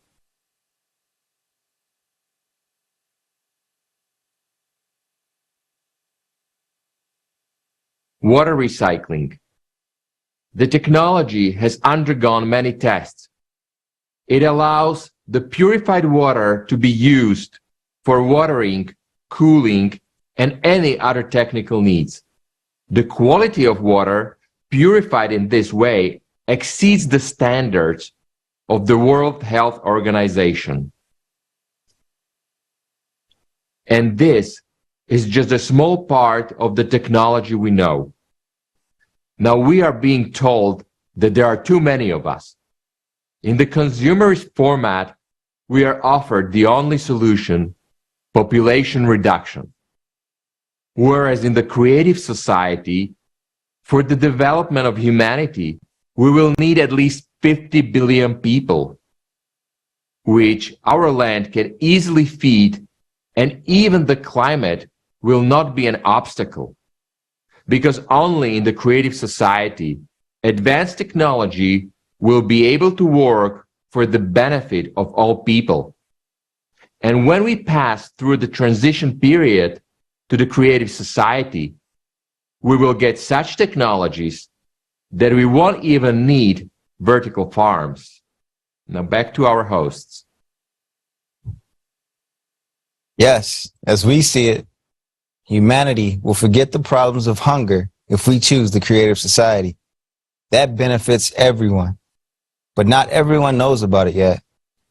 Today, thanks to volunteers, scientists, experts, video editors, translators into 150 languages, we have been given this unique information and we have learned about such great perspectives.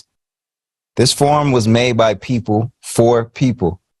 Now it's important that the idea of the creative society goes viral. You can share this video with all of your friends on all your social networks. We repeat once again that it is allowed to use, publish, reproduce, transmit this information presented on this forum, regardless of the form of its presentation in any way, at the discretion of individuals or legal entities, in whole or in part, without distorting the text of the transmitted information while maintaining links to sources. If you need access to videos of this conference in your language for distribution, write to the email info@creativesociety.com. The following topic will not leave anyone indifferent. Vertical farms are a temporary solution to the food and water problem in the transition to the creative society. And already in the creative society, we will have an even cooler technology. Let's see a video about it.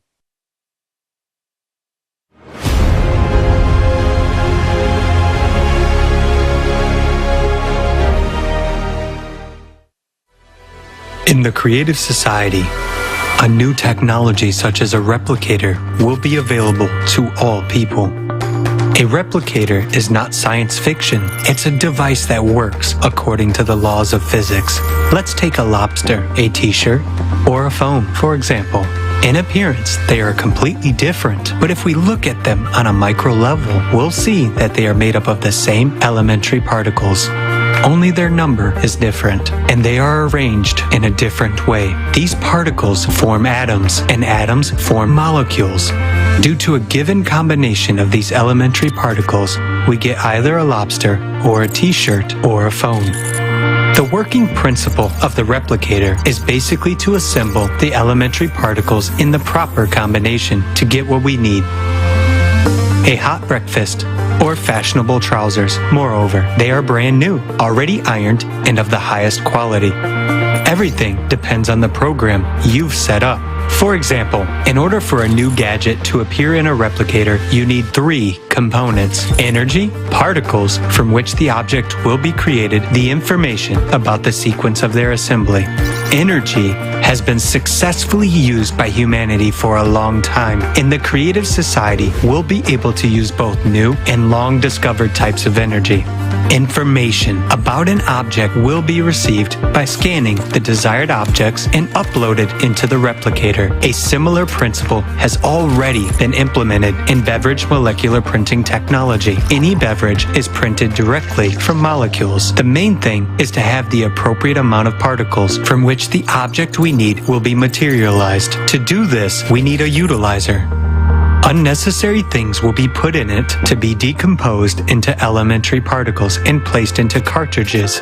And the replicator will create whatever you need with the use of the cartridges and information, so you dispose of the garbage and get everything you want. Having a utilizer, you will no longer need to wash the dishes. Just put in it dirty plates, a tablecloth with crumbs, and you're done. A replicator and a utilizer are devices about the size of your microwave or a small cupboard.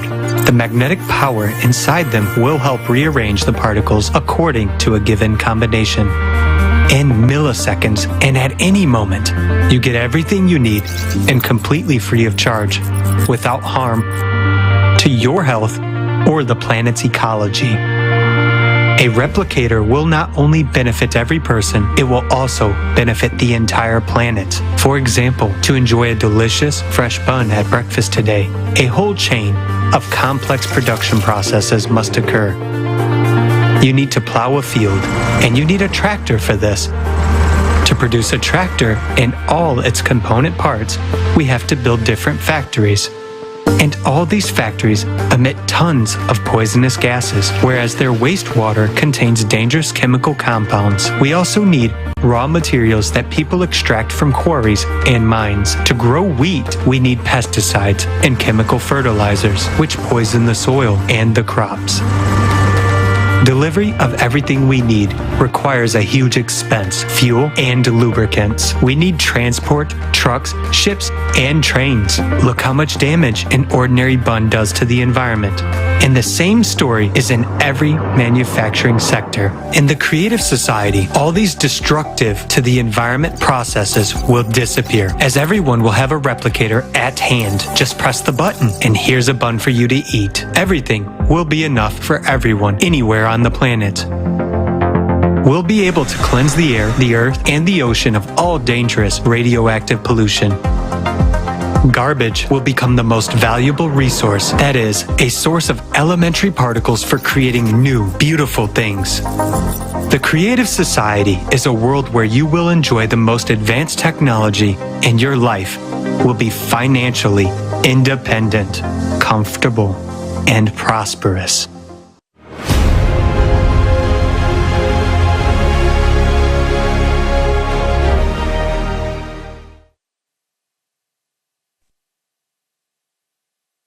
Здравствуйте, уважаемые зрители. Greetings, dear friends.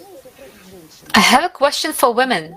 How long ago did you buy yourself a new dress to wear? For example, to go to a restaurant or theater? When was the last time you took a warm bath with scented foam? Where did you last go on a trip? Perhaps these questions may seem too frivolous to some, but it's not that simple.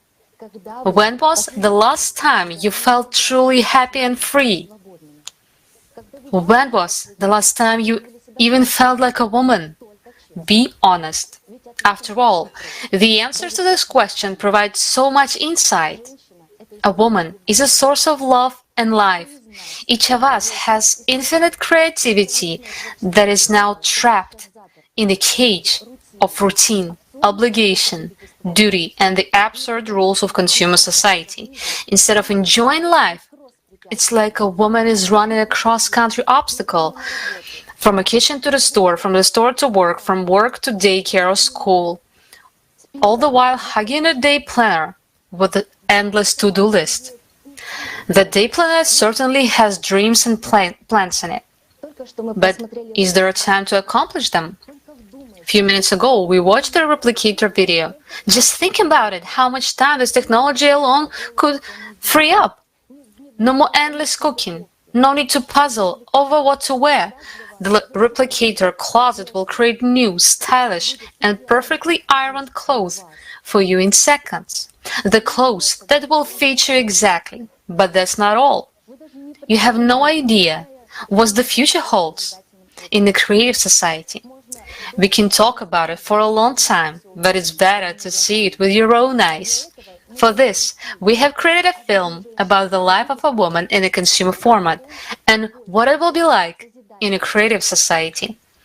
Surely, you will recognize yourself in it.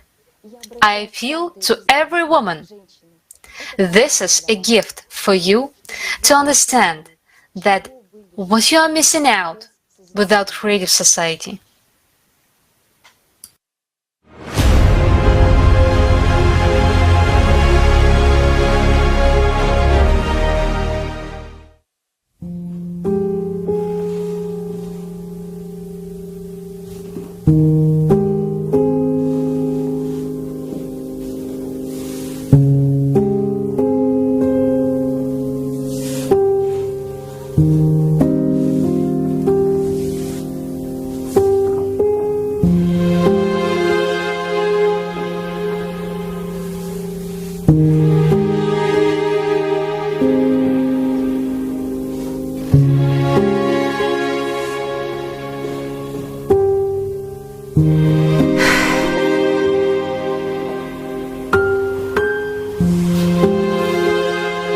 I'm so sick of this.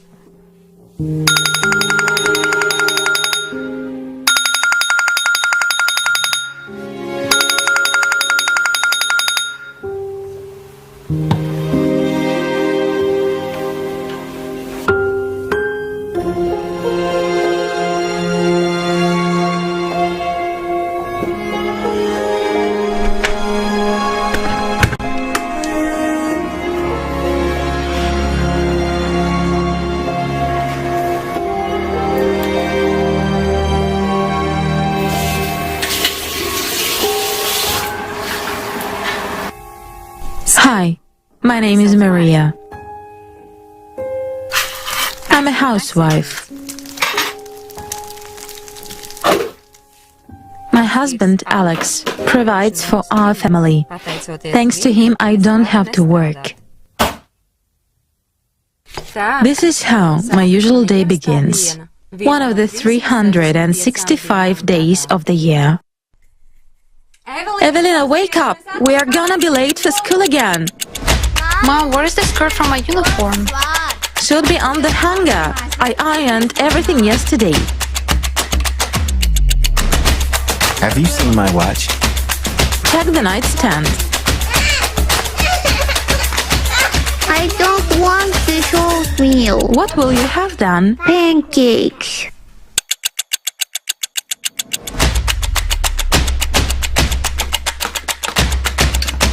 My uniform, Mom! Just change quickly. It's not there.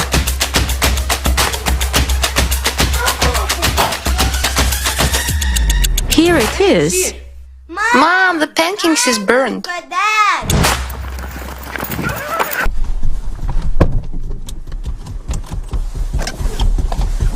Go, go, go. Hey, Hello. Hi. Hi. You didn't forget you're supposed to come for a haircut today. Oh shoot, I totally forgot. Can I reschedule? For Saturday. I don't have any time today. This is the third time you're putting it off. You shouldn't put yourself last. I know. How do you manage to find time for everything with your job on top of it? But I don't. I'm sick of it already. After coming home from work, I wash, cook and clean until midnight. Every day the same thing. I wish I could retire already, take a break from all this. Okay, I got you. Let's make it Saturday.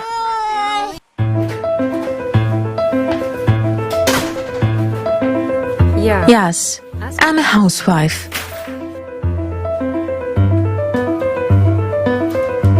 It would seem that I don't work. But I have no personal life at all.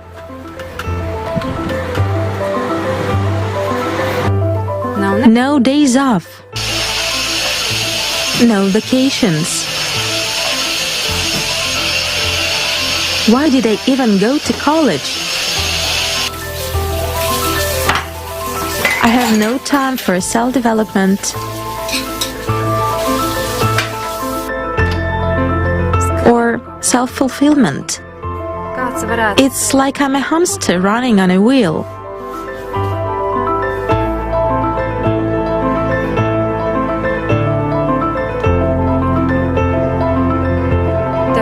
Some might say, what are you whining about? Your life is not so bad.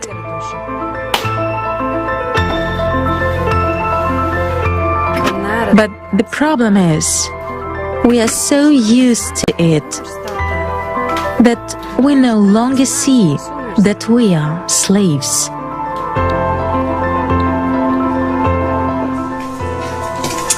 Hello. Well, hey there. Have you got something for pain? My back is hurting so bad. Of course it's going to hurt. Look at your bags. I too can barely make it home after such weightlifting. Let me get you something. Oh, I forgot milk.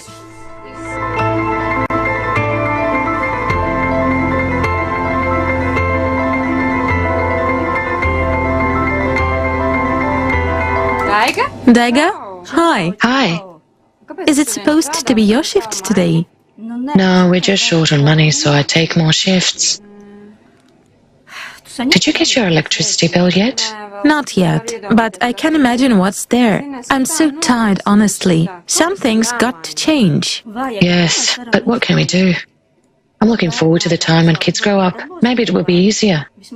At least I wouldn't have to work so hard. Right.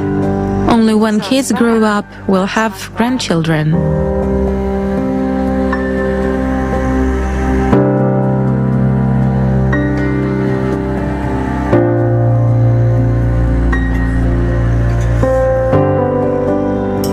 Evelina, we are about to have dinner. Get Daddy and Katrina.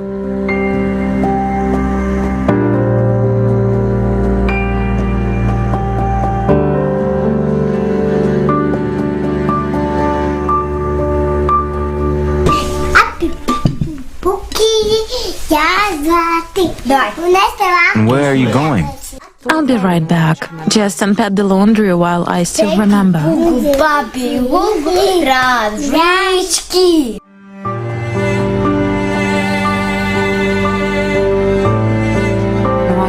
From early morning till late at night, every day it's the same thing.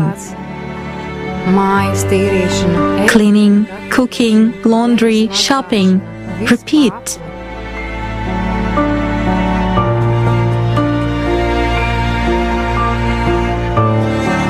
Taking kids to and from school. But when do I get to leave?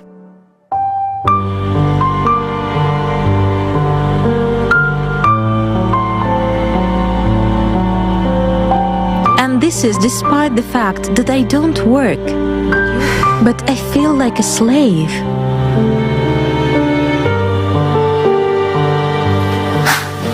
Did God really create humans to be slaves?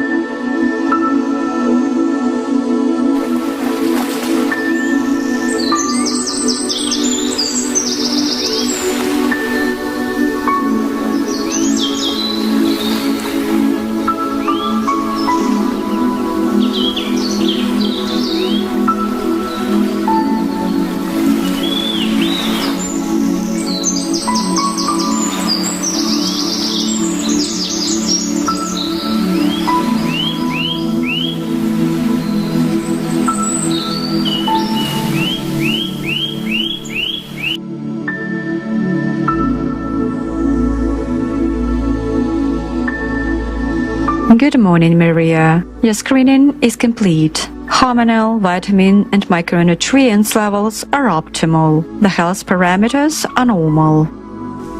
Cody, today I'll have medium roast coffee with hazelnut flavor. Done.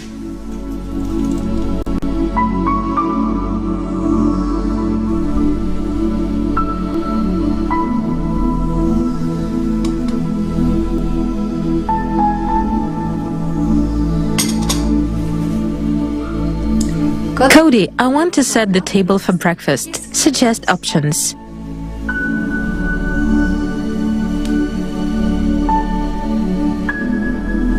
This one's good.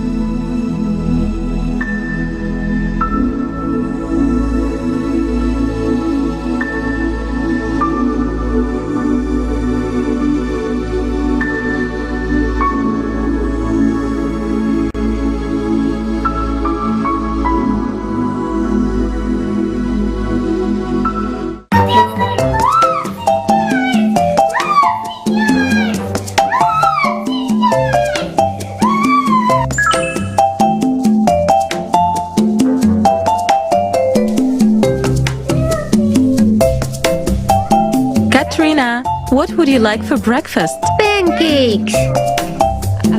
With your favorite jam? Yes. And I'll have baked rolls. And I'll have my favorite salad. Alex, what will you have? I'll have lobster. For breakfast? Well, why not?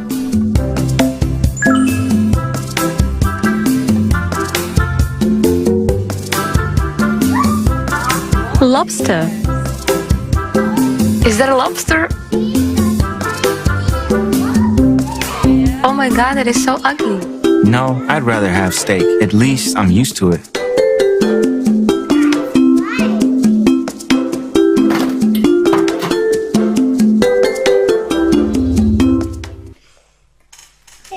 We're going to the water park today. Mom, are we going to water park today? Yes, Dad will come home from work and at 3 o'clock we'll be at the water park. Yay! You know what I like about the creative society? What? You don't have to sharpen your knives. They're always sharp. Thanks, Mom, I love you. Thank you, Mommy. I love you. Can you help clear the table? Yes, of course.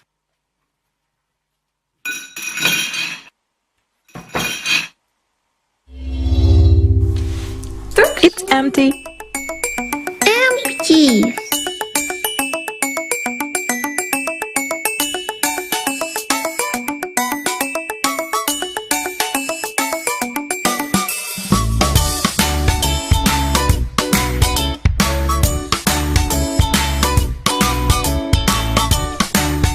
Girls, are you ready? Yes, Mom, we'll be right there. Good.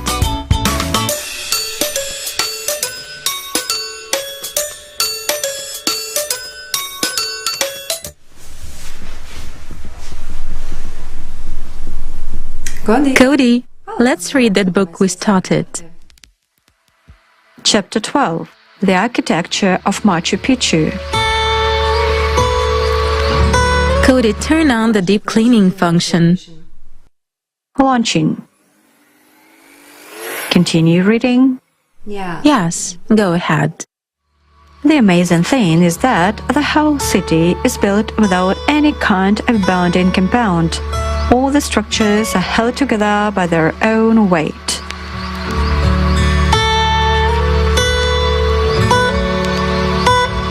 Mom, we are leaving.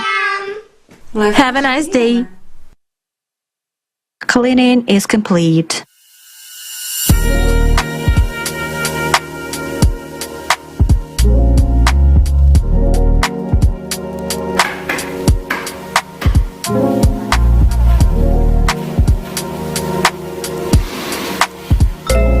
At 1 o'clock, you are scheduled to get together with your friends. Oh, I completely forgot. Cody, help me choose a look.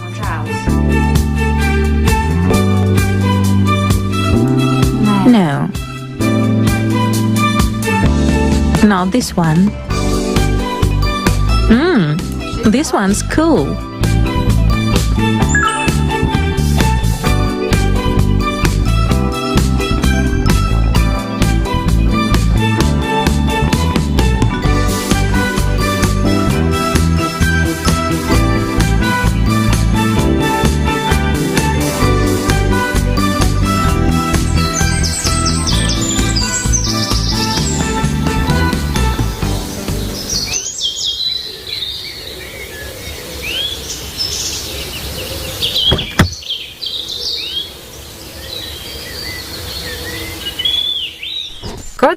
Cody, that Levy restaurant. Fasten your seatbelt.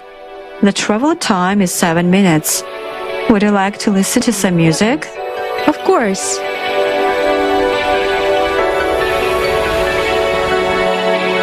Time has come for us to see. It's up to you, it's up to me to build a world we wanna be, the creative society. Take a look around, there's so many wars. Do you even know what we're fighting for? Take a stance, raise your voice, make a choice now.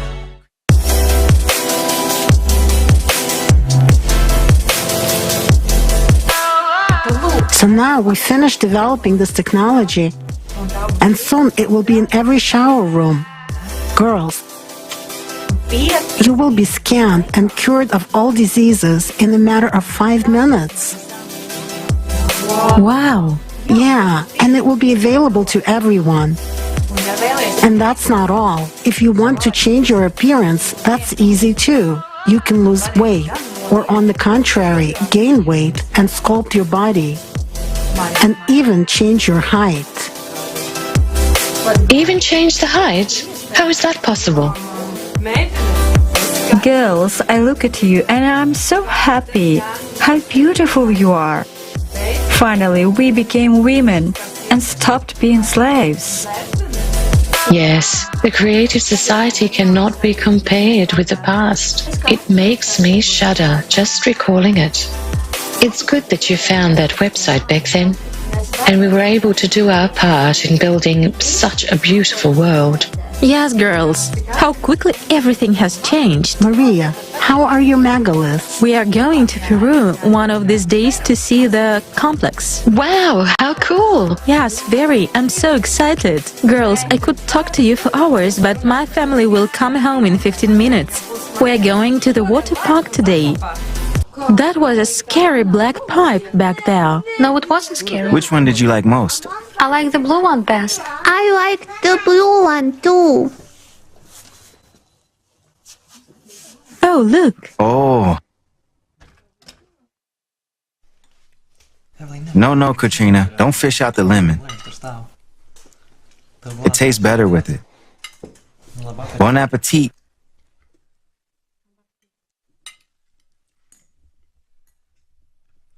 So, starting tomorrow, I'm on vacation. Have you planned the next 2 months for us? Well, we'll probably go fishing first. Yeah, I'll never say no to fishing. Right, and then we are going to South America, just like we've always wanted. Yay!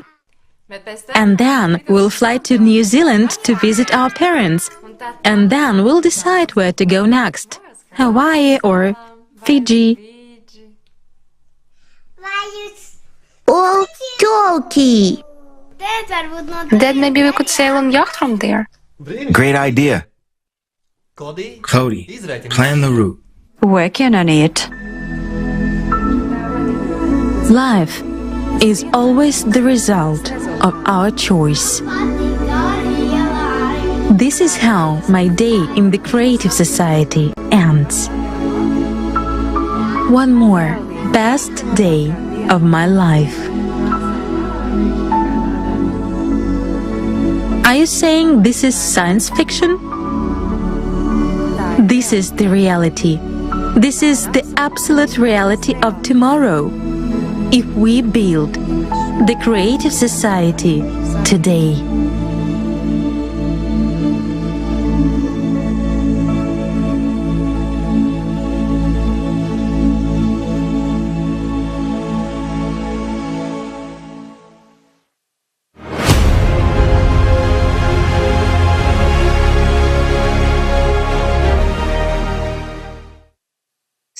Dear friends, hello. To be honest, this video makes me want to burst into tears of shame that we still do not have the creative society. Oh my God, I want that kind of life. Everything you've seen about the life of a housewife in consumer society is true. My life and the lives of my friends look exactly like this, if not worse. I would also add that the whole routine is endless. I'm catastrophically short of time. I cannot even spend enough time with my husband or just sit quietly to read a book. All the time I have for myself is when I'm in the bathroom or taking a shower. And that's it. I have tons of business ideas and plans for my life, But I just don't have time or resources to do it all. As you've understood, all the time is taken away by household chores. Every day I just work like a horse, without days off and breaks, and no one pays me any money for that. The entire life of a housewife is in cooking and cleaning. And I also keep thinking that my life is not successful, and I haven't achieved anything in it. Even though I love my husband and children, I often have such thoughts. Now, after watching this film, everything resonated inside me and just opened my eyes on what my life and the life of every woman in the creative society can be like. I couldn't even imagine such a thing. The creative society gives you a chance to get enough sleep, gives you a lot of free time for self-development, acquiring new skills and fulfillment of your desires. The most important thing is that all household chores will be done by robots. No washing, ironing or cooking. Just imagine robots do all the chores at the snap of a finger. That is everyone's dream, isn't it? Even my children want to live in the creative society. I was scrolling through Instagram the other day and found a photo of a kid from Africa with a poster of the Creative Society. He wants the Creative Society. He supports it and informs about it. Meanwhile, there are adults who know about the Creative Society but do not say anything to anyone. Don't they want the Creative Society? Don't they want to free their women from household slavery, so that they can be free and reveal themselves as true members of society?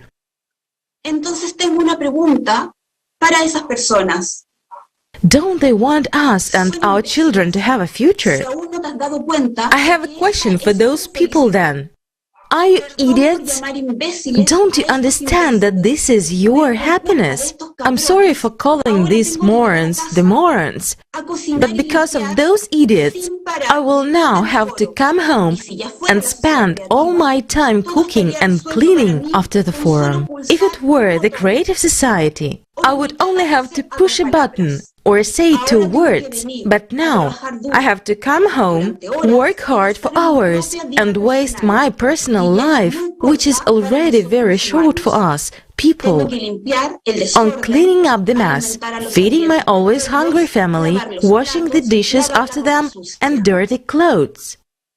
I live in such a shithole because of those stupid people who don't understand simple things, that today we can make our world better, more beautiful and safer. I have a question. Why do these morons think that women were born to exist in this household slavery? Yet they dream of being welcomed home by a queen. Right now, I have neither physical strength nor mental energy.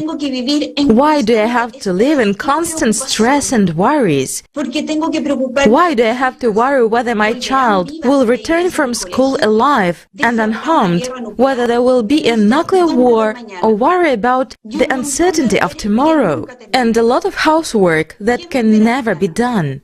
And what awaits me tomorrow? More cleaning and cooking and the same fears? Why do I have to suffer? Because there are idiots who don't understand the prospects of the Creative Society for themselves and for all people. In the Creative Society, all wars or threats to life are impossible. So what should I call those who don't want to build a Creative Society? Friends? They are not friends. They are bastards. They are so stupid that they cannot see further than their own noses.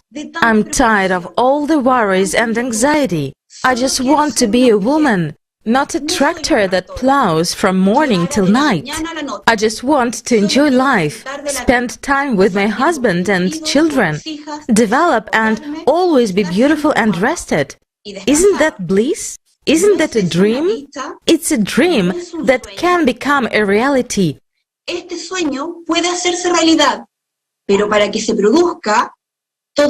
For this bliss to come true, we, the women of the world, just need to inform all the people on earth about the creative society.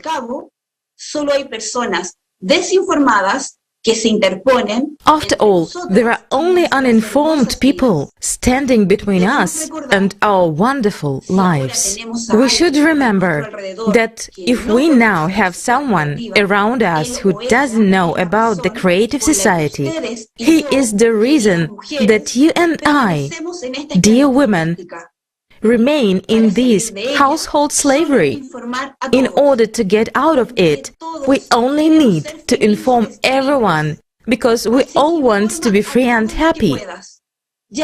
So inform everyone you can, whether in the street or in a hair salon, in a store or at the doctor's. Wherever you talk to people, inform them and support this topic. If you cannot do anything at all, you are sitting at home, write a poster, "I support the creative society," and hang it outside your window or put it in your yard. Let people read it. Use every possible way to inform them. Women, I appeal to you. Let's build the creative society and finally be free, happy and enjoy life. We deserve it. This is a very timely topic, and indeed, only in the creative society will a woman feel fully as a woman, as a mother, and as a wife, and finally enjoy life. I wish this could happen as soon as possible. Now we are in the first stage of building the creative society, which is the informational stage. We are being asked, what can be done right now? We have a simple answer to that question. There is nothing simpler than a small action. You can start wearing a t-shirt with the Creative Society logo on it, a baseball cap, a sweatshirt. Start wearing them to make people aware of the Creative Society. All the designs are now available on the Creative Society website. Tell me, what's the point of buying a branded t-shirt from a well-known company and for your own money to wear their ads in these huge letters? I would rather wear a t-shirt of the Creative Society because I want to live in the Creative Society. I want my children and parents to live in the Creative Society. I want all the people in the world to learn about the Creative Society. And now I would like to welcome Shayla Bonnick, an incredibly talented, creative, beautiful, and most importantly, a person of great heart. Many of you know her as a leading singer of the legendary music band Bonnie M. Shayla is O-Song songwriter, performer, co-producer, fashion designer, author, among other things.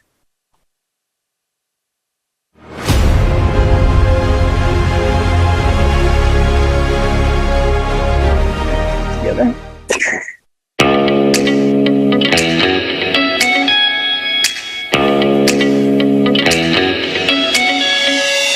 Hey, let me tell you something. Hey, lend me your ear. We're here to tell you it will be okay. We'll find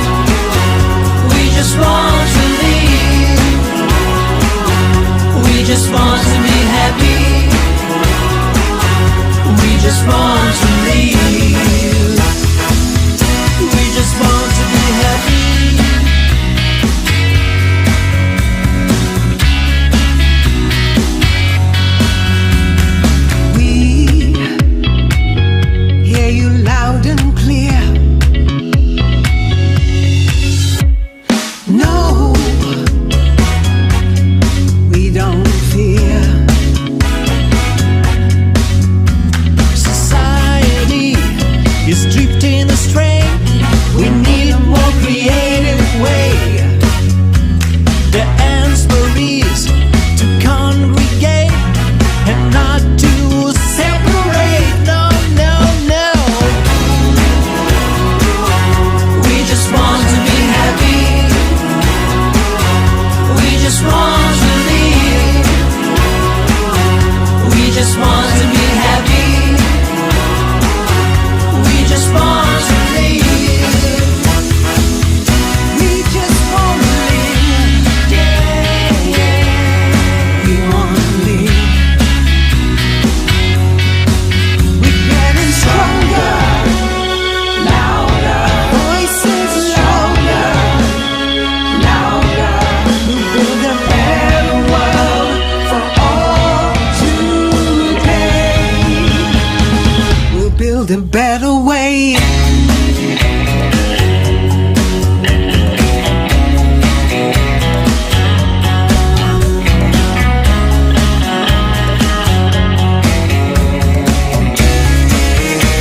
Yeah, we just wanna be happy. We just wanna be happy. We just wanna live. We just wanna live. We just wanna be happy. We just wanna be happy. We wanna give. We just wanna give. We wanna live. We just wanna live. Want to live. We just wanna be happy. We just wanna be happy. We just wanna be happy. We just wanna live. We just wanna live. We just wanna live. We just wanna, yeah. We just wanna live.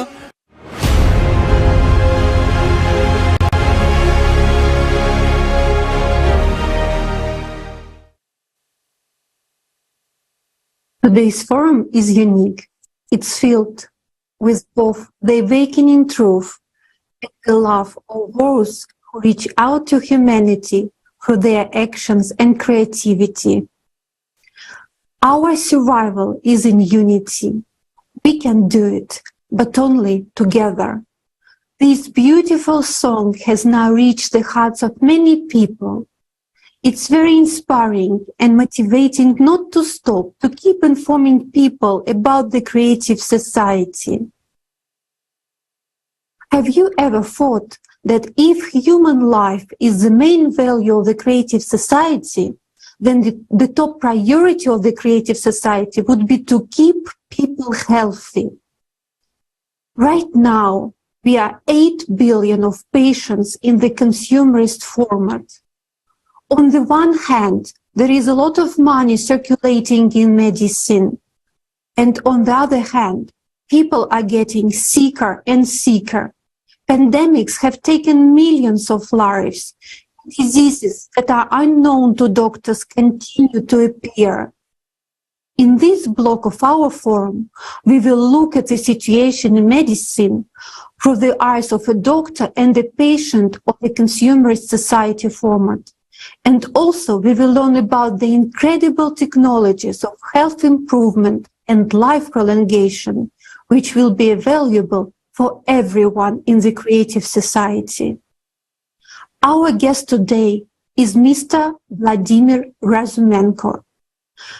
Vladimir Razumenko, Doctor of Medical Sciences, Professor, Academician of the Ukrainian Academy of Sciences, corresponding member of the National Academy of Medical Sciences of Ukraine, the Chief Neuro-Oncologist of Ukraine, neurosurgeon.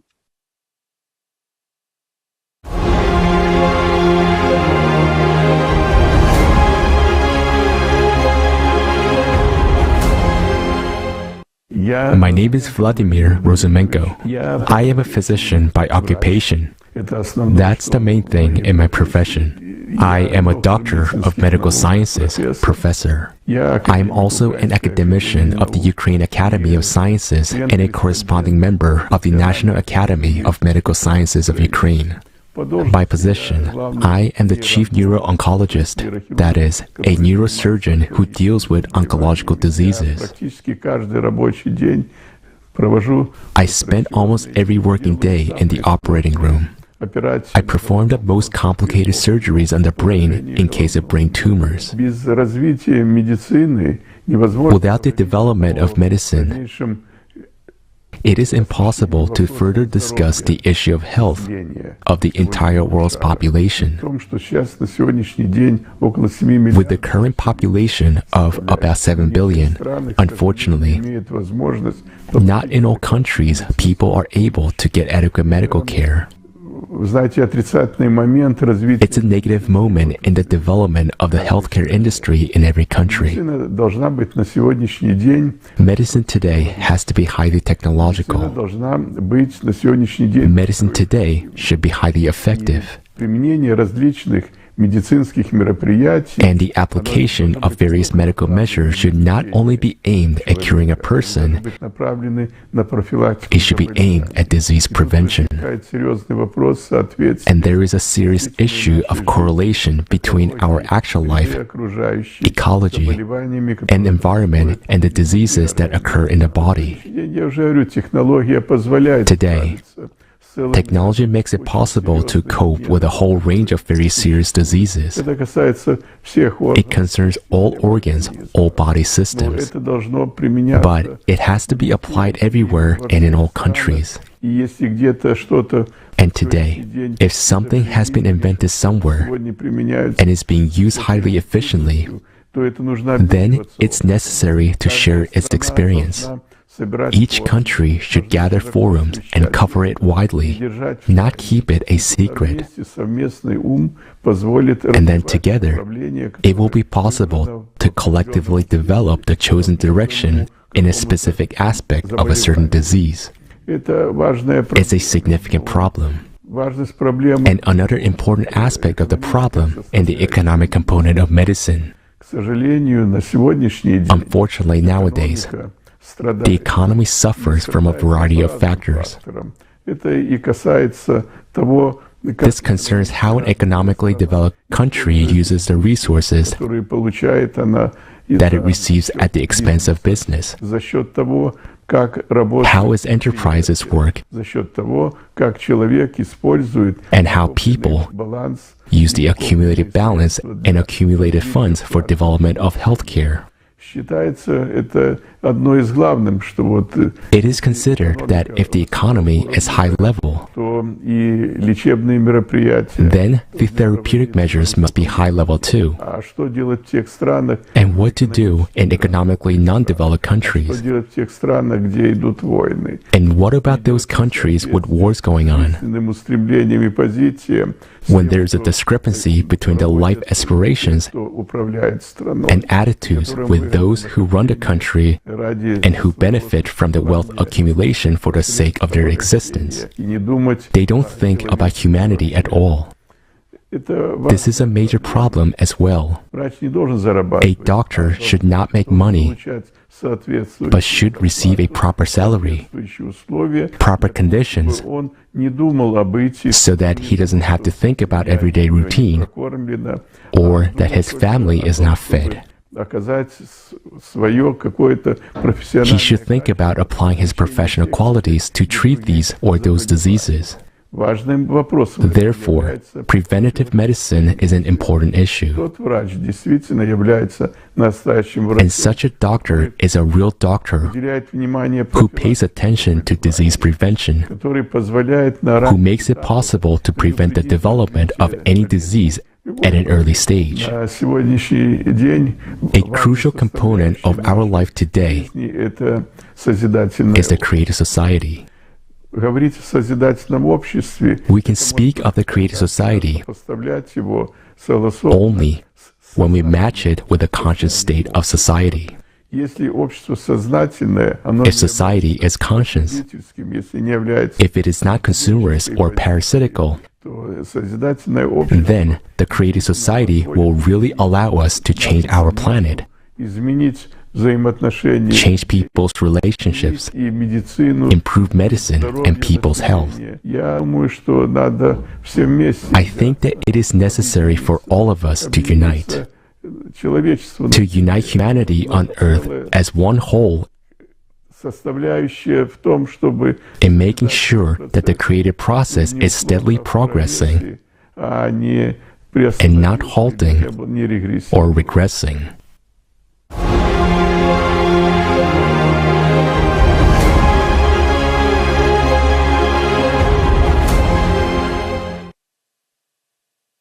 Professor, thank you for being honest about what's going on with medicine. The field of healthcare requires radical changes. Today we say with certainty that the medicine of the creative society will provide the most important thing, the protection of a person's health. We already have enough technology to cure all diseases. In the creative society, people will not fall ill at all, and our life expectancy will increase considerably. Let's watch the video.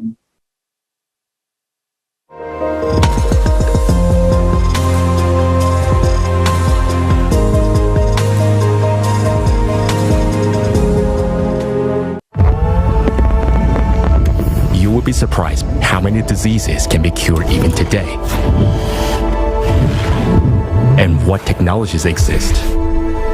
We're told about incurable chronic diseases and that there is no way out, either surgery or taking drugs for the rest of your life.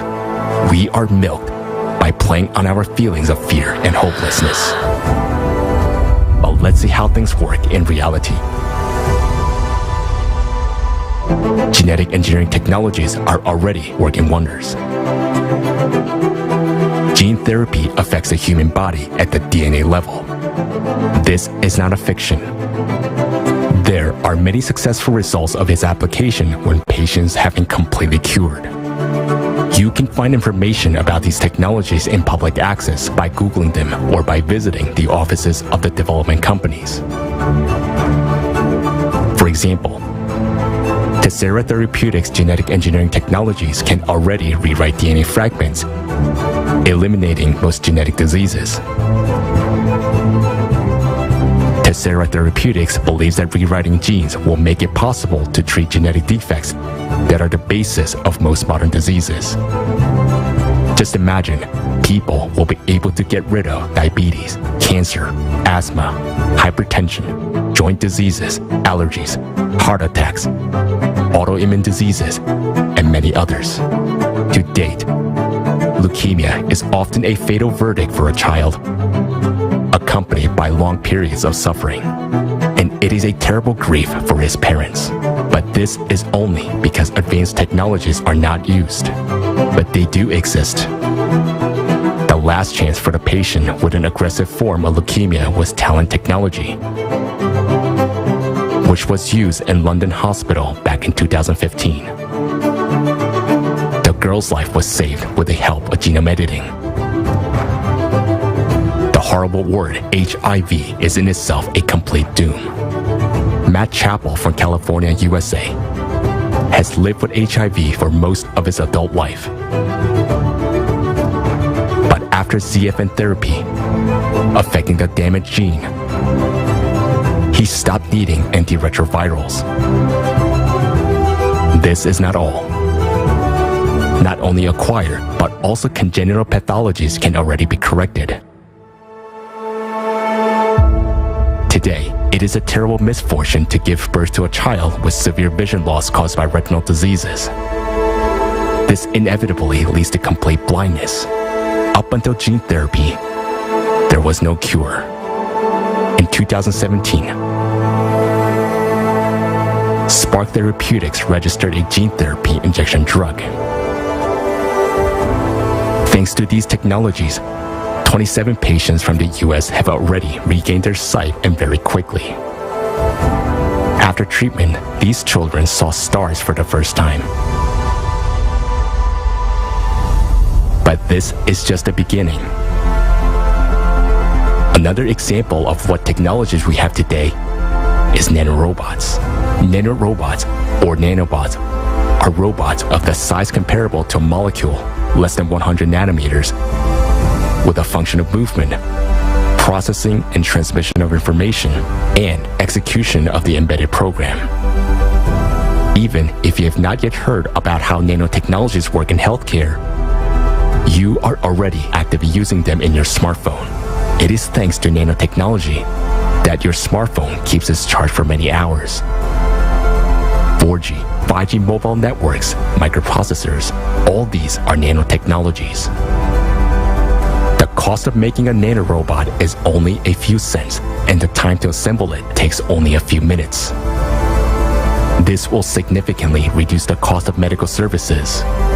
And due to the microscopic size of nanorobots, a person will not experience any discomfort or pain during treatment.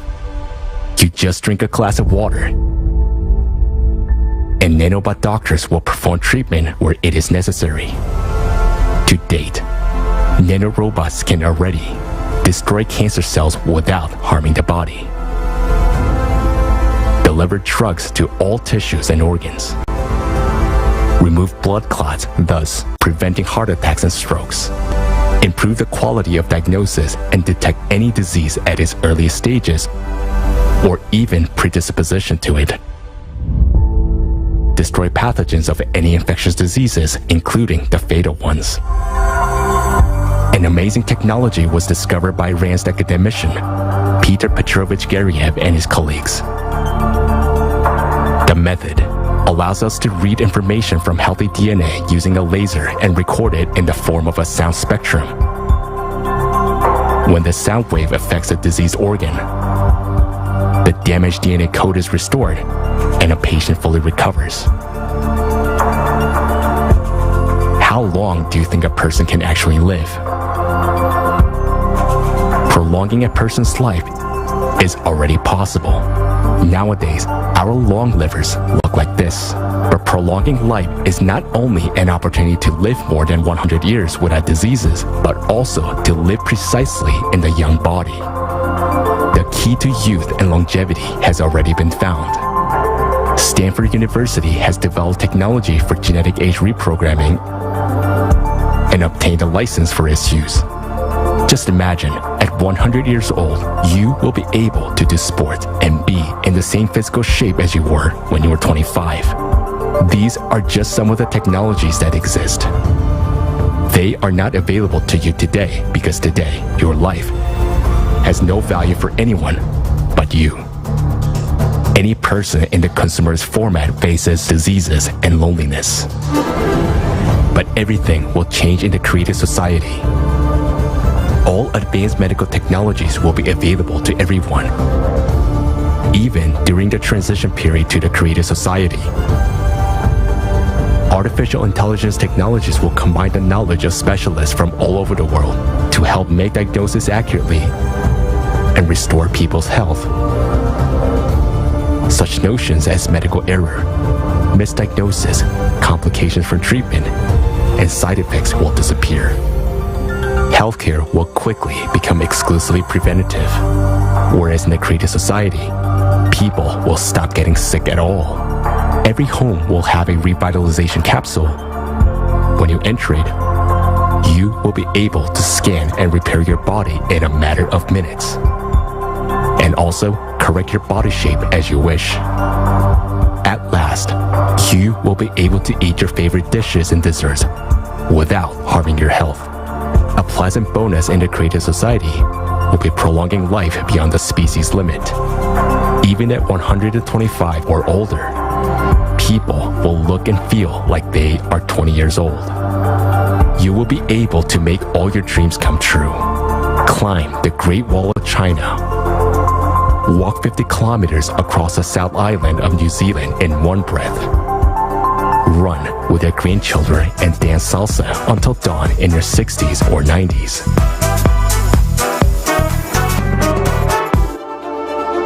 To date, healthcare is a business and health is an expensive commodity that many people cannot afford. It's time to make healthcare high quality and free for all. Eternal youth and good health is your reality in the creative society. Share this information with everyone right now.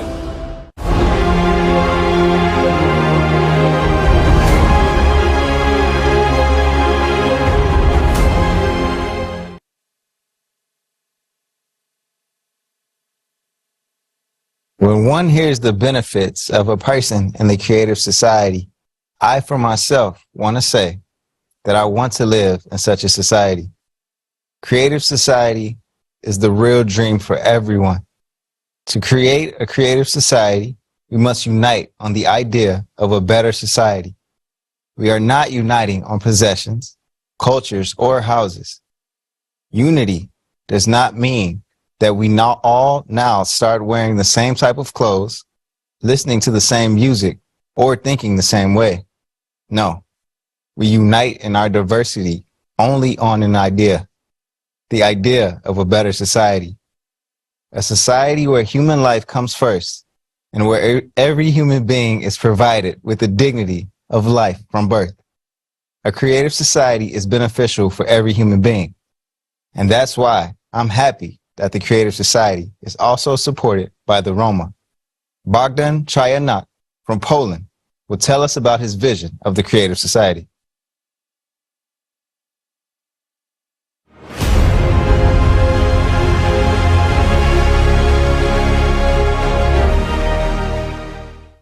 Let the gracious God grant everyone goodness and happiness. Let everyone be healthy and happy. Roma all over the world. Be healthy and happy. My name is Bogdan Trianek. I'm a Rome from Poland, a member of a government commission that works for integration. Love for our neighbor, for brothers and sisters, and not only for the Roma. Dear ladies and gentlemen, I am honored to be a speaker together with you today here at this international forum where I can share my love and warmth for my Romani brothers and sisters, but not only for my Romani brothers and sisters, but for all people with a good heart. And I know that people with a good heart are watching and participating today. People who strive for big changes when love, tolerance, and nature will reign. The world is beautiful. It's just that people spoil it, but thanks to all of us, tremendous support and great love, this world will become more beautiful. What is the use of a tree without leaves? It withers away. So if we all seek together and speak the same words in one voice, and we all say, stop violence, stop destroying the world and nature, our world will become more beautiful. We live all over the world, Roma brothers, we have our own and our love. We certainly feel great in our countries, but my appeal to my brothers around the world is that we should be able to find ourselves and learn. Ladies and gentlemen, it's a great honor to say today that I have a favor to ask. It is a request of a pious man to my Romani brothers and to all of you who hear us, who participate in this beautiful forum. We must unite with all our hearts. Why do we unite with you? Because we can see that the creative society is doing a wonderful work in the name of love. I would like to sincerely ask all of you, my brothers, to change things from now on. We want and desire it. Let's not pretend. Let's not be indifferent to people, to the world, to animals. Let's not pretend that we don't care, because I know that you and I care, because this is your future and my future. My grandmother had always told me about great love and tolerance, and suddenly I came across the creative society that talks about freedom and love, about a free world. This is what every human being wants, and especially we, gypsies, because we, gypsies, are free people. No one has ever forced us to do anything, and if they did, we did not give in. Together with you, we will build a wonderful world. The fact that today we join together around the world at this international forum is proof of that. And my Roma brothers around the world, I, as a Roma brother, ask you to join in. It is necessary to unite so that we can be like one fist, one force, because our strength is in unity. When we all get together, we will change the world.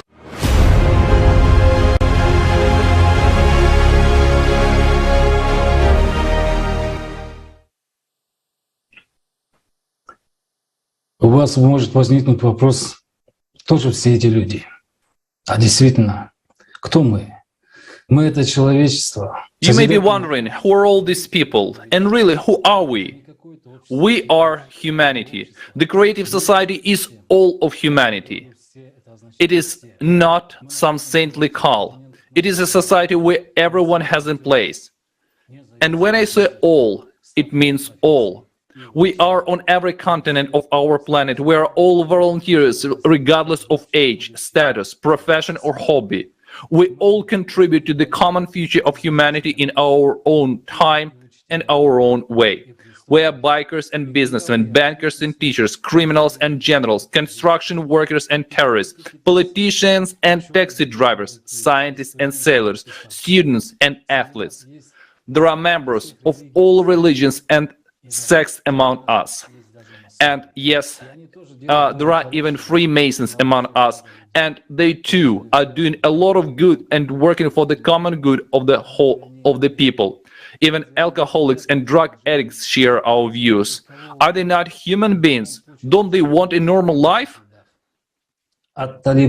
Whoever you name, they will be in our ranks anyway, from the Talibs, the orcs, the banderas, the communists, the fascists, and the mafia. I will tell you more. There are even Democrats and Republicans among us. Do you know why we are so divided? Because before we didn't have one common idea, we didn't have the creative society. The consumerist format has fragmented us all and put us in our own niches, forced us to get our own bread in different ways, turned us away from each other in pursuit of personal happiness. There are true heroes and geniuses among us. They've been working for years for the good of humanity. Some have already given their lives for the survival of humanity. The consumerist format does not allow us to say their names because the consumerist format will inevitably exterminate them. Yes, we are heroes, but we're also the outcasts of today's. Take the Taliban, they are terrorists. Why did they have to take up arms? Have you ever asked yourself this question? We do not support terrorism or justify their methods, but right now in Afghanistan, our members are translating this form for the same Taliban who have taken up arms under compulsion of the consumerist format, because they dream of being humans, of fulfilling the precepts of Prophet Muhammad. They dream of the creative society. I will shock you once again. There is even the all-to-know common mafia among us, Yakuza, Triad, Sicilians, Russians, Mexican, and American. And do you know why they are our members? Because they are human beings, and under different conditions they would be true people. But now they are victims like the rest of us. Our law says they are criminals, and we say they are victims of the consumerist format. In other conditions, they would be heroes. In the consumerist format, they will risk their lives to. In the consumerist format, they risk their lives to earn their bread. And in other conditions, they would risk their lives to improve everyone's life. They would be heroes. They are risk takers. They have a risk character. They are not afraid to risk life, to sacrifice their freedom and their lives. But for what? Today, for a piece of bread. In other conditions, in the creative society, they would be explorers. The most extreme and dangerous professions would be for them. Every person on the planet would know and be proud of them. Let's be honest, many people have been pushed on the criminal path into the ranks of the mafia as a protest against the injustice of this consumerist format. Isn't that a crime? This whole consumerist format just change the conditions and billions of people will get a chance for a better life. A life without humiliation and oppression, a life of quality and justice for all. Where are these people? What are these people strive for right now? Has anyone looked into their souls? No one. No one but us.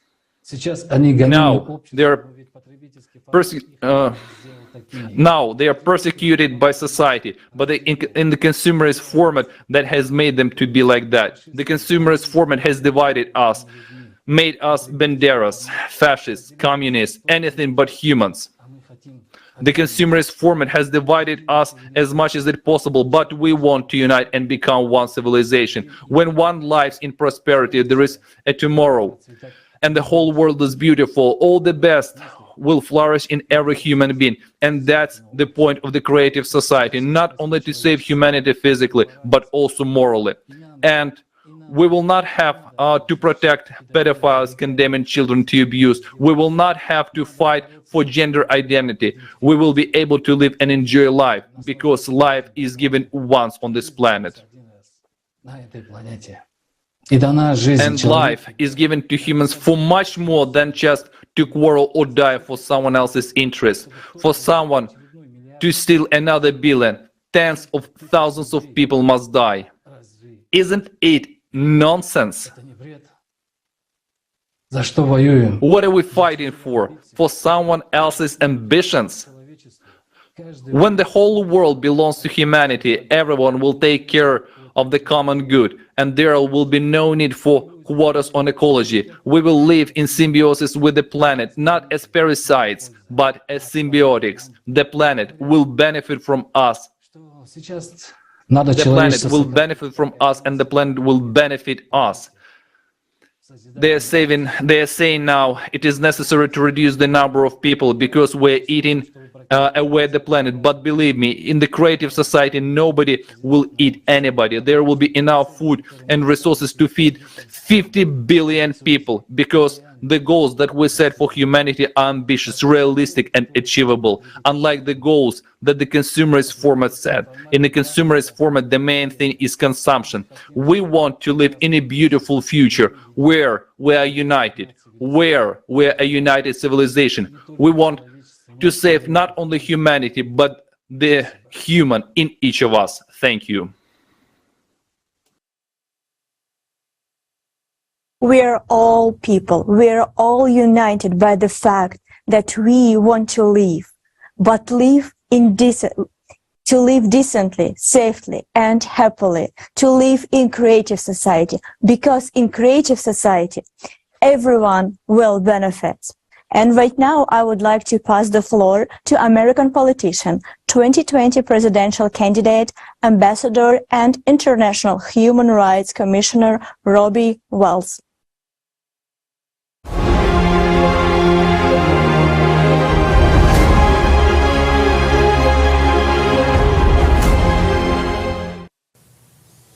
Hello, ladies and gentlemen. I am honored to participate in this landmark international forum. I'm grateful for the opportunity to reach out to people around the world, to you, dear friends. I agree with our distinguished speakers. Our climate and geopolitical situation are very urgent. Even in my home country, the United States, the economy is collapsing rapidly. Record inflation is eating away at our salaries and savings, and more people are left on the streets because they can no longer pay their rent. Think about it. There is an unprecedented increase in child poverty in the United States right now. My heart bleeds to realize how many children will go to bed hungry tonight and how many more will go to bed hungry tomorrow, because the situation is only getting worse. And this is all in America. In America, children go to bed hungry. It's not somewhere in developing countries. It's already happening here in the United States. All this despite the fact that we are the most developed nation in all the world. And we no longer feel safe in our country. When sending children off to school, every one of us is afraid, and we pray. God forbid that nothing happens to them while they are away, and we hope that they come home alive. The polarization of society has reached its climax. We are divided. We're pitted against each other, and we are afraid of our neighbors. And all of this is happening at a time when we absolutely must be united, because the climate is wiping us Americans and our beautiful country off the face of the earth. These conditions in which we find ourselves leave us no choice. We can no longer stand by and hope this nightmare will go away on its own, like a bad dream. It will not go away. and we will face the inevitable end unless we act together. This is the first time humanity has found itself in such a critical situation. So we need a new action plan. The existing programs will not save us. Can I let you in on a secret? We politicians, we're sick and tired of proclaiming our endless new action plans while realizing they don't work. How much longer can we keep bad-mouthing each other while fighting for our office? We don't have time for these political games. We need a feasible working model that will unite our fragmented society and defeat the undefeatable. And I mean the climate. Because no matter how much we are pitted against each other, we all have the same enemy, which is the climate. It is time for all of us, all of society, to grow up and stop being passive. The price of our inaction is human life, our lives. I'm an American. I grew up in America. I owe what I am today and what I have achieved to my country, to the people of this country, to my parents and my teachers. It is time to give back to my country, which is now in great need of a new creative format of politics. But first of all, I am a man, a resident of our shared planet Earth. We are all inhabitants of this planet, connected closer than the people of one nation. We are linked by an inevitable thread of humanity. It is this quality together with our determination and persistence that will help us to build a creative society the entire world over. With all of this in mind, I would like to announce that I am taking a couple of months to make a decision on whether we will run for president in 2024. Expect that decision by the 1st of next year. The cornerstone of my election, if I choose to run, will be the building of the creative society, because only the incorporation of the 8 pillars of the creative society into the Constitution will guarantee a secure, stable, comfortable, and happy life for all people. Why the 8 pillars, you may ask? Well, I often travel around America and talk to voters. And believe me, everything they want is already spelled out in these 8 pillars because the people themselves formulated them. And I'm all for what society chooses. Look at this global crisis. It is evident to me that the creative society is the only chance to build a wonderful world for all, the world that each of us dream about. No matter how great America is, we cannot overcome the climate alone. So, as was said above, to defeat this common enemy, we must put aside our differences, reach out to each other, and together choose the creative format of society. I will stand for the creative society to the end. And when I win, if I choose to run, the presidential election in 2024, and I know I will win, I will build a creative society not just in the United States, but around the entire world. One more thing, and you can bank on these words right here. I will put Putin and Xi Jinping around the same table, and they will accept the creative society. And together, we will surely save our planet. May God bless each and every one of you around the world watching tonight, and may God continue to bless these United States.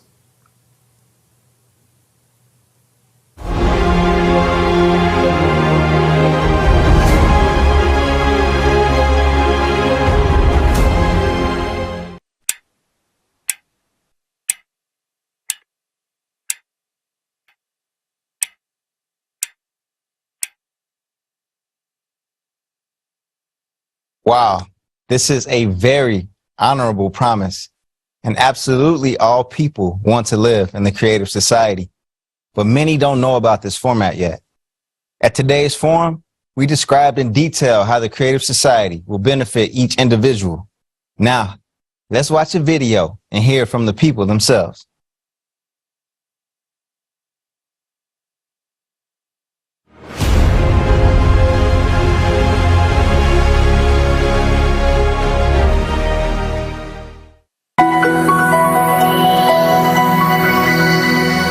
I dream of living in a world free of diseases. My dream world where everybody's treated fairly, everybody's treated equally. I believe that something like universal basic income would be quite reasonable. Everyone has the right to water, safety, an education, and either a supply of food or the means to provide food for their families. It seems to me that once a person is born, he or she should already be provided with good living conditions, housing and food. I feel they should have like basic necessities, so like food, water, obviously like electricity, the status, health aside, because without health you can't do nothing. No. Yeah, and just free healthcare as well. It would be great if every person on this planet already had housing at the moment of their birth. If everybody could work with what they love, I think we could see a huge difference in society. By birth rate, a human should have the freedom of moving around freely.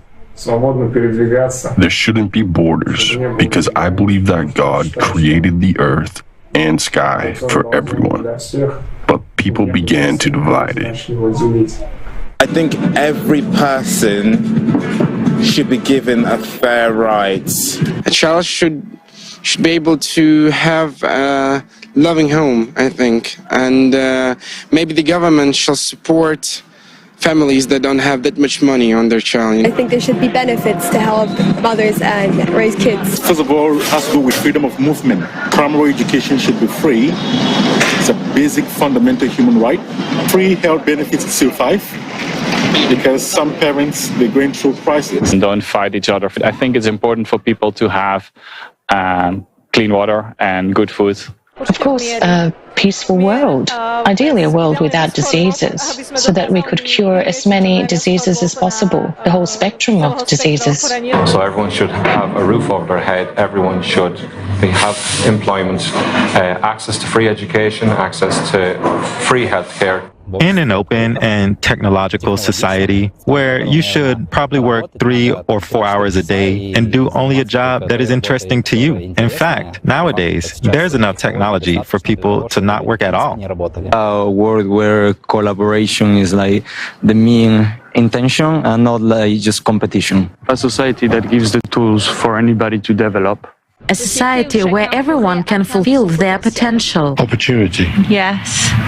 A chance of a happy life. An education, a safe home, secure home, and equal rights. Old age should be decent. Pensions should be decent.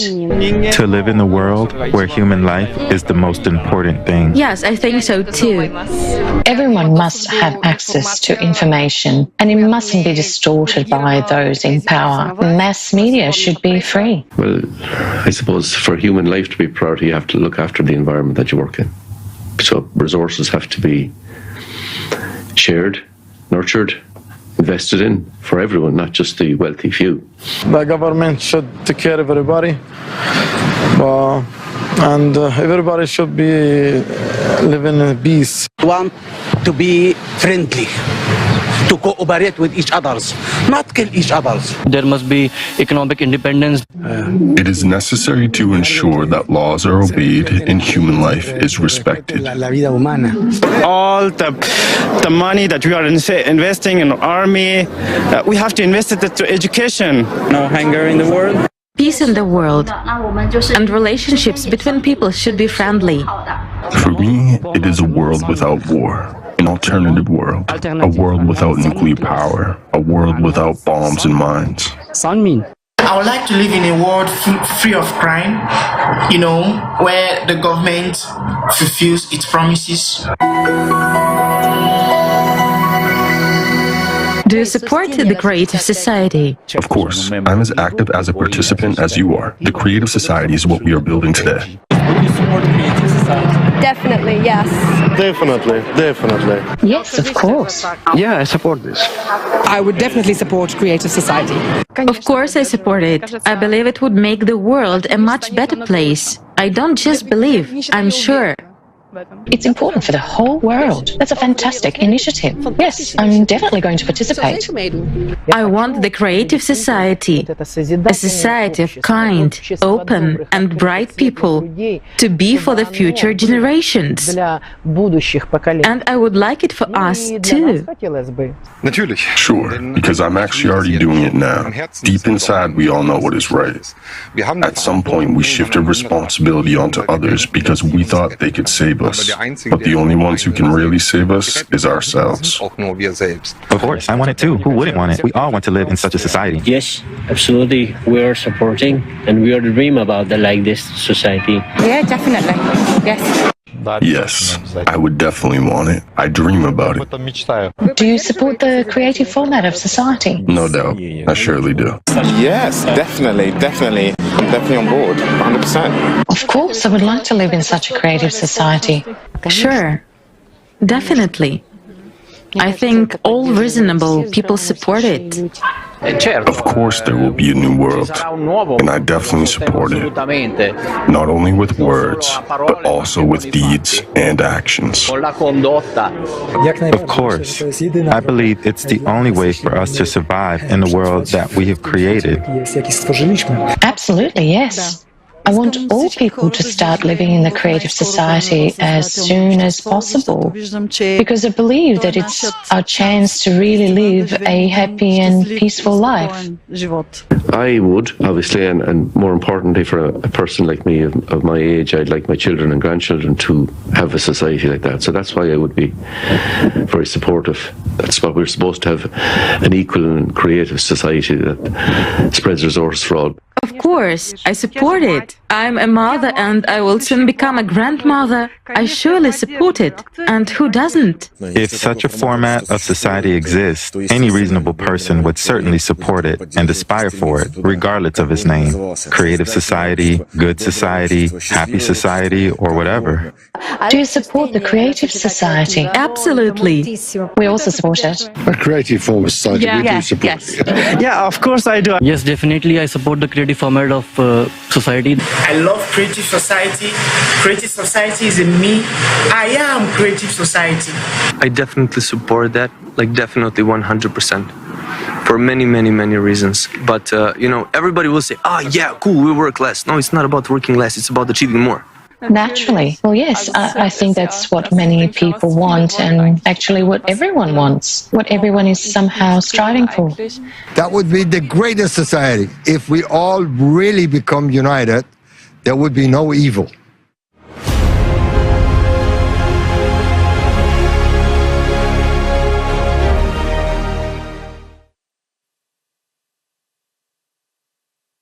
Now we're at the stage of informing about the creative society. We need to start talking openly and loudly to everyone that we want to live in the creative society. We need to spread this information. Now you can tell everyone about the creative society, and in this way, we will form an electoral request to politicians. At the next election, we will vote only for politicians who support the creative society. And if there are no such people, then we will not vote for anyone. This is the only way we will change the format of society to the creative one, peacefully and quickly. There is nothing more valuable than human life. It cannot be returned or bought. Let's restore our right to life. And now, we want to present the song prepared for us by participants of the Creative Society from Africa. The song is called We Will Rise.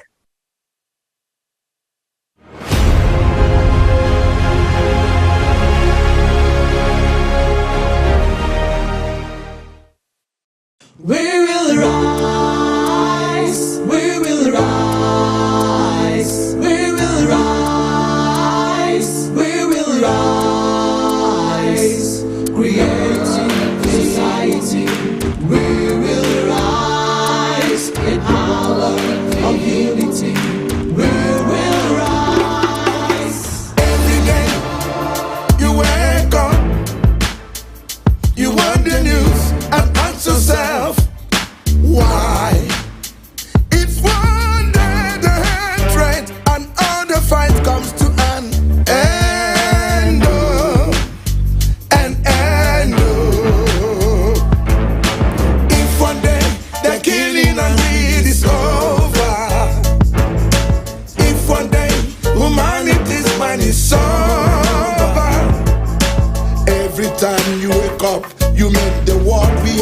raining.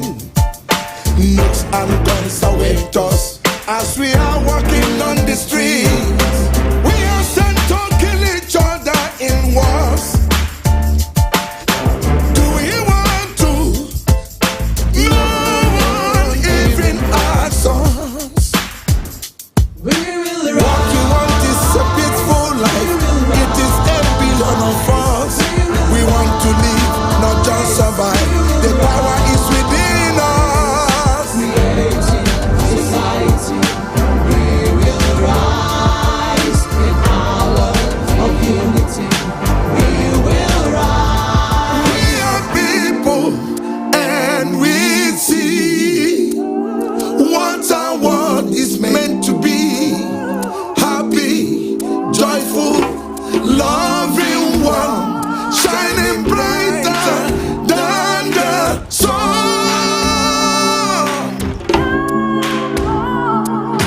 Creative society, we will rise and shine.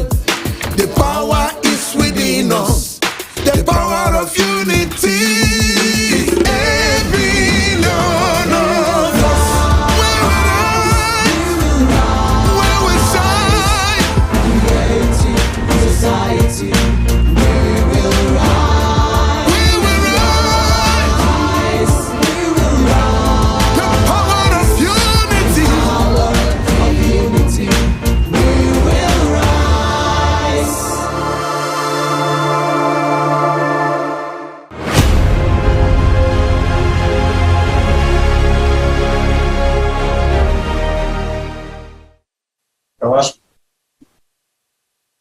We would like to thank the very famous singer and very talented Dr. Phyllis Duque for his song, We Will Rise, as an expression of the African voice for the Creative Society technology. Technology, as we know, should always serve to improve our lives. But today, it's impossible to achieve this. Even though we live in a time of technological breakthroughs, we are limited by the consumer format. Only by joining together will we move to a level of technology that you could never even dream of. Free energy, life extension, smart and technological cities, nano robots, robotic assistants and various drones, artificial intelligence systems, and much, much more. There's simply not enough time to list all the technologies. So let's watch a video about the essential technologies available to everyone in the Creative Society.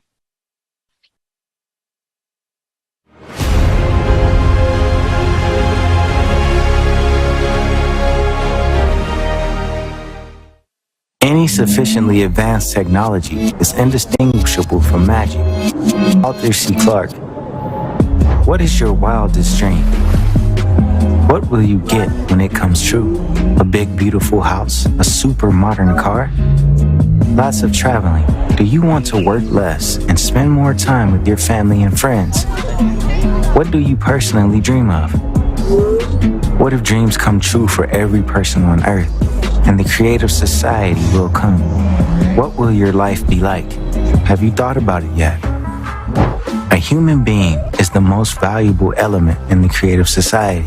Therefore, the first thing that will be developed and applied is technology that will free you from hard, grueling, and dangerous labor. It will be done by robots and artificial intelligence. Nowadays, in the consumerist format, the introduction of advanced technology will leave you without work, but in the Creative Society, it will be different. In addition to the universal basic income of $10,000 a month, you can earn extra money and work at a pace you feel comfortable. No more than 4 hours a day, 4 days a week. And if you're an entrepreneur or businessman, schedule your time the way you want without worrying about anything, because both you and your employees have a universal basic income and all the cutting-edge technologies and robotics are there for you.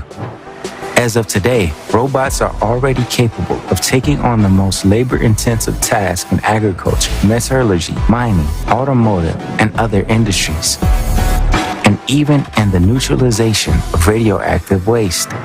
If you don't want to work, then don't work. You can afford it. But how long will you be able to lie on the couch? A week? A year? You'll have lots of opportunities to do what you love and earn an income that you could only dream of before. You will be able to learn new professions and skills and educate yourself as much as you want.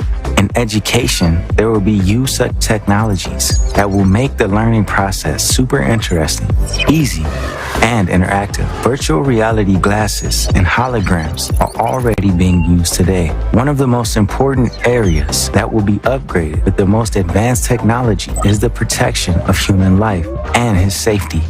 Thus, you will be safe and secure everywhere. You won't be afraid to come home late at night. You won't be afraid to let your child be alone outside. You will be able to go anywhere in the world and nothing bad will happen to you. Safe city systems have already been created based on artificial intelligence. They can quickly respond to emergencies, protect citizens and visitors every day, investigate and even prevent crimes.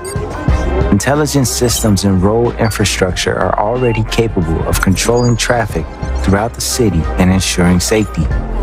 They can prevent traffic jams, send a signal to the car about a pedestrian who is about to jump out onto the road, and even intervene in case of a possible collision and activate the brakes. Imagine that you're going home in such a smart city, for example, and an autopilot air taxi. You chat via video call or watch your favorite movie. You walk into your beautiful big house and you already have a hot dinner waiting for the whole family. Smart gadgets and artificial intelligence have already washed, ironed, tidied everything and ordered food delivery. Who has cooked the dinner then? Home robotic kitchens can already scan your refrigerator, find the right gadgets in your cupboard, and cook a meal of any world cuisine on its own. The updated version will be able to put dirty dishes in the dishwasher and put clean ones in the cupboards. And these innovations will become available to you already during the transition period of the consumerist format of society to the creative one. And in a few years in the creative society, there will be even more pleasant surprises awaiting you. There will appear replicators of food, clothing, and everything you need. Have you ever heard what a replicator is? It's a device which creates an item you need, from a hamburger to a t-shirt, or earrings from elementary particles. To do that, it uses the information about the object and a small amount of energy. A company from California has already created the technology of the future, a printer that makes drinks right from molecules. The cartridge system makes it possible to make thousands of natural drinks with almost no waste. And this is just the beginning. The breakthrough discovery of nanotube technology by Massachusetts and Yale graduates allows them to manipulate matter at the molecular level and already obtain gasoline and other fuels directly from the air.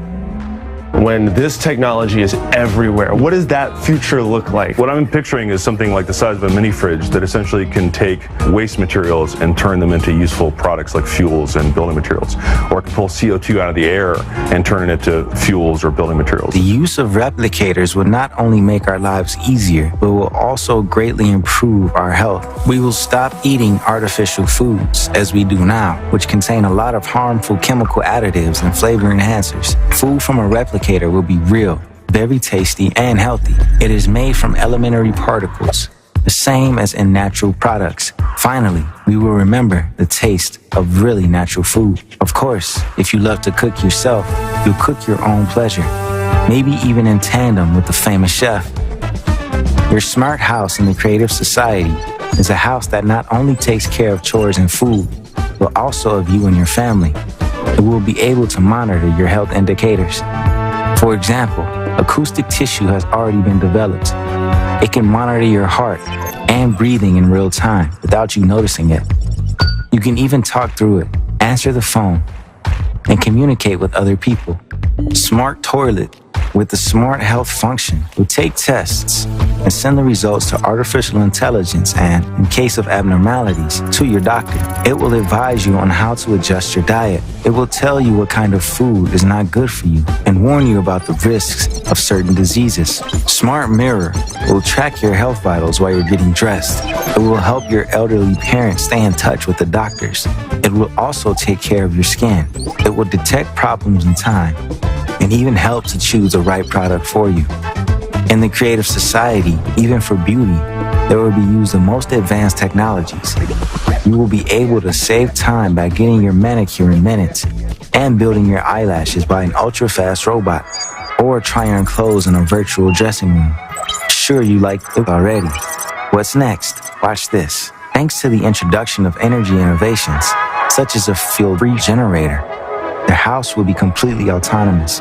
No more utility bills, not even for the heating. In the creative society, everything will be focused on the continuous improvement of goods and services. Imagine you won't have to repair your car or home appliances because they don't break. What will you do after a delicious lunch? Do you want to go to your favorite band's concert? The supersonic train will get you there in minutes because it can reach speeds of over 1,000 kilometers an hour. Countries such as the USA, Canada, China, and South Korea are actively developing vacuum and magnetic train technology, and they are competing for leadership in this futuristic technology. Do you want to spend a vacation somewhere on uninhabited islands or meet up with a friend on the other side of the planet? Already today, NASA is developing a silent supersonic aircraft for commercial use. It will cut the duration of flights by at least in half.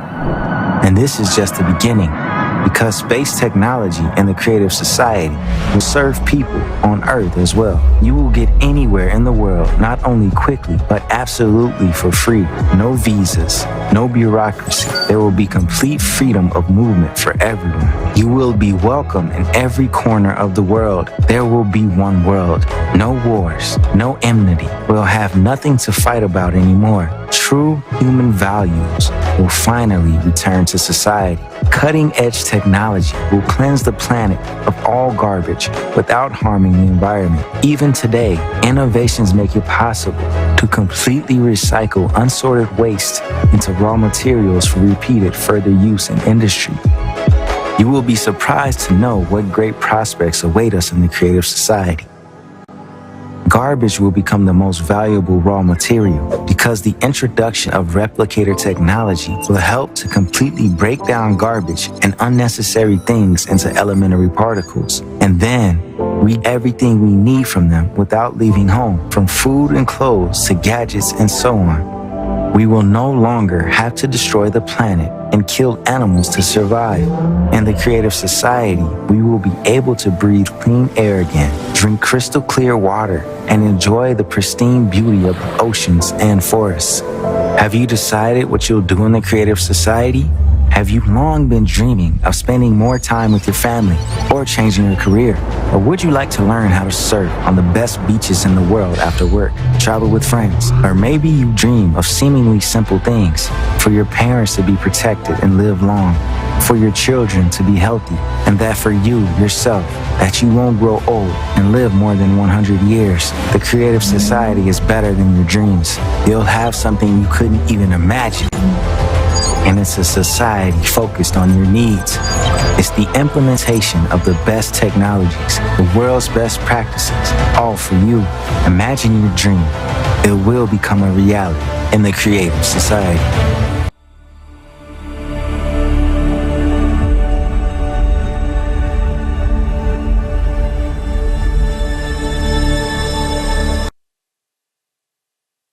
In order to get to the creative society, just a few simple actions are required.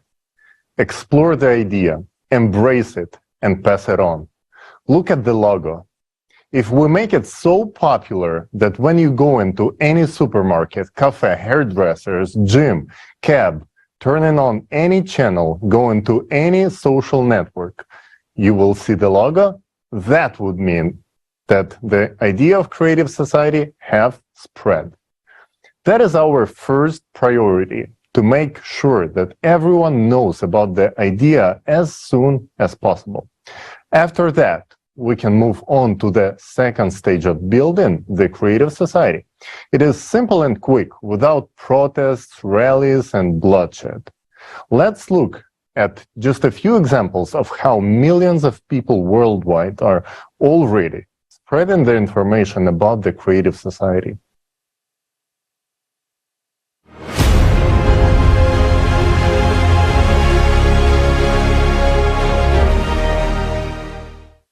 It is important that all 8 billion people learn about the Creative Society project and support it. How can this be achieved? Where to start? Tell your family, friends, neighbors, work colleagues, basically everyone you know about the Creative Society. Share the information about the Creative Society on social media. You can write comments to videos, write video blogs, write posts, and share them on social networks. Post banners on your personal websites and accounts. Make your social networks explode with information about the Creative Society, and every user of your network will spread the news to the whole world. I work with a large group of volunteers, and we have an official Creative Society account. I'm over 60. I'm a grandmother and a blogger. In my posts, I talk about the Creative Society. Hello friends, my name is Gabo Korchak. I'm a chef. Informing is the first and most difficult stage in building the Creative Society. That's why I do my best to inform people about the Creative Society at every opportunity, whether it's meeting different people, guests, and so on. Because every person I talk to wants to live in peace, love, and prosperity. Wear clothes with a Creative Society logo, such as t-shirt or a baseball cap. We use pullovers, t-shirts, and caps. We hand out cards with the logo and the webpage. You're always on trend when you wear the Creative Society logo.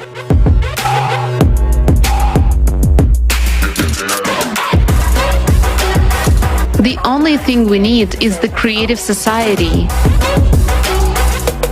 The Creative Society.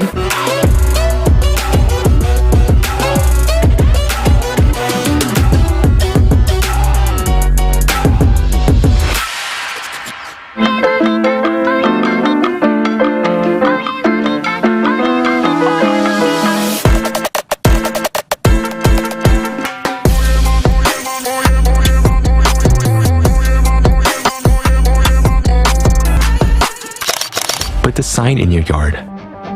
Attach a sticker with a Creative Society logo to your car. Decorate your bicycle with the logo. As you can see, I have a t-shirt with the Creative Society logo printed on it. Well, it's one of the ways. I also put a sticker on my car, which says the Creative Society and has a QR code which people can scan to access the project homepage. I support Creative Society and I inform people every single day about Creative Society, as you can see on my car and even on the plate.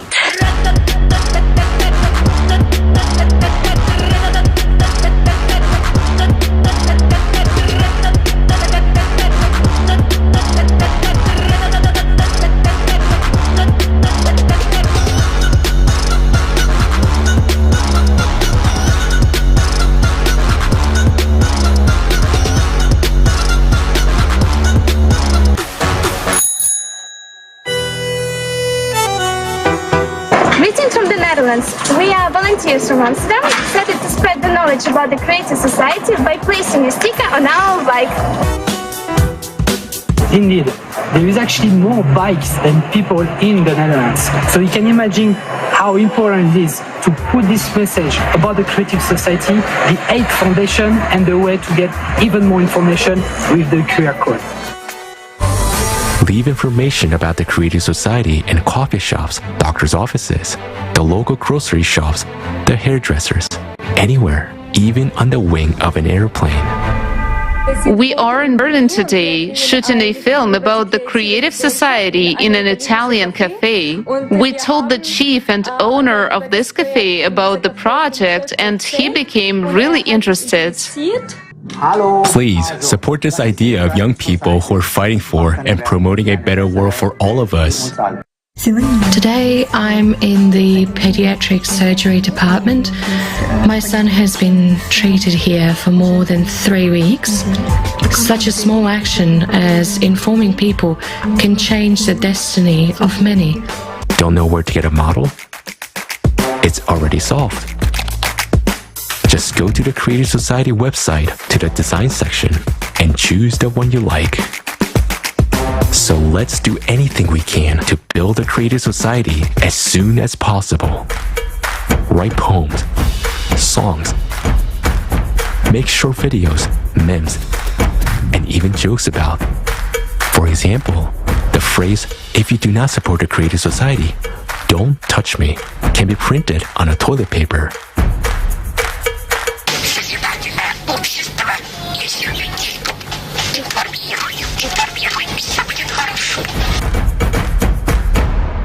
If you are a business owner, put the Creative Society banner on your website or add the logo to your products. Show that you care about all people. Since I have my own tailor shop, I inform people when I'm at work. One of the fastest methods of conveying the information about the Creative Society is via media. Participate in talk shows, podcasts, news, or any other program about the Creative Society and its benefits. It's the most important thing I can do in my life, and it's the most important thing I can do for all of humanity. We were also invited as guests to the Storytime program on Radio Italy, where we talked about the Creative Society.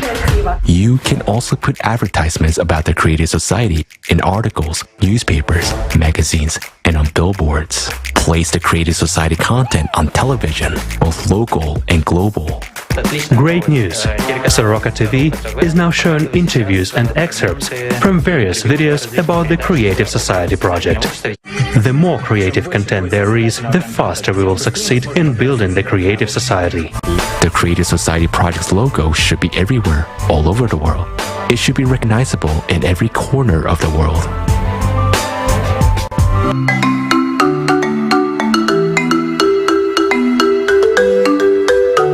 It's a platform where every person can raise their voices and speak about what challenges them as individuals but also as a society. It's the voice of the people, and it's the people to make the change that we want.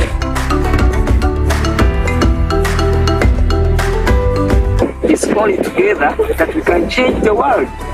It's you and me come together for the betterment. That's why I call upon everyone, friends, brothers, sisters, to come and be part of this great project for the betterment of our world.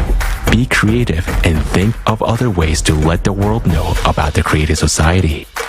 But don't forget that everything has to be within the framework of the law. The sooner people learn about the Creative Society, the sooner we will be living in it. If you want to have a decent life, tell everyone about the Creative Society. We're all unite on one platform, on the Creative Society platform, and we talk about the fact that we need to change the system with that. From the one that's consumer-oriented with money and power is number one to the one where we deserve to live. I have a big flag, and when I ride my bike, I attach this flag and the small ones to show that this way I draw people's attention to the Creative Society. The marathon is a great way for the city to learn about the amazing project, the Creative Society.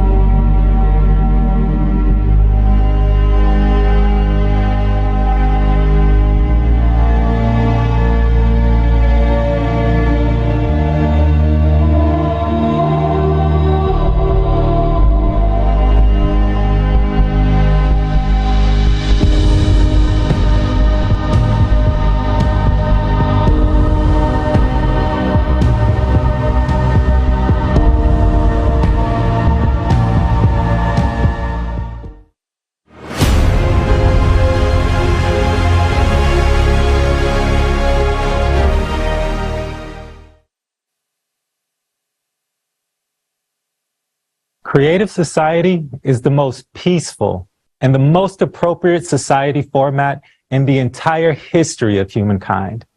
Only in the creative society can we cope with the climate threats and the crisis of the entire humanity.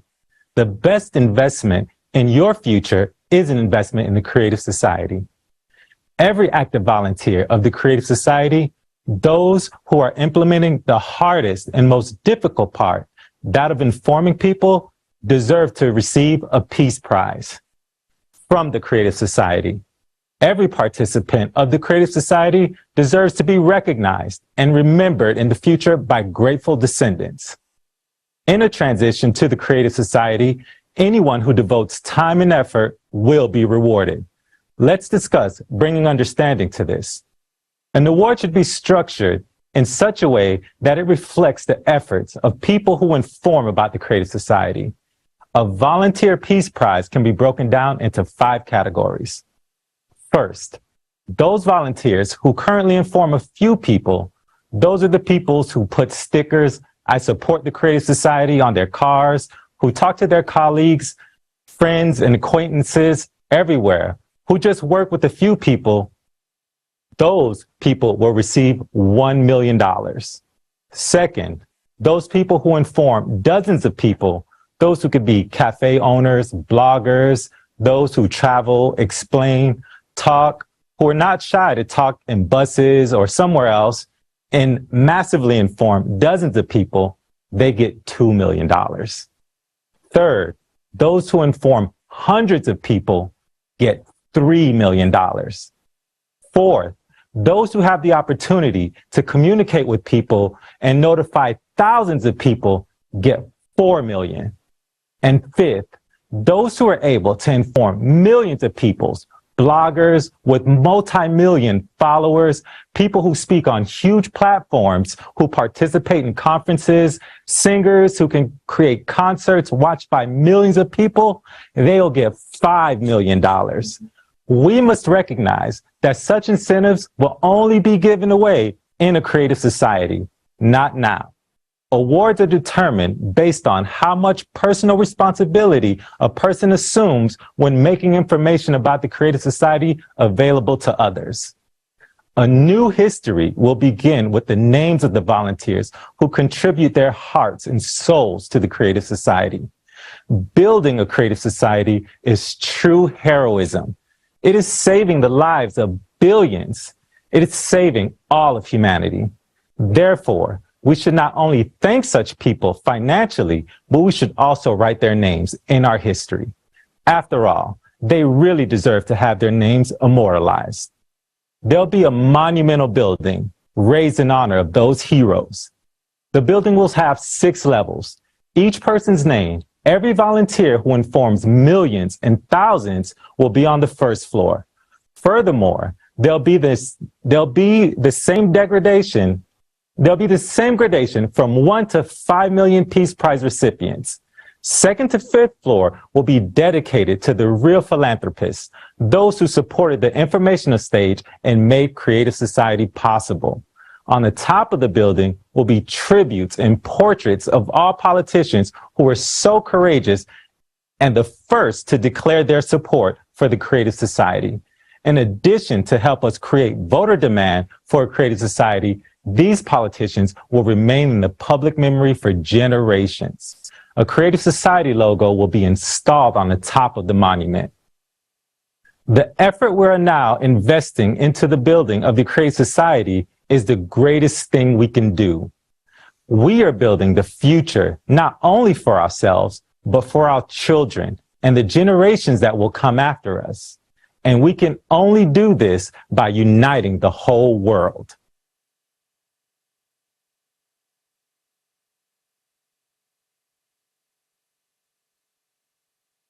There are no perfect actions, steps, or movement.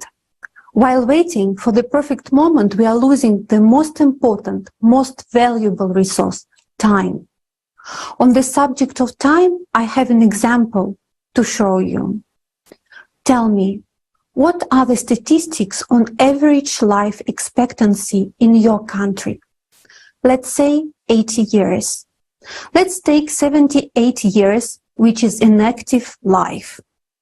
So, 78 years.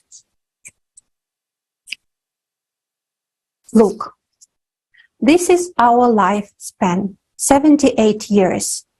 So the span of our life is roughly this long. You can take a piece of paper and draw a line for your 78 years. Look, some of us are 30, some are 40, some are 50, 60. I will cut off the time of my life that's already gone.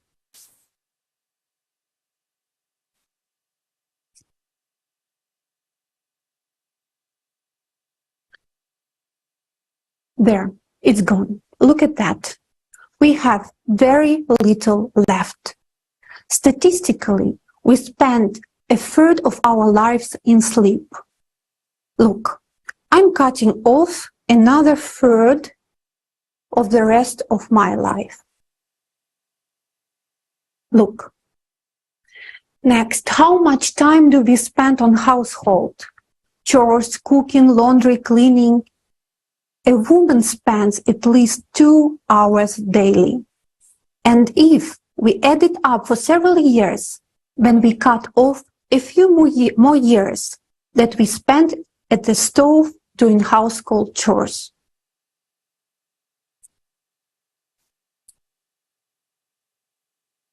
That's how much quality life we have left.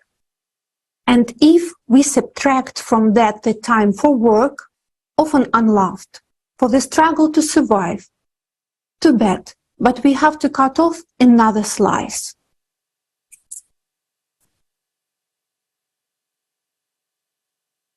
We only have a little bit left. And that's not even me taking away the time we waste on social media, on Instagram, envying, comparing, and procrastinating. Let's cut that off too.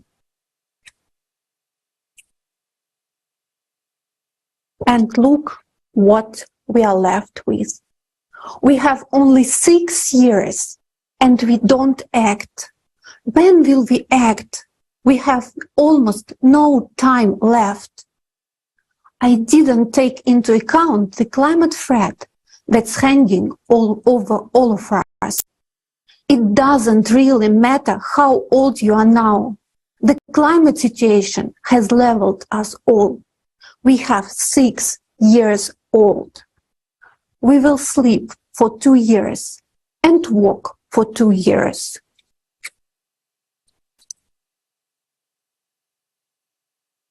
We are left with 2 years. Take time away from that for laundry, cooking, and you'll realize we don't have any time left at all to save our lives. And we are not talking about saving lives and continue living in the hellish conditions of the consumerist format again. We are talking about completely changing of our lives. The creative society is the future in which your life is society's most significant value. There you will forget what fear is. Live in safety. Stop selling yourself in slavery for money and be provided for and able to create, able to become a better version of yourself. All the advanced technologies will provide for and serve your life in a peaceful, beautiful society without wars and threats to life. So think about whether it's worth wasting time on any doubts and fears, or whether it's time to start acting right now. Ask yourself the question, what can I do that is useful? All fears must be put aside. You need to think more about the benefits of creative society for yourself and those you love. Take actions right now. Take action the best you can. There are many examples of what people all around the world are already doing today to build the creative society. But don't compare your beginning with someone else's middle. You have to be yourself. Be honest. Be open, be a real person, be someone who is pro-life, not pro-death, to be the one who is for creative society.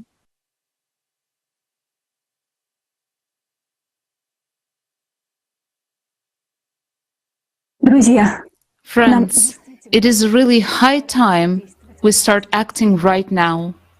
You know, all this time we've been actively trying to reach out to humanity, but we are faced with a huge inertia among people. And honestly, I never would have thought it would be so hard to save humankind. Why are people inert today? It's just because they don't know how much time is left, and that is why they don't rush anywhere. That is why it is so crucial to inform them about the progression of all catastrophic climatic processes and about the real way out of the climatic collapse, by changing the format of society from the consumerist model to a creative one. Everyone on the planet needs to know about it. This is the only way. Otherwise, we simply will not have time to do anything. And that is why we're now appealing to all people who want to live, who want their grandchildren and great-grandchildren to live. We cannot stop the progression of climate cataclysms on our own, and we cannot reach out to everyone on our own either. There is no point in placing our hopes in politicians expecting that they will come to an agreement and do something about this. We people need to start talking about this, and you and I need to get this message out to all the mass media, to every person out of the 8 billion people living on Earth. This is the only opportunity we see right now. We have a chance to leave this planet as dead as Mars, but we still have chance to save our planet. And right now, as we speak, right now on our planet, magma is making its way to the surface through new faults that are being formed because of earthquakes. It is a fairly rapid process. This is a fact that we have been living for more than 10 years. And as of today, you also will have to live with it. Because now you too understand that this is really an apocalyptic doomsday bomb with a clock. And now you understand too that the only solution for us as a civilization is the creative society. And everyone has to learn about this. Each second of our inaction here diminishes our chances of survival. Today, it is up to each person to make a choice.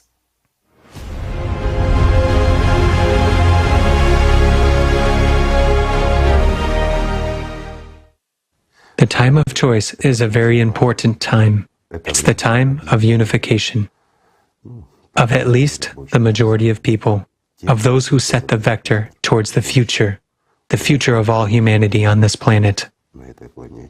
This is important. That's precisely what the crossroads is. And it depends on everyone's decision where we will go as humanity. Our task isn't simple, friends, but we have no one to hope for. If good people come to us and help us, that's wonderful. But if not, you and us will proceed from our own conscience and capabilities. Believe me, a lot of people on this planet are competent, intelligent, honest, and decent people. That's whom we should rely on. As for all the rest, the opportunists, such spineless jellyfish who can only do harm, sting, or throw feces like a monkey in a zoo. Why would we pay attention to them? We're actually talking about people. Therefore, friends, we have a lot of interesting work ahead. Busy days, I would say. Lots of meetings with good people, and that's already wonderful. So friends, let's just love each other. Love and take care of this world. And let's not shift our responsibility onto someone else. Let's grow up. Thank you. Thank you so much, Igor Mikhailovich. Thank you, friends. Peace be with you.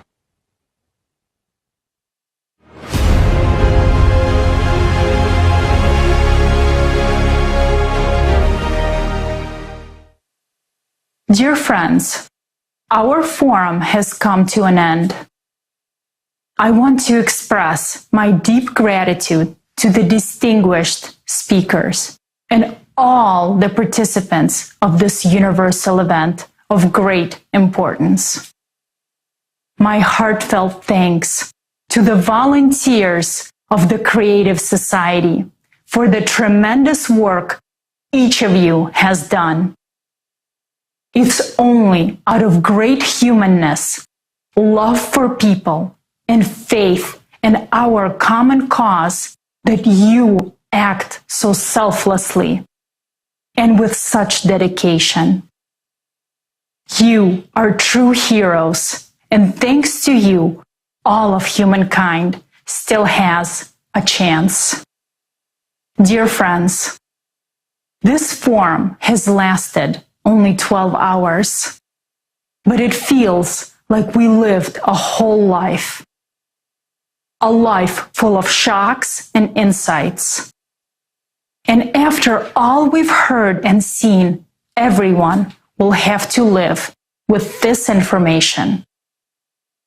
But the main question of today's forum is, how long? 2036. I'm sure this date is still on your mind. And it may seem to many that it's the most important information in the whole forum. Because 2036 is the year of our end. However, it is not. It is the date of the destruction of our planet. But we, as humanity, will die much sooner. We simply won't live to see this date. So today, it is not that important. For us, it's much more important to have time to unite, to build the creative society. And as a result, to find a solution that will stop the destruction of our planet and save us from death. After all presented studies and facts, it should be obvious to everyone. The creative society is our only way out. Whether we want to admit it or not, building the creative society is a necessity. It is a lifeline to a sinking humankind. But it's up to us to take this last chance or not. It is a challenge to all of humankind. But how do we respond to it? Will we live out our last years with this information in our heads, which is impossible to forget? Or will we unite so that we can have thousands of years of prosperity ahead of us? The time for games is over, and it's high time for us to take our lives seriously. Today, the destiny of all humankind depends on the decision of each individual, whether to build the creative society or not. All of us will have to work hard in order to survive. The truth is, we won't be able to build the creative society without you. So please, think about these words very seriously. We are united in a common destiny. But what that destiny will be like depends on our choice. What's the point of the existence of humanity all these thousands of years if we just choose to die. The meaning of humanity's existence is life, and we must choose life. And that means choosing the creative society. Let's give each other and all of humankind a chance. Let's save our common home all together, in unity, no matter what. After all, our survival is indeed in unity.